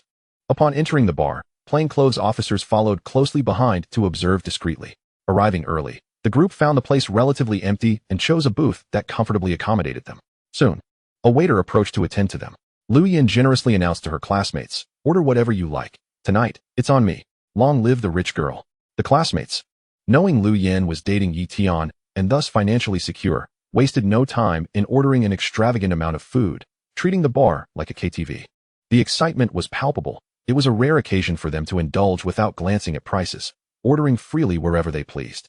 Some classmates had never been to a bar before, while others had only ever sat at scattered tables, sipping drinks and watching performances. Tonight, with a wealthy benefactor covering the bill, they felt emboldened, sitting up straight and drinking without reservation. Observing their exuberance, the plainclothes officers immediately contacted their superiors. Captain, Lu Yin, Yi Tian's girlfriend, and a dozen classmates have entered the Dongman Bar. Understood. Maintain a presence nearby, blending in as patrons. I'll call the director to arrange the next steps. Meanwhile, the bar's owner, Mr. Chun, was dining with his associate, Mr. Jiang, when his phone rang, displaying the Shangmen City Security Bureau's number. His eyes widened in alarm. What could this mean? Had one of his employees committed an offense? He quickly answered, hello? Who is this? A deep male voice responded. Hello, is this Mr. Chun? I am Chun Haonan, the director of the Shangmen City Security Bureau. Mr. Chun felt a wave of panic. Why was the director calling him directly? Director Chin? What brings you to call at this hour? We have a group of protected individuals currently at your Dongman Bar, and I would appreciate it if you could inform your staff not to allow any conflicts to arise. Hearing this, Mr. Chun sighed with relief. It was merely a precautionary measure and not a matter of wrongdoing on his part. He quickly assured, of course, Director Chun. I will comply immediately. But may I ask who requires your protection? Is it a significant figure? Have you heard of the recently famed Superman, Tian? I've heard a bit. Is he at my bar? It is his girlfriend and classmates who are enjoying themselves at your establishment. If anything were to happen, your bar could face severe consequences, and you would not be able to evade responsibility. Mr. Chen swallowed hard, realizing the gravity of the situation. Goodness. Trouble can indeed come from the most unexpected places. How could Yi Tian's girlfriend and classmates possibly find their way to his bar? Should anything untoward occur, and the blame be cast upon him, it would be an immense misfortune. He hastily replied, "Thank you for the reminder, Director Chen. I shall return immediately to host them properly, and I will certainly pay my respects another day. There's no need for gratitude. This is part of my duties." Yi Tian is now a national treasure, and neither he nor those around him can afford to encounter any mishap. Just ensure your subordinates provide discreet protection. No need for you to make an appearance, Chen instructed. Understood. Thank you, Yi Tian acknowledged. Once the call ended, General Zhang leisurely inquired, "Crow, what has you so anxious?" General Zhang had previously been nicknamed Crow, and given the gravity of his association with law enforcement, he was concerned that Zhang might suspect him of being an undercover agent. Thus, he quickly clarified, "Boss, the director of the security bureau just called, instructing me to discreetly watch over a group that just entered my bar." Zhang's expression turned to one of surprise as he asked, "Oh really? You've made connections with the security bureau?" Chen hastily shook his head. "Boss, you misunderstand. I've never dealt with him before. He somehow managed to trace my phone number." Curiously, Zhang queried, "Oh, what sort of individuals necessitate a call from the bureau director?" Chen glanced around and lowered his voice. "Boss, it's Yi Tian. His girlfriend and classmates just arrived at my bar, and they happen to be targets of protection by the security bureau." Upon hearing Yi Tian's name, Zhang's demeanor shifted to one of seriousness. Yi Tian, a major figure indeed. No wonder even the bureau director must provide him with covert protection. You must immediately inform your staff to ensure the safety of his entourage. Otherwise, should anything happen, I cannot guarantee your safety. Seeing his boss's grave expression, Chen felt a wave of anxiety wash over him. He was acutely aware of Zhang's influence and the respect he commanded across various circles. Wiping the sweat from his brow, he implored, "Boss, don't scare me like that. While he may be formidable, it shouldn't warrant such alarm, right? We do have the law on our side." Zhang gestured for him to lean in closer and whispered, "Your level of understanding hasn't reached this point yet. I possess insider information. Yi Tian holds the power of life and death. Apart from him, only 5 individuals in the country enjoy such privilege. Do you comprehend?" "Ah." Chen grasped the implication immediately. "Boss, are you suggesting he is akin to the 6th elder?" Realizing the gravity of the situation, he promptly began calling the bar's manager, hoping nothing would go awry in this brief moment. As time progressed, after the plainclothes officers reported their findings, a deafening roar erupted outside the bar, and a convoy came to a halt at the entrance. Stepping out of the leading Pagani Huayra were a man and a woman. The man was none other than the youngest son of the renowned real estate company Shangping Group, Lan Weiyan, and the woman was an inconsequential actress he had met just days prior. A throng of his friends and bodyguards followed suit, marching into the bar with great fanfare. The waitstaff greeted him enthusiastically, calling out young Master Lan, as he was a well-known patron who spent lavishly. Accustomed to the attention, Lan Weiyan made his way to his usual VIP room, basking in the compliments from those around him. As a privileged scion, he reveled in his daily indulgences, secure in the knowledge that the company heir was his elder brother, allowing him the luxury of living as a playboy. Suddenly, a woman seated at a nearby booth caught his eye, diverting him from his intended path and leading him into a precarious situation. The woman was one of the bodyguards assigned to protect Lu Yan, Huan Ningxuang, whose beauty surpassed that of both Lu Yan and Lin Yi. When Lan Weiyan's gaze met Huan Ningxuang's, she immediately stood, and her fellow bodyguard, Huan Ningbing, also rose, entering a state of alert. Upon seeing Huan Ningbing stand, Lan Weiyan's eyes lit up. He hadn't anticipated encountering such an ethereal beauty in the other corner. Were all the men in this group eunuchs? How could they neglect to engage with such stunning women? This was truly a remarkable occurrence. It seemed he had stumbled upon a treasure. In truth, it wasn't that no one was paying attention. Badatin had already communicated with the other classmates, and the bodyguards were Yi Tian's women, thus off limits for any advances. Moreover, the bodyguards from Yihua Palace preferred to maintain their distance from other men, as they viewed all men, save for Yi Tian, as scum. Lan Weiyan shrugged off the actress on his arm and approached Huan Ningxuang, saying, "Beautiful lady, you seem bored sitting here. Why not join me in the VIP room for some fun?" Huan Ningxuang coldly rejected him. "I have no interest. Kindly keep your distance, sir." Rather than deterred, Lan Weiyan felt encouraged by her words. Surrounded by women eager to please him, he relished the idea of a change in flavor. "Haha, I must say, I find your icy demeanor quite appealing." Name your price for a night with me, and I assure you, you won't be disappointed. Bring your companion along as well.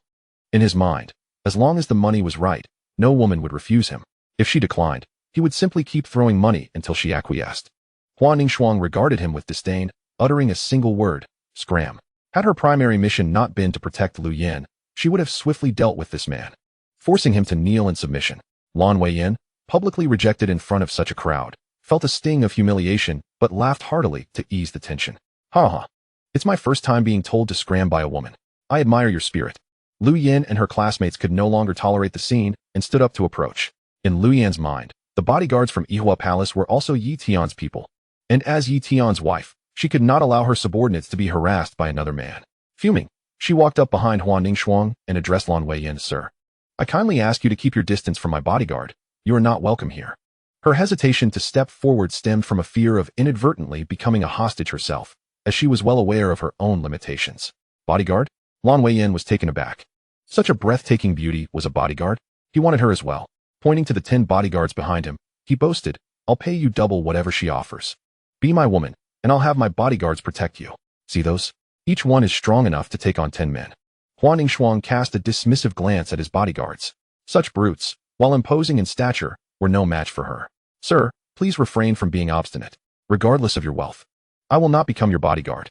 Kindly maintain your distance, or face the consequences." Huan Ningxuang had lost her patience with the man before her. Yi Tian had always instructed them to deal with anyone harboring ill intentions, should warnings prove ineffective. They were to incapacitate the offender and let him take responsibility for the fallout. Yi Tian's nature had been shaped by the system, which often urged him to eliminate adversaries, assuring him that it would handle the aftermath.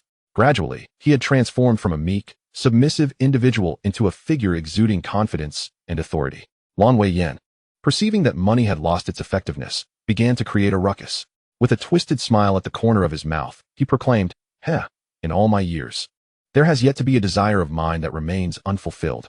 Just wait and see." Casting a glance to the side, he noticed a waiter nearby and directly commanded, "This seat is mine, make them leave immediately." Upon hearing Lan Weiyin's demand, the waiter promptly addressed Lu Yin, stating, "This esteemed guest, young Master Lan, is a VIP here, and we must oblige his request. I kindly ask you to change your position." The waiter, recognizing young Master Lan as the local authority, understood that even if the other patrons appeared affluent, they were no match for the entrenched power of the local elite. He was acutely aware of the balance of power and knew that siding with Lan was undoubtedly the safer choice. As Lan Weiyin observed the waiter's servility, a sense of superiority surged within him, preserving his facade of dignity. His entourage of sycophantic friends erupted in laughter, jeering, "Hurry and leave. Why cling to being a bodyguard when you could enjoy the luxuries alongside young Master Lan? Indeed, serve young Master Lan well, and everything you desire will be yours." How ridiculous! With such a delicate demeanor, what protection can they provide? Haha. Meanwhile, the bar's manager, known as the Smiling Tiger, was in his office taking a call. Mr. Chun urged him to swiftly ascertain the identities of those associated with Yi Tian, ensuring their safety at all costs. He promptly sprang from his chair, nodding profusely. "Yes, yes. Mr. Chun, I will investigate immediately." Upon exiting his office, he was taken aback to see 2 groups of people seemingly embroiled in a dispute. He quickly summoned one of his subordinates to inquire about the situation. "Brother who? That group is unfamiliar. Young Master Lan has taken an interest in one of the women among them. Negotiations have faltered, and now the waiter is assisting young Master Lan in expelling them." The Smiling Tiger felt a pang of anxiety in his chest and frantically asked, "Did another group enter just now?" "No," the subordinate replied. "The others are merely scattered patrons. Only this group came together, led by a wealthy woman with considerable flair." Panic gripped the Smiling Tiger as he realized the precarious nature of the situation. He hastily contacted Mr. Chun, stammering, "Mr. Chun, we have a problem. Young Master Lan from Shangping Group is clashing with them." "Damn it. Just when I thought we were in the clear, hurry and assist," Mr. Chun exclaimed, uncertain of which side to support, as both parties were formidable. He could only seek guidance from Mr. Jiang. "Boss, young Master Lan from Shangping is confronting Yi Tian's people. I can't afford to offend either side. Which side should I assist?" Chapter 121. This script seems off. Mr. Jiang shot him an incredulous glare, exuding an air of utter disbelief as he scolded. "Are you a fool? This is not even a question. We must support Yi Tian. He has the backing of the Elder Council. What is Shangping compared to that? Merely wealthy." "Understood," Mr. Chen replied, enlightened by Mr. Jiang's words. Realizing that compared to wealth, Yi Tian possessed both influence and resources. He chastised himself for his earlier ignorance. I don't care whether you persuade or use force. Just ensure young Master Lan is removed from the premises. I will handle the aftermath. Understood. I will take care of it at once. The smiling tiger hastened to resolve the matter, while Mr. Chen bid farewell to Mr. Jiang and drove to the bar, anxious that if the situation remained unresolved, he would hardly find peace and sleep.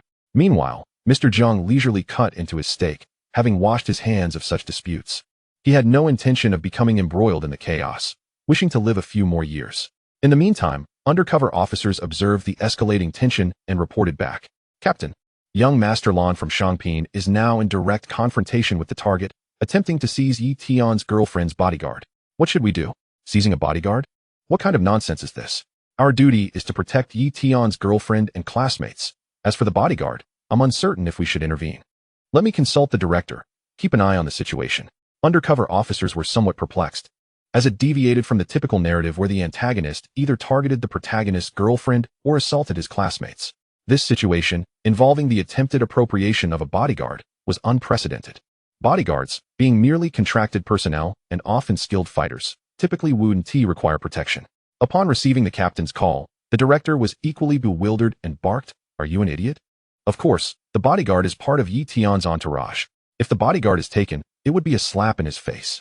Immediately dispatch nearby personnel under any pretext to detain young Master Lan. Understood. The captain promptly relayed instructions to the undercover officers. Stay vigilant. If a conflict arises, immediately assist Yi Tian's people. No harm must come to his bodyguard. I am en route with reinforcements. Undercover officers positioned themselves as casual patrons, gradually inching closer, selecting spots where they could protect Lu Yin and her group. Boss, should I just take them down? That man is utterly despicable. Hua Ying snarled, glaring at Lan Wei Yin.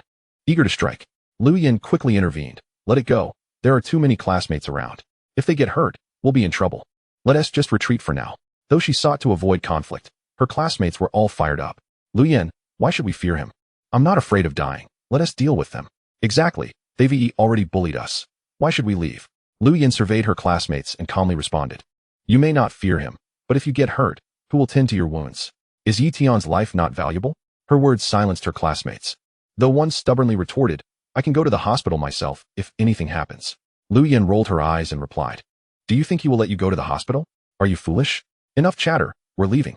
Her classmates harbored pin-up frustration, but, considering the side effects of Yi Tian's treatments, hesitated to provoke further trouble, opting instead to adopt a more patient approach. However, as they attempted to leave, Lan Wei Yin was unwilling to let them go so easily. He had yet to claim the woman he desired. With a mocking tone, he taunted, Oh, feeling cowardly? If you wish to leave your bodyguard behind to keep me company for the night, and I will let you go. How dare you? You think you can just keep us here? Just wait and see who ends up unable to leave. Lu Yin's suppressed anger ignited, and she pulled out her phone, prepared to call Yi Tian. As long as he arrived, the individuals before them would pose no threat. Though angered, she was not foolish enough to let her two bodyguards fight against 10. Their injuries would equate to Yi Tian's injury, which was not a fair exchange. Yi Tian was invulnerable. He could dispatch them with a mere finger, sustaining no harm. Naturally, it was best to summon him, as his speed would ensure he arrived in no time. Lan Wei Yin, confident in his position, awaited her call, believing he had nothing to fear in Shaman City. Just as Lu Yin was about to dial, a voice suddenly called out, Wait, wait. A man with a broad smile approached, flanked by several imposing figures. Clearly not to be trifled with. It was precisely the smiling tiger who had hurried over. He first offered an apologetic smile to Lu Yin, saying, Dear guest, please do not be angry. I am the manager of this bar, and I shall handle this matter, ensuring your satisfaction. There is a saying that one should not strike a smiling face. Although Lu Yin found it somewhat perplexing, she nodded in response to the smiling tiger's humble demeanor. All right, I shall observe how you resolve this. The smiling tiger promptly nodded in agreement and turned to Lan Wei Yin with a grin, saying, Young Master Lan, all guests are welcome. You are magnanimous, so let us put this matter behind us. Shortly, I will bring 2 fine bottles of wine to your private room as an apology. To his astonishment, Lan Wei Yin dismissed him with a scornful retort. What are you? Smiling tiger, to make decisions on my behalf. Get lost. The smiling tiger, upon hearing such insults, could no longer maintain his smile. Normally, he would tolerate such disrespect, especially from a valuable patron in his establishment. After all, being a servile dog for money is not without merit. But today his boss had issued orders. If persuasion fails, then expulsion must be enforced, and his pride must be restored. The smiling tiger, too, had his own fierce nature. He coldly replied, "Young Master Lan, if that is how you wish to proceed, then our negotiations are at an end." Lan Wei-yin, taken aback, shot him a bewildered glance and asked, "Oh, what do you intend to do? Strike me?" The smiling tiger, with a chilling demeanor, commanded, "Men, please escort young Master Lan out. He is no longer welcome here." The moment those words escaped his lips, Lan Wei-yin was stunned. Could it be that this smiling tiger had taken some illicit substance? How dare he confront him so boldly? "Have you lost your mind? Do you even know who I am?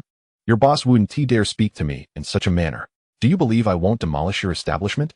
I care not who you are. Leave this instant. Or do not blame me for turning hostile." The smiling tiger stood resolutely against Lan Wei-yin, leaving him utterly bewildered, questioning if he had somehow traversed into an alternate reality. It was one thing for these newcomers to be unaware of his status, but now even the once subservient smiling tiger dared to confront him? The absurdity of it all was overwhelming.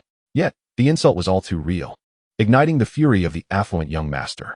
With a sweeping gesture, he shouted, "Smash this place to pieces."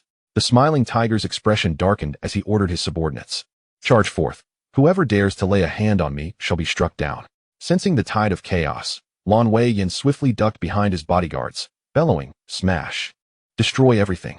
His entourage began to wreak havoc, hurling anything they could find, prompting terrified screams from other patrons who scrambled to escape.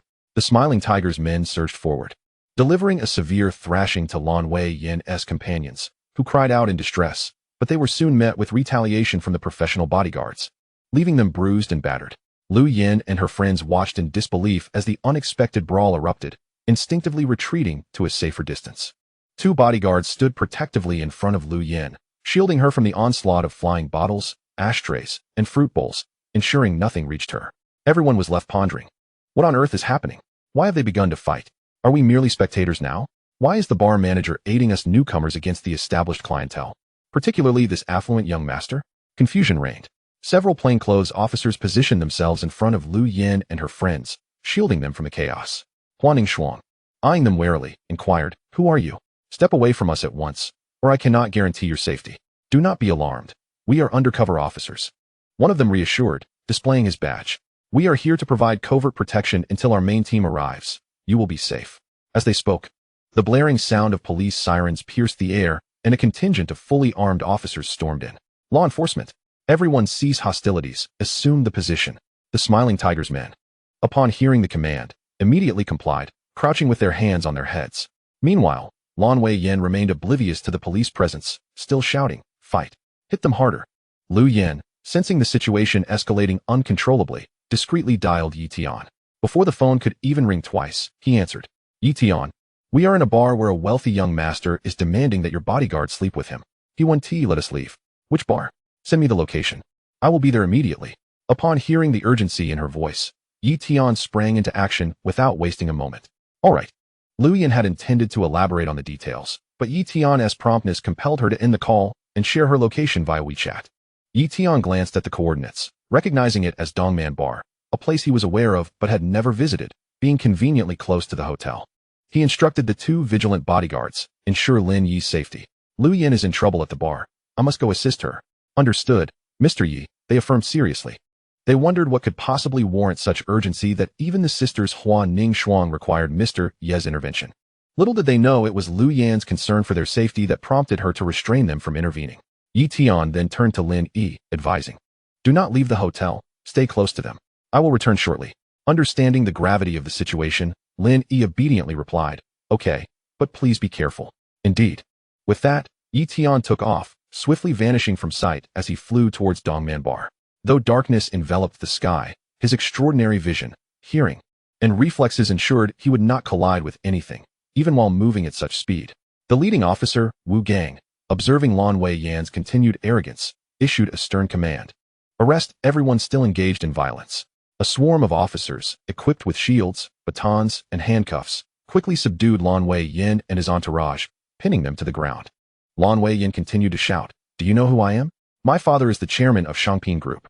If you dare to arrest me, I will have him sue you all. And do you know who I am?"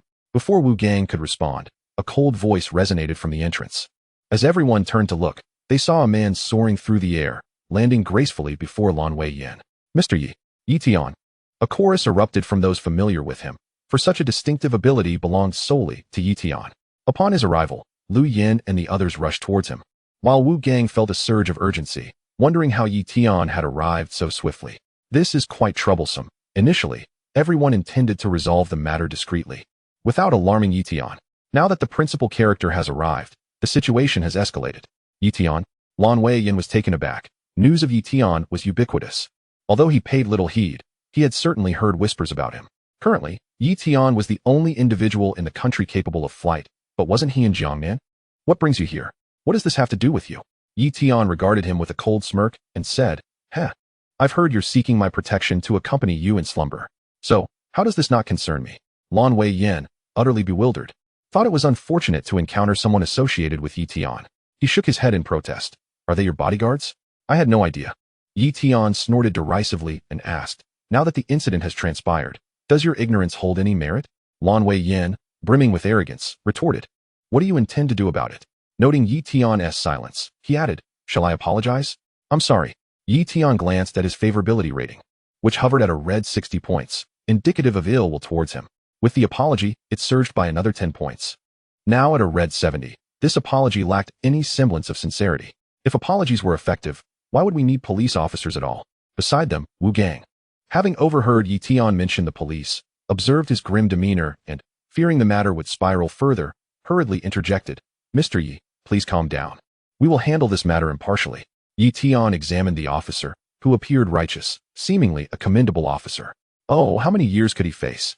Yi Tian casually inquired, assessing how Wu Gang intended to address the situation. If the resolution fell short, he was prepared to enact his own form of justice. Wu Gang awkwardly replied, this does not meet the threshold for sentencing. However, we can detain him for educational purposes for a few days. Yi Tian scoffed at the leniency of this punishment. Had it not been for his own people today, an ordinary girl could have had her reputation irreparably tarnished. After all, he understood well the destructive power of a wealthy second-generation heir. Under financial pressure, common individuals stood little chance of resistance. He shook his head. This is far too lenient. At his age, still behaving in such a manner suggests his father has failed to instill any values in him. Do you believe you can educate him? What do you propose, Mr. Yi? Wu Gang inquired, torn between his instructions to support Yi Tian's every desire and the fear of him possibly harming Lan Wei-yin. Considering the status of Shangping Group in Shangmen City, he felt quite overwhelmed.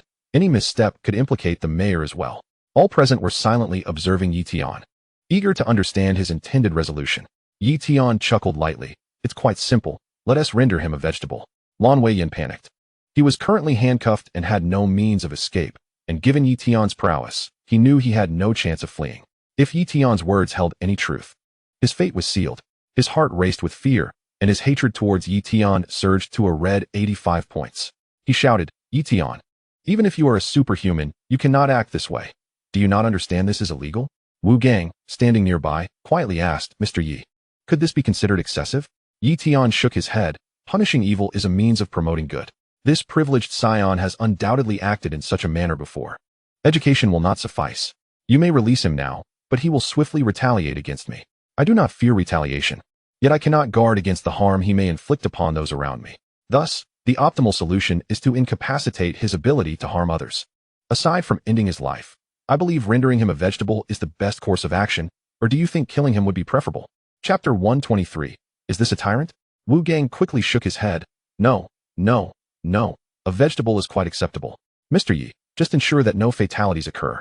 Anyone hoping for such an outcome must have lost their senses. In comparison, a state of vegetative existence suddenly seemed rather appealing, at least devoid of worries and troubles.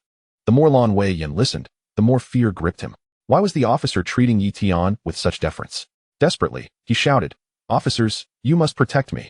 I do not want to become a vegetable. Yi Tian, you cannot do this. If you dare, my father will not let you off lightly.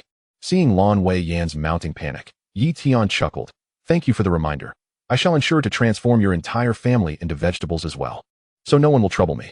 Upon hearing Yi Tian's words and observing that the officers showed no intention of intervening, Lan Wei-yin completely broke down, hurling curses. You madman. You are no superhero. You're a devil. He simply could not fathom why Yi Tian appeared more arrogant than he, exuding a more villainous demeanor. Why were the officers aiding Yi Tian at this moment? Why had his status as a young master of Shangping Group failed to afford him protection? His malice rating skyrocketed to a staggering 100 points. This was a vendetta against Yi Tian. Witnessing this, Yi Tian recognized he could no longer allow him to remain. Smiling as he remarked, "Thank you for the compliment. I never claimed to be a hero. Rest easy now, do not fear, it will be swift. And you shall feel no pain." Yi Tian ceased further conversation, delivering a swift blow to Lan Wei Yan's crown, directly damaging a portion of his brain. Lan Wei Yan emitted no sound, simply closing his eyes in slumber. Wu Gang hurriedly approached to check for his breath and heartbeat, finding both normal.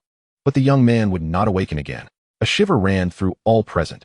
Yi Tian's actions had been brutally decisive, transforming a man into a vegetable amidst casual banter.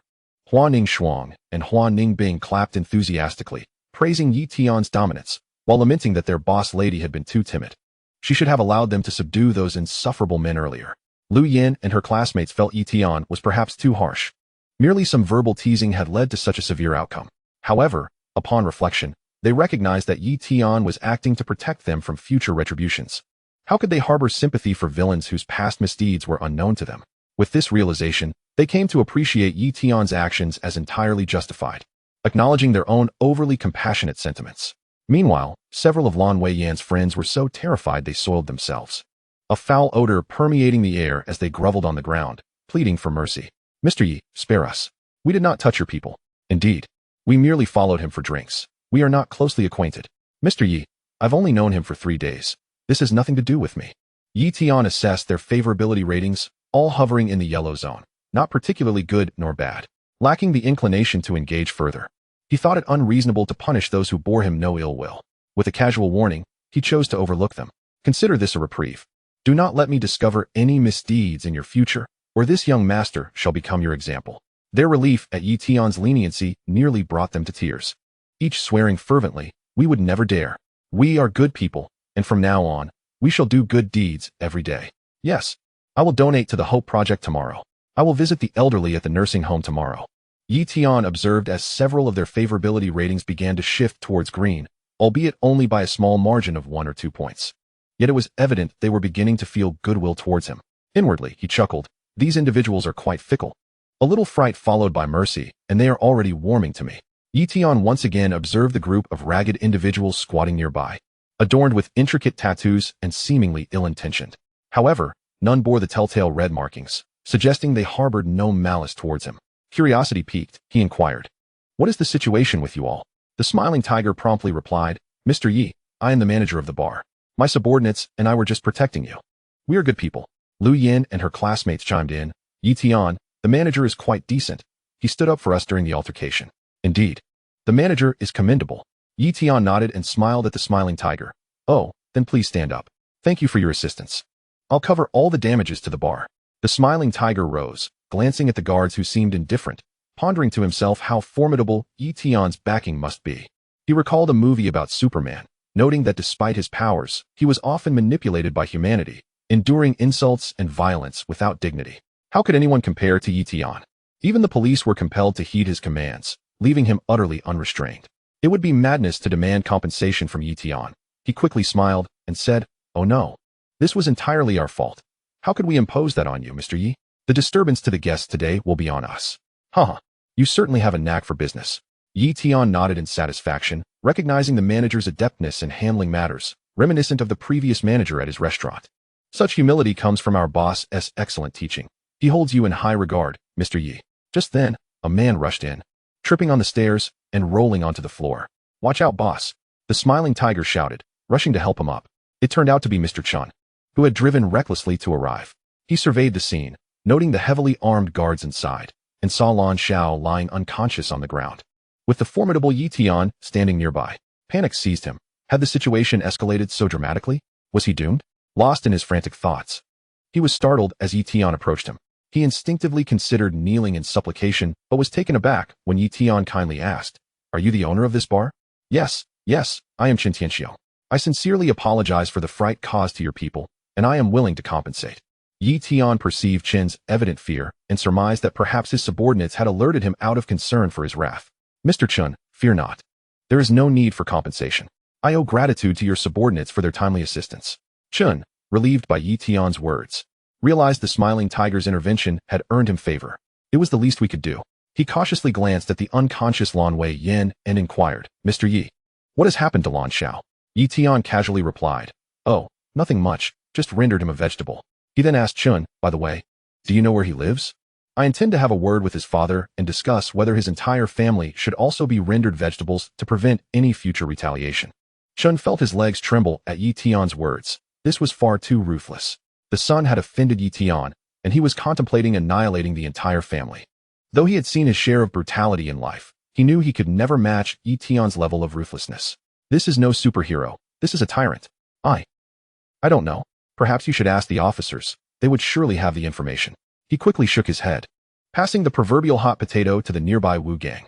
Yi Tian realized, that makes sense. The officers would certainly know. Thank you for the reminder. Chapter 124. The stunningly beautiful bodyguard, capable of defeating 10.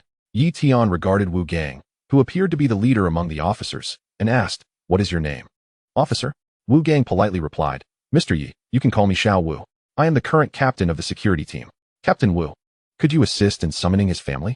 I imagine your officers would have no trouble doing so." Wu gang nodded but furrowed his brow and said, "We can certainly do that, but if anything happens to the Shangping group, it would lead to mass unemployment and greatly impact society. Mr. Yi, might you consider this further?" Yi Tian confidently responded, "His family does not represent a corporation. If necessary, I will simply acquire the group and proceed as I see fit without affecting the employees." Upon hearing Yi Tian's reasonable arrangement, Wu gang felt reassured, knowing his primary duty today was to protect Yi Tian, not Lan Wei-yin. His previous inquiries stemmed from a personal sense of social responsibility, and any further discussion would be excessive. "All right, I will contact them right away." Wu gang began coordinating with officers to locate Lan Wei-yan's father's contact information while Yi Tian sat and awaited updates. Lin Yin and her classmates began recounting the events that had led to this situation. At the Jichangshan bathhouse, Lan Wei-yan's father, Lan Xiang, and his brother, Lan Wei-gu, had just completed a spa package, calling for female technicians and lying on their respective beds, engaging in casual conversation. "Son, have you heard of someone named Yi Tian recently?" Lan Wei-gu replied, "I have. The news has been broadcasting about him. He seems to be a figure akin to Superman." Lan Xiang cautioned, "When you are in Jiangnan, if you encounter him, do your utmost to avoid conflict." Lan Wei-gu responded, "Understood, but I doubt he is truly intimidating. Even if he can fly and possesses strength, what good is that? A missile could take him down." Lan Xiang admonished, "Your mindset is alarming. The state media has been discussing him. Have you not grasped the implications?" "What do you mean, Dad?" "It is likely that his backing comes from the state. We cannot afford to provoke someone like him. Should I seek an opportunity to befriend him?" Lan Xiang replied, "No need. We are in real estate, and some matters are better left unspoken. I have heard he is a man who fiercely opposes wrongdoing. If he turns against us, we would be walking into a tiger's den." "Understood. I will keep my distance. When your brother returns, make sure to warn him. He fears you more than me. I will certainly ensure he is well guided." Suddenly, Lan Xiang's phone rang on the bedside table. After listening for a moment, he hung up and sat upright, urgently telling Lan Wei-gu, "We must leave immediately. Your brother is in trouble." Lan Wei-gu, witnessing his usually composed father in such distress, sat up and asked, "What has happened?" Lan Xiang, in a state of agitation, replied, "He attempted to rob Yi Tian's woman and was rendered a vegetable by Yi Tian. The Security Bureau is urging me to speak with Yi Tian now, or he will come to our home and turn our entire family into vegetables." Enraged, Lan Wei-gu leaped from the bed, exclaiming, "This is intolerable. Is no one going to intervene? Did you forget what I just told you? The state is behind him. Do not confront him when we go. Your brother is already incapacitated. If you also get into trouble, our family will be finished." Upon hearing his father's words of grievance and appeasement, Lan Wei-gu clenched his teeth in indignation and vowed, "I understand, as long as the green hills remain. One need not fear the absence of firewood. However, there will come a day when I will make Yi Tian pay in blood for his debts." The two hastily changed their attire and drove to the Dongmen bar. The bar, of course, was no longer in operation. Other patrons uninvolved in the matter had been escorted away by security. Yi Tian had just taken a moment to call Lin Yi to assure her of his safety and continued to sit in the bar, awaiting the arrival of the Lan father and son. Originally a vibrant and dimly lit bar, it transformed into a dazzling spectacle as General Chun turned on all the lights at Yi Tian's request, illuminating the space as bright as day. Lan Wei-yin's group of dubious friends remained in the bar, and Yi Tian had not sent them away, intending to deal with the Lan father and son shortly and have them spread the word. If everyone knew of his ruthless nature, it would alleviate many troubles in the future. After all, people tend to avoid danger and seek profit. A benevolent, saintly figure might be provoked, as an apology would suffice for forgiveness. but a madman is someone few dare to confront. Yi Tian aimed to establish himself as that very madman. Those who cross me shall be rendered into a vegetative state. After listening to Lu Yin and the others recount the events, Yi Tian was incensed. With a tone reflecting disappointment in her timidity, he addressed Lu Yin. Lu Yin, I must say, you are far too timid. Swallowing your anger only emboldens the wicked. You should have struck first and incapacitated them immediately. I know you mean well, but I assure you, a few individuals will not bring about death. They can recover. In the future, do not concern yourself with my safety in such situations. Simply let the bodyguards handle it. Hua Ningxiang chimed in from the side. Indeed, Madam Boss. You need not worry. I can take on 10 of those ordinary bodyguards single-handedly. Yi Tian nodded in agreement. Precisely. With a boyfriend like me, who possesses both strength and wealth, what is the point of living like a timid ninja turtle? Even if I lacked martial prowess today, if they dare to bully my woman, I would fight with all my might, no longer able to endure. Lu Yin, overwhelmed by Yi Tian's words, found her head nearly bowing to the ground. She now recognized her own cowardice, fretting over trivial matters and ruining an excellent hand she had been dealt. Requiring Yi Tian to come to her rescue, she sincerely apologized. Yi Tian, I realize my mistake. Yi Tian embraced her gently, offering comfort. I do not say you are wrong. You are merely too cautious. Yi Tian believed Lu Yin had underestimated the abilities of the bodyguards from the Yihua Palace, and he intended to open her eyes to their prowess. Ningxiang, Ningbing, who among you will engage those bodyguards? 1 against 10, that sort of challenge. I will. The 2 bodyguards eagerly volunteered upon hearing Yi Tian's invitation for them to take action. Yi Tian employed his usual method, instructing, let us play rock, paper, scissors. The winner steps up. Best 2 out of 3. After 3 rounds, Hua Ningxiang emerged victorious, her excitement akin to winning the lottery. Yi Tian turned to Captain Wu, inquiring, Captain Wu, would you allow your men to release those 10 bodyguards for a duel with my bodyguard? Without hesitation, Wu agreed, and shortly thereafter, the 10 bodyguards regained their freedom. As they faced Hua Ningxiang, they exchanged glances, uncertain whether to fight or not. They believed they had no choice but to win this duel, for it would be utterly embarrassing to be defeated by a single girl. We are professional bodyguards after all. Yet, why did their legs feel so weak? Let us go for it, all together. They shouted in unison, bolstering their courage, and swiftly charged at Hua Ningxiang from all angles. They were convinced that with their coordinated assault from multiple directions, Hua Ningxiang would be unable to evade their attacks. However, what they did not anticipate was that Hua Ningxiang had no intention of dodging. As the first assailant rushed toward her, she executed the Yihua Palace's signature move, shifting flowers and connecting jade. This technique, characterized by its ability to overcome rigidity with softness, countering force with finesse, and employing borrowed strength, bears resemblance to the Wudong's 4 ounces deflecting 1,000 pounds and the Shaolin's 18 falls of touching clothes. Yet, due to the loss of internal cultivation methods, it could not reach its highest potential and was now merely a skill practiced by all members of the sect.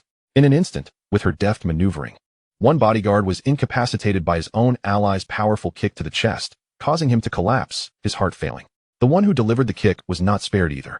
Hua Ningxiang swiftly struck a vital point beneath his ribs, inflicting such pain that he contorted on the ground, writhing in agony, inadvertently obstructing the advance of the other bodyguards.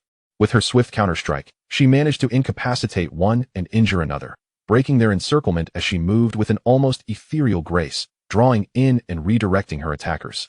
The bodyguards soon realized that every attack they launched resulted in injury to their own comrades. They found themselves unable to halt their momentum. Any hesitation would allow Hua Ningxiang to capitalize on their weakness, targeting their vital points with precision. Eyes, noses, throats, hearts, ribs, armpits, and groins. Hua Ningxiang struck with an unrelenting ferocity, rendering them defenseless. In less than 10 seconds, all 10 bodyguards lay sprawled on the ground. Witnessing Hua Ningxiang's formidable prowess left all present, aside from Yi Tian and Hua Ningbing, utterly astounded. How could 10 burly men be defeated by this singular beauty in such a brief encounter? Particularly as they observed several bodyguards on the ground. Clutching their most sensitive areas and weeping, the men instinctively squeezed their legs together, horrified. Bossy, it's done. Hua Ningxiang proudly bounded to Yi Tian, eagerly awaiting his praise. Yi Tian nodded in satisfaction, commending, excellent. Truly, a woman of valor who stands equal to any man, a heroine in her own right. Hua Ningxiang, buoyed by Yi Tian's praise, felt a swell of pride for her Yihua Palace. Yi Tian turned to the still-dazed Lu Yin, saying, do you see now? With them around, you need not worry about safety. Lu Yin nodded vigorously, her head bobbing like a chick pecking at grain. I understand now. I never anticipated they were so formidable. I shall never be timid again. Meanwhile, Lan Xiang and Lan Weiga sped to the bar, and upon entering, were met with the sight of Lan Weiyin lying on the ground, surrounded by several bodyguards who were moaning in distress. As Yi Tian gazed at their heads, he noted the crimson marks adorning them. Lan Xiang bore a mere 20 points, while Lan Weiji's score had surged from 80 to an astonishing 100. What purpose did such individuals serve? Without uttering a word, Yi Tian swiftly stepped before him, raising his hand to strike his head, obliterating a portion of his brain and rendering him a vegetative state. Poor Lan Weigu arrived at the bar without uttering a single line, only to meet his demise. The onlookers gasped in shock at Yi Tian's decisive action. He was terrifying, utterly unassailable.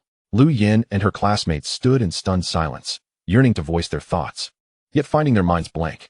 Why did Yi Tian not engage in conversation before taking action? Lan Weiyin's associates remained confined within the bar, their hearts racing at Yi Tian's display of power.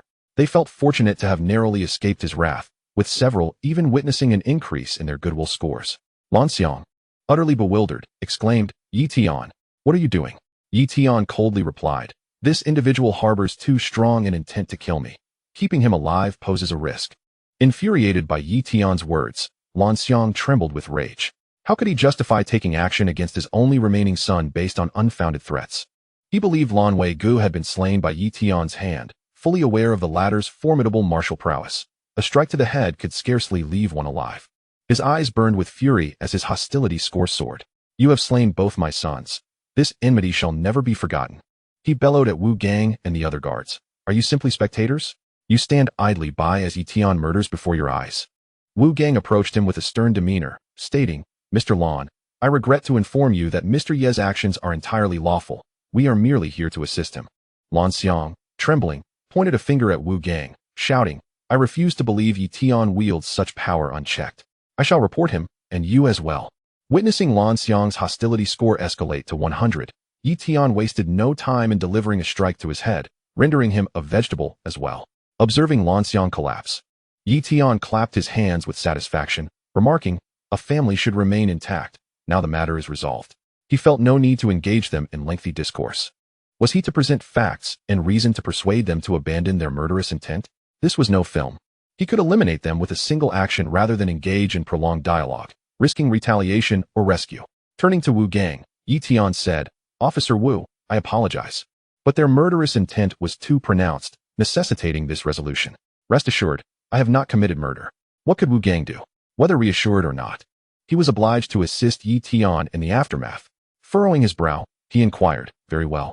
But what shall we say to the public when his wife and other relatives arrive?" Yi Tian pondered for 3 seconds before responding, "If his wife has not yet arrived, please notify her. Should she insist on confronting me, I shall deal with her accordingly." Wu Gang felt a bead of sweat forming on his brow. Yi Tian's methods were excessively violent. Truth be told, had he not been compelled to assist Yi Tian, others would have long been apprehended. He contemplated further and asked, "All right. But given the scale of the incident at Shangping Group, how shall we explain this to the public?" Yi Tian waved his hand, deflecting the responsibility onto Wu Gang. "That shall be your concern. You are adept at crafting narratives. I shall instruct my personnel to acquire Shangping Group tomorrow." After saying this, Yi Tian beckoned to Lan Weiyin's associates. They hurriedly approached, asking, "Mr. Yi, what are your instructions?" Yi Tian coldly addressed them, "You harbor no ill intent towards me, so I shall spare you. Upon returning, inform your acquaintances that it was I who rendered them vegetative. Advise your relatives and friends to be cautious. They ought to memorize the appearance of my people, lest they inadvertently provoke disaster." The group nodded vigorously, each eager to comply. "Understood, we will certainly convey this. You may leave now." "Very well, we shall depart at once." They scurried away as if pursued by some unseen force. Chapter 126. Yi Tian truly acts with impunity. As he witnessed the hasty retreat of Lan Weiyin's associates, Yi Tian smiled and politely addressed Wu Gang. "Officer Wu, I appreciate your assistance in the aftermath. I shall now take my leave. I will provide you with my mobile number for any future correspondence." "Of course, I will handle everything." Wu Gang nodded in agreement.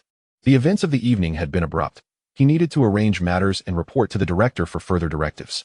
Nearby, General Chen approached, attempting to ingratiate himself. "Mr. Yi, let us share a meal together sometime." Yi Tian shook his head, declining. "No, it is best we limit our interactions." Observing the tattoos on your subordinates, while they may not harbor malice towards me, they are hardly virtuous. Should I find myself compelled to act heroically one day, Having you nearby could result in your untimely demise. Heh, Mr. Yi, you jest, General Chen replied, a cold sweat breaking out across his back. Were it not for the courage he had cultivated during his earlier days with the gang, he might have collapsed in fright. Yi Tian turned to Lu Yin and her classmates, inquiring, "Will you remain here to drink, or shall we return together? I am heading back to the hotel. Let us return together. There is nothing entertaining left here." Indeed, who would wish to linger? Yi Tian had instilled fear in everyone, incapacitating 3 powerful figures. And it seemed the bar owner had lost all desire to continue operating. The classmates felt as though they had performed a great service in their past lives to befriend Yi Tian, witnessing his ruthless transformation. They felt pity for those who would oppose him, left speechless. After Yi Tian and his group departed, the police remained behind to manage the aftermath, calling for ambulances to transport the 3 vegetative individuals and the injured bodyguards to the hospital, while also notifying Lan Xiang's wife to communicate with them at the hospital. General Chen slumped in his chair, unable to rise for some time, as the smiling tiger leaned in to say, "Boss, Yi Tian showed you no respect. How could he speak to you in such a manner?" General Chen quickly placed a finger to his lips, signaling for silence. "Do not speak carelessly." This was his way of showing goodwill. Our hands are indeed stained, and his heroic image cannot afford to be sullied by our association.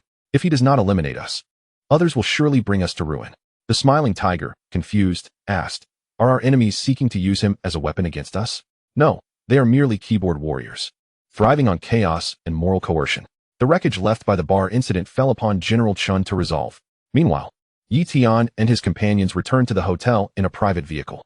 Lin Yi sighed in relief upon seeing Lu Yin unharmed, while Yi Tian, despite having reduced Lan Xiang and his sons to a vegetative state, remained unperturbed, enjoying food and camaraderie with his classmates, engaging in lighthearted banter. He scarcely gave such matters a moment's thought. From the attentions of the aviation authority to his role as a commentator on scientific programs, he sensed the police's reaction. The state tacitly accepted his existence as a superhuman. Moreover, he wielded immense privileges, allowing him to act without the trepidation typical of protagonists in novels. He was free to pursue his desires without fear. His prowess rendered him impervious to any conventional force, and as for extraordinary powers, only a fool would launch a nuclear strike within a city, a move that would undoubtedly precipitate a world war. Thus, he could confidently assert that, absent any extraordinary powers, he was invincible. With extraordinary powers and a system at his disposal, he remained equally unmatched. Should there exist a force stronger than the system, even his cowardice would be futile. It would be wiser to embrace audacity. As for the women in his life, they were shielded by exceptionally strong bodyguards, leaving him with no cause for concern. Therefore, his current life goal was not to grow stronger, but rather to live freely, while also shaping Blue Star into a realm of his liking. Other classmates who had ventured out began to return, expressing their regret at missing the events in the bar upon hearing the tales. They had gradually become accustomed to Yi Tian's actions. After all, no matter how ruthless he was towards others, he would never turn that ruthlessness upon them, so there was little to worry about. Lan Xiang's wife, Li Xiangqin, received a call from the police and immediately summoned her sister, who served as the secretary to the chairman of Shangping Group, her brother, the procurement manager, and her brother-in-law from the logistics department. The group hastily drove to the hospital, where they found 3 individuals lying neatly in beds. Li Xiangqin and her sister instantly broke down in tears. "Who did this to you? Brother-in-law, how are you? Wake up," Li Xiangqin cried, grasping the doctor beside her, pleading. "Doctor, I don't care how much it costs. Please, you must save them." The doctor scratched his head, helplessly replying, "Madam, please remain calm. After our examinations, we found that their brains have sustained injuries that current medicine cannot heal. The fact that they are still alive is a miracle." With that, the doctor returned to his duties. The evening was already short-staffed, and he had no time to linger, as those in a vegetative state were simply that. How could this happen? It was then that they noticed Wu Gang and 2 police officers standing nearby. Li Xiangqin's brother hastily inquired, "Officer, what is going on here?" Wu Gang succinctly explained, "Mr. Lan Weiyin and CEO Yi of Tianjin Company had a conflict. He attempted to force CEO Ye's female bodyguard into a compromising situation, which resulted in CEO Yi incapacitating him. Subsequently, when CEO Yi sought to negotiate a resolution with Mr. Lan Xiang, they failed to reach an agreement, and Mr. Lan Xiang further provoked CEO Yi, leading to both him and Mr. Lan Weiga being rendered comatose." Li Xiangqin and her companions were left speechless, their anger boiling over. "How can he do this? All because of a woman. He has reduced my husband and son to this state. Have you apprehended him? He must face the death penalty. No matter his abilities, this is unacceptable. Indeed, I will see to it that he pays for this." Wu Gang, noticing their agitation, quickly gestured for them to calm down. Ladies and gentlemen, please retain your composure and abandon any unrealistic notions. CEO Yi is a protected figure. You cannot bring charges against him. They exchanged bewildered glances, questioning, Officer. What do you mean? Wu Gang explained calmly. What I mean is that whether you attempt to sue CEO Yi or speak ill of him online, it will be you who suffers the consequences. We will arrest you without hesitation. Upon hearing this, they felt as if they were losing their minds. How can a police officer say such things? How can this be allowed? Is he free to act without consequence? Wu Gang firmly nodded. I'm afraid so. CEO Yi indeed possesses such freedom in the Five Elements Nation. For your own safety, it would be wise to refrain from harboring any thoughts of revenge. Otherwise, you may find yourselves in a similar state as those in the hospital. How could this be? Observing their dazed expressions, Wu Gang kindly added. One more thing. CEO Yi will dispatch someone tomorrow to acquire your Shangping group. I advise you to suppress any thoughts of disrespect. CEO Yi can sense any murderous intent directed towards him. He may very well visit your company, and should he discover any hostility, you will be instantly rendered incapacitated. I must reiterate, all of your movements are being documented. Should you pose any threat to CEO Yi, we will apprehend you immediately within the country and abroad. We will inform CEO Yi, who will take matters into his own hands. After delivering his warning, Wu Gang and the officers departed, leaving Li Xiangqin's family in a state of shock at the hospital. After a moment, her brother asked, Sister, what do we do now? Should we seek revenge? Chapter 127, The Obsessive Admirer and the Goddess. Li Xiangqin sighed. How can we take revenge? The police are already aiding him. Do you want to be arrested? After pondering for a moment, her brother proposed, what if we hire an assassin? Her sister scolded, are you insane? Hiring an assassin to kill Yi Tian? He is a superhuman. If he doesn't die, we will. What do you suggest we do then? Li Xiangqin, gritting her teeth and stamping her foot, declared. If we cannot provoke him, we can at least evade him. We will move away from Shangmen City and settle abroad. Her brother and sister exchanged glances, synchronously stating, let's withdraw some money from the company tomorrow, leaving the mess for Yi Tian to deal with. Li Xiangqin scolded vehemently. Are you trying to get us killed? Your brother-in-law and the others were merely trying to take Yi Tian's woman and ended up in this state. The company now effectively belongs to Yi Tian. You want to steal from him? If you're seeking death, don't drag me down with you. Her brother and sister fell silent, quickly discarding such impractical ideas. You're right. Let's pack our things immediately. Only her sister, who had shared a close bond with her brother-in-law, glanced at Lan Xiang, worriedly asking, Sister, what about them? Without looking back, Li Xiangqin left the ward, exclaiming, a bunch of burdens. How can we escape with them? Let the police deal with them here. If they hadn't provoked Yi Tian, we wouldn't be in this predicament. Her brother and sister followed closely behind, agreeing, exactly. Let's not waste any more time. We need to leave. They abandoned Lan Xiang and the others, hastily beginning to gather their belongings to flee. Yi Tian, unaware that Lan Xiang's wife would be so frightened as to flee without daring to consider opposing him, retired early for the night. Needing to rise early for school the next morning, the principal's wife was out shopping with her daughter, who, at 18, had inherited her mother's exquisite figure and was starting to blossom into a graceful young woman. Emerging from the fitting room, she donned a low-cut, ultra-short dress that accentuated her curves. Mom, doesn't this outfit look better? The principal's wife shook her head. That's a bit too revealing. You're still a student. It's more endearing to maintain a sense of innocence. Try on this one instead. Zhang Hanyan accepted the pure white student dress her mother offered, disappointment evident in her voice. All right then. The principal's wife, noticing her lack of enthusiasm, patiently explained. Listening to Mother's advice is invariably prudent. Your father remarked that the female students at his school are dressed rather scantily, each vying for Yi Tian's attention. Therefore, if you dress more modestly, you will stand out in contrast to them, and perhaps Yi Tian might favor you more. With her mother's explanation in mind, Zhang Hanyan eagerly resumed trying on outfits. Meanwhile, the Grand Auditorium of Fashion University was already teeming with students eager to secure prime seating for Yi Tian's lecture the following day. Naturally, many were there to claim spots for the sake of the girls. However, those arriving at this hour discovered that the optimal positions had already been commandeered. Go Tian had come early to claim his seat, securing a central position in the fourth row, while only a handful of astute individuals had arrived before him. Excluding the reserved seats in the first 3 rows for school leaders and guests, his spot was quite prestigious. Several wealthy young men, wishing to impress their girlfriends, stood nearby, offering him increasing sums of money, up to 600 yuan, for his coveted seat. Yet, Go Tian remained resolute, determined to keep the seat for his goddess, no matter the price. Seeing his unwavering stance, the suitors grumbled and sought other students to negotiate with. Sitting in his seat, with an empty bottle of energy drink to his left and a bottle of mineral water and bread to his right, his entire sustenance for the night.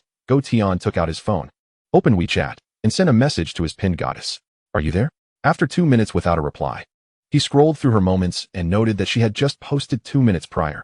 I can't wait to see my idol Tian lecture tomorrow morning.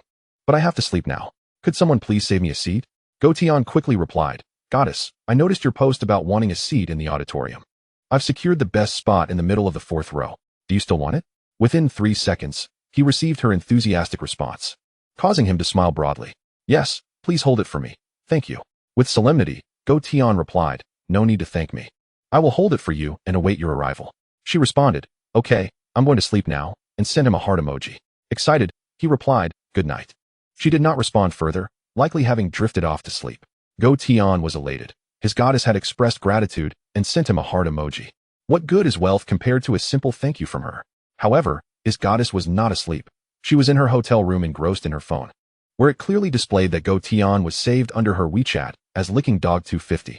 Anticipating her return to school the next morning to witness Tian South lecture up close, her spirits lifted. Suddenly, the bathroom door swung open, revealing a middle-aged man clad in a bath towel. She turned off her phone and placed it on the bedside table, smiling at him. The middle-aged man returned her smile, saying, Beautiful, let us begin. By 8 o'clock the next morning, the school buzzed with activity as a welcoming committee composed of campus beauties prepared for their final dance rehearsal under the watchful eye of their dance instructor. This was a momentous occasion, and perfection was paramount. The dance teacher herself looked stunning, being a fan of Tian as well, as she observed her lovely students. All youthful and radiant, a pang of inadequacy struck her. She instructed the students to perform the welcome dance one more time, but as they leaped, she sensed something amiss. Stop. Raise one leg. A few of the beautiful students, clutching their skirts, whined, Teacher, is that really necessary? We dance just fine. The dance instructor, not easily swayed, replied sternly, No arguments. Raise one leg, or you'll be disqualified. Reluctantly, they complied. Yet, as they did, the teacher's face flushed with anger. What is the difference between this attire and being undressed? Quickly return and put on your leggings. If you dare to present yourselves like this, expect expulsion. Surely not. We are dressed appropriately, just a bit more fitted, they protested. Hurry back and change, we're running out of time. If this goes awry, none of you will be safe. Reluctantly, the beautiful students did not return to change, but instead pulled leggings from their bags, justifying their decision with a sense of hope that they could switch back unnoticed if caught. The dance teacher was nearly exasperated. Was this a joke? It wasn't just Tian attending. He had his girlfriend and a multitude of classmates. What would others think? At that moment, the principal stood at the entrance with his family, meticulously scanning for any oversights, as this event involved sponsorships worth millions and could not afford mishaps. His wife was elegantly attired, and his daughter appeared pure and demure, outshining the students' welcoming committee, which uplifted his mood. The school cafeteria offered an unusually sumptuous breakfast that morning. As students dined, they discovered the buns were free of sand, and the soy milk was devoid of any unpleasant taste. The buns overflowed with meat, a stark contrast to the previous days when they had barely seen any filling. By 8:30, the school's important officials, led by the principal, gathered at the entrance to await Tian's arrival. Fireworks and flowers were at the ready, while other teachers and students formed a large circle to create a festive atmosphere. Everyone was brimming with excitement, feeling as though they were welcoming a national dignitary. As 9 o'clock approached, the sound of horns heralded the arrival of a convoy of luxury vehicles at the school gates. Tian had arrived. Chapter 128. The designated son-in-law is quite admirable. As Tian alighted from the vehicle, he was greeted by the booming sound of fireworks and the thunderous beat of drums. The principal and several school officials approached him with beaming smiles. The principal extended his hand with a hearty laugh. Ha ha ha, Mr. Yi. Welcome back to your alma mater.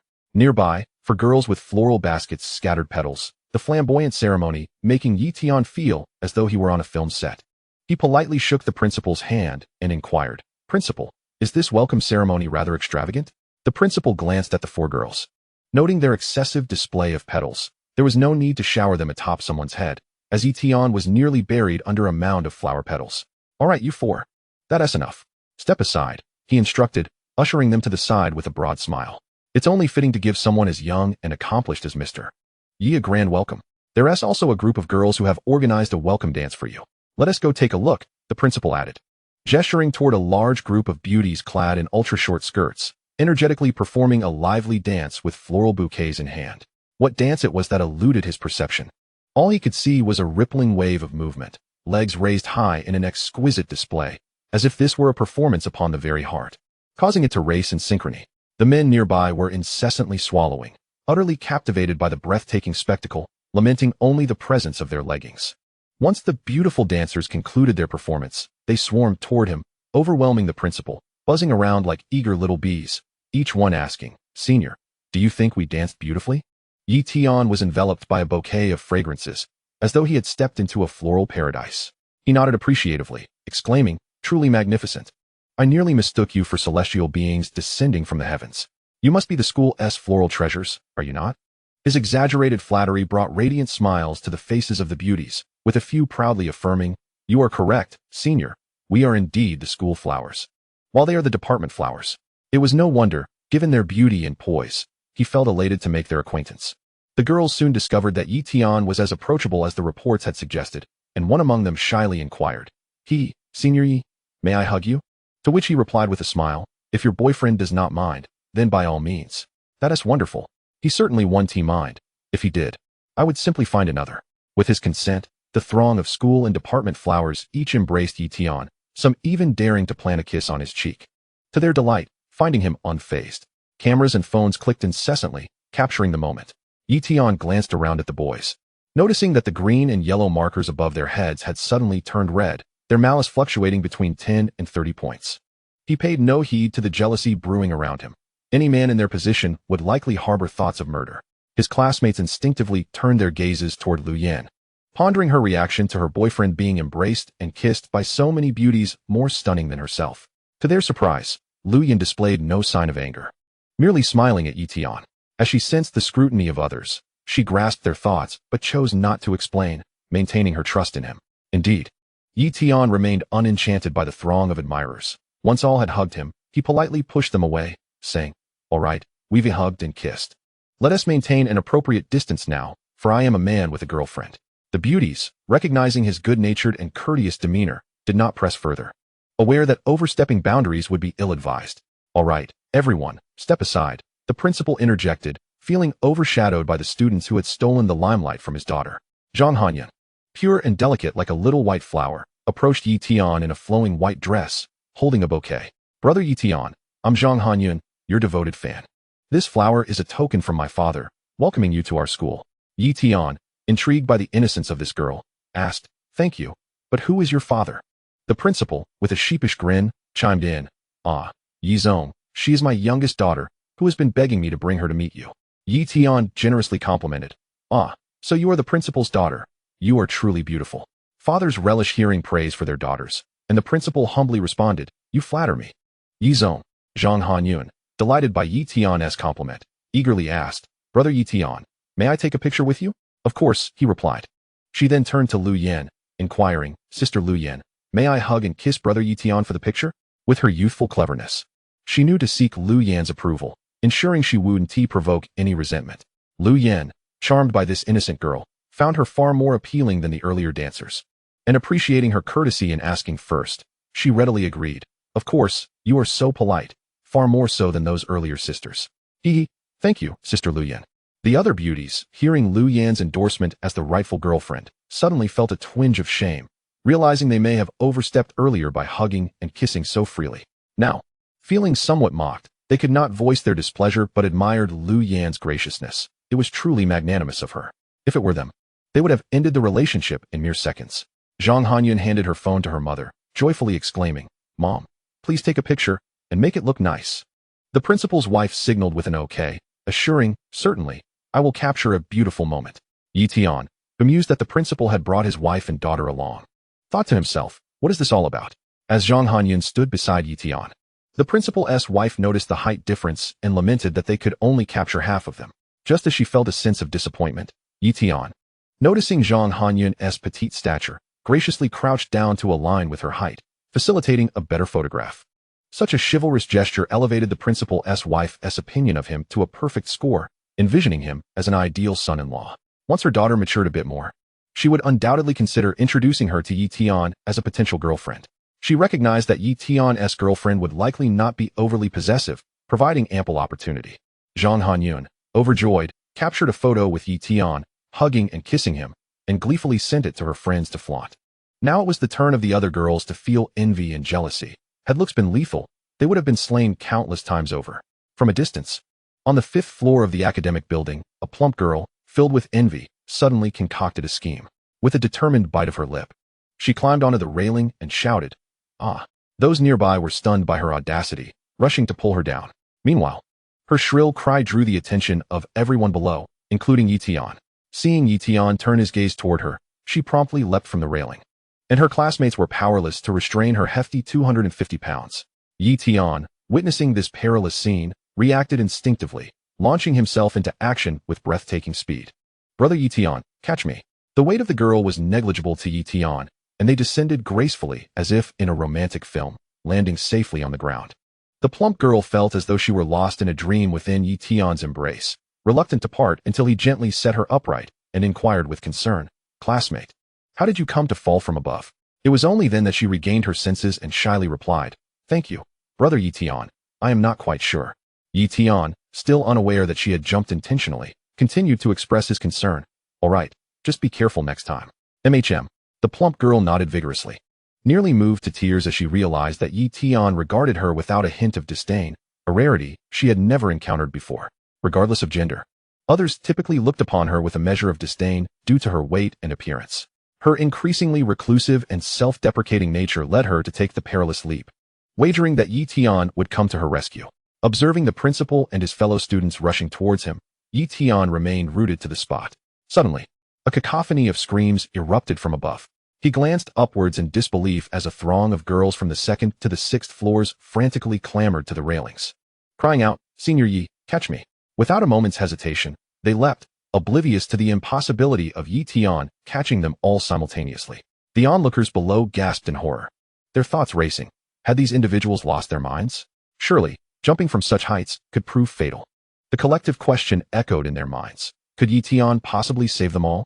The answer was an unequivocal no. Tian stood there, unmoving.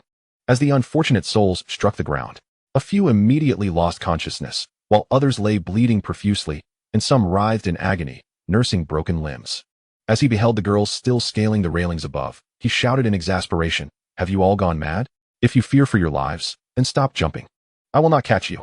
His irritation peaked at the reckless behavior of these girls who would gamble their lives on the hope that he would save them. He pondered the absurdity. Would they resort to strapping themselves with explosives to coerce him into a relationship, or perhaps eliminate Lu Yin and Lin Yi to create an opening? The thought sent chills down his spine, affirming that fervent fans could indeed be the most terrifying of beings. Those girls who had contemplated jumping began to reconsider as they witnessed the grotesque aftermath below. The realization struck them. Their intelligence had suddenly returned. One girl, having jumped from the 3rd floor, lay beside him, pointing at a heavier girl with a sense of injustice. "She jumped too. Why did you catch her?" Tian glared at the heavier girl, causing her to tear up, before addressing the girl on the ground. "I didn't see her jump. Had I witnessed it, I would not have caught her." The principal and the faculty soon arrived, visibly shaken by the sight. The principal, nearly paralyzed with fear, understood the gravity of the situation. If even a few students perished, his position would be in jeopardy. "Quickly, call for an ambulance," he shouted, urging someone to make the call. A teacher nearby suggested, "Principal, doesn't Tian possess healing abilities? Perhaps he could assist?" This remark caught the attention of Lu Yin, Lin Yi, and other students, stirring them into a frenzy. No, Tian must not waste his talents on those who seek death. The teacher, perplexed, inquired, "Why not? We can't just stand by and watch them die." Tian's classmates interjected vehemently, "It's easy for you to say. Tian's healing comes at the cost of his own life. Did you not notice the white strands in his hair? They are a testament to the vitality he expended while treating our teachers and classmates." They continued, "He cannot restore himself instantly. Why should he sacrifice for those who are intent on self-destruction? What if they jump again? Would he not be risking his own life?" The teacher, overwhelmed by the students' fervor, felt a wave of shame wash over him. He had unwittingly cast himself as the villain in this scenario, unaware of the true price of Tian's healing abilities. I apologize. I had no idea," he stammered. The principal was now genuinely alarmed. If Tian did not intervene, some students would surely face dire consequences. Nearby, a girl who had leaped from the 6th floor lay motionless, a pool of crimson spreading beneath her. Whispers circulated among the faculty and students gathered around. What? Tian's miraculous healing requires a sacrifice of his own life? They realized that the robust martial artists from novels, who seemed impervious to harm, were indeed akin to Tian, drawing from their own life force. Many had initially sought his help for their relatives' ailments, but now hesitated to ask. Tian's character was beyond reproach. He was truly remarkable. Look, he was already attending to those reckless girls. If it were me, I would let them perish. Tian remained excessively kind-hearted. While chaos erupted over whether Tian should render aid, he methodically assessed each individual who had jumped. His anger was palpable. It was disingenuous to claim he felt no resentment. He understood that if he caught one, others would follow suit, jumping from different buildings, leaving him with the sole task of playing the role of savior. Ultimately, he could not bear to witness their demise, so while he would treat them, he resolved not to restore them completely, leaving them with some injuries as a lesson. Tian utilized his abilities without remorse, knowing that the misunderstanding surrounding his sacrifices would serve his interests in the long run.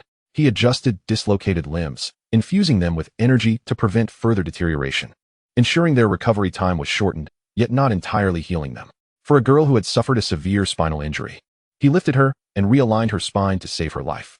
One girl, having mistakenly landed headfirst, was barely clinging to life, her brain matter seeping from her ears. With a resigned shake of his head, Tian employed his healing powers to mend her brain, indifferent to whether she would lose some memories. This brutal approach elicited cries of pain from the girls on the ground. It hurts. No, I can't take it anymore. I'm dying. The system, ever considerate, continued to bleach Tian's hair white, and onlookers noticed that as he saved the girl who was on the brink of death, another strand of his hair turned stark white. Look, his hair has turned white again. He truly is sacrificing his life for others. The students' desire to expel these reckless individuals intensified. Tears welled in many eyes as they witnessed Tian's selflessness. No one blamed him for not catching the girls anymore. Instead, they were consumed with admiration for his unwavering dedication. Lin Yi, having approached the heavier girl, seized her collar, furiously accusing, "It's all your fault. Had you not jumped first, they would not have followed. Now look at what you've done, forcing Tian to rescue them. How could you be so thoughtless?" As she observed Tian's hair turn white, her heart shattered. Tian, in his foolishness, was wasting his efforts on these individuals. The heavier girl stammered in fear. I didn't know this would happen. I just wanted Senior Yi to notice me." Her words turned into sobs, and she felt an overwhelming chill enveloping her, as if Lin Yi had transformed into an air conditioner, radiating coldness. Lin Yi's disdain for the heavier girl intensified, causing her own emotional turmoil to spiral, rendering her colder as frost began to form upon her skin. As it happens, it is indeed summer, and even at around 9 in the morning, the temperature is quite high. Lin Yi is still covered in frost, which speaks volumes about her chilling condition. Lu Yin was the first to sense something amiss and promptly called out to Tian. "Tian, come quickly. Lin Yi is having an episode." At that moment, Tian had just managed to avert the life-threatening situation of the last girl. Upon hearing Lu Yan's urgent call, he rushed over with the swiftness of teleportation, reaching Lin Yi's side in an instant. By then, Lin Yi had succumbed to the cold, standing rigidly as if she were a block of ice, her grip on the plump girl's hand causing the latter's face to turn a ghastly shade of blue. The plump girl was on the verge of a breakdown, utterly terrified. How could this person feel as cold as ice? She had almost frozen to death. Tian quickly grasped Lin Yi's other hand, channeling both his yang energy and healing techniques simultaneously, causing his body to radiate an astonishing warmth. The onlookers felt as though they had been thrust into a boiler room, pushed back several meters by the wave of heat. One of the students, bewildered, asked Lu Yin, "Lu Yin, what has happened to Lin Yi?" "This is her peculiar illness. During an episode, she can nearly freeze herself to death. The reason we live together is that Tian often has to treat her," Lu Yin explained. Gasps of astonishment echoed among the crowd.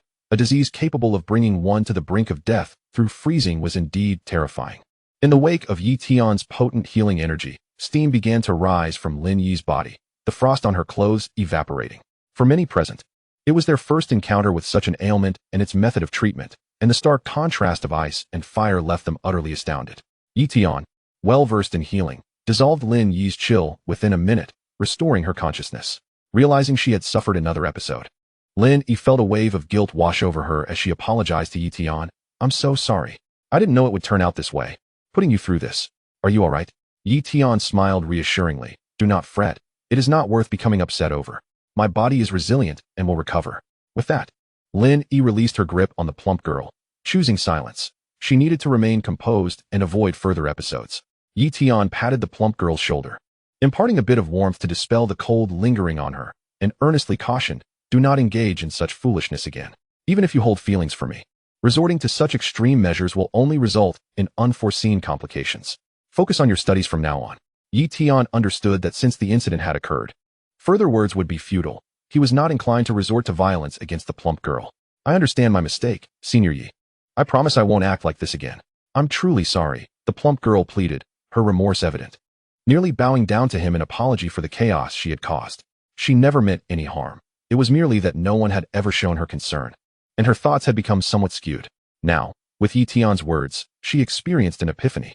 What began as infatuation had transformed into unwavering faith in him. He had become a deity in her eyes. At that moment, even if Tian instructed her to take her own life, there would not be a moment's hesitation. Tian gently prevented her from kneeling. Appreciating her willingness to admit her fault, he disliked when others bowed so easily.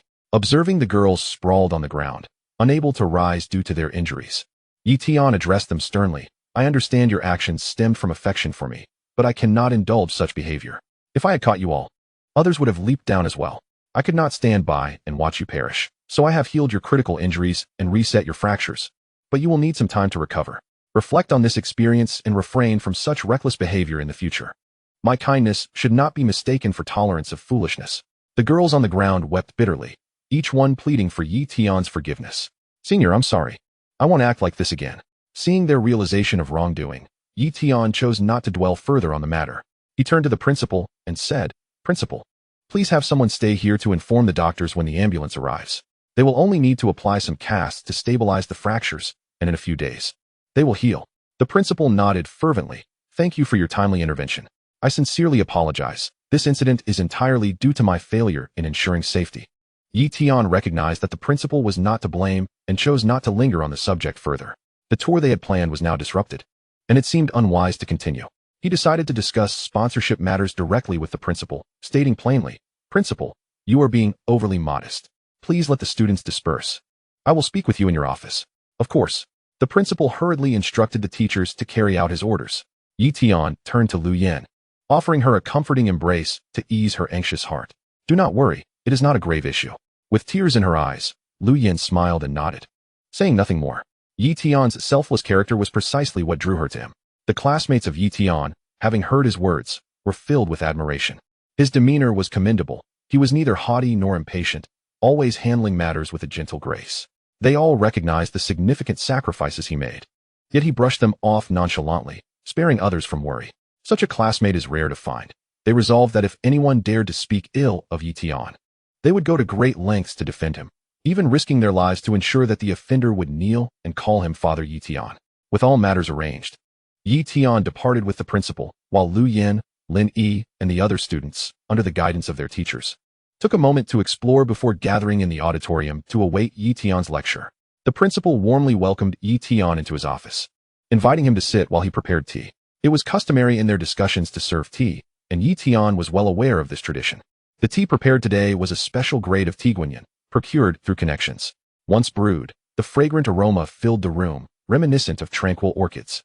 Though Tian was unable to appreciate the tea's nuances, the principal continued to encourage Tian to drink more, subtly suggesting he should request financial contributions from his fellow students. Yet Tian felt a touch of embarrassment at the thought. Surveying the principal's outdated office, Tian remarked, Principal, as the head of the school, this office is rather mismatched.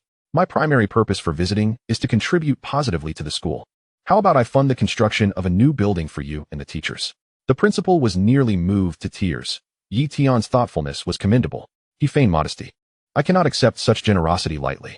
However, many teachers have indeed expressed concerns about the outdated office conditions and hope for improvements. On their behalf, I extend my gratitude to you, Mr. Yi. Declining was not an option. After such a lengthy wait, the principal had anticipated this moment. Like receiving a red envelope during the new year, he professed reluctance while his hands were already open, eagerly awaiting the offering. Tian smiled and continued, Thus, this matter has been settled. Additionally, several of the aging student dormitories have undergone complete reconstruction, as the conditions of the dormitory I once resided in were exceedingly poor. Tian originally lived in the old campus, where his dormitory lacked even a private restroom. During the day, without lights, it resembled a haunted house. The principal, upon hearing this, was overjoyed and graciously accepted Tian's goodwill. Then allow me to express my gratitude on behalf of the students to Mr. Yi. Indeed, many facilities in the old campus are outdated. However, the new campus is quite satisfactory, as our school's funding has been invested in its development. Tian nodded in agreement. Acknowledging the truth of this statement, the basketball courts were insufficient and the sports field was in disrepair. Upon reflection, it seemed there were issues everywhere. After pondering for 3 seconds, he proposed, "How about this? I shall fund the complete reconstruction of the old campus." Clatter. The principal, shocked, dropped his teacup onto the table and excitedly inquired, "Mr. Yi, are you truly serious? That would be a monumental project, which would not be completed in a few years. And the funding would likely amount to tens of billions, wouldn't it?" Yi Tian replied calmly, "No matter, we will first create a comprehensive plan and prioritize the construction of the faculty offices and student dormitories. The remaining facilities can be developed gradually. As for the finances, I initially intended to sponsor 100 million to improve the teachers' work environment, but it seems that will not suffice. Thus, I shall donate 1 billion to ensure the old campus is transformed into something akin to the new one." The principal, overwhelmed with joy, nearly lost his composure, repeatedly patting his chest to calm himself. 1 billion? My heavens, let me take a moment. Observing the principal's flushed face, Yi Tian expressed concern. "Principal, you do not have high blood pressure or heart disease, do you? Please do not become overly excited." Chapter 131. Is Mr. Yi expanding his territory? The principal took a deep breath and gradually regained his composure. No, Mr. Yi, please do not worry. I maintain my health adequately. It is just that the figure of 1 billion has me a bit overwhelmed." Seeing that the principal was well, Yi Tian ceased the trivial chatter and stated directly, "Then let us finalize this arrangement. Principal, please coordinate the necessary procedures, and I will transfer the funds to you." "Excellent. I shall arrange for this immediately." "Mr. Yi, are you available tomorrow? We can formally proceed with the donation then." "Certainly. I am free tomorrow. Let us agree on that. Come, Mr. Yi, let us share another cup."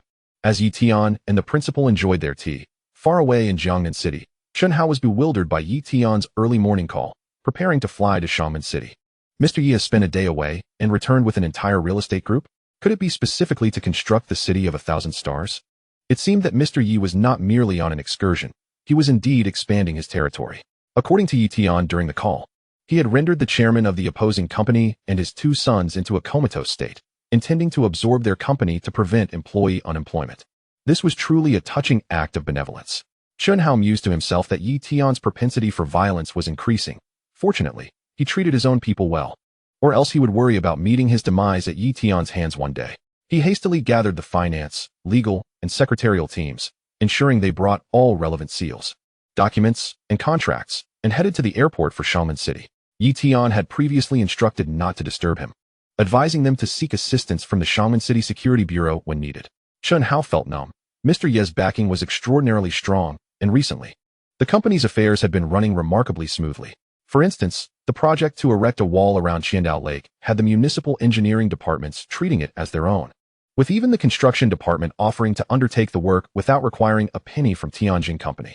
Chen Hao refrained from agreeing, as the company was not short on funds, and it was better to employ their own people. Today, Shangping Group encountered no significant issues, coincidentally as it was the weekend, and very few were present at work. Even the on-duty departments with matters to report planned to wait until Monday. In the grand auditorium of the school, Go Tian finally awaited his goddess, who appeared before him clad in a demure long dress, exuding purity and elegance. He held a black bag containing a filled beverage bottle and leftover bread and water, ensuring they would not tarnish her sight. Upon seeing her approach her seat, he picked up the cardboard he had placed on the chair, humbly offering, "Goddess, please sit. I have cleaned the chair and placed a cardboard underneath, so it will not be dirty." The goddess responded coolly, "Thank you." Hearing her express gratitude brought immense joy to Go Tian, and he gathered the courage to inquire, do you have free time this evening? I heard about a newly opened self-service barbecue, and I would like to invite you to try it."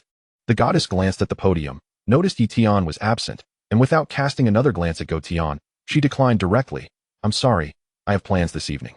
Go Tian, rejected, pressed further, "Well, what about tomorrow? Do you have time then?" The goddess, growing somewhat impatient, reflected on the late hours she had worked the night before, returning with little rest, and found this persistent suitor bothersome. Were it not for him reserving her seat, she would not have bothered to engage with him at all. "Perhaps when I have time, I will let you know. I am quite busy." Go Tian, discerning her impatience, dejectedly replied, "All right, then I shall take my leave." Reluctantly, Go Tian departed from her side, hurried to the restroom to dispose of his trash, washed his face, and returned to the auditorium, standing in a corner of the aisle to secretly observe his goddess. At that moment, The principal brought Yi Tian into the auditorium. Prior to their arrival, they had already contacted the publicity department to announce their presence several times over the loudspeaker throughout the school. Consequently, the teachers and students had all found their seats. The principal guided Yi Tian to a row of seats at the podium, where 2 seats were conveniently vacated for them. Lu Yan Lin Yi and several other teachers occupied one side, while a few school leaders filled the other. Naturally, Yi Tian took a seat near Lu Yan. The remaining students filled the first 3 rows directly facing the podium, with every seat occupied, creating a sea of people. The principal began with an opening address. Esteemed teachers and fellow students, greetings. Clap, clap, clap. A round of enthusiastic applause erupted, led by the teachers, with everyone showing their support. Once the applause subsided, the principal continued, "Today, we are honored to welcome back our distinguished alumnus, Mr. Yi from Tianjin Company in Jiangnan City, along with his entire class for a visit to their alma mater. Let us extend a warm welcome." The principal initiated the applause, which resounded in waves, enduring for quite some time. He raised his hand to signal for quiet, then proceeded, "Earlier, there was a minor incident where some female students enamored with Mr. Yi acted rather recklessly, and Mr. Yi incurred a significant cost to ensure their recovery. I sincerely regret this. It reflects my shortcomings in my duties, and I would like to extend my apologies to Mr. Yi." The principal stood, turned, and bowed to Yi Tian before resuming his seat, to which Yi Tian could only smile and nod in acknowledgement. Mr. Yi, possessing great magnanimity, was not angered by the incident, a quality I find myself lacking. During our earlier conversation, Mr. Yi expressed concern regarding the outdated facilities of our old campus, noting the less than ideal working conditions for teachers and living conditions for students. To provide both faculty and students with a better environment, Mr. Yi has decided to fund renovations. The principal cleverly kept everyone in suspense, refraining from disclosing the amount, and deliberately paused for several seconds to allow the teachers and students below to ponder. Indeed, whispers began to circulate among the educators and pupils. Was the principal suggesting that Mr. Yi was preparing to donate funds for the renovation of the office and student dormitories? That must be the implication, right? Such renovations would surely cost several million, wouldn't they? Haha, your family must be extraordinarily affluent, at least in the tens of millions. Goodness, 10 million? That's an immense fortune. However, our dormitories are in such disrepair. They have been cramped from 2-person rooms into 4-person accommodations, lacking even a private restroom. Indeed, if only we had dormitories in the new campus as splendid as those, I could potentially score a few more points on my exams. I believe you mean you could score more points in gaming. Let us not speak of what we see. We are still good friends. Noticing the buzz of discussion below, the principal coughed twice to signal for quiet before continuing. I am sure you are all wondering how much Mr. Yi intends to donate for the renovation of our office building and dormitories. I must warn those with hypertension or heart conditions to brace themselves mentally. Do not faint. This remark elicited hearty laughter from the audience, who paid little heed to the warning. Haha, the principal truly possesses a sense of humor. How much money would it take to genuinely shock us? I believe it must be at least 100 million, right? 100 million? Then our dormitories would be as luxurious as a 5-star hotel. Seeing the teachers and students maintaining a good demeanor, the principal announced loudly, "Are you all ready? Mr. Yi has ultimately decided to donate a staggering 1 billion to completely reconstruct the old campus." As soon as these words left his mouth, the auditorium erupted into a cacophony of voices, nearly lifting the roof with the fervent discussions. 1 billion? My goodness, it is indeed 1 billion. Before a teacher could finish expressing his excitement, he collapsed. With such a sum, surely the office will be exquisitely furnished, right? No more sweltering under fans in summer or clutching hot water bottles in winter. Happiness has arrived so suddenly that it is overwhelming. Hey, what's wrong? Wake up, quick. Pinch his philtrum. Mr. Wang, what happened to you? Ms. Chun, come to your senses. Help. Mr. Li has fainted. A flurry of activity ensued at the foot of the stage as people scrambled to revive the fainted teachers, leaving only one rather portly teacher still unconscious. Observing this, Yi Tian sprang from his seat and flew over to the teacher. The students gasped in awe at Yi Tian's sudden flight. It was truly mesmerizing. Even though they had accepted his ability to fly, each occurrence still left them in shock, filled with envy. Yi Tian grasped the teacher's hand, activating his healing ability to restore the damaged blood vessels in the teacher's brain, who immediately opened his eyes, realizing Yi Tian had saved him. The teacher hastily expressed his gratitude. Mr. Yi, I am truly sorry for the trouble. Yi Tian smiled slightly and replied, It's nothing serious, just hypertension. I have already healed you, so there is no need for concern in the future. With that, he returned to his seat. The principal felt overwhelmed. He had feared that the news might be too much for everyone to handle, hence the gradual reveal to prepare them psychologically. Unexpectedly, some still fainted from the shock, necessitating Tian's intervention yet again. He felt awkward about continuing the announcement and simply stated a few words before allowing Tian to take over, as any further fainting spells would now be on Tian's shoulders. Everyone, please quiet down. In summary, the school will soon present a solid construction plan, starting with the renovation of the faculty office building and student dormitories to enhance our working and living environments. Gradually, we will transform the old campus to match the beauty of the new one. Now, I would like to invite Mr. Yi to address you. A wave of warm applause erupted, for the audience had not come merely to listen to the principal, but were eager to hear what Tian had to say. While the principal's announcement was indeed astonishing, the true source of excitement lay with Tian. It had little to do with the principal. Many students sighed, realizing that as soon-to-be graduates, the construction of new dormitories was of little relevance to them. Though it was Tian's first time speaking on stage, he felt no anxiety. After all, experience breeds bravery, and wealth dispels fear. With the support of his system, unrivaled prowess, and limitless financial resources, he was no longer the shy boy he used to be. Gazing at the students below, he smiled faintly and said, "The principal invited me to give a talk. Initially, I declined, as I felt I had nothing worthwhile to share. Everything I have now is a result of serendipity. I cannot ascertain if any of you will experience a similar fortune, but I believe most of you will not. Thus, my achievements lack replicability, and there is little of value to impart. However, to tell you to study diligently, work hard after graduation, and strive for promotions and wealth is futile. It is mere platitude, difficult to realize." The students below erupted into laughter, followed by sustained applause. They found Tian's candor refreshing. His irreverent remarks resonated with their sentiments, as they were uninterested in cliched motivational platitudes. Seeing the audience's enthusiastic response, Tian continued, "As a senior who has endured the trials of life, yet retains my edges, I shall refrain from excessive encouragement and instead share something beneficial for your post-graduation journey.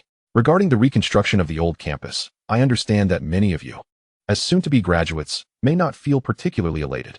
After all, you will soon be departing, and the improvements will not affect you. But what I am about to say next is indeed relevant to you." Tian paused, casually picking up a glass of water to sip. The students below began to murmur amongst themselves. What does the senior mean? Could he possibly be announcing a monetary gift? Dream on. Do you think today is a festival? Is he perhaps preparing to offer us job opportunities? If we could join his Tianjin company, we would be set for life, with benefits beyond compare. What, you? An environmental science major would go to his company for what? To clean the floors? Is that so bad? Even cleaning is in line with your field. I've heard the janitors there earn a monthly salary of 10,000. Quiet down, quiet down. Let us keep listening to the senior. Tian's extraordinary hearing allowed him to catch snippets of their conversations without the surrounding noise becoming chaotic. Noticing the audience had settled down, he continued, "I overheard some of you speculating if I might be giving out monetary gifts. Your guess is somewhat close." A chorus of astonished gasps erupted from the audience, particularly from the student who had just asked about the possibility of a monetary gift, who was left speechless. Mr. Yi's hearing is so acute. Thankfully, I didn't say anything derogatory about him just now. Seeing their astonished expressions, Tian burst into laughter. "Don't be so surprised. I am akin to a superhero now. Possessing both keen eyesight and acute hearing is perfectly normal. I assent it." The students, upon hearing his words, felt he was quite right. Now that he could fly like a superhero, what was so strange about hearing their conversations? They realized they were overreacting. As Tian observed his classmates swiftly adapting to their new surroundings, he felt an increasing acceptance from them. Having read countless novels, he pondered the typical portrayal of protagonists with systems and superpowers, often hiding their abilities for fear of being exploited. Yet, here he was, free to soar whenever he wished, to fight and speak without restraint, enjoying a treatment akin to that of an emperor. This was all thanks to the protective nature of his system, which he proudly deemed the strongest. "Thank you for your praise, esteemed host. To be fair, this system is indeed the most formidable in this world," the system replied graciously. Sensing Tian's admiration, engaging in a mental dialogue with the system, Tian inquired, "So, do other worlds possess systems as well?" "Certainly.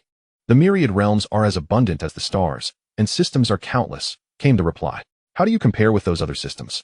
Tian pressed further. "Among my kin, we are equals. In the realm of the other races, I stand unrivaled." "What does that mean?" Tian questioned, intrigued. "Between systems created by the same progenitor, no one is superior, all are equal. Even if other systems wield celestial arts or magic, compared to those birthed by different creators, our lineage reigns supreme. Is that so impressive? Who is your creator?" Tian asked, astonished. However, the system refrained from divulging this information. I cannot disclose that. If you were to comprehend my words, you would vanish in an instant, losing your life in vain. As the host of this system, you are the world's epicenter. Your disappearance would spell doom for all. Very well, I shall forget I asked. If you ever have the chance, please extend my gratitude to your creator for altering my life. Farewell. Understood. After a brief yet unsettling conversation, Tian awkwardly concluded the exchange, shaken by the realization that mere curiosity could have led to catastrophic consequences. He resolved never to ponder that question again, recognizing that knowing or not knowing would ultimately change nothing. Regaining his composure, he addressed his classmates. I have prepared several gifts for those about to graduate. The first is a sum of 20,000 yuan in emergency funds for each graduate from this cohort. This amount carries no interest and can be withdrawn at any time when urgently needed. You may repay it after a year, with a minimum repayment of 100 yuan per month until settled. To prevent any defaults, this will be linked to your credit records. Failure to repay will hinder your future endeavors. Why this gift? I, too, have faced financial difficulties after entering the workforce, nearly unable to pay my rent. This emergency fund is intended for those in economic hardship, and I hope you will find it beneficial. As soon as Tian finished speaking, thunderous applause erupted from the audience, their satisfaction with his gift palpable. Each graduating class at Xiamen University typically comprises around 5,000 students, amounting to a staggering total of 100 million yuan.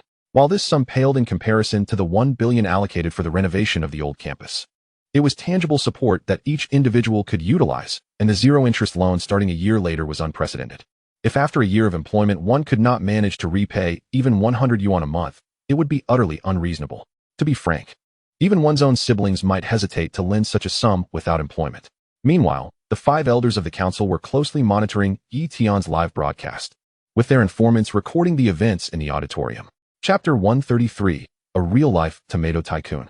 The 5 elders, pleased with Tian's actions, nodded in approval as they commented enthusiastically. This child truly exemplifies virtue.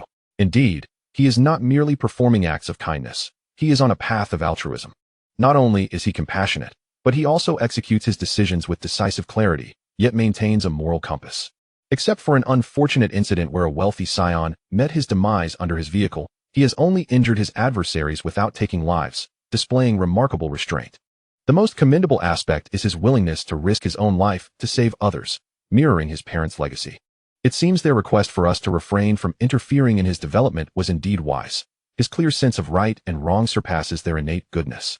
Unbeknownst to Tian, the 5 elders had been observing him all along, unaware that his parents were also enigmatic figures of great stature. Seeing the enthusiastic response to his gift, he added, "It appears that you all appreciate this offering. Once I return to the company in a few days, I will initiate the arrangements to ensure its implementation before this graduating class departs." Another round of fervent applause ensued, accompanied by cheers of "Thank you, Senior. Thank you, President Yi. I love you, Senior Yi." Tian raised his hand to quiet the crowd before continuing. Upon graduation, aside from financial constraints, you may encounter unscrupulous employers who neglect contracts, fail to provide social security, deny overtime pay, and withhold wages. My second gift is the establishment of a law firm. Whenever you face unfair treatment at work, simply contact my attorneys, who will represent you pro bono. Do you think this would be useful? Absolutely. The roof of the auditorium nearly trembled under the enthusiastic shouts of the students. Tian's concerns were well-founded. These were common challenges faced by new graduates, often discussed by their upperclassmen. However, fresh graduates typically approach these issues with trepidation. Although labor laws exist to protect them, the process of filing complaints can be exasperatingly slow, often taking weeks to yield results. Even when an arbitrator rules in favor of the employee, employers often employ various tactics to delay resolution, and some simply ignore the situation altogether. Due to the time-consuming nature of complaints, many graduates and seasoned employees alike choose to avoid confrontation, primarily due to a lack of financial means and influence. With Tian's law firm in place, all matters would be handled by a professional legal team, eliciting overwhelming joy from the audience. Each student felt that Tian's gifts were perfectly timed, akin to receiving a pillow when one is weary or warmth in the midst of snow. Once the applause subsided, Tian unveiled his third idea.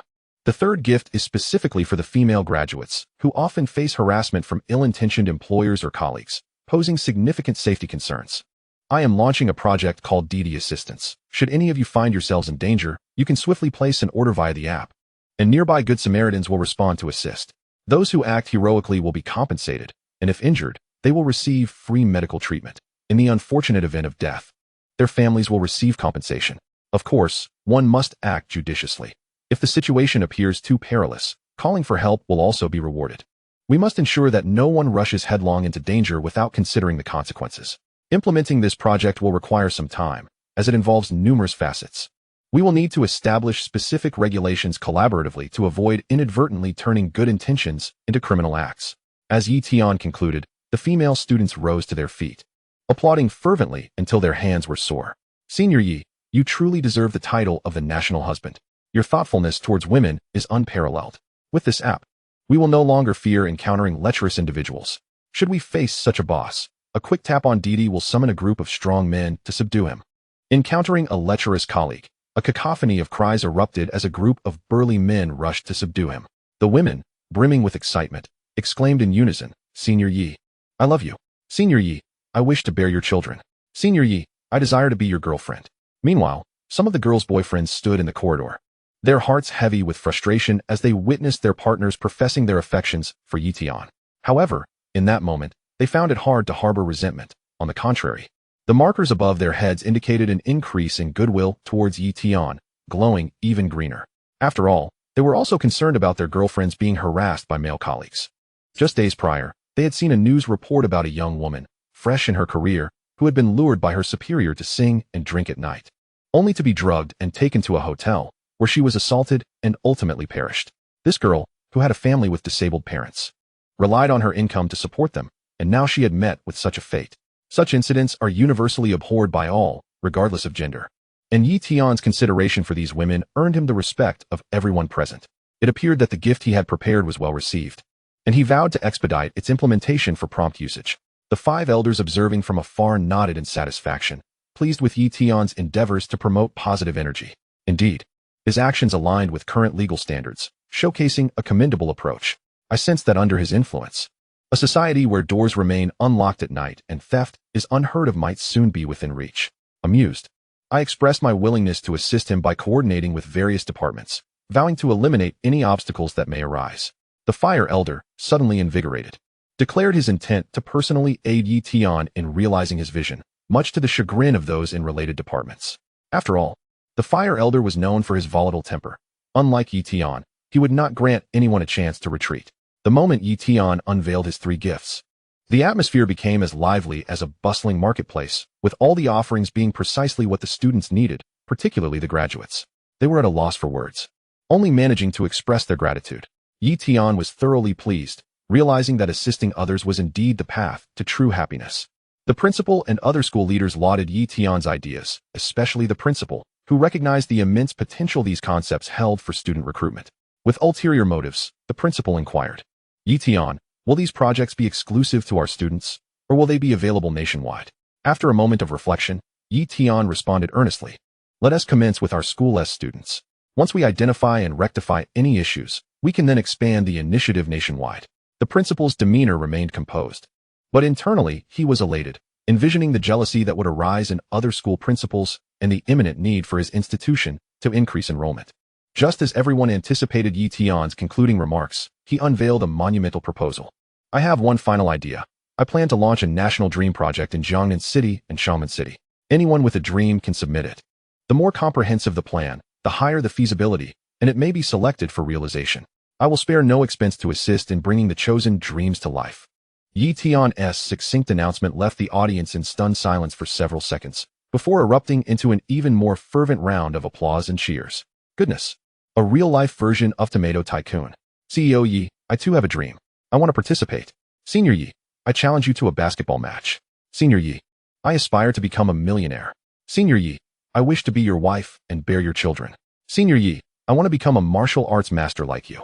Please, everyone, quiet down and listen, Tian urged as he heard some whimsical aspirations akin to wishes. For those who aspire to be millionaires, I must clarify that such dreams are yours to realize independently. A collective sigh of disappointment resonated among those who had viewed Tian as a wish-granting genie.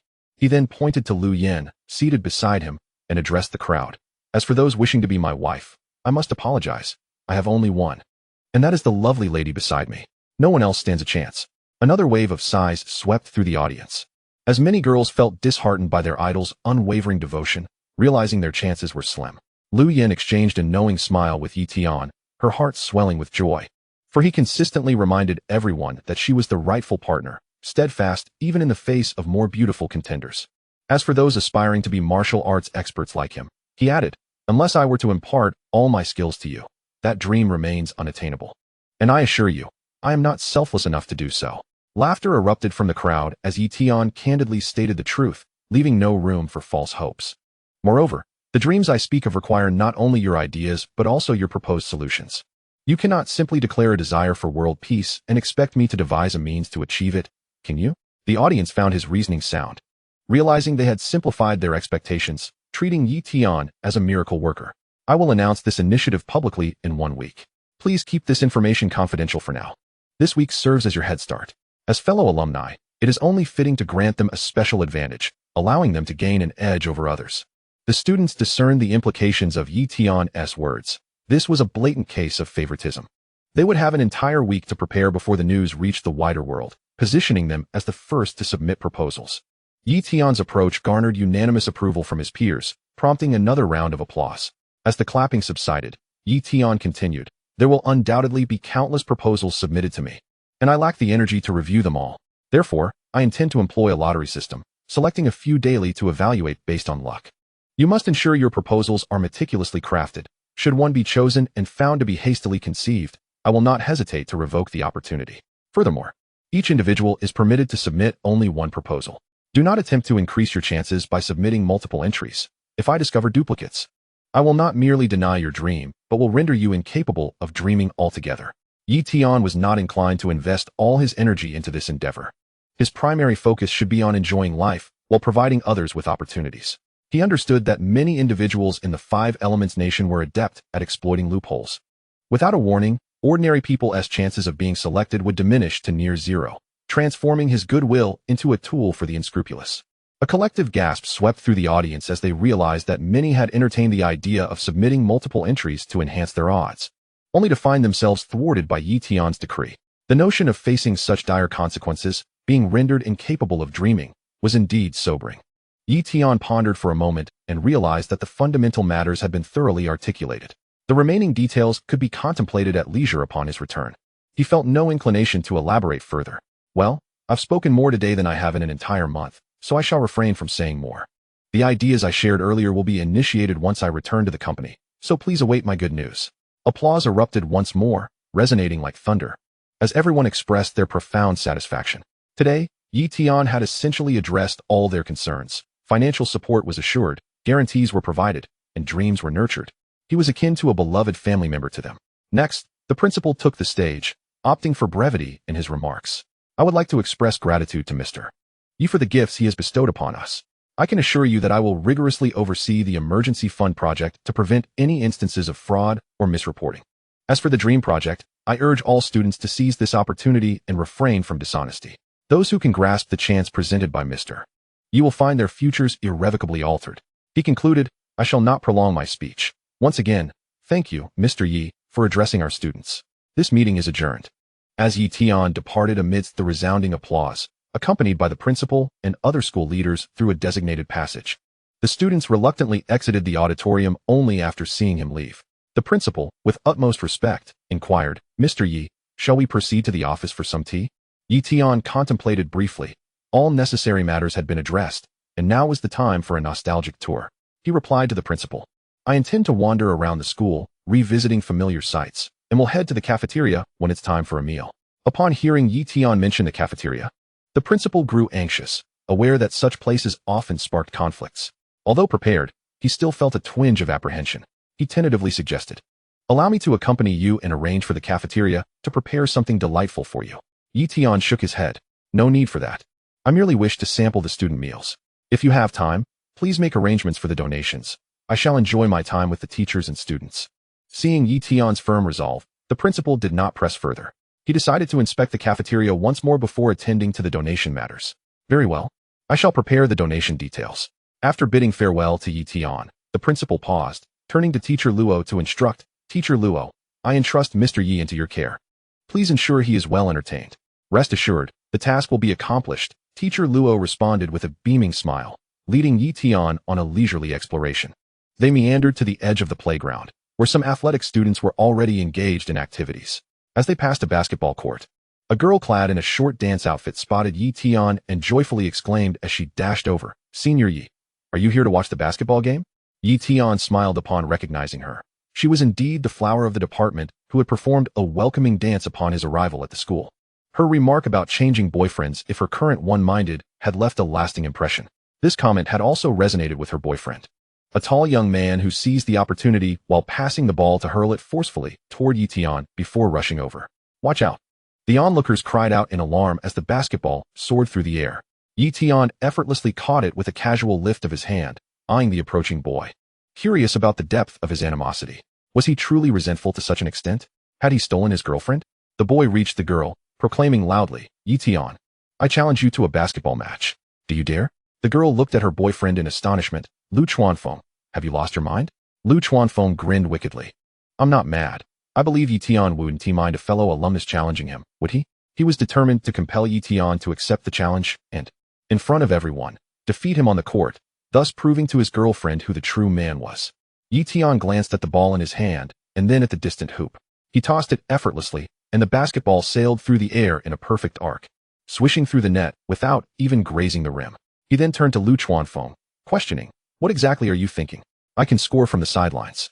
How do you intend to compete with me?" Yi Tian's classmates burst into laughter. It was absurd to think one could contend with someone of his caliber in basketball. Did this student truly believe that muscle alone sufficed? Anticipating this reaction, Lu Chuanfeng retorted, "We are playing basketball, not showcasing superpowers. You must compete with me using only the strength of an ordinary person." The crowd regarded him with incredulous expressions, wondering what kind of peculiar reasoning he possessed. Even his girlfriend felt embarrassed, mortified by his folly. She contemplated ending their relationship. Yi Tian sneered, "Perhaps you would prefer I bind my hands so you could win. Don't stir up trouble. I'm merely passing through and have no intention of bullying you." Lu Chuanfeng's girlfriend quickly interjected, "Senior Yi, please excuse him. He may have hit his head while playing and isn't thinking clearly. I'll take him away immediately." "Who is not thinking clearly? Are you my girlfriend or his?" Lu Chuanfeng blurted out, revealing his jealousy. His girlfriend, furious, retorted, "Lu Chuanfeng, have you lost your mind? Senior Yi is my idol. How could you compare yourself to him? I'm fortunate to have been able to hug and kiss him. Countless girls envy me. What right do you have to be jealous?" Lu Chuanfeng nearly choked with rage at her words. To hear her speak so openly of another man in front of him was infuriating, leaving him feeling utterly humiliated. Yi Tian observed the escalating situation with disinterest, recognizing that Lu Chuanfeng was merely acting out of jealousy and had lost his sanity. Engaging in conversation with him was futile. Had they not been alumni, he might have already dealt with him decisively. He turned to depart, prompting his classmates to follow suit. As they understood that Yi Tian had no desire to complicate matters further, Teacher Luo watched in trepidation, fearing that Lu Chuanfeng might provoke Yi Tian and face dire consequences. Seeing Yi Tian disregard him entirely only heightened Lu Chuanfeng's humiliation, and in a fit of frustration, he shouted, "Yi Tian, without superpowers, you are nothing. Why do so many women adore you?" Yi Tian paused and turned around to address him. "You know nothing. Even without superpowers, I am a billionaire. Whatever your reasons may be, do not provoke me again, or you shall face the consequences. This is a school. Do you truly wish to resort to violence?" Lu Chuanfeng was unconvinced that Yi Tian would dare physically confront him. He was aware that Yi Tian had previously incapacitated Fan Jinxiang, but he considered himself a student and an alumnus, not a domestic abuser. Yi Tian would never resort to violence over mere words. Yi Tian cast a cold glance at him, and Teacher Luo, realizing the gravity of the situation, loudly admonished the boy beside him, "Young man, how dare you speak like that? Apologize to Yi Tian immediately." "What should I apologize for? If one hesitates to accept a fair challenge, what kind of man is he?" Lu Chuanfeng's words incited even Yi Tian's classmates to contemplate violence against him. What did he mean by questioning someone's masculinity? Was he inviting disaster? Without further ado, Yi Tian raised his right hand, palm facing Lu Chuanfeng. Those around Lu Chuanfeng stared blankly at Yi Tian, bewildered by his intentions. Suddenly, Yi Tian's teacher and classmates realized he was about to unleash a ki blast. Fearing the worst, Teacher Luo shouted, "Yi Tian, don't." He genuinely feared that if Yi Tian unleashed that strike, the foolish student would be incapacitated on the spot.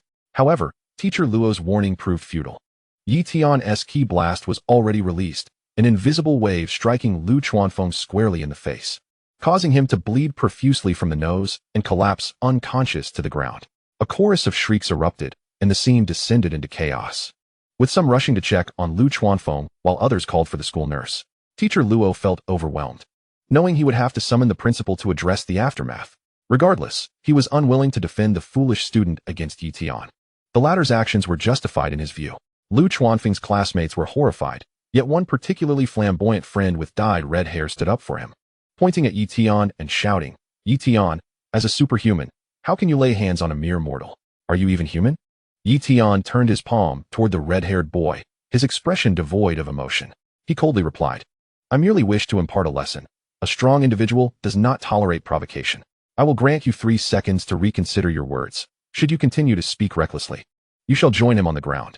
The red-haired boy was intimidated, glancing around for support, but all he saw were classmates retreating in fear. His heart raced. Aiding him now would be tantamount to courting disaster. Realizing he was alone, panic overtook him, and he fell to his knees before Yi Tian, unable to utter a word. A yellowish liquid began to trickle down his trousers as he wet himself in terror. Pathetic.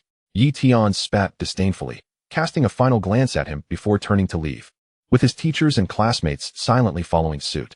Only Teacher Luo took out his phone to call the principal, succinctly detailing the time, place, individuals involved, and the events that transpired, before hastily rejoining Yi Tian. Meanwhile, the principal was in the cafeteria, overseeing preparations and ensuring everything was in order, even upgrading the serving spoons for the day. Suddenly receiving Teacher Luo's call nearly caused him to faint. Why was it that the cafeteria, which he had vigilantly monitored, remained unscathed while other areas spiraled into chaos? He hurried to the basketball court to manage the fallout, while Yi Tian and his companions continued their leisurely stroll. Yi Tian's mood remained largely unaffected by Lu Chuanfeng's injury. It felt akin to casually tossing a brick at a dog that had barked aggressively at him.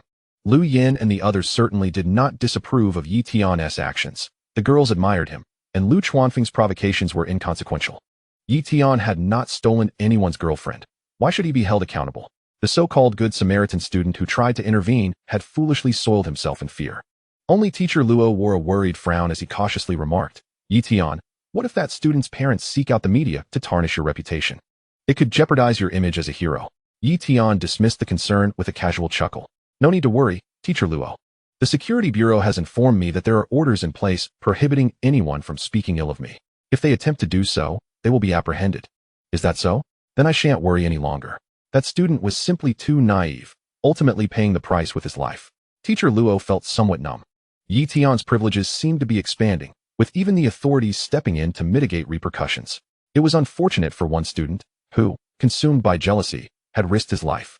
Yi Tian smiled slightly at Teacher Luo, reassuring him, "He hasn't died. He merely suffered a mild concussion. He may become a bit dim-witted, but his life is not in danger. I wouldn't take a life over such trivial matters." "That's a relief." The teachers and students exhaled in unison, relieved to hear that no fatality had occurred. Clearly, Yi Tian had his limits. As for whether Lu Chuanfeng would emerge from this as an imbecile, no one cared. He had already behaved like one. After exploring the vicinity, they realized it was mealtime and finally entered the long-anticipated cafeteria. Chapter 136. It turns out, wishing upon a lucky star really works. They entered the cafeteria, each holding their alumni cards. It felt off to dine without swiping them. Each card had been pre-loaded with 500 yuan, courtesy of the school. In comparison to Yi Tian's intended donation of 100 billion, this sum was negligible. Having arrived early, the cafeteria was only sparsely populated, and they lined up as if still in class, awaiting the cafeteria aunties to serve them. Yi Tian eagerly ordered a plethora of dishes he had previously refrained from indulging in during his studies. Noticing that the cafeteria auntie's long-standing tremors from Parkinson's seemed to have miraculously ceased. Her scooping was both swift and steady. Filling his plate generously without a hint of tremor, the portions were substantial. The aunties, having heard the principal's instructions so frequently that their ears were nearly calloused, recognized the group immediately. If she made a mistake now, it would not be Parkinson's but rather a sign of dementia. Moreover, with the buffs provided by the system, the aunties were particularly fond of Yi Tian. Even without the principal's directives, they would serve him generous portions of meat. Noticing that Yi Tian's dishes were overflowing, his classmates eagerly assisted in carrying the plates to the table before returning to queue for their own meals. Lu Yin playfully asked, "Yi Tian, can you finish all that food?" Yi Tian chuckled, "Oh, that's a trivial matter. Martial artists consume more. If I were to really indulge, I could eat 10 times this amount." Everyone suddenly understood. Indeed, Martial artists had a greater appetite than ordinary individuals. If food intake correlated with strength, it would be no surprise if Tian, an unparalleled master, polished off everything in the cafeteria. Lin expressed her concern. But if you usually eat so little, it's not good for you to go hungry. I'll make extra meals for you from now on. She planned to prepare 10 portions daily for Tian to ensure he didn't lose weight. Tian, seeing Lin's genuine concern, chuckled softly. There's no need. I have internal energy to meet my basic needs. Eating is merely a habit. I don't require such large quantities regularly. Oh, all right then. Lin felt relieved after hearing Tian's explanation. Having gathered their meals, they sat together to eat, savoring the feast. Everyone felt that the food was exponentially better than what they had during their school days, with meat portions truly generous. The stir-fried bell peppers with meat, which had previously resembled more of a bell pepper dish with merely a few paper-thin slices of meat, now featured a majority of meat, relegating the bell peppers to the role of a mere side. In the cafeteria, the other students observed Tian and his companions dining, yet none dared to disturb them. The principal had issued an early notice. Should anyone approach Tian, it would be as if they were invisible, and any disruption would result in severe punitive measures, jeopardizing their graduation certificates. Everyone enjoyed a delightful meal steeped in nostalgia, filled with laughter and conversation, as they prepared to conclude their visit to their alma mater. Teacher Luo hastily messaged the principal, requesting his presence to bid farewell to Tian. Having resolved matters concerning Lu Chuanfeng, the principal promptly received Teacher Luo's message and hurriedly brought along his wife and daughter for the farewell. A dedicated vehicle, previously alerted, awaited them at the school gate. As Tian and his group approached, the principal arrived in a rush, warmly inquiring, Mr. Yi, why the haste? Aren't you going to linger a while longer? Tian shook his head, replying, No, we intend to return to the hotel for some rest before heading to the beach this afternoon. Noticing Tian's well-planned itinerary, the principal refrained from further detaining them, courteously stating, Very well, do come back whenever you have the time. Your alma mater will always welcome you. Tian felt quite satisfied with the principal's reception and waved goodbye with a smile, saying, All right then, we shall take our leave. As for the donation, please notify me tomorrow once you are prepared. The principal, beaming with a broad smile, affirmed, Certainly, certainly. Just as Tian was about to depart, the principal's daughter, Zhang Hanyun, called out to him, presenting a small bottle. Brother Tian, these are 1,000 lucky stars I folded for you. I hope they bring you joy every day. Tian crouched down to accept the bottle, marveling at the colorful paper stars within. It was indeed his first time receiving such a gift, and he expressed his gratitude to Zhang Hanyun. Thank you, little sister. I truly adore it. To show my appreciation, let me gift you something in return. Upon hearing that Tian intended to give her a gift, Zhang Hanyun's heart raced with excitement. Really? What will you give me? Brother Tian? After a brief moment of contemplation, Tian decided that ensuring Zhang Hanyun's safety was far more valuable than any monetary gift. He smiled and said, Well, I shall grant you a chance to summon me. If ever you find yourself in peril, as long as you can reach me, I will rush to your side, no matter where you are. Wow, that is amazing. Brother Tian, does that make you my guardian angel? Zhang Hanyun exclaimed, filled with joy, as she embraced him and planted a couple of kisses on his cheek. Tian had grown accustomed to such affectionate gestures from girls. He nodded and replied, Guardian angel? That does sound quite lovely. Let us consider it so. Your father has my phone number. Be sure to save it well. She nodded enthusiastically. Don't call me randomly. Only summon me in a life-threatening situation. Otherwise, if I am engaged in something crucial and rush to find you only to discover you are unharmed, I would be quite displeased. I promise I won't call you unnecessarily. Zhang Hanyun assured him, nodding fervently as if swearing an oath to the heavens, fully intent on keeping her word. Having learned the fable of the boy who cried wolf, Tian and his teachers, along with his classmates, boarded the vehicle returning to the hotel, while the principal's family watched until the car vanished from sight. Onlookers cast envious glances at Zhang Hanyun. Being under Tian's protection was akin to walking on air. Mom, I'm so happy. It turns out that wishing on a lucky star really does come true. Zhang Hanyun exclaimed joyfully. The principal's wife smiled and asked, You didn't wish for brother Tian to be your guardian angel, did you? Zhang Hanyun nodded with a grin. Yes. The principal and his wife exchanged knowing smiles, marveling at their daughter's fortuitous luck. After a moment of reflection, they advised her, Dear, in the future, avoid dangerous places. Save this life-saving opportunity for genuine emergencies. Such a promise from Tian is not easily obtained. Indeed, I heard that when he came this time, a flight attendant helped him save everyone on the plane, which earned him such a promise. She then received a remarkable promotion to the Civil Aviation Administration. Zhang Hanyun grasped the gravity of her parents' words and nodded vigorously, promising, "Understood, Mom and Dad. I will certainly behave from now on and avoid dangerous places." "Very good," the principal said, feeling uplifted. He turned to his wife, instructing, "Dear, prepare a few dishes for dinner. Let us celebrate at home. Today has truly been filled with joyous events." "Absolutely. We'll head back now. Make sure to come home early tonight." The principal's wife wholeheartedly agreed, bidding farewell to her husband as she took their daughter home. Meanwhile, the spy Chu-Chu had already scouted several coastal scenic spots as per Dr. Glow's orders. Regardless of where Yi Tian and his companions ventured, she was prepared to swim to the nearby deep-sea area to call for help. Dr. Glow's plan hinged on Yi Tian's character. He would surely not stand idly by in the face of danger, allowing Chu-Chu to approach him and obtain bodily tissue for experimentation. Chu-Chu intended to feign being swept away by the waves, using the opportunity to drop her surveillance earpiece into the ocean, thereby enabling her to inform Yi Tian of Dr. Glow's scheme without raising suspicion. Yi Tian's capable subordinate, Hei Feng Huang Yao Yao, after days of preparation, had successfully breached the outer network of the Gearing Group. Through her keen observational skills, she uncovered some peculiar information. Upon analyzing this data, she discovered that the Gearing Group was engaged in inhumane bioweapon experiments, ultimately tracing her way into Dr. Glow's laboratory network. Chapter 137. System, Can They Clone Me? Dressed in a silk nightgown, Huang Yaoyao sat at her computer, typing away at the keyboard. She had gained full access to the surveillance feeds, and remarkably, the Gearing Group's cybersecurity experts had yet to detect any anomalies. As she witnessed the inhumane experiments unfold, she excitedly munched on a hamburger, adding extra ketchup. This was exhilarating, akin to watching a sci-fi movie. It turned out that there were indeed individuals attempting to create a Hulk. Dr. Glow, as usual, faced failure today and, in his frustration, issued commands to Chu-Chu, who was far away in Xiangmen City. Huang Yaoyao, oblivious to the gravity of his orders, continued her search for intriguing documents within the laboratory network. When she stumbled upon a copy of the Heavenly Theft Plan, recently restored from deleted files, her interest piqued. The document detailed plans involving Yi Tian, revealing that the laboratory intended to steal his bodily tissue to produce clones for experimentation. Moreover, it mentioned that a beautiful spy had been dispatched to approach Yi Tian. Dr. Glow had just been issuing orders to her. This was alarming. Huang Yaoyao quickly sent a message to Yi Tian. "Mr. Yi, urgent matter. Find a discreet location. I need to speak with you. Be cautious of your surroundings. Avoid any bees."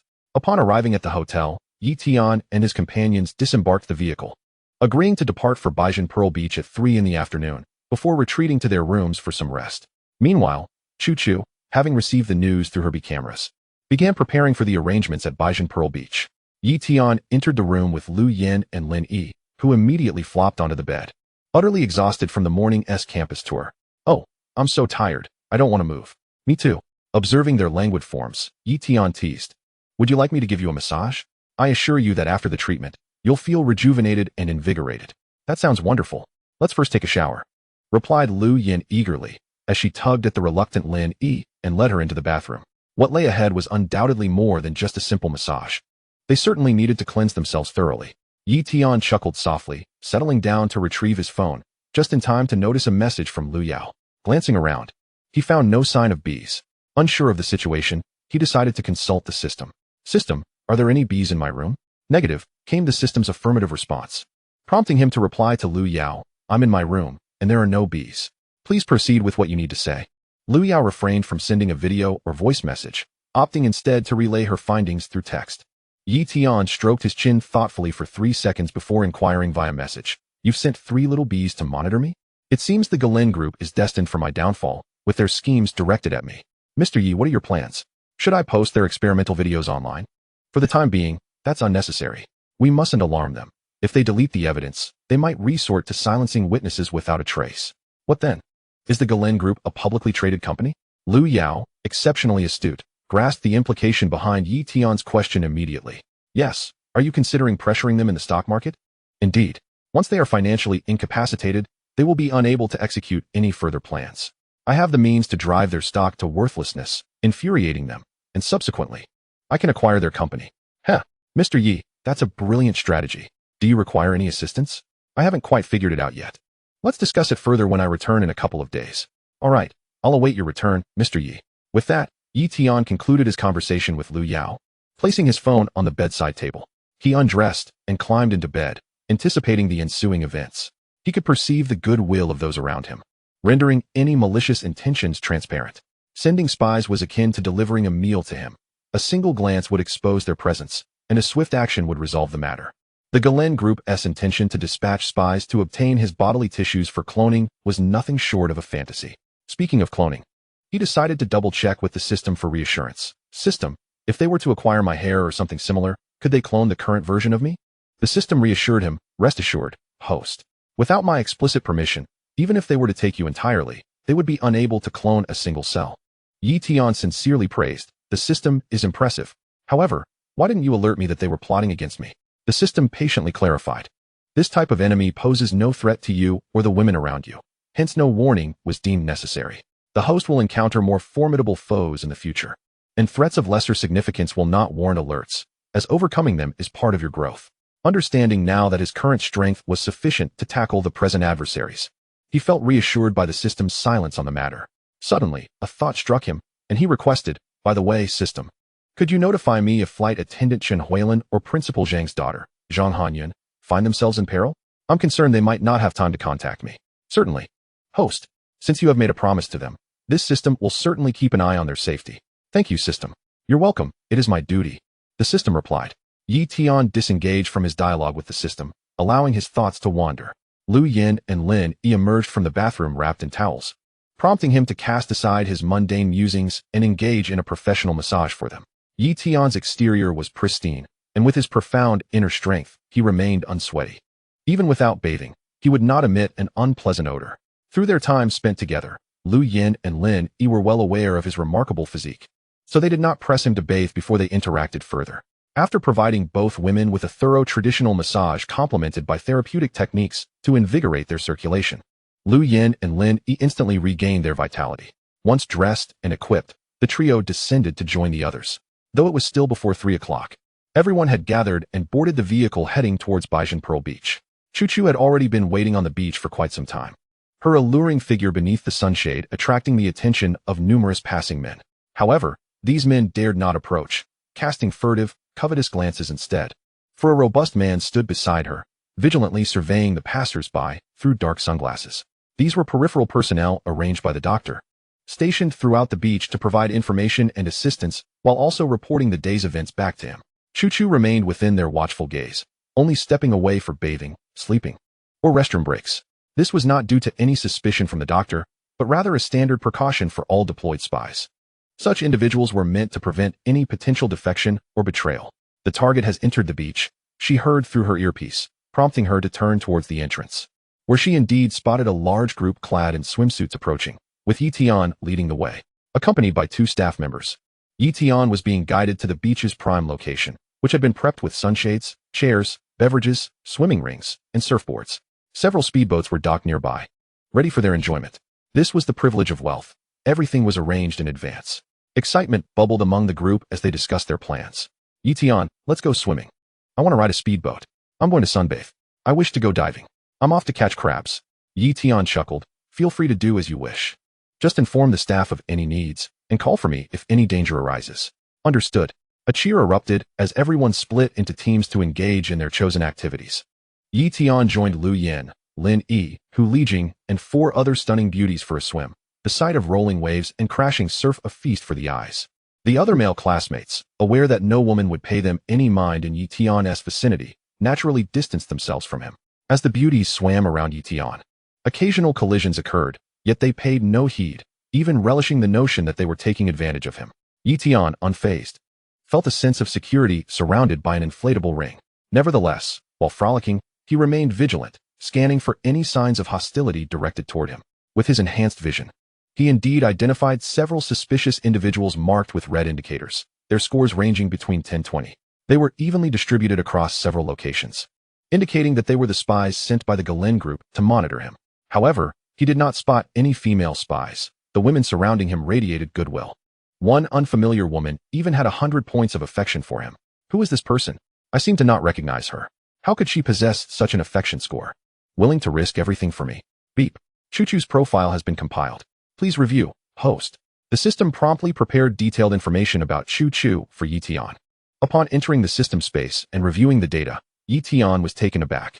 The woman who would sacrifice her very life for him was, astonishingly, a female spy dispatched by the Galen group. Cultivated from artificial embryos and subjected to a brainwashing education, she had developed feelings for him, betraying the Galen group in the process, and was prepared to find an opportunity to inform him, willing to lay down her life to protect him. As Tian absorbed the information, he was left utterly dumbfounded. Was such a scenario even conceivable?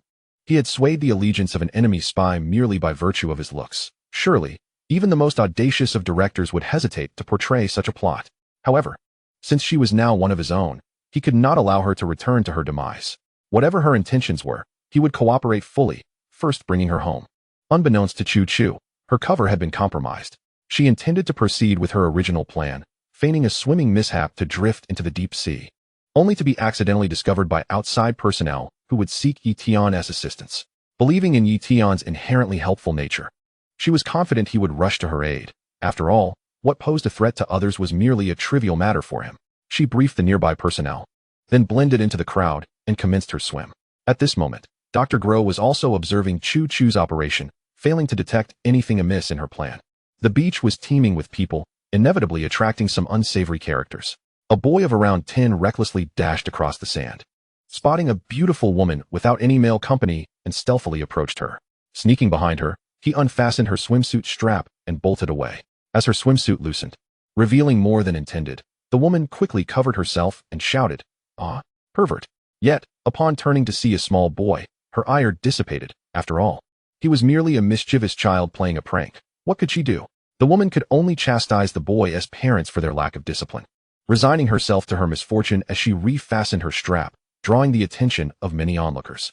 Unbeknownst to her, at the very instant her swimsuit had loosened, a middle-aged man, standing not far ahead, had been capturing that moment with his phone. The mischievous boy continued his antics, unfastening the straps of 5 women's swimsuits before retreating to a corner to play in the sand. The middle-aged man, looking around to ensure no one was watching, approached the boy. Delighted, the boy exclaimed, "Daddy, where's my lollipop?" The man produced a lollipop and instructed, "Here you go. After this, go unfasten a few more pretty lady swimsuit straps, and I'll take you for a hamburger." Ecstatic at the promise of a hamburger, the boy jumped with joy. The man, named Hao Jian, was indeed the boy's father, having deliberately nurtured such behavior in his son. Initially, it had started as a prank when his son had unfastened a beautiful woman's swimsuit strap, providing him with quite the visual feast. Upon realizing the woman merely scolded the boy without further consequence, a bold idea blossomed in his mind. From then on, he frequently brought his son to the beach, encouraging him to unfasten the straps of beautiful women while he snapped pictures. After all, the beach was crowded, the visitors varied daily, and with several beaches in the vicinity, he was confident no one would catch him. His phone was already filled with numerous photos, which he had even posted on forums, earning a tidy sum. After licking his lollipop for a while, the boy resumed his antics, provoking countless women's indignant reactions. As the saying goes, he who often walks by the riverbank will inevitably get his shoes wet. One who frequently wanders in the world will inevitably face danger. Today, he encountered a formidable woman. As soon as he unfastened her strap, she swiftly covered her swimsuit and retaliated with a slap. The boy was momentarily stunned, sitting on the ground and crying uncontrollably. The surrounding crowd turned their attention to the commotion, witnessing the woman readying her swimsuit strap, piquing their curiosity as they gathered around, asking, "What happened?" The woman, Su Yurong, was also a student at Shangman University, albeit a graduate, and a contemporary of Yi Tian from a different major. Residing in Shangman, she had come to the beach for a weekend respite, only to find herself accosted by a little pervert. Her temperament was far from her name's implication of being accommodating. Rather, she was fiercely opposed to wrongdoing. A pervert, no matter how small, was still a pervert, and failing to educate him now would only lead to greater issues in the future. As she secured her swimsuit strap, she paid no heed to the onlookers staring at her ample bosom. Accustomed to it, she simply glanced at the sobbing boy on the ground and explained to the crowd, "This little rascal was being lewd, unfastening my swimsuit strap, and I slapped him for it." The crowd reacted with unanimous approval of her actions. At such a young age, how could he be so lewd? He deserves to be punished. Where are his parents? They should be held accountable. I suspect they're not good people either. At this moment, Hao Jian hurried over, lifting his son and attempting to leave. His guilty conscience prevented him from saying much. Su Yurong called out, "Wait, who are you to him?" Stopped in his tracks, Hao Jian found himself at a loss, awkwardly stating, "I'm his father. What is the matter?" Su Yurong, incensed, asked, "Your son assaulted me, and you are just going to walk away without an apology?" Hao Jian retorted, But you've already slapped him. That makes it even.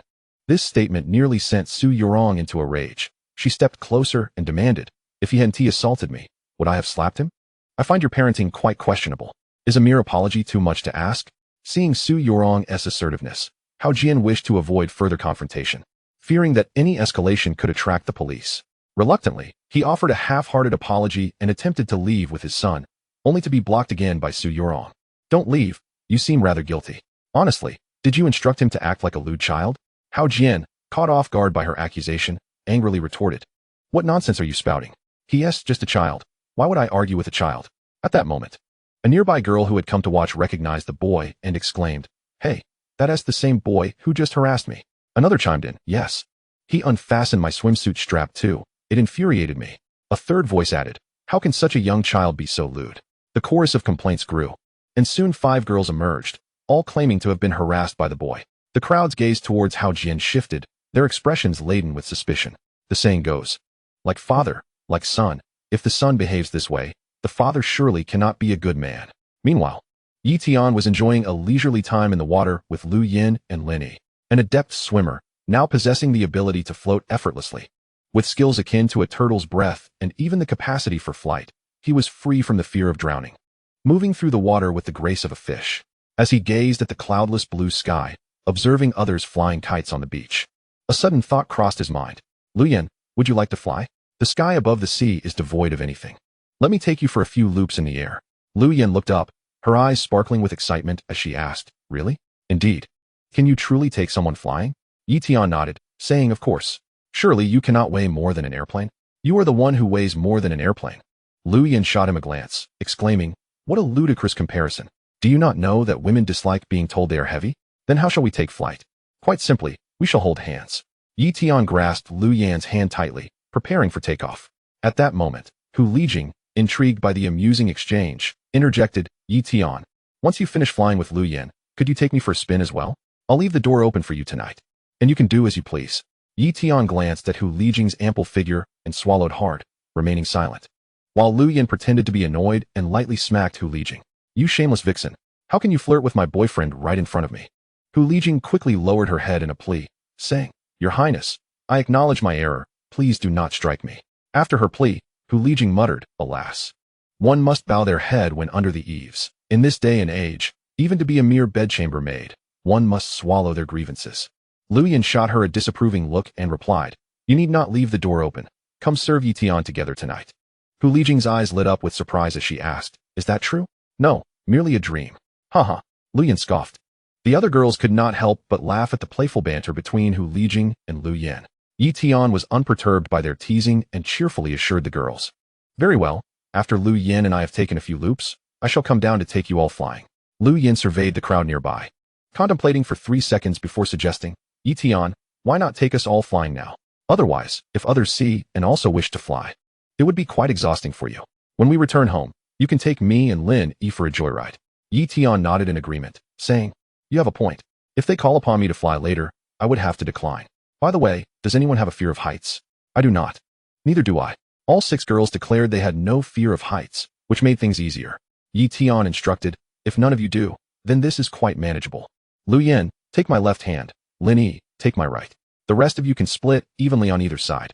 Everyone must hold on tightly. We wouldn't want anyone accidentally falling from the sky. The 6 girls followed Yi Tian's instructions, 3 on the left and 3 on the right, nervously awaiting takeoff. Yi Tian, holding Lu Yan's and Lin Yi's hands, requested the system, please secure their hands, so they do not fall. Affirmative, hands secured.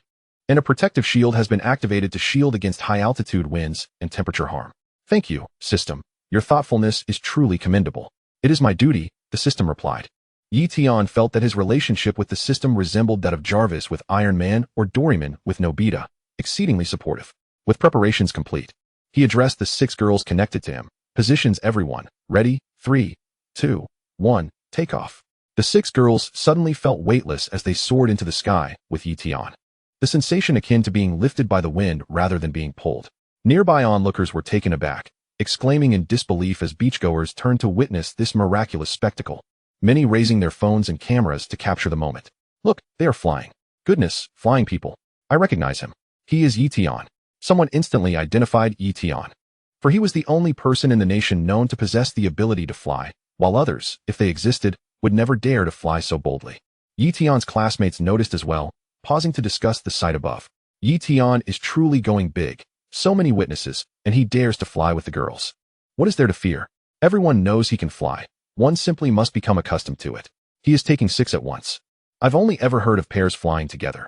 This must be 7 flying together. What a loss. Had I known, I would have joined them for a swim earlier. Perhaps I would be up there too. How envious. I must ask him later if he can take me flying as well. The entire beach's attention converged upon the aerial ensemble of 7. Su Yorong was in the midst of a debate with Hao Jian, who, in a fit of stubbornness, used his son as a shield, suggesting that it was pointless for adults to squabble over trivial matters. Upon hearing the astonished shouts from the crowd, she too spotted the flying group and immediately deduced it was Yi Tian. Yi Tian is here, and he has flying? How enviable. We lost contact after graduation. I wonder if he still remembers me. A girl who had previously been harassed by a mischievous child suddenly proposed a suggestion, which all the surrounding girls enthusiastically supported.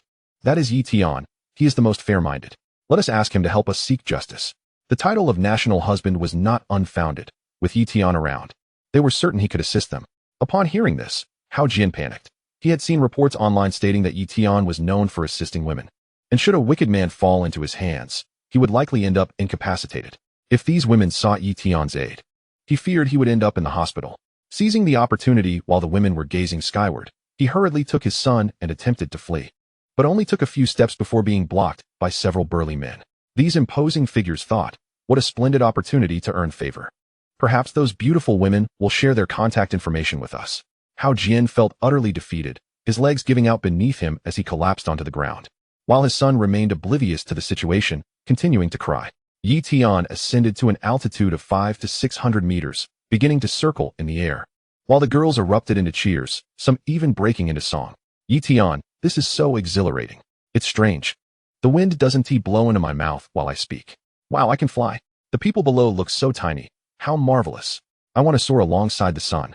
I shall fly higher and higher. Chapter 140, Whispering Sweet Nothings in the Sky. Xiamen City boasts an international airport, with numerous planes taking off and landing daily.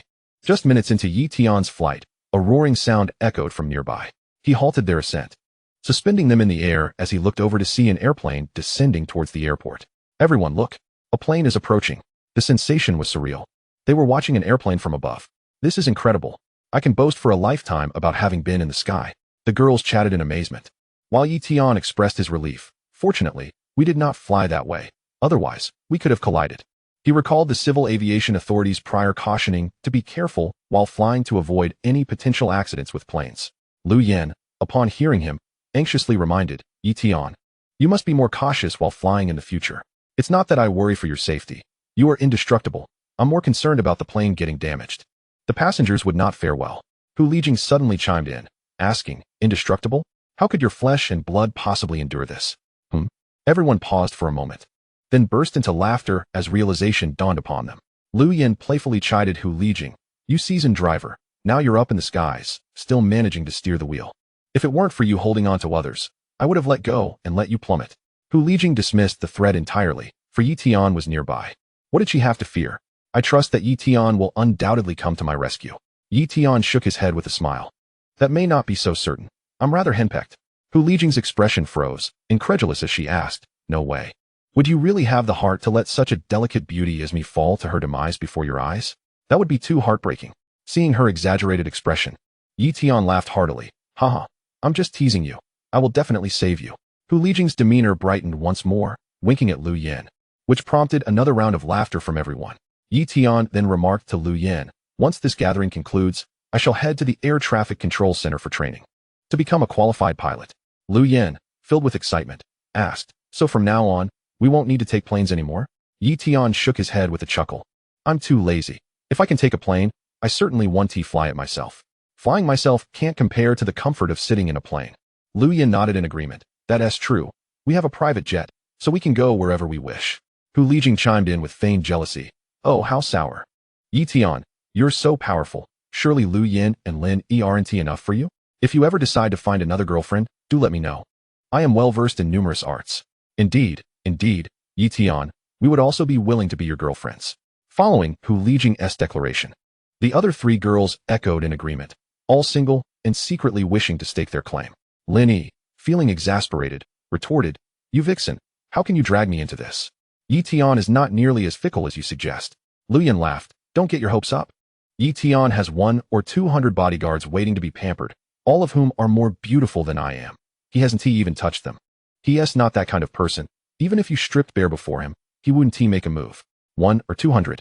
The other girls were astonished, realizing why Lu Yan was so at ease. With so many beauties around Yi Tian, how could he not maintain his discipline? Hu Lijing, intrigued, asked Yi Tian, "Do you possess some unspeakable secret? Let me examine you. I'm not bragging, but I find it hard to believe that a normal man would remain unresponsive under my skilled hands." Yi Tian quickly clarified, "You're overthinking it. I possess a remarkable skill that allows me to calm myself instantly, so there's no question of being infatuated. If I didn't use that skill, I would still have the normal reactions any man would have. Don't doubt your charms." Yi Tian certainly did not want anyone to think he had issues in that regard. No man could tolerate such an inference. Hu Lijing sighed regretfully, "Alas. Why didn't I pursue Yi Tian back then? What a splendid man he is. I missed my chance." The other girls echoed her sentiment, lamenting that no one could have foreseen Yi Tian's sudden transformation. Lin Yi, in a twist of fate, had gained the opportunity to be with Yi Tian due to her unusual illness, while they were left without any ailments, lacking even a reason to draw closer. Yi Tian comforted them with a smile. All right. Being classmates is quite wonderful too. If you ever encounter difficulties, just seek me out. As long as I'm around, you will never have to endure a life of hardship." "Thank you, Yi Tian. Having you as a classmate is truly wonderful." With Yi Tian's words so clear, Hu Lijing would no longer press the matter. If there were no opportunities, then there were none, and pursuing it further would only complicate things. The six of them, caught up in their romantic banter high above, remained blissfully unaware of how audacious their behavior truly was. Just moments ago, an international flight had passed by, carrying numerous passengers from abroad. A few passengers, gazing out at the scenery, were startled to see several individuals holding hands in midair, and they screamed in shock. "Oh my God, there are people flying out there. Everyone, come see the superhero. Are they really flying? Is this some kind of magic trick?" An elderly couple from abroad witnessed this miraculous scene. The husband curiously asked the female translator seated beside him, "Are these the 7 fairies from your mythology?" His wife, holding binoculars, peered closely and rebutted, "Robert, you must need glasses. The one in the middle is clearly a man. I've never seen such a handsome man before. He is even more striking than God." Robert countered, "Darling, as a devout believer, didn't you always say that only God is the most handsome? How could anyone surpass him?" His wife firmly nodded, articulately responding, "Now there is. I believe even God would agree with my sentiment." The female translator, a girl from the 5 Elements nation, took the binoculars and exclaimed in delight, "That's Mr. Yi. His 8-pack abs are so impressive.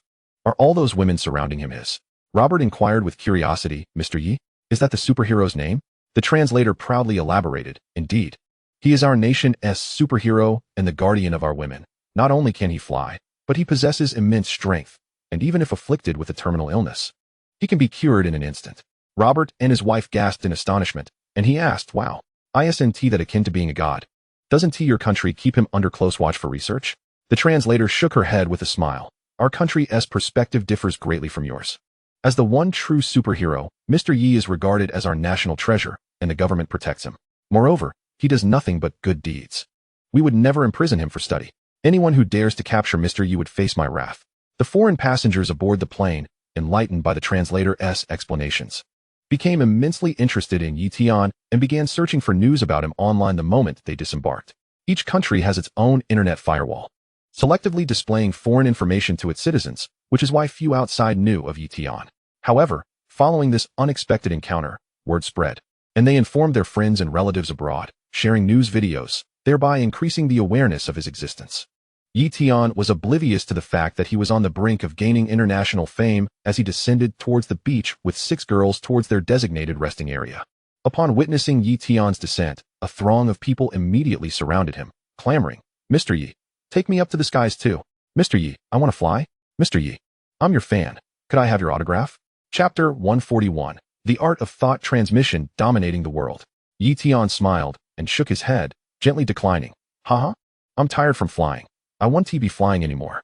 Upon hearing Yi Tian's statement, no one dared to press further, as they assumed flying must be an exhausting endeavor. At that moment, a stunning woman in swimwear squeezed to the front, seeking Yi Tian's assistance. Mr. Yi, Could you help us seek justice? Yi Tian looked at her with curiosity and inquired, what seems to be the matter? The beautiful woman then recounted the incident involving a mischievous child who had brazenly unfastened their swimsuit straps, seeking Yi Tian's assistance in resolving the issue. Yi Tian scratched his head and replied, wouldn't it be better to involve the police for something like this? To him, it appeared to be a trivial matter easily handled by any officer. Merely apprehending the lecher would suffice. However, the next words from the woman were impossible for him to decline. Mr. Yi, you are our protector. We place our trust in you. Seeing the admiration in her eyes, Yi Tian felt a surge of happiness. Being trusted by someone is indeed a joyous affair. All right then, where's the person? He asked. Mr. Yi, over there, she said, pointing on tiptoe towards a small cluster of people in the distance. Yi Tian nodded and instructed his companions, you all stay here and rest. Don't wander off. I will resolve this issue and return shortly. Naturally, Lu Yin and Lin Yi had no objections. They were pleased to see someone putting their faith in Yi Tian. Feeling proud of him. At that moment, the bodyguards, including Hua Ningxuang, quickly formed a protective circle around Yi Tian, awaiting his commands. Spotting two individuals in the crowd who harbored animosity towards him, presumably members of the Guren group, he contemplated swiftly incapacitating them to eliminate the threat. However, he reconsidered. While he was aware of the Guren group's plans, they remained oblivious. If he were to injure those suspected spies now, it would be deemed irregular. He intended to assist Chu Chu in her performance and bring her home, so he opted to turn a blind eye to the situation, allowing the game to continue. Of course, the premise of this game was that his own people would remain unharmed. Otherwise, he would be ready to overturn the table in an instant. In such a crowded environment, it was somewhat inconvenient to alert Hua Ningxuang and the others, and he was uncertain whether the Guren group members were equipped with listening devices. If they overheard anything, the game would be over. Ding. The host has acquired the thought transmission technique. Just as Yi Tian's worries began to mount, the system promptly provided a solution, delighting him immensely. The thought transmission technique, a wondrous martial art from the wind and cloud, dominates the world. Allows for communication through inner strength without the need to speak aloud. Only specific individuals can hear it, while others remain oblivious. The transmission range, bolstered by the system's power, allows him to communicate regardless of distance, as long as he identifies the target. Grateful to the system, Yi Tian swiftly learned to utilize it and transmitted to the four beautiful bodyguards, I am your boss. Do not panic or speak. This is merely a method of silent communication, and others cannot hear us. The four bodyguards were startled as Yi Tian's voice echoed in their minds, causing them to involuntarily shiver. They exchanged glances filled with astonishment. Their boss possessed such an extraordinary martial art. It was even more convenient than a phone. They wondered if he could hear their thoughts. You lack inner strength, so I cannot hear your thoughts. Just focus on what I say, he continued. The four bodyguards nearly jumped in surprise, thinking, is the boss teasing us? If he can't hear our thoughts, how did he just answer our unspoken questions? What do you need, boss? Why not just tell us directly instead of communicating this way? Indeed, Yi Tian could not hear their thoughts. Without inner strength, they were unable to use this transmission method, allowing only a one-way communication from him. The reason he coincidentally answered their unasked questions was merely because he had accurately guessed what they were thinking. Yi Tian proceeded with the transmission. I sense hostility directed towards me from the surrounding individuals. If I were to speak openly, they might overhear. You four remain here to protect Lu Yin and Lin Yi. Do not allow any outsiders, especially men, to approach. I will assist this lady and return shortly. The four bodyguards nodded slightly, acknowledging his request while internally grumbling about their boss's trickery. He could hear them after all, yet pretended otherwise. Seeing that the four bodyguards understood, Yi Tian felt reassured and approached the swimsuit-clad beauty to act as a mediator. The onlookers followed suit, eager to witness the spectacle. For as long as Yi Tian was present, there would undoubtedly be excitement to behold, an opportunity not to be missed. A spy, feigning casualness, cast a glance at Lu Yin and the others, but was quickly spotted by the four bodyguards, who fixed their gaze upon him, causing him to hastily blend in with the crowd. The bodyguards, recognizing the presence of ill intentions, were not only impressed by their boss's keen intuition but also heightened their vigilance. Yi Tian approached the swimsuit beauty and stood before Su Yurong, recalling her identity after a brief mental search. Su Yurong, what brings you here? He exclaimed in surprise. Yi Tian, after such a long time without contact, you still recognize me at a glance. Impressive. Su Yurong replied, equally astonished that he had identified her so quickly, suggesting she still held some significance in his mind. Meanwhile, the seated Hao Jian felt a pang of panic. This well-endowed beauty was acquainted with Yi Tian. He realized he was in deep trouble. He resolved to confess everything and plead for the police to take him away. Being locked up was far preferable to being beaten by Yi Tian. Yi Tian scratched his head, feeling a bit embarrassed. Haha, not at all. If I hadn't seen your figure, I might not have recognized you right away. His blunt honesty elicited a chorus of laughter from the onlookers, leaving them curious about the nature of Yi Tian's relationship with the voluptuous beauty, which had apparently reached the level of recognizing someone by their figure alone. Su Yurong playfully retorted, "You're incorrigible. When did you become so smooth-tongued? You used to be quite shy?" She bore no ill feelings towards his comments. With such charm, he could say anything. Yi Tian grinned. "With wealth comes the freedom to speak truthfully. When I was poor, no one would listen to me, but now that I am affluent, I can afford to speak my mind." The crowd nodded in agreement, acknowledging the veracity of Yi Tian's words. Indeed, it was the truth. Su Yurong concurred and succinctly relayed the events. "We invited you here today hoping you could take charge for us. Just moments ago, a mischievous child stealthily unfastened our swimsuit straps, nearly exposing us. The child's father was oblivious to the gravity of the situation and attempted to leave with his son. I suspect the child acted on his father's instructions. We hope you can help us address this." Yi Tian glanced at Hao Jian, who was now trembling on the ground in utter fear. He stroked his chin and said to Su Yurong, "This is simple. A good beating will suffice, which I excel at. I can break his limbs one by one and then heal him, only to break them again. He'll confess everything." A collective gasp arose from the crowd. Yi Tian's methods were ruthless yet thrilling, and they relished the idea. Before Su Yurong could agree, Hao Jian suddenly knelt on the ground, bowing his head and begging for mercy. "Mr. Yi, please don't beat me. I'll confess. I'll tell you everything." Yi Tian, feeling somewhat vexed, asked, "I'm afraid it seems rather hasty to confess, given that I have yet to begin." This statement struck fear into Hao Jian, nearly causing him to lose control. Was it wrong for him to confess quickly? Surely, President Yi must be seeking an excuse solely to incapacitate him. Chapter 142, addressing the issue at its source. Hao Jian, trembling and on the verge of tears, pleaded, "I beg you, President Yi, spare me. Imprison me for a few years if you must, but please, do not break my legs." Yi Tian regarded him with a calm demeanor and inquired, "Now, do enlighten me about the situation." Although Yi Tian's tone was gentle, Hao Jian dared not take it lightly. He spilled all the details like beans from a pot. "I'll tell you everything. Once, I witnessed my son loosening the straps of their clothing. They, considering his tender age, were not overly concerned, prompting me to encourage him to continue. If he performed well, rewards were promised. I stood not far from them, capturing photographs, all of which I stored on my phone and computer. I even sold some on a forum, earning a bit of money. I have only engaged in such activities. I swear, I have committed no other wrongdoing. Please, President Yi, spare me." Yi Tian stroked his chin, speaking slowly. "Do you realize you are committing a crime?" Hao Jian, filled with dread, responded, "I was unaware, President Yi." Yi Tian extended his hand, instructing, "Unlock your phone and show me how many you have. I am quite violent. For every concealed image, I shall break a bone. You may consider your options." Hao Jian hastily retrieved his phone, unlocked it, and revealed his gallery. He explained earnestly, "President Yi, look, they are all here. I have more on my home computer, and I will delete them immediately upon my return." Upon viewing the sheer number of photos, Yi Tian exclaimed, "My goodness, over 4,000. This constitutes a particularly grave offense. Do you understand? A sentence of over 10 years or even life imprisonment awaits you." Hao Jian was rendered speechless by Yi Tian's words, feeling an unexpected chill on that sunny summer day. Yi Tian beckoned to Su Yurong and the other ladies. "Come, gather around and see if your images are among these." They quickly clustered beside him, enveloping him in a wave of warmth. The nearby males cast envious glances at Yi Tian. "I wish to see. I wish to see," the ladies exclaimed, urging Yi Tian to scroll through the images. "Yi Tian, that's me," Su Yurong exclaimed upon spotting the latest photo capturing her at a moment of partial exposure, her face flushing crimson. Yi Tian felt as though he might drool. While others engaged in surreptitious glances, he was brazenly observing right beside the subject. Who could resist such temptation? To avoid embarrassment, Yi Tian decisively employed the ice heart technique. With a heart as pure as ice, he remained unfazed.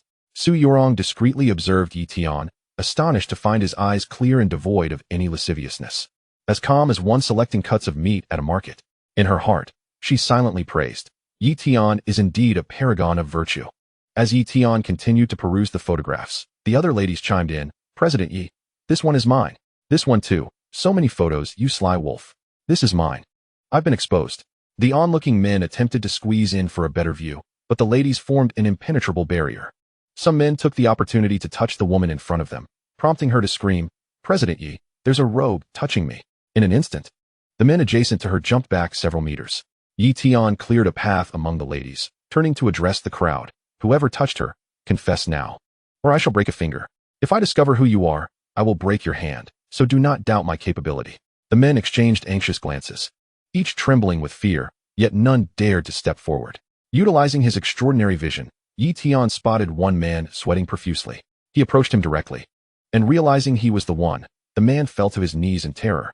It was me. Please, President Yi, spare me this time. Yi Tian, uninterested in further dialogue, seized the man's middle finger, bending it back gently, resulting in a pained squeal as he writhed on the ground. Fortunate you spoke quickly, otherwise, that hand would have been lost. Should you seek revenge, feel free to find me. Your life will be forfeit then. The man ceased his cries, pleading, I am remorseful. This is all my doing. Begone. Yi Tian commanded, and the man fled hastily, desperate to seek medical attention for his finger. The thought of retaliating against Yi Tian was a notion too daunting to entertain, for he was a man not to be trifled with. Thank you, President Yi. The woman who had been touched expressed her gratitude as the rogue was driven away. Yi Tian nodded in acknowledgement and approached Hao Jian, whose legs were now shaking uncontrollably.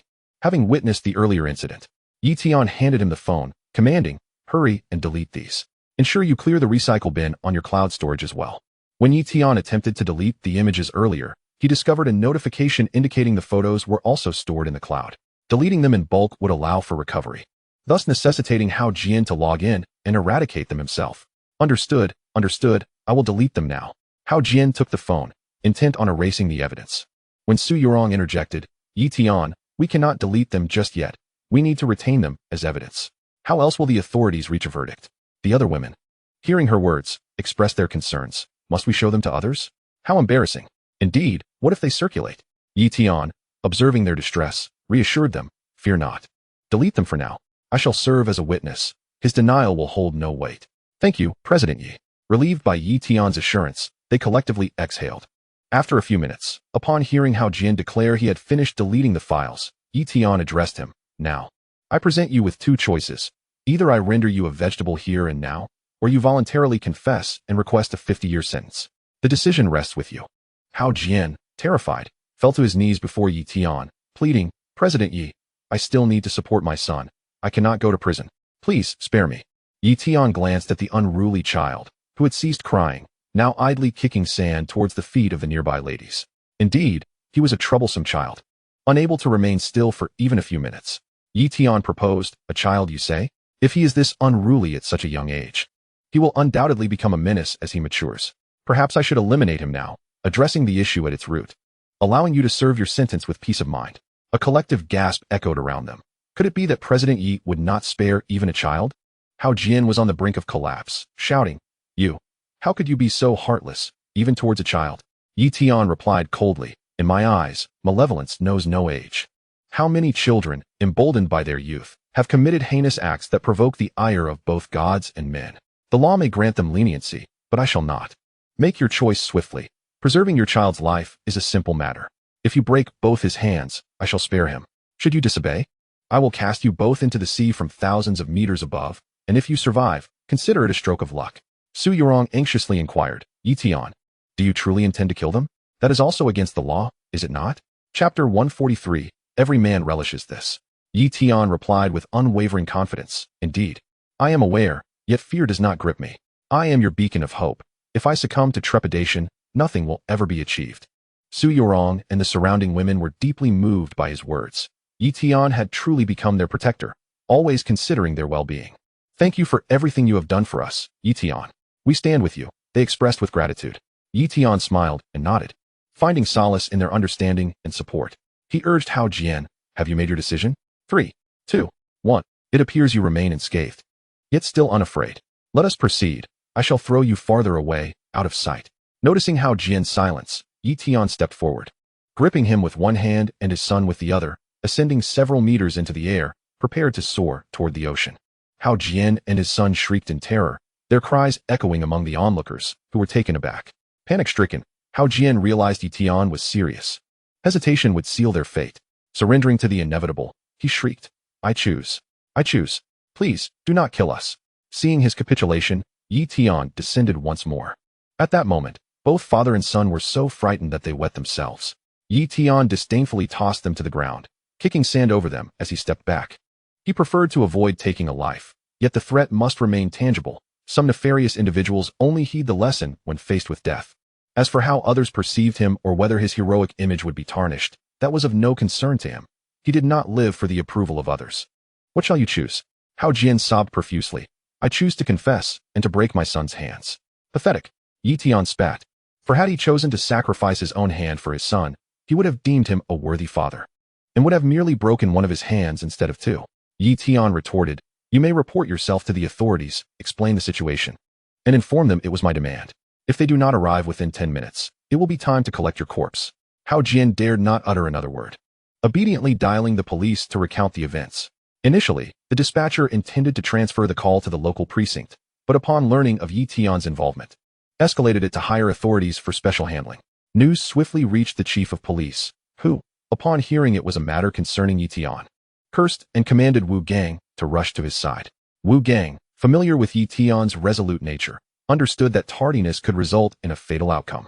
He quickly assembled a few officers, activating the sirens as they sped toward Baijin Pearl Beach. Upon learning that Hao Jian had contacted the police, Yi Tian pressed on. Now it is time for your son's hands. Do not delay. I assure you, my method will result in shattering fractures that cannot be mended, while your own intervention may allow for healing. The onlookers, initially appalled by Yi Tian's ruthlessness, felt a shift in sentiment upon hearing his words. Surely, if he were truly cruel, he would not allow the lecher to act upon his son. Hao Jian, in tears, grasped one of his son's hands, lamenting, My child, forgive me. It is my failure as a parent that has brought us to this point. To ensure your survival, do not hold it against me. The boy, still seated on the ground, building a sandcastle with soiled sand, looked up in confusion and asked, Father, what are you doing? Hao Jian, anguished, lectured. You must never again untie anyone's clothing or be mischievous. You must behave. He then laid his son's hand across his knee and struck down with his fist. The boy immediately erupted in cries of pain. Ah, it hurts. Father, why are you hitting me? Yi Tian, hearing the wails, turned away, covering his ears. This was indeed too cruel. He preferred his strikes to be swift and decisive, leaving no room for suffering. The crowd, witnessing Yi Tian's reaction, found themselves at a loss for words, internally critiquing, Yi Tian, you speak so harshly, yet cannot bear to witness this child's pain, demonstrating more compassion than we. Su Yorong and the other young women, also unable to bear the sight, felt their hearts soften. Hao Jian, hesitant to strike too hard, resorted to a few weak blows that did not achieve their intended result, only eliciting more anguished cries from his son. The onlookers, unable to continue watching, began to close their eyes and cover their ears. A few of the girls whispered to Su Yorong, Perhaps we should let this go. Could you plead with Yi Tian for mercy? You are familiar with him, while I cannot bring myself to approach. Reluctantly, Su Yorong, her heart softened by the cries, agreed. She approached Yi Tian, tugging at his arm and whispering in his ear, Yi Tian, let the child be. Apprehend the adult instead. Yi Tian, now unable to endure, seized the opportunity to relent. He turned to Su Yorong and the other women, stating, If you all are willing to overlook this, then let us spare the child. The women nodded in unison. We bear no grudge. It is the father's fault, and he should bear the consequences. Very well, Yi Tian acquiesced, addressing Hao Jian with a shout, Stop. Enough. I cannot bear to witness this any longer. Hao Jian immediately ceased, kneeling before Yi Tian in profuse gratitude. Thank you. Yi Tian, thank you. His son's arm was swollen from the blows, and the boy continued to wail, gasping for breath. Yi Tian, with an air of indifference, remarked, Do not express your gratitude too soon. It is the father's failure that has led to this. You shall exchange one of your hands for your son's too. Extend your hand. Very well. Thank you, Yi Tian. Hao Jian complied, showing no signs of dissent towards this punishment, recognizing it as a measure of leniency. He extended his left hand. Yi Tian, without malice, gently flicked his wrist, breaking the radius with a swift motion, eliciting a cold sweat to bead upon Hao Jian's forehead. In the distance, sirens blared, and shortly thereafter, Wu Gang and several officers arrived. Breathless as they addressed Yi Tian, we have arrived. Please issue any commands you may have. Yi Tian, unreserved, knowing the officers would assist him in all matters, pointed at Hao Jian and declared, This man should be detained for 50 years. He can explain the reasons himself. As for his son, let him be sent for rehabilitation. Should he fail to learn from this, he too shall be confined. Wu Gang promptly nodded, saying, All right, I will certainly comply. Yi Tian further instructed, First, let him take you to his home and delete all those secretly taken photographs. Then, provide me with the details of those who purchased his photos and the information from the forum. I will send someone to punish them. Upon hearing this, Wu Gang immediately understood the situation. It was a case of a man secretly photographing women. Given Yi Tian's character, it was entirely normal for him to intervene in such matters. After all, he was the nation's beloved husband figure, a protector of women. He quickly took charge, saying, Yi Tian, leave all of this to us. I assure you, we will apprehend them even if it involves crossing provincial lines. There are orders from above. If it is within our capacity to handle, there's no need to trouble you, lest the situation escalates uncontrollably. Yi Tian expressed his satisfaction with Wu Gang's enthusiasm. Nodding in gratitude, all right then, I appreciate your assistance. Not a problem at all, Wu Gang replied. After a moment's thought, he asked, should we also apprehend those who bought his photos? Yi Tian pondered for 3 seconds before responding, arrest those who disseminated or sold the images. Let those who did not escape the net. After all, it is natural for men to enjoy viewing such images. If I were to receive them, I would also take a look. What I cannot do, I cannot expect others to refrain from either. Wu Gang readily agreed, recognizing Yi Tian's fairness. He set himself as the moral benchmark. Understood.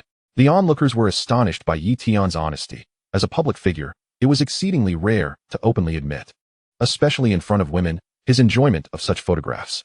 In this day and age, who does not hide their true self, presenting a facade of righteousness, while in reality, every man is inevitably drawn to images of beauty?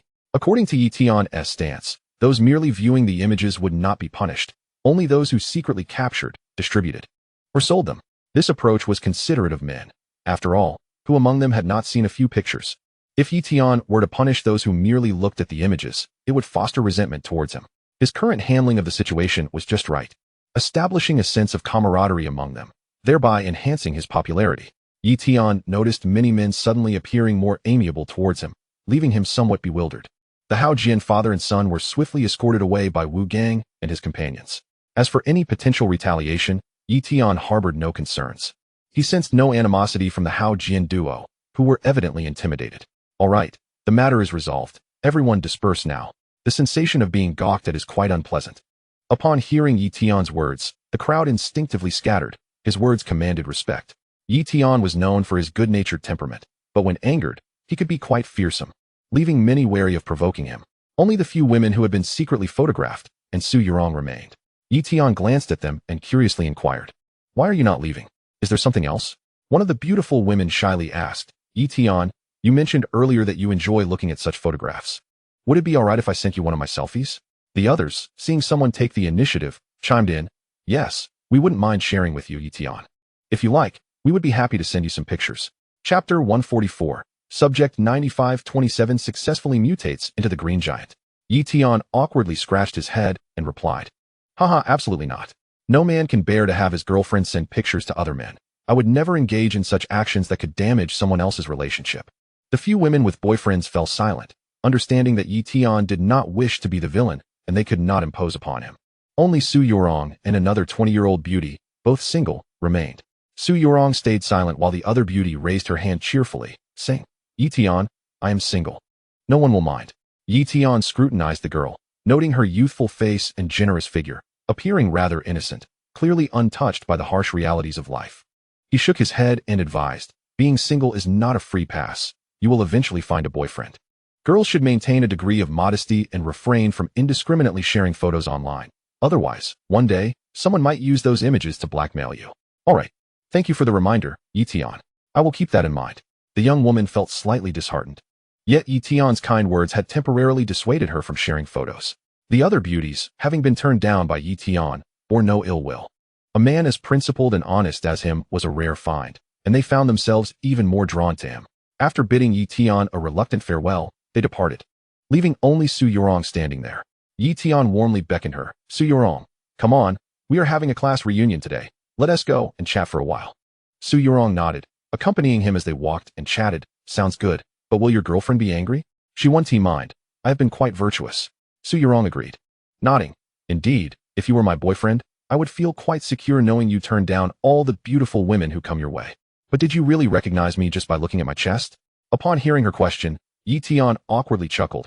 Haha, I was just joking. I don't possess such abilities. Suddenly, Su Yurong grasped Yi Tian's hand and halted. Yi Tian, puzzled, asked, what's wrong? Su Yurong pointed at her chest, seemingly jokingly, and asked, so, do you think it looks good? Yi Tian nodded affirmatively, of course. After pondering for 3 seconds, Su Yurong suggested, Let us add each other on WeChat. I'll send you more pictures when I get home. Yi Tian, taken aback, inquired, are you serious? Absolutely. I've discovered that I suddenly like you. Consider this a token of gratitude for your earlier help, she replied. Rest assured, I don't have a boyfriend yet, and want to compete with your girlfriend. If you're open to having another girlfriend, I would be delighted. Seeing the earnestness in Su Yorong's expression, Yi Tian hesitated but ultimately declined. Let us leave it for now. If I spend all my time staring at your pictures, even if Lu Yen is generous, she will surely feel jealous. However, adding you as a friend is fine. I'll add you once we get to my phone. The idea of taking on another girlfriend was not on his agenda.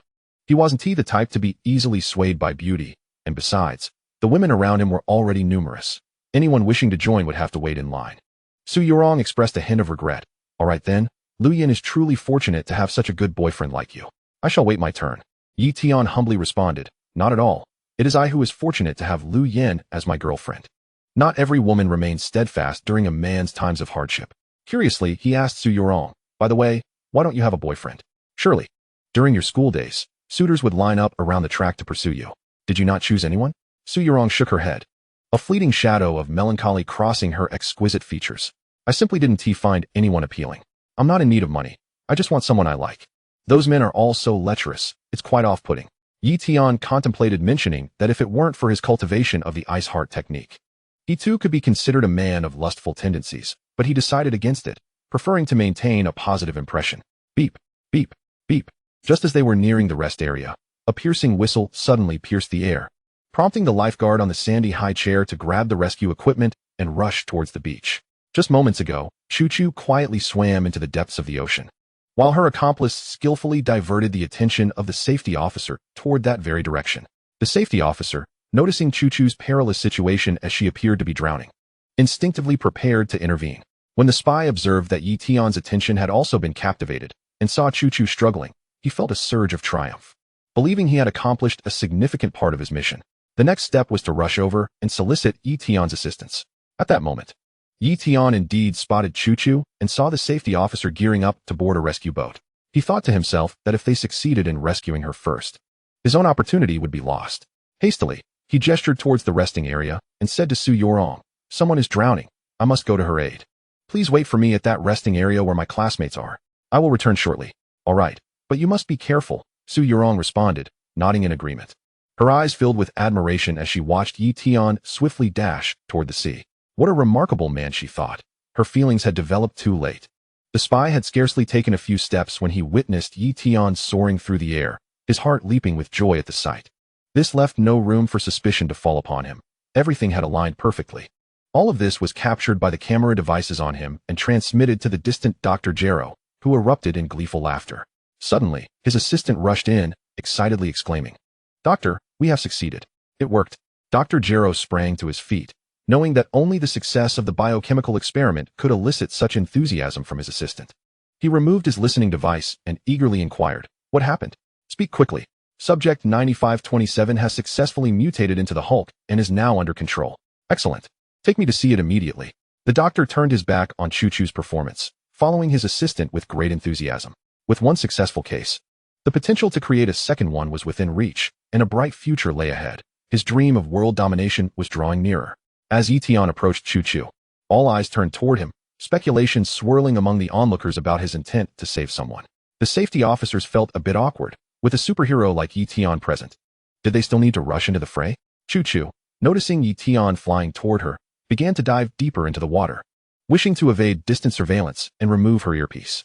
Just as she tossed the earpiece into the water, Yi Tian, akin to an eagle, plunged into the sea and swiftly grasped her in his arms. Choo-Choo's heart raced as she felt the embrace of the man she adored. She wished fervently to remain in his arms forever, submerged in the water. However, ideals often clash with reality. Yi Tian, clutching her, soared back into the sky, hovering in midair. One hand supported Choo-Choo, while the other patted her back, expelling the water she had inhaled. Coughing vigorously, Choo-Choo finally cleared her lungs. Yi Tian, employing a healing spell to ensure her well-being, then held her closely, face to face. He did not rush back to the shore, wanting to provide Choo-Choo an opportunity to communicate discreetly. Besides, holding her like this felt comfortable. Prolonging the embrace was a natural inclination. The safety officers, arriving halfway, spotted Yi Tian hovering above, assisting the drowning victim, and, with a mix of bemusement and resignation, began their retreat to the shore. With a superhero like Tian present, the heroics were clearly not theirs to claim. Chu-Chu, casting a cautious glance around, worried that this opportunity to confide might slip away. She leaned close to Tian's ear and whispered, "Mr. Yi, I am Chu-Chu, a spy sent by the Galen group to approach you. I have feelings for you and wish no harm. Could you take me to a safe place? I can disclose their plans, but I cannot speak on the beach. There are many who monitor me, and my words may be overheard." Chapter 145, Destiny Calls, on the Path to World Domination. After Chu-Chu spoke, she anxiously awaited Tian's response, uncertain whether he would believe her direct confession. If he did not, would he cast her back into the sea? She was not afraid for her life, but rather concerned that Dr. Jero would dispatch other spies to harm Tian. Seeing her anxiety, Tian smiled gently and replied, "All right, I believe you. Shortly, find a reason to return to the hotel with me. For now, remain silent." Without waiting for her to respond, he flew back to the resting area, leaving Chu-Chu's questions unvoiced. Chu-Chu was perplexed by Tian's immediate trust. Her heart fluttered with unease. Yet, his faith in her caused tears to spill from her eyes, her sorrowful expression evoking a deep sense of compassion in men. Tian gently set Chu-Chu down in his resting area, drawing the attention of those around them. Everyone speculated that wherever Tian was, excitement was bound to follow. The spy, hidden among the crowd, noticed Chu-Chu's earpiece was missing and discreetly slipped away to report to his team. "Chu-Chu's earpiece is missing, requesting instructions." Moments later, the captain replied, "Currently unable to contact the doctor. Await further instructions." Understood. At that moment, Dr. Jero was too preoccupied with observing the Hulk, his listening device lying abandoned on the table, unheard. The spy reported back and rejoined the crowd, carefully observing Chu-Chu's every move. Tian's classmates and teachers, seeing the seemingly fragile beauty he had rescued, approached with concern, eager to learn what had transpired. This enchanting woman, with both beauty and grace, stirred sympathy in all. Tian explained, "There's nothing to worry about. She just inhaled some water, and I have already treated her." Chu-Chu, her brow furrowed and eyes glistening with tears, looked at Tian and softly expressed, "Thank you, Mr. Yi, for saving me. I am willing to work tirelessly to repay you." A light chuckle rippled through the onlookers. They mused about her peculiar choice of words. Was she not aware that such expressions belonged to a bygone era? How could she offer herself in servitude to such an extraordinary man as Tian? Feigning seriousness, Tian queried, "Can you perform household chores?" Chu-Chu nodded earnestly, "I can." Tian stroked his chin, contemplating for a fleeting moment before conceding, "Very well, once you tidy up, accompany me back to the hotel. You can be my maid. There will be a salary." Chu-Chu's expression transformed into one of overwhelming joy, and she bowed deeply to Tian, expressing her gratitude. Thank you, Mr. Yi. I will work diligently." Though their performance bordered on theatricality, it was executed with such harmony that the spy and Dr. Jero would surely not object. The crowd was left in a state of bewilderment, their minds racing with questions. What was happening? Did Tian truly take her seriously? Was the beauty's agreement genuine? Could it be that she was not merely being polite, but that she truly meant it? And now Tian seemed to be taking her at her word. Planning to take her away? This revelation was a new method to approach Tian. One could feign distress, be rescued, and then offer oneself in servitude. It dawned on them that perhaps they had stumbled upon a remarkable secret. This whispered insight spread rapidly, transforming into a secret known by all. Suddenly, several stunning women in the crowd began to dash towards the sea, preparing to leap into the water, awaiting Tian's rescue, after which they would offer themselves in devotion. Tian was no fool. He was merely playing along with Chu-Chu's performance, leaving the responsibility of rescuing those women to the lifeguards, who might even end up pairing off a few. Lu Yin and her classmates were equally bewildered. Why was Tian so accommodating today? Typically, he would never relent to the persistent advances of beautiful women, yet now he seemed ready to take one home. As they observed Chu-Chu, her delicate and fragile demeanor stirred a protective instinct within them. It became clear that Tian's overflowing compassion was reserved for those who appeared vulnerable and in need of protection. Lu Yin suddenly recalled Yangmi, who was already serving as a maid at home. She too fit this type, which explained why Tian had first thought of her as a servant. Furthermore, wasn't Lin Yi also of a similar ilk? The healing had led to a rather intimate situation. With this realization, she understood that if Tian favored such women, he might as well accept them. After all, they were merely delicate young sisters, and as his legitimate girlfriend, she could protect them alongside him. Gradually, most of the girls began to comprehend this rationale. It turned out that feigning vulnerability was indeed the correct approach to engage with Tian. While being overly forthright would only invite rejection, regret washed over them one by one, particularly for Hu Lijing and Su Yorong. One had been persistently flirting with Yi Tian, and the other had just shamelessly attempted to send him a photo. They both harbored the same thought. No wonder Yi Tian had spurned them. They had ventured in the wrong direction. What should they do now? Their minds raced with urgency. At the Galen Group laboratory, Dr. Jero observed the 6-meter-tall green giant in the observation room, while an operator controlled its movements through a remote. The giant's eyes were vacant, its body a mass of muscle. It obediently performed any action commanded by the operator. A strength test had already demonstrated that its punch could exert an astounding force of 2,000 kilograms. Its defensive capabilities were remarkable, with handguns unable to penetrate its skin, while submachine gun bullets could breach the skin but became lodged in the muscle, healing completely within about a minute after extraction. Its agility surpassed that of an average person, reaching speeds over twice that of a normal human. However, its resistance to energy attacks was notably low. Police tasers could easily incapacitate it, and lasers could slice through its body without difficulty. This was not a weakness, but rather a deliberate control measure left by Dr. Jero, for the last thing he wanted was to create a creature he could not manage. Once he developed a more effective control method, he could find ways to enhance the green giant's resistance to energy attacks. His assistant inquired, "Doctor, our experiment has succeeded. Should we inform General Gu for inspection?" Dr. Jero shook his head, harboring his own plans and not wishing to reveal the results prematurely. "Not just yet. First, we must gather data and proceed with mass modifications. A singular success is merely an anomaly. True success will be measured by our ability to replicate it on a larger scale.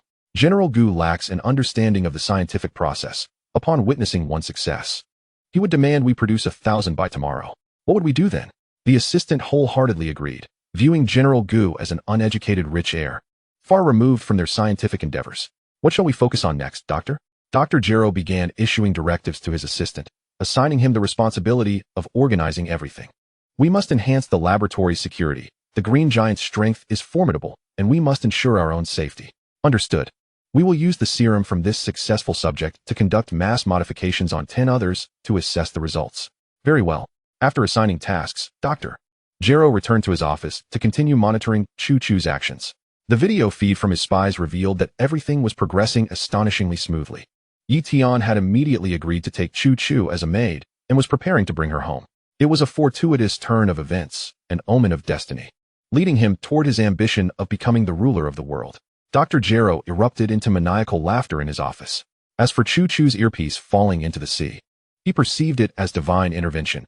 Had Yi Tian discovered that she was wearing a surveillance device, he would certainly have grown suspicious. With nothing on her, she left no trace, prompting him to order that no earpiece be provided to Chu-Chu. The surveillance would instead be conducted via a small bee. Chapter 146. Yi Tian. There is a bee, how terrifying. To avoid any unforeseen complications, after rescuing Chu-Chu, Yi Tian promptly declared the event concluded and instructed everyone to return to the hotel. His teachers and classmates, utterly perplexed, followed suit, as Yi Tian offered no explanation, allowing them to draw their own conclusions. A dozen beautiful women had already swum out to the deep waters, crying out for help, prompting the lifeguards to speed over in a boat. To their astonishment, the women refused to board, continuing to wail, "Where is Yi Zong? Why hasn't he come to save me? I want Yi Zong to rescue me, not you. Don't pull me. Yi Zong, help." The lifeguards, observing the frenzy, replied helplessly, "Yi Zong had to attend to urgent matters and has already left. He won't be coming to your rescue." The scene fell silent, save for the sound of crashing waves, only to be followed by another round of lamentations. "I don't believe it. If he doesn't come, I won't come ashore. Don't touch me. I need to be alone." Upon returning to the hotel, Yi Tian noticed everyone had exited the vehicle and called out, "Teachers and classmates, I'm going to my room to chat with my new maid. I'll join you for dinner later. Feel free to do as you wish." "All right. You go ahead and take care of your matters," his teachers and classmates replied, having no objections, as this was clearly a personal affair for Yi Tian. Yi Tian noticed Lu Yin and Lin Yi standing still, beckoning them. "Lu Yin, Lin Yi, come over and share some details about home." "All right." Lu Yin and Lin Yi were somewhat confused. Earlier in the car, Yi Tian hadn't explained anything, and his demeanor was starkly different from before. They almost suspected he had fallen under Chu-Chu's spell. The 4 beautiful bodyguards followed closely behind, having just received Yi Tian's directive to remain vigilant and ensure no outsiders approached. Unaware of the full context, Yi Tian's teachers and classmates looked on with envy as he departed with 7 beautiful women. A small bee discreetly trailed behind. As Yi Tian and the others entered their room, the bee followed suit, landing on the flowers arranged within. The 4 bodyguards stood guard outside, cautiously surveying their surroundings. Chu Chu, resembling a silent bride, refrained from speaking, knowing there must be surveillance nearby. She could not afford to speak freely. Before Yi Tian could utter a word, he received a notification from the system. Host, there is a small bee surveillance device among the flowers on the right table. To maintain the gaming experience, please act nonchalantly and eliminate it. Thank you for the reminder. I am aware of what to do, Yi Tian replied inwardly. A fleeting glance confirmed the presence of the bee resting on a flower bloom. If he were to suddenly kill the bee, it would be rather conspicuous. Anyone would realize he had detected it. After a brief contemplation, he communicated silently with Lin Yi. Lin Yi, it's me. Do not panic. There is a surveillance device in the room. I cannot speak openly, so I can only convey this through our mental connection. If you hear me, blink twice. Lin Yi was suddenly startled by Yi Tian's voice echoing in her mind, causing her body to involuntarily tremble for a moment, but she quickly regained her composure. She feigned calmness, blinking twice at Yi Tian to indicate that she had heard him. Noticing her cooperation, Yi Tian continued to instruct her. Casually pretend to discover a bee on the flowers on my right side, and frighten me into helping you swat it. Obediently, Lin Yi pretended to unconsciously lean closer to the table, where she indeed spotted a bee on the flowers, looking remarkably lifelike. She immediately let out a slightly exaggerated scream. Ah? Yi Tian, there's a bee. It's terrifying. The agent controlling the surveillance monitor was so startled that his hand trembled, prompting him to allow the bee to fly away to change its position, only to realize that Yi Tian was now looking over. What is there to be afraid of about a single bee? Behold my 6 meridians divine sword, Yi Tian declared, pointing at the bee. An invisible sword energy, akin to a guided missile, curved and pursued the bee, obliterating it into nothingness. At that moment, a flock of sparrows flew by outside, and 2 of them suddenly noticed 2 bees on the windowsill. They swiftly darted over, each snatching one before soaring away. The 3 surveillance bees were suddenly wiped out, leaving the agent in a state of shock. The captain's voice rang out through the earpiece, demanding, "What happened? Why are all 3 monitors down?" The agent replied glumly, "Captain, 1 was killed by Yi Tian as an ordinary bee, and 2 were taken away by the sparrows as if they were just regular bees." Hearing this explanation, the captain's mouth twitched in disbelief. It seemed utterly absurd. If not for the absence of any unusual activity, he would have thought Yi Tian had discovered them. What bad luck.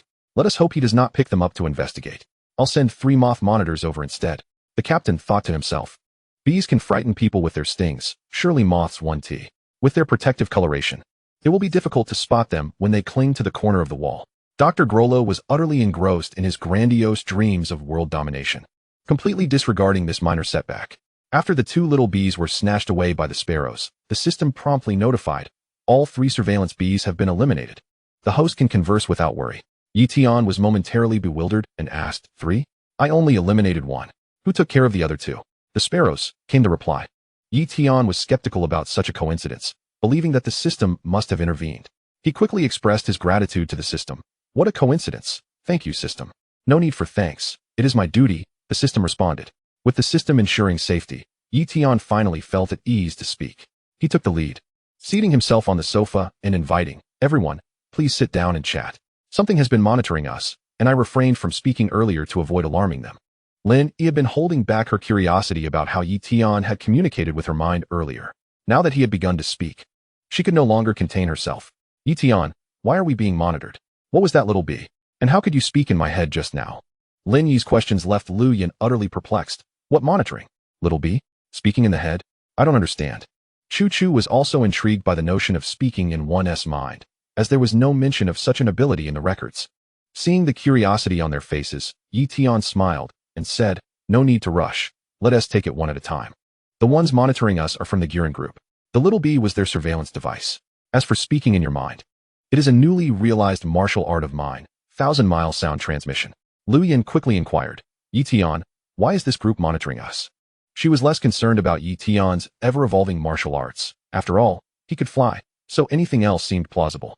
This is something for Chu Chu to explain, Yi Tian said, giving her the opportunity to speak, as some matters were better conveyed by her. Chu Chu obediently nodded and politely greeted Lu Yan and Lin Yi. Hello, esteemed ladies.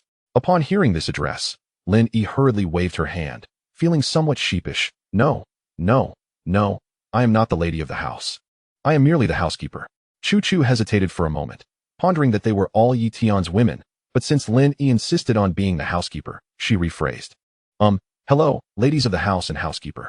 I am Chu Chu, a spy sent by the Giran group to approach Yi Tian and collect samples of his bodily organization for cloning experiments. Lu Yin and Lin Yi were left speechless, simultaneously exclaiming, "What? You are a spy? Yi Tian, why did you bring her back?"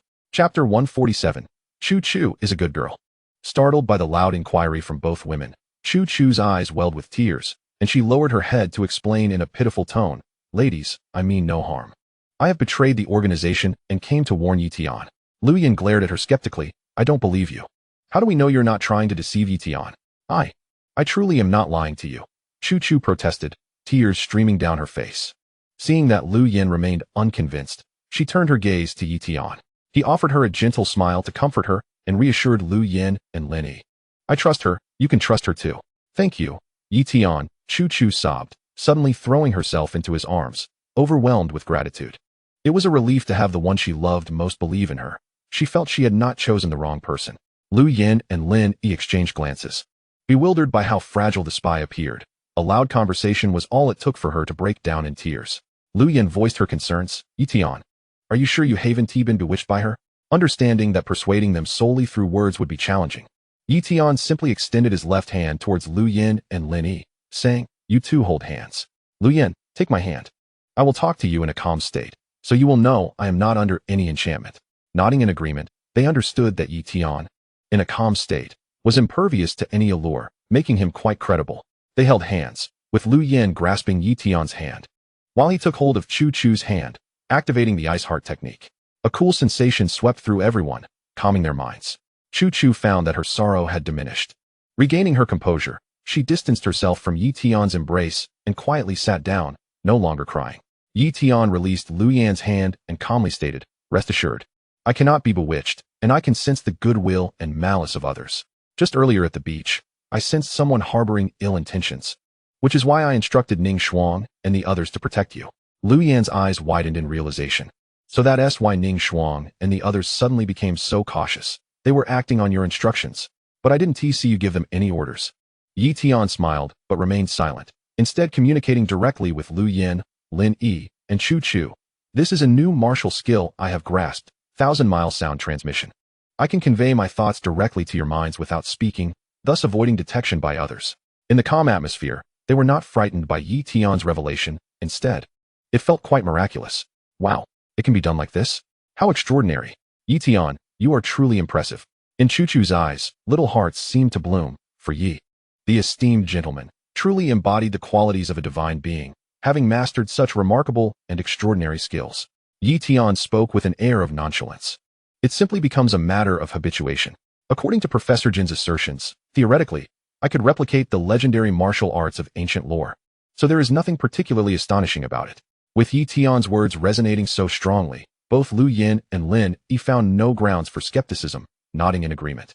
"Very well, I believe you." Chu Chu gazed at Lu Yin and Lin Yi with hopeful eyes and inquired softly, "Madam Boss, housekeeper, do you believe in me now?" To which Lu Yin and Lin Yi smiled warmly. "Of course, Yi Tian believes in you, and so do we. From now on, we shall be one family. Welcome to our great family." Overjoyed, Chu Chu stood and bowed deeply to Lu Yin and Lin Yi, expressing her gratitude. "Thank you, Madam Boss. Thank you, housekeeper." Suddenly, Lu Yin posed an intriguing question to Chu Chu. "Chu Chu, it seems you hold deep feelings for Yi Tian, don't you? If he were to request the ultimate sacrifice of your life, would you comply?" Without a moment's hesitation, Chu Chu responded fervently, "I would. For I am willing to do anything Yi Tian asks of me. Even if he were to ask me to take my own life, I would comply." Lin Yi, moved by Chu Chu's heartfelt declaration, remarked, "How touching, Yi Tian. Chu Chu is a good girl. You must cherish her." Yi Tian chuckled lightly, not denying the sentiment. For a loyal beauty like Chu Chu was not one he could relinquish to another man. "Hee. For now, Chu Chu shall not reside with us. Later, you two should arrange a separate room for her, to facilitate her covert meetings." Lu Yin, puzzled, queried, "Yi Tian, why must Chu Chu engage in covert meetings? Could you not simply eliminate those from the group?" Yi Tian replied with calm assurance, "There is no rush. They are merely insignificant clowns, and I have many matters to attend to. It is prudent to continue this charade for a few more days. I should have time to deal with them shortly." However, Lu Yin interjected, "They are constantly surveilling us, making it inconvenient to act." She was reluctant to have her intimate moments with Yi Tian broadcasted live. Yi Tian acknowledged this concern, realizing the predicament. After some contemplation, he suggested, "Indeed, that is a valid point. How about this, Chu Chu? Find an opportunity to make contact and mention that I discovered something peculiar about the dead bees, suspecting surveillance. This way, I can discreetly dismantle the other surveillance devices. Chu promptly agreed. Understood, Yi Tian, but how will you detect the surveillance devices? Yi Tian confidently pointed to his head, stating, my heightened senses allow me to perceive who is monitoring me, rendering any scheme against me futile. You need not worry. Lin Yi, still apprehensive, asked, should we remain at the hotel to avoid being captured and used as leverage against you? This trope was all too familiar in television dramas, where the protagonist's loved ones were threatened. Chu quickly reassured her, housekeeper, you and Madame Boss need not fear. The Galen group would not dare oppose Yi Tian, which is why they sent me to spy. Their personnel would not harm you. Lu Yin sighed in relief. That is reassuring. However, such timid foes only dare to act covertly. Do you require anything to report back? Chu shook her head, stating, I do not wish to take anything back. Should the doctor discover something, it could lead to complications. Yi Tian shared her sentiments, not wanting to provide them with even a single hair. Despite the system's claim that they could not clone anything from him, he instructed Chu, just tell them I possess a protective skill that prevents them from taking my hair. You should continue to stay by my side to seek opportunities. Understood, Yi Tian. The group convened in the room, deliberating their counter-strategy, treating the Galen group's plan as a mere game. The next phase was to showcase their acting skills. A scout, having received 3 moth surveillance devices from the captain, hurriedly rode his motorcycle towards their destination. As he approached an intersection, the traffic light turned yellow, and he sped through. At that moment, an errant vehicle, driven by a drunk driver, collided with him, tragically resulting in the scout's immediate demise, and the box containing the surveillance devices was crushed to bits. The intoxicated driver, whose seatbelt was improperly fastened, was ejected through the windshield, meeting a fatal end upon impact. The captain, having waited for a considerable time without any sign of the scout activating the devices, sensed something was amiss and promptly dispatched other team members to search along the route. They soon discovered the scout had been killed in the accident, and the surveillance devices were destroyed, with the reckless driver also dead, leaving them with nowhere to vent their frustration. The captain had brought only 6 devices, and now they were all rendered useless. He quickly sought to request new surveillance devices from Dr. Glow. Doctor, my scout, carrying the remaining devices, was killed in a car accident, and the devices were destroyed. I request another batch of surveillance units. Dr. Glow, perplexed, inquired, was it an accident or foul play? How coincidental that all the devices were destroyed. The captain hastily clarified, Doctor, we investigated. It was indeed an accident. The driver was intoxicated and died at the scene. Dr. Glow pondered for 3 seconds before decisively stating, very well, if fate has decreed this, and we are not to use the surveillance devices, then so be it. You may send someone to Chu to find an opportunity for contact. Understood. The captain did not dwell on it further. Without the surveillance devices, they would have one less task, making things easier. Chapter 148. A shopping cart worth 1 million for everyone. Yi Tian, we must take our leave now. If you find yourself in Longjiang, do visit us. We would be delighted to extend our hospitality. Very well, travel safely, and do call if you need anything. After dinner, some classmates began to bid farewell to Yi Tian as they prepared to return home for work the following morning. Yi Tian was courteous, urging them to reach out if they needed assistance. While such a statement might be mere pleasantries from an ordinary person, when uttered by Yi Tian, it bore the weight of gold. Nevertheless, the classmates were acutely aware that relationships were to be nurtured judiciously. If one were to take advantage, they risked losing even the bonds of friendship. Teacher Luo and several other instructors also expressed their farewells. Being family-oriented individuals, they had never spent such an extended time with students during previous gatherings. Each of them represented exemplary spouses, and it was rare for them to be away from their families for 2 days and nights, leaving them with a sense of longing. The teachers, residing locally, were presented with shopping cards from Yi Tian, each worth a considerable sum, as tokens of his appreciation. Dear teachers, since I could not visit your homes personally, I feel somewhat remiss. Please accept these shopping cards as gifts for your spouses, elders, and children. The teachers quickly declined. We cannot possibly accept such generosity. Yi Tian insisted.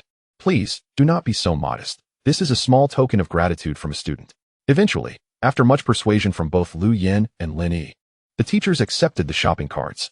Other classmates, witnessing the exchange, chimed in, encouraging them to accept the gesture, noting that Yi Tian was not lacking in resources, and it would be best to graciously accept his goodwill. The teachers, albeit feeling somewhat embarrassed, accepted the cards, their faces illuminated with smiles of happiness.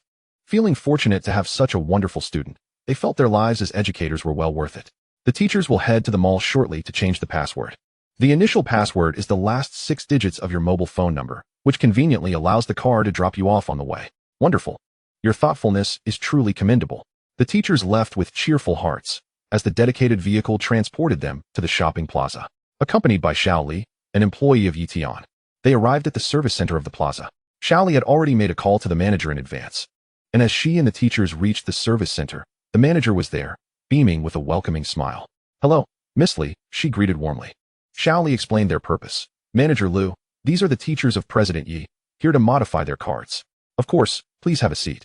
"I'll take care of it immediately," Manager Liu responded, personally overseeing the process as the customer service representatives updated the teachers' cards.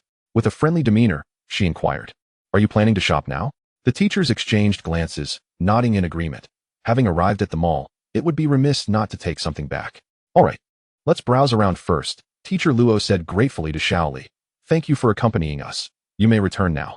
We can take a taxi back once we finish shopping." Xiao Li politely replied, "Teacher Luo, if you need anything, feel free to call me, and I'll have a driver come to pick you up."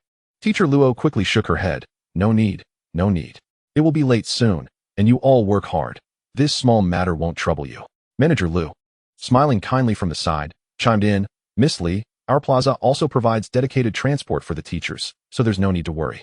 "That's good to hear. Teachers, I will take my leave now." With assistance available for transportation, Xiao Li bid farewell and left, as there were still many of President Ye's students to escort. "Thank you. Thank you." Once Xiao Li departed, the teachers exchanged curious glances and quietly asked Manager Liu, "Manager, could you tell us how much money is on these cards?" They had hesitated to ask in front of Xiao Li, fearing it might seem inappropriate. Knowing the balance would help them decide what to purchase, as they were quite frugal in their day-to-day lives, and they wouldn't want to overspend. However, they felt certain there would be several thousand yuan. After all, Tian was not so stingy as to provide only a few hundred. Manager Liu, smiling, took the teachers' cards and swiped them one by one to reveal the balances. Naturally, he was aware of the amounts since he had handled the accounts. The teachers were soon quaking with excitement. Thankfully, their ailments had been cured by Tian, or they might have fainted from the shock. Each card held a staggering balance of 1 million. "My heavens, Tian has been exceedingly generous." One exclaimed, "I imagined there would be at most 10,000, but to discover 1 million is beyond my wildest dreams. Truly, poverty has limited my imagination. Should we return it?" They pondered. After a brief discussion, they ultimately decided against returning the cards. Since Tian had not mentioned the balance, it seemed he feared they would refuse. Now that they were already at the mall, returning the cards would seem rather inappropriate. They resolved to remember this kindness, hoping they might one day reciprocate Tian's generosity. Manager Liu's face radiated joy. These teachers were esteemed guests, especially as they were under President Ye's tutelage, and their requests deserved to be met. Who knows? Once they exhaust this million, perhaps President Yi would reload their cards with another million? That would indeed be a tremendous windfall. That evening, the majority of the students embarked on their journeys home, leaving only 5 students for the following afternoon's itinerary. They planned to explore the streets casually in the morning, without needing Tian's company, allowing him to attend to any pressing matters. A night passed without incident. Chu Chu found herself alone in her new room, unable to sleep as she pondered the new life awaiting her. The next morning, after Tian, Lu Yan, and Lin Yi finished their morning routines and had breakfast with Chu Chu, Tian glanced at the time. It was already 9 o'clock. Considering that Lu Yan and Lin Yi were still ordinary individuals, Tian refrained from engaging in prolonged discussions with them throughout the night. After all, there would be plenty of time in the future, and his self-discipline was exceptional, allowing him to maintain a state slightly above that of ordinary people. He dialed the customer service number provided by the Civil Aviation Administration, and a new representative answered, her voice as melodious as ever. "Hello, President Yi. How may I assist you today?" "Hello, I have some free time and would like to inquire about the flight training program you mentioned previously." "Certainly. I'll arrange that for you and call you back in approximately 5 minutes. Thank you for your assistance." In less than 5 minutes, the customer service representative called back with details about the location, route, contact person, and phone number, also indicating that someone would be sent to pick him up. Tian graciously declined the offer, knowing he had ample transportation at his disposal. He turned to Lu Yin and the others, saying, "I'm heading to the Air Traffic Control Center for flight training. If you wish to go anywhere, feel free to take Ning Shuang with you." "Understood, don't worry," they assured him. After a brief exchange, Tian departed for the Air Traffic Control Center. Chu Chu, adhering to the prearranged plan, excused herself to return to her original hotel to organize her belongings and stepped out alone. Observers, noticing she was by herself, discreetly followed her to her previous hotel. Just minutes after Chu Chu entered her room, a rhythmic knocking echoed from the door, an agreed-upon signal. She maintained her composure as she opened the door for the observer to enter, and they began their conversation. Despite her delicate appearance, Chu Chu was far from weak. If she chose to act, even this observer would be no match for her, given her expertise as a professional spy. Thus, she felt no concern allowing the observer to enter, confident that no inappropriate incidents would occur. Chu Chu began. Tian has a protective skill, and for now, I cannot obtain any of his biological samples. I can only wait for an opportunity to return home with him. The observer, brief in speech, acknowledged her statement with a nod. Chu Chu continued, using the excuse they had discussed the previous night. Additionally, Tian destroyed a monitoring device. He has become aware that the surveillance insects are abnormal and is growing cautious of small insects around him. I recommend that we temporarily refrain from using monitoring devices on him. The observer had been about to relay this news to Chu Chu as well. The doctor is already aware of this and has ordered a temporary halt on the use of the monitoring devices, so there's no need for concern. Chu Chu felt a surge of joy. She had not anticipated the doctor would take such initiative to cease the use of the monitoring devices, granting her greater freedom. Perfect. Let's proceed this way. I will find an opportunity to report back when necessary. Understood. The observer silently exited the hotel, leaving Chu Chu alone in the room. This exchange had already reached their team leader, who would in turn report to the doctor. The team leader now viewed the destruction of the monitoring device as a stroke of fortune, as it would prevent Tian from discovering the truth, thus averting suspicion from falling on Chu Chu. Upon arriving at the air traffic control center, Tian found a line of people waiting at the entrance. Director Chun of the Air Traffic Control Center approached him with a broad smile and extended a handshake. Hello, President Yi. Welcome to our center. Hello, Director Chun. You are too kind, Tian replied graciously. Of course, Mr. Yi, please follow me. We have tailored the training content specifically for you. Thank you for your assistance. Tian accompanied Director Chun into a conference room where staff members had already prepared the projector, displaying a training manual. Director Chun invited Tian to take a seat and handed him a 365-page printed document, then ascended to the podium to commence his explanation. Mr. Yi, as you are the first individual capable of flight, this training significantly diverges from conventional pilot training, since you will be controlling your own body.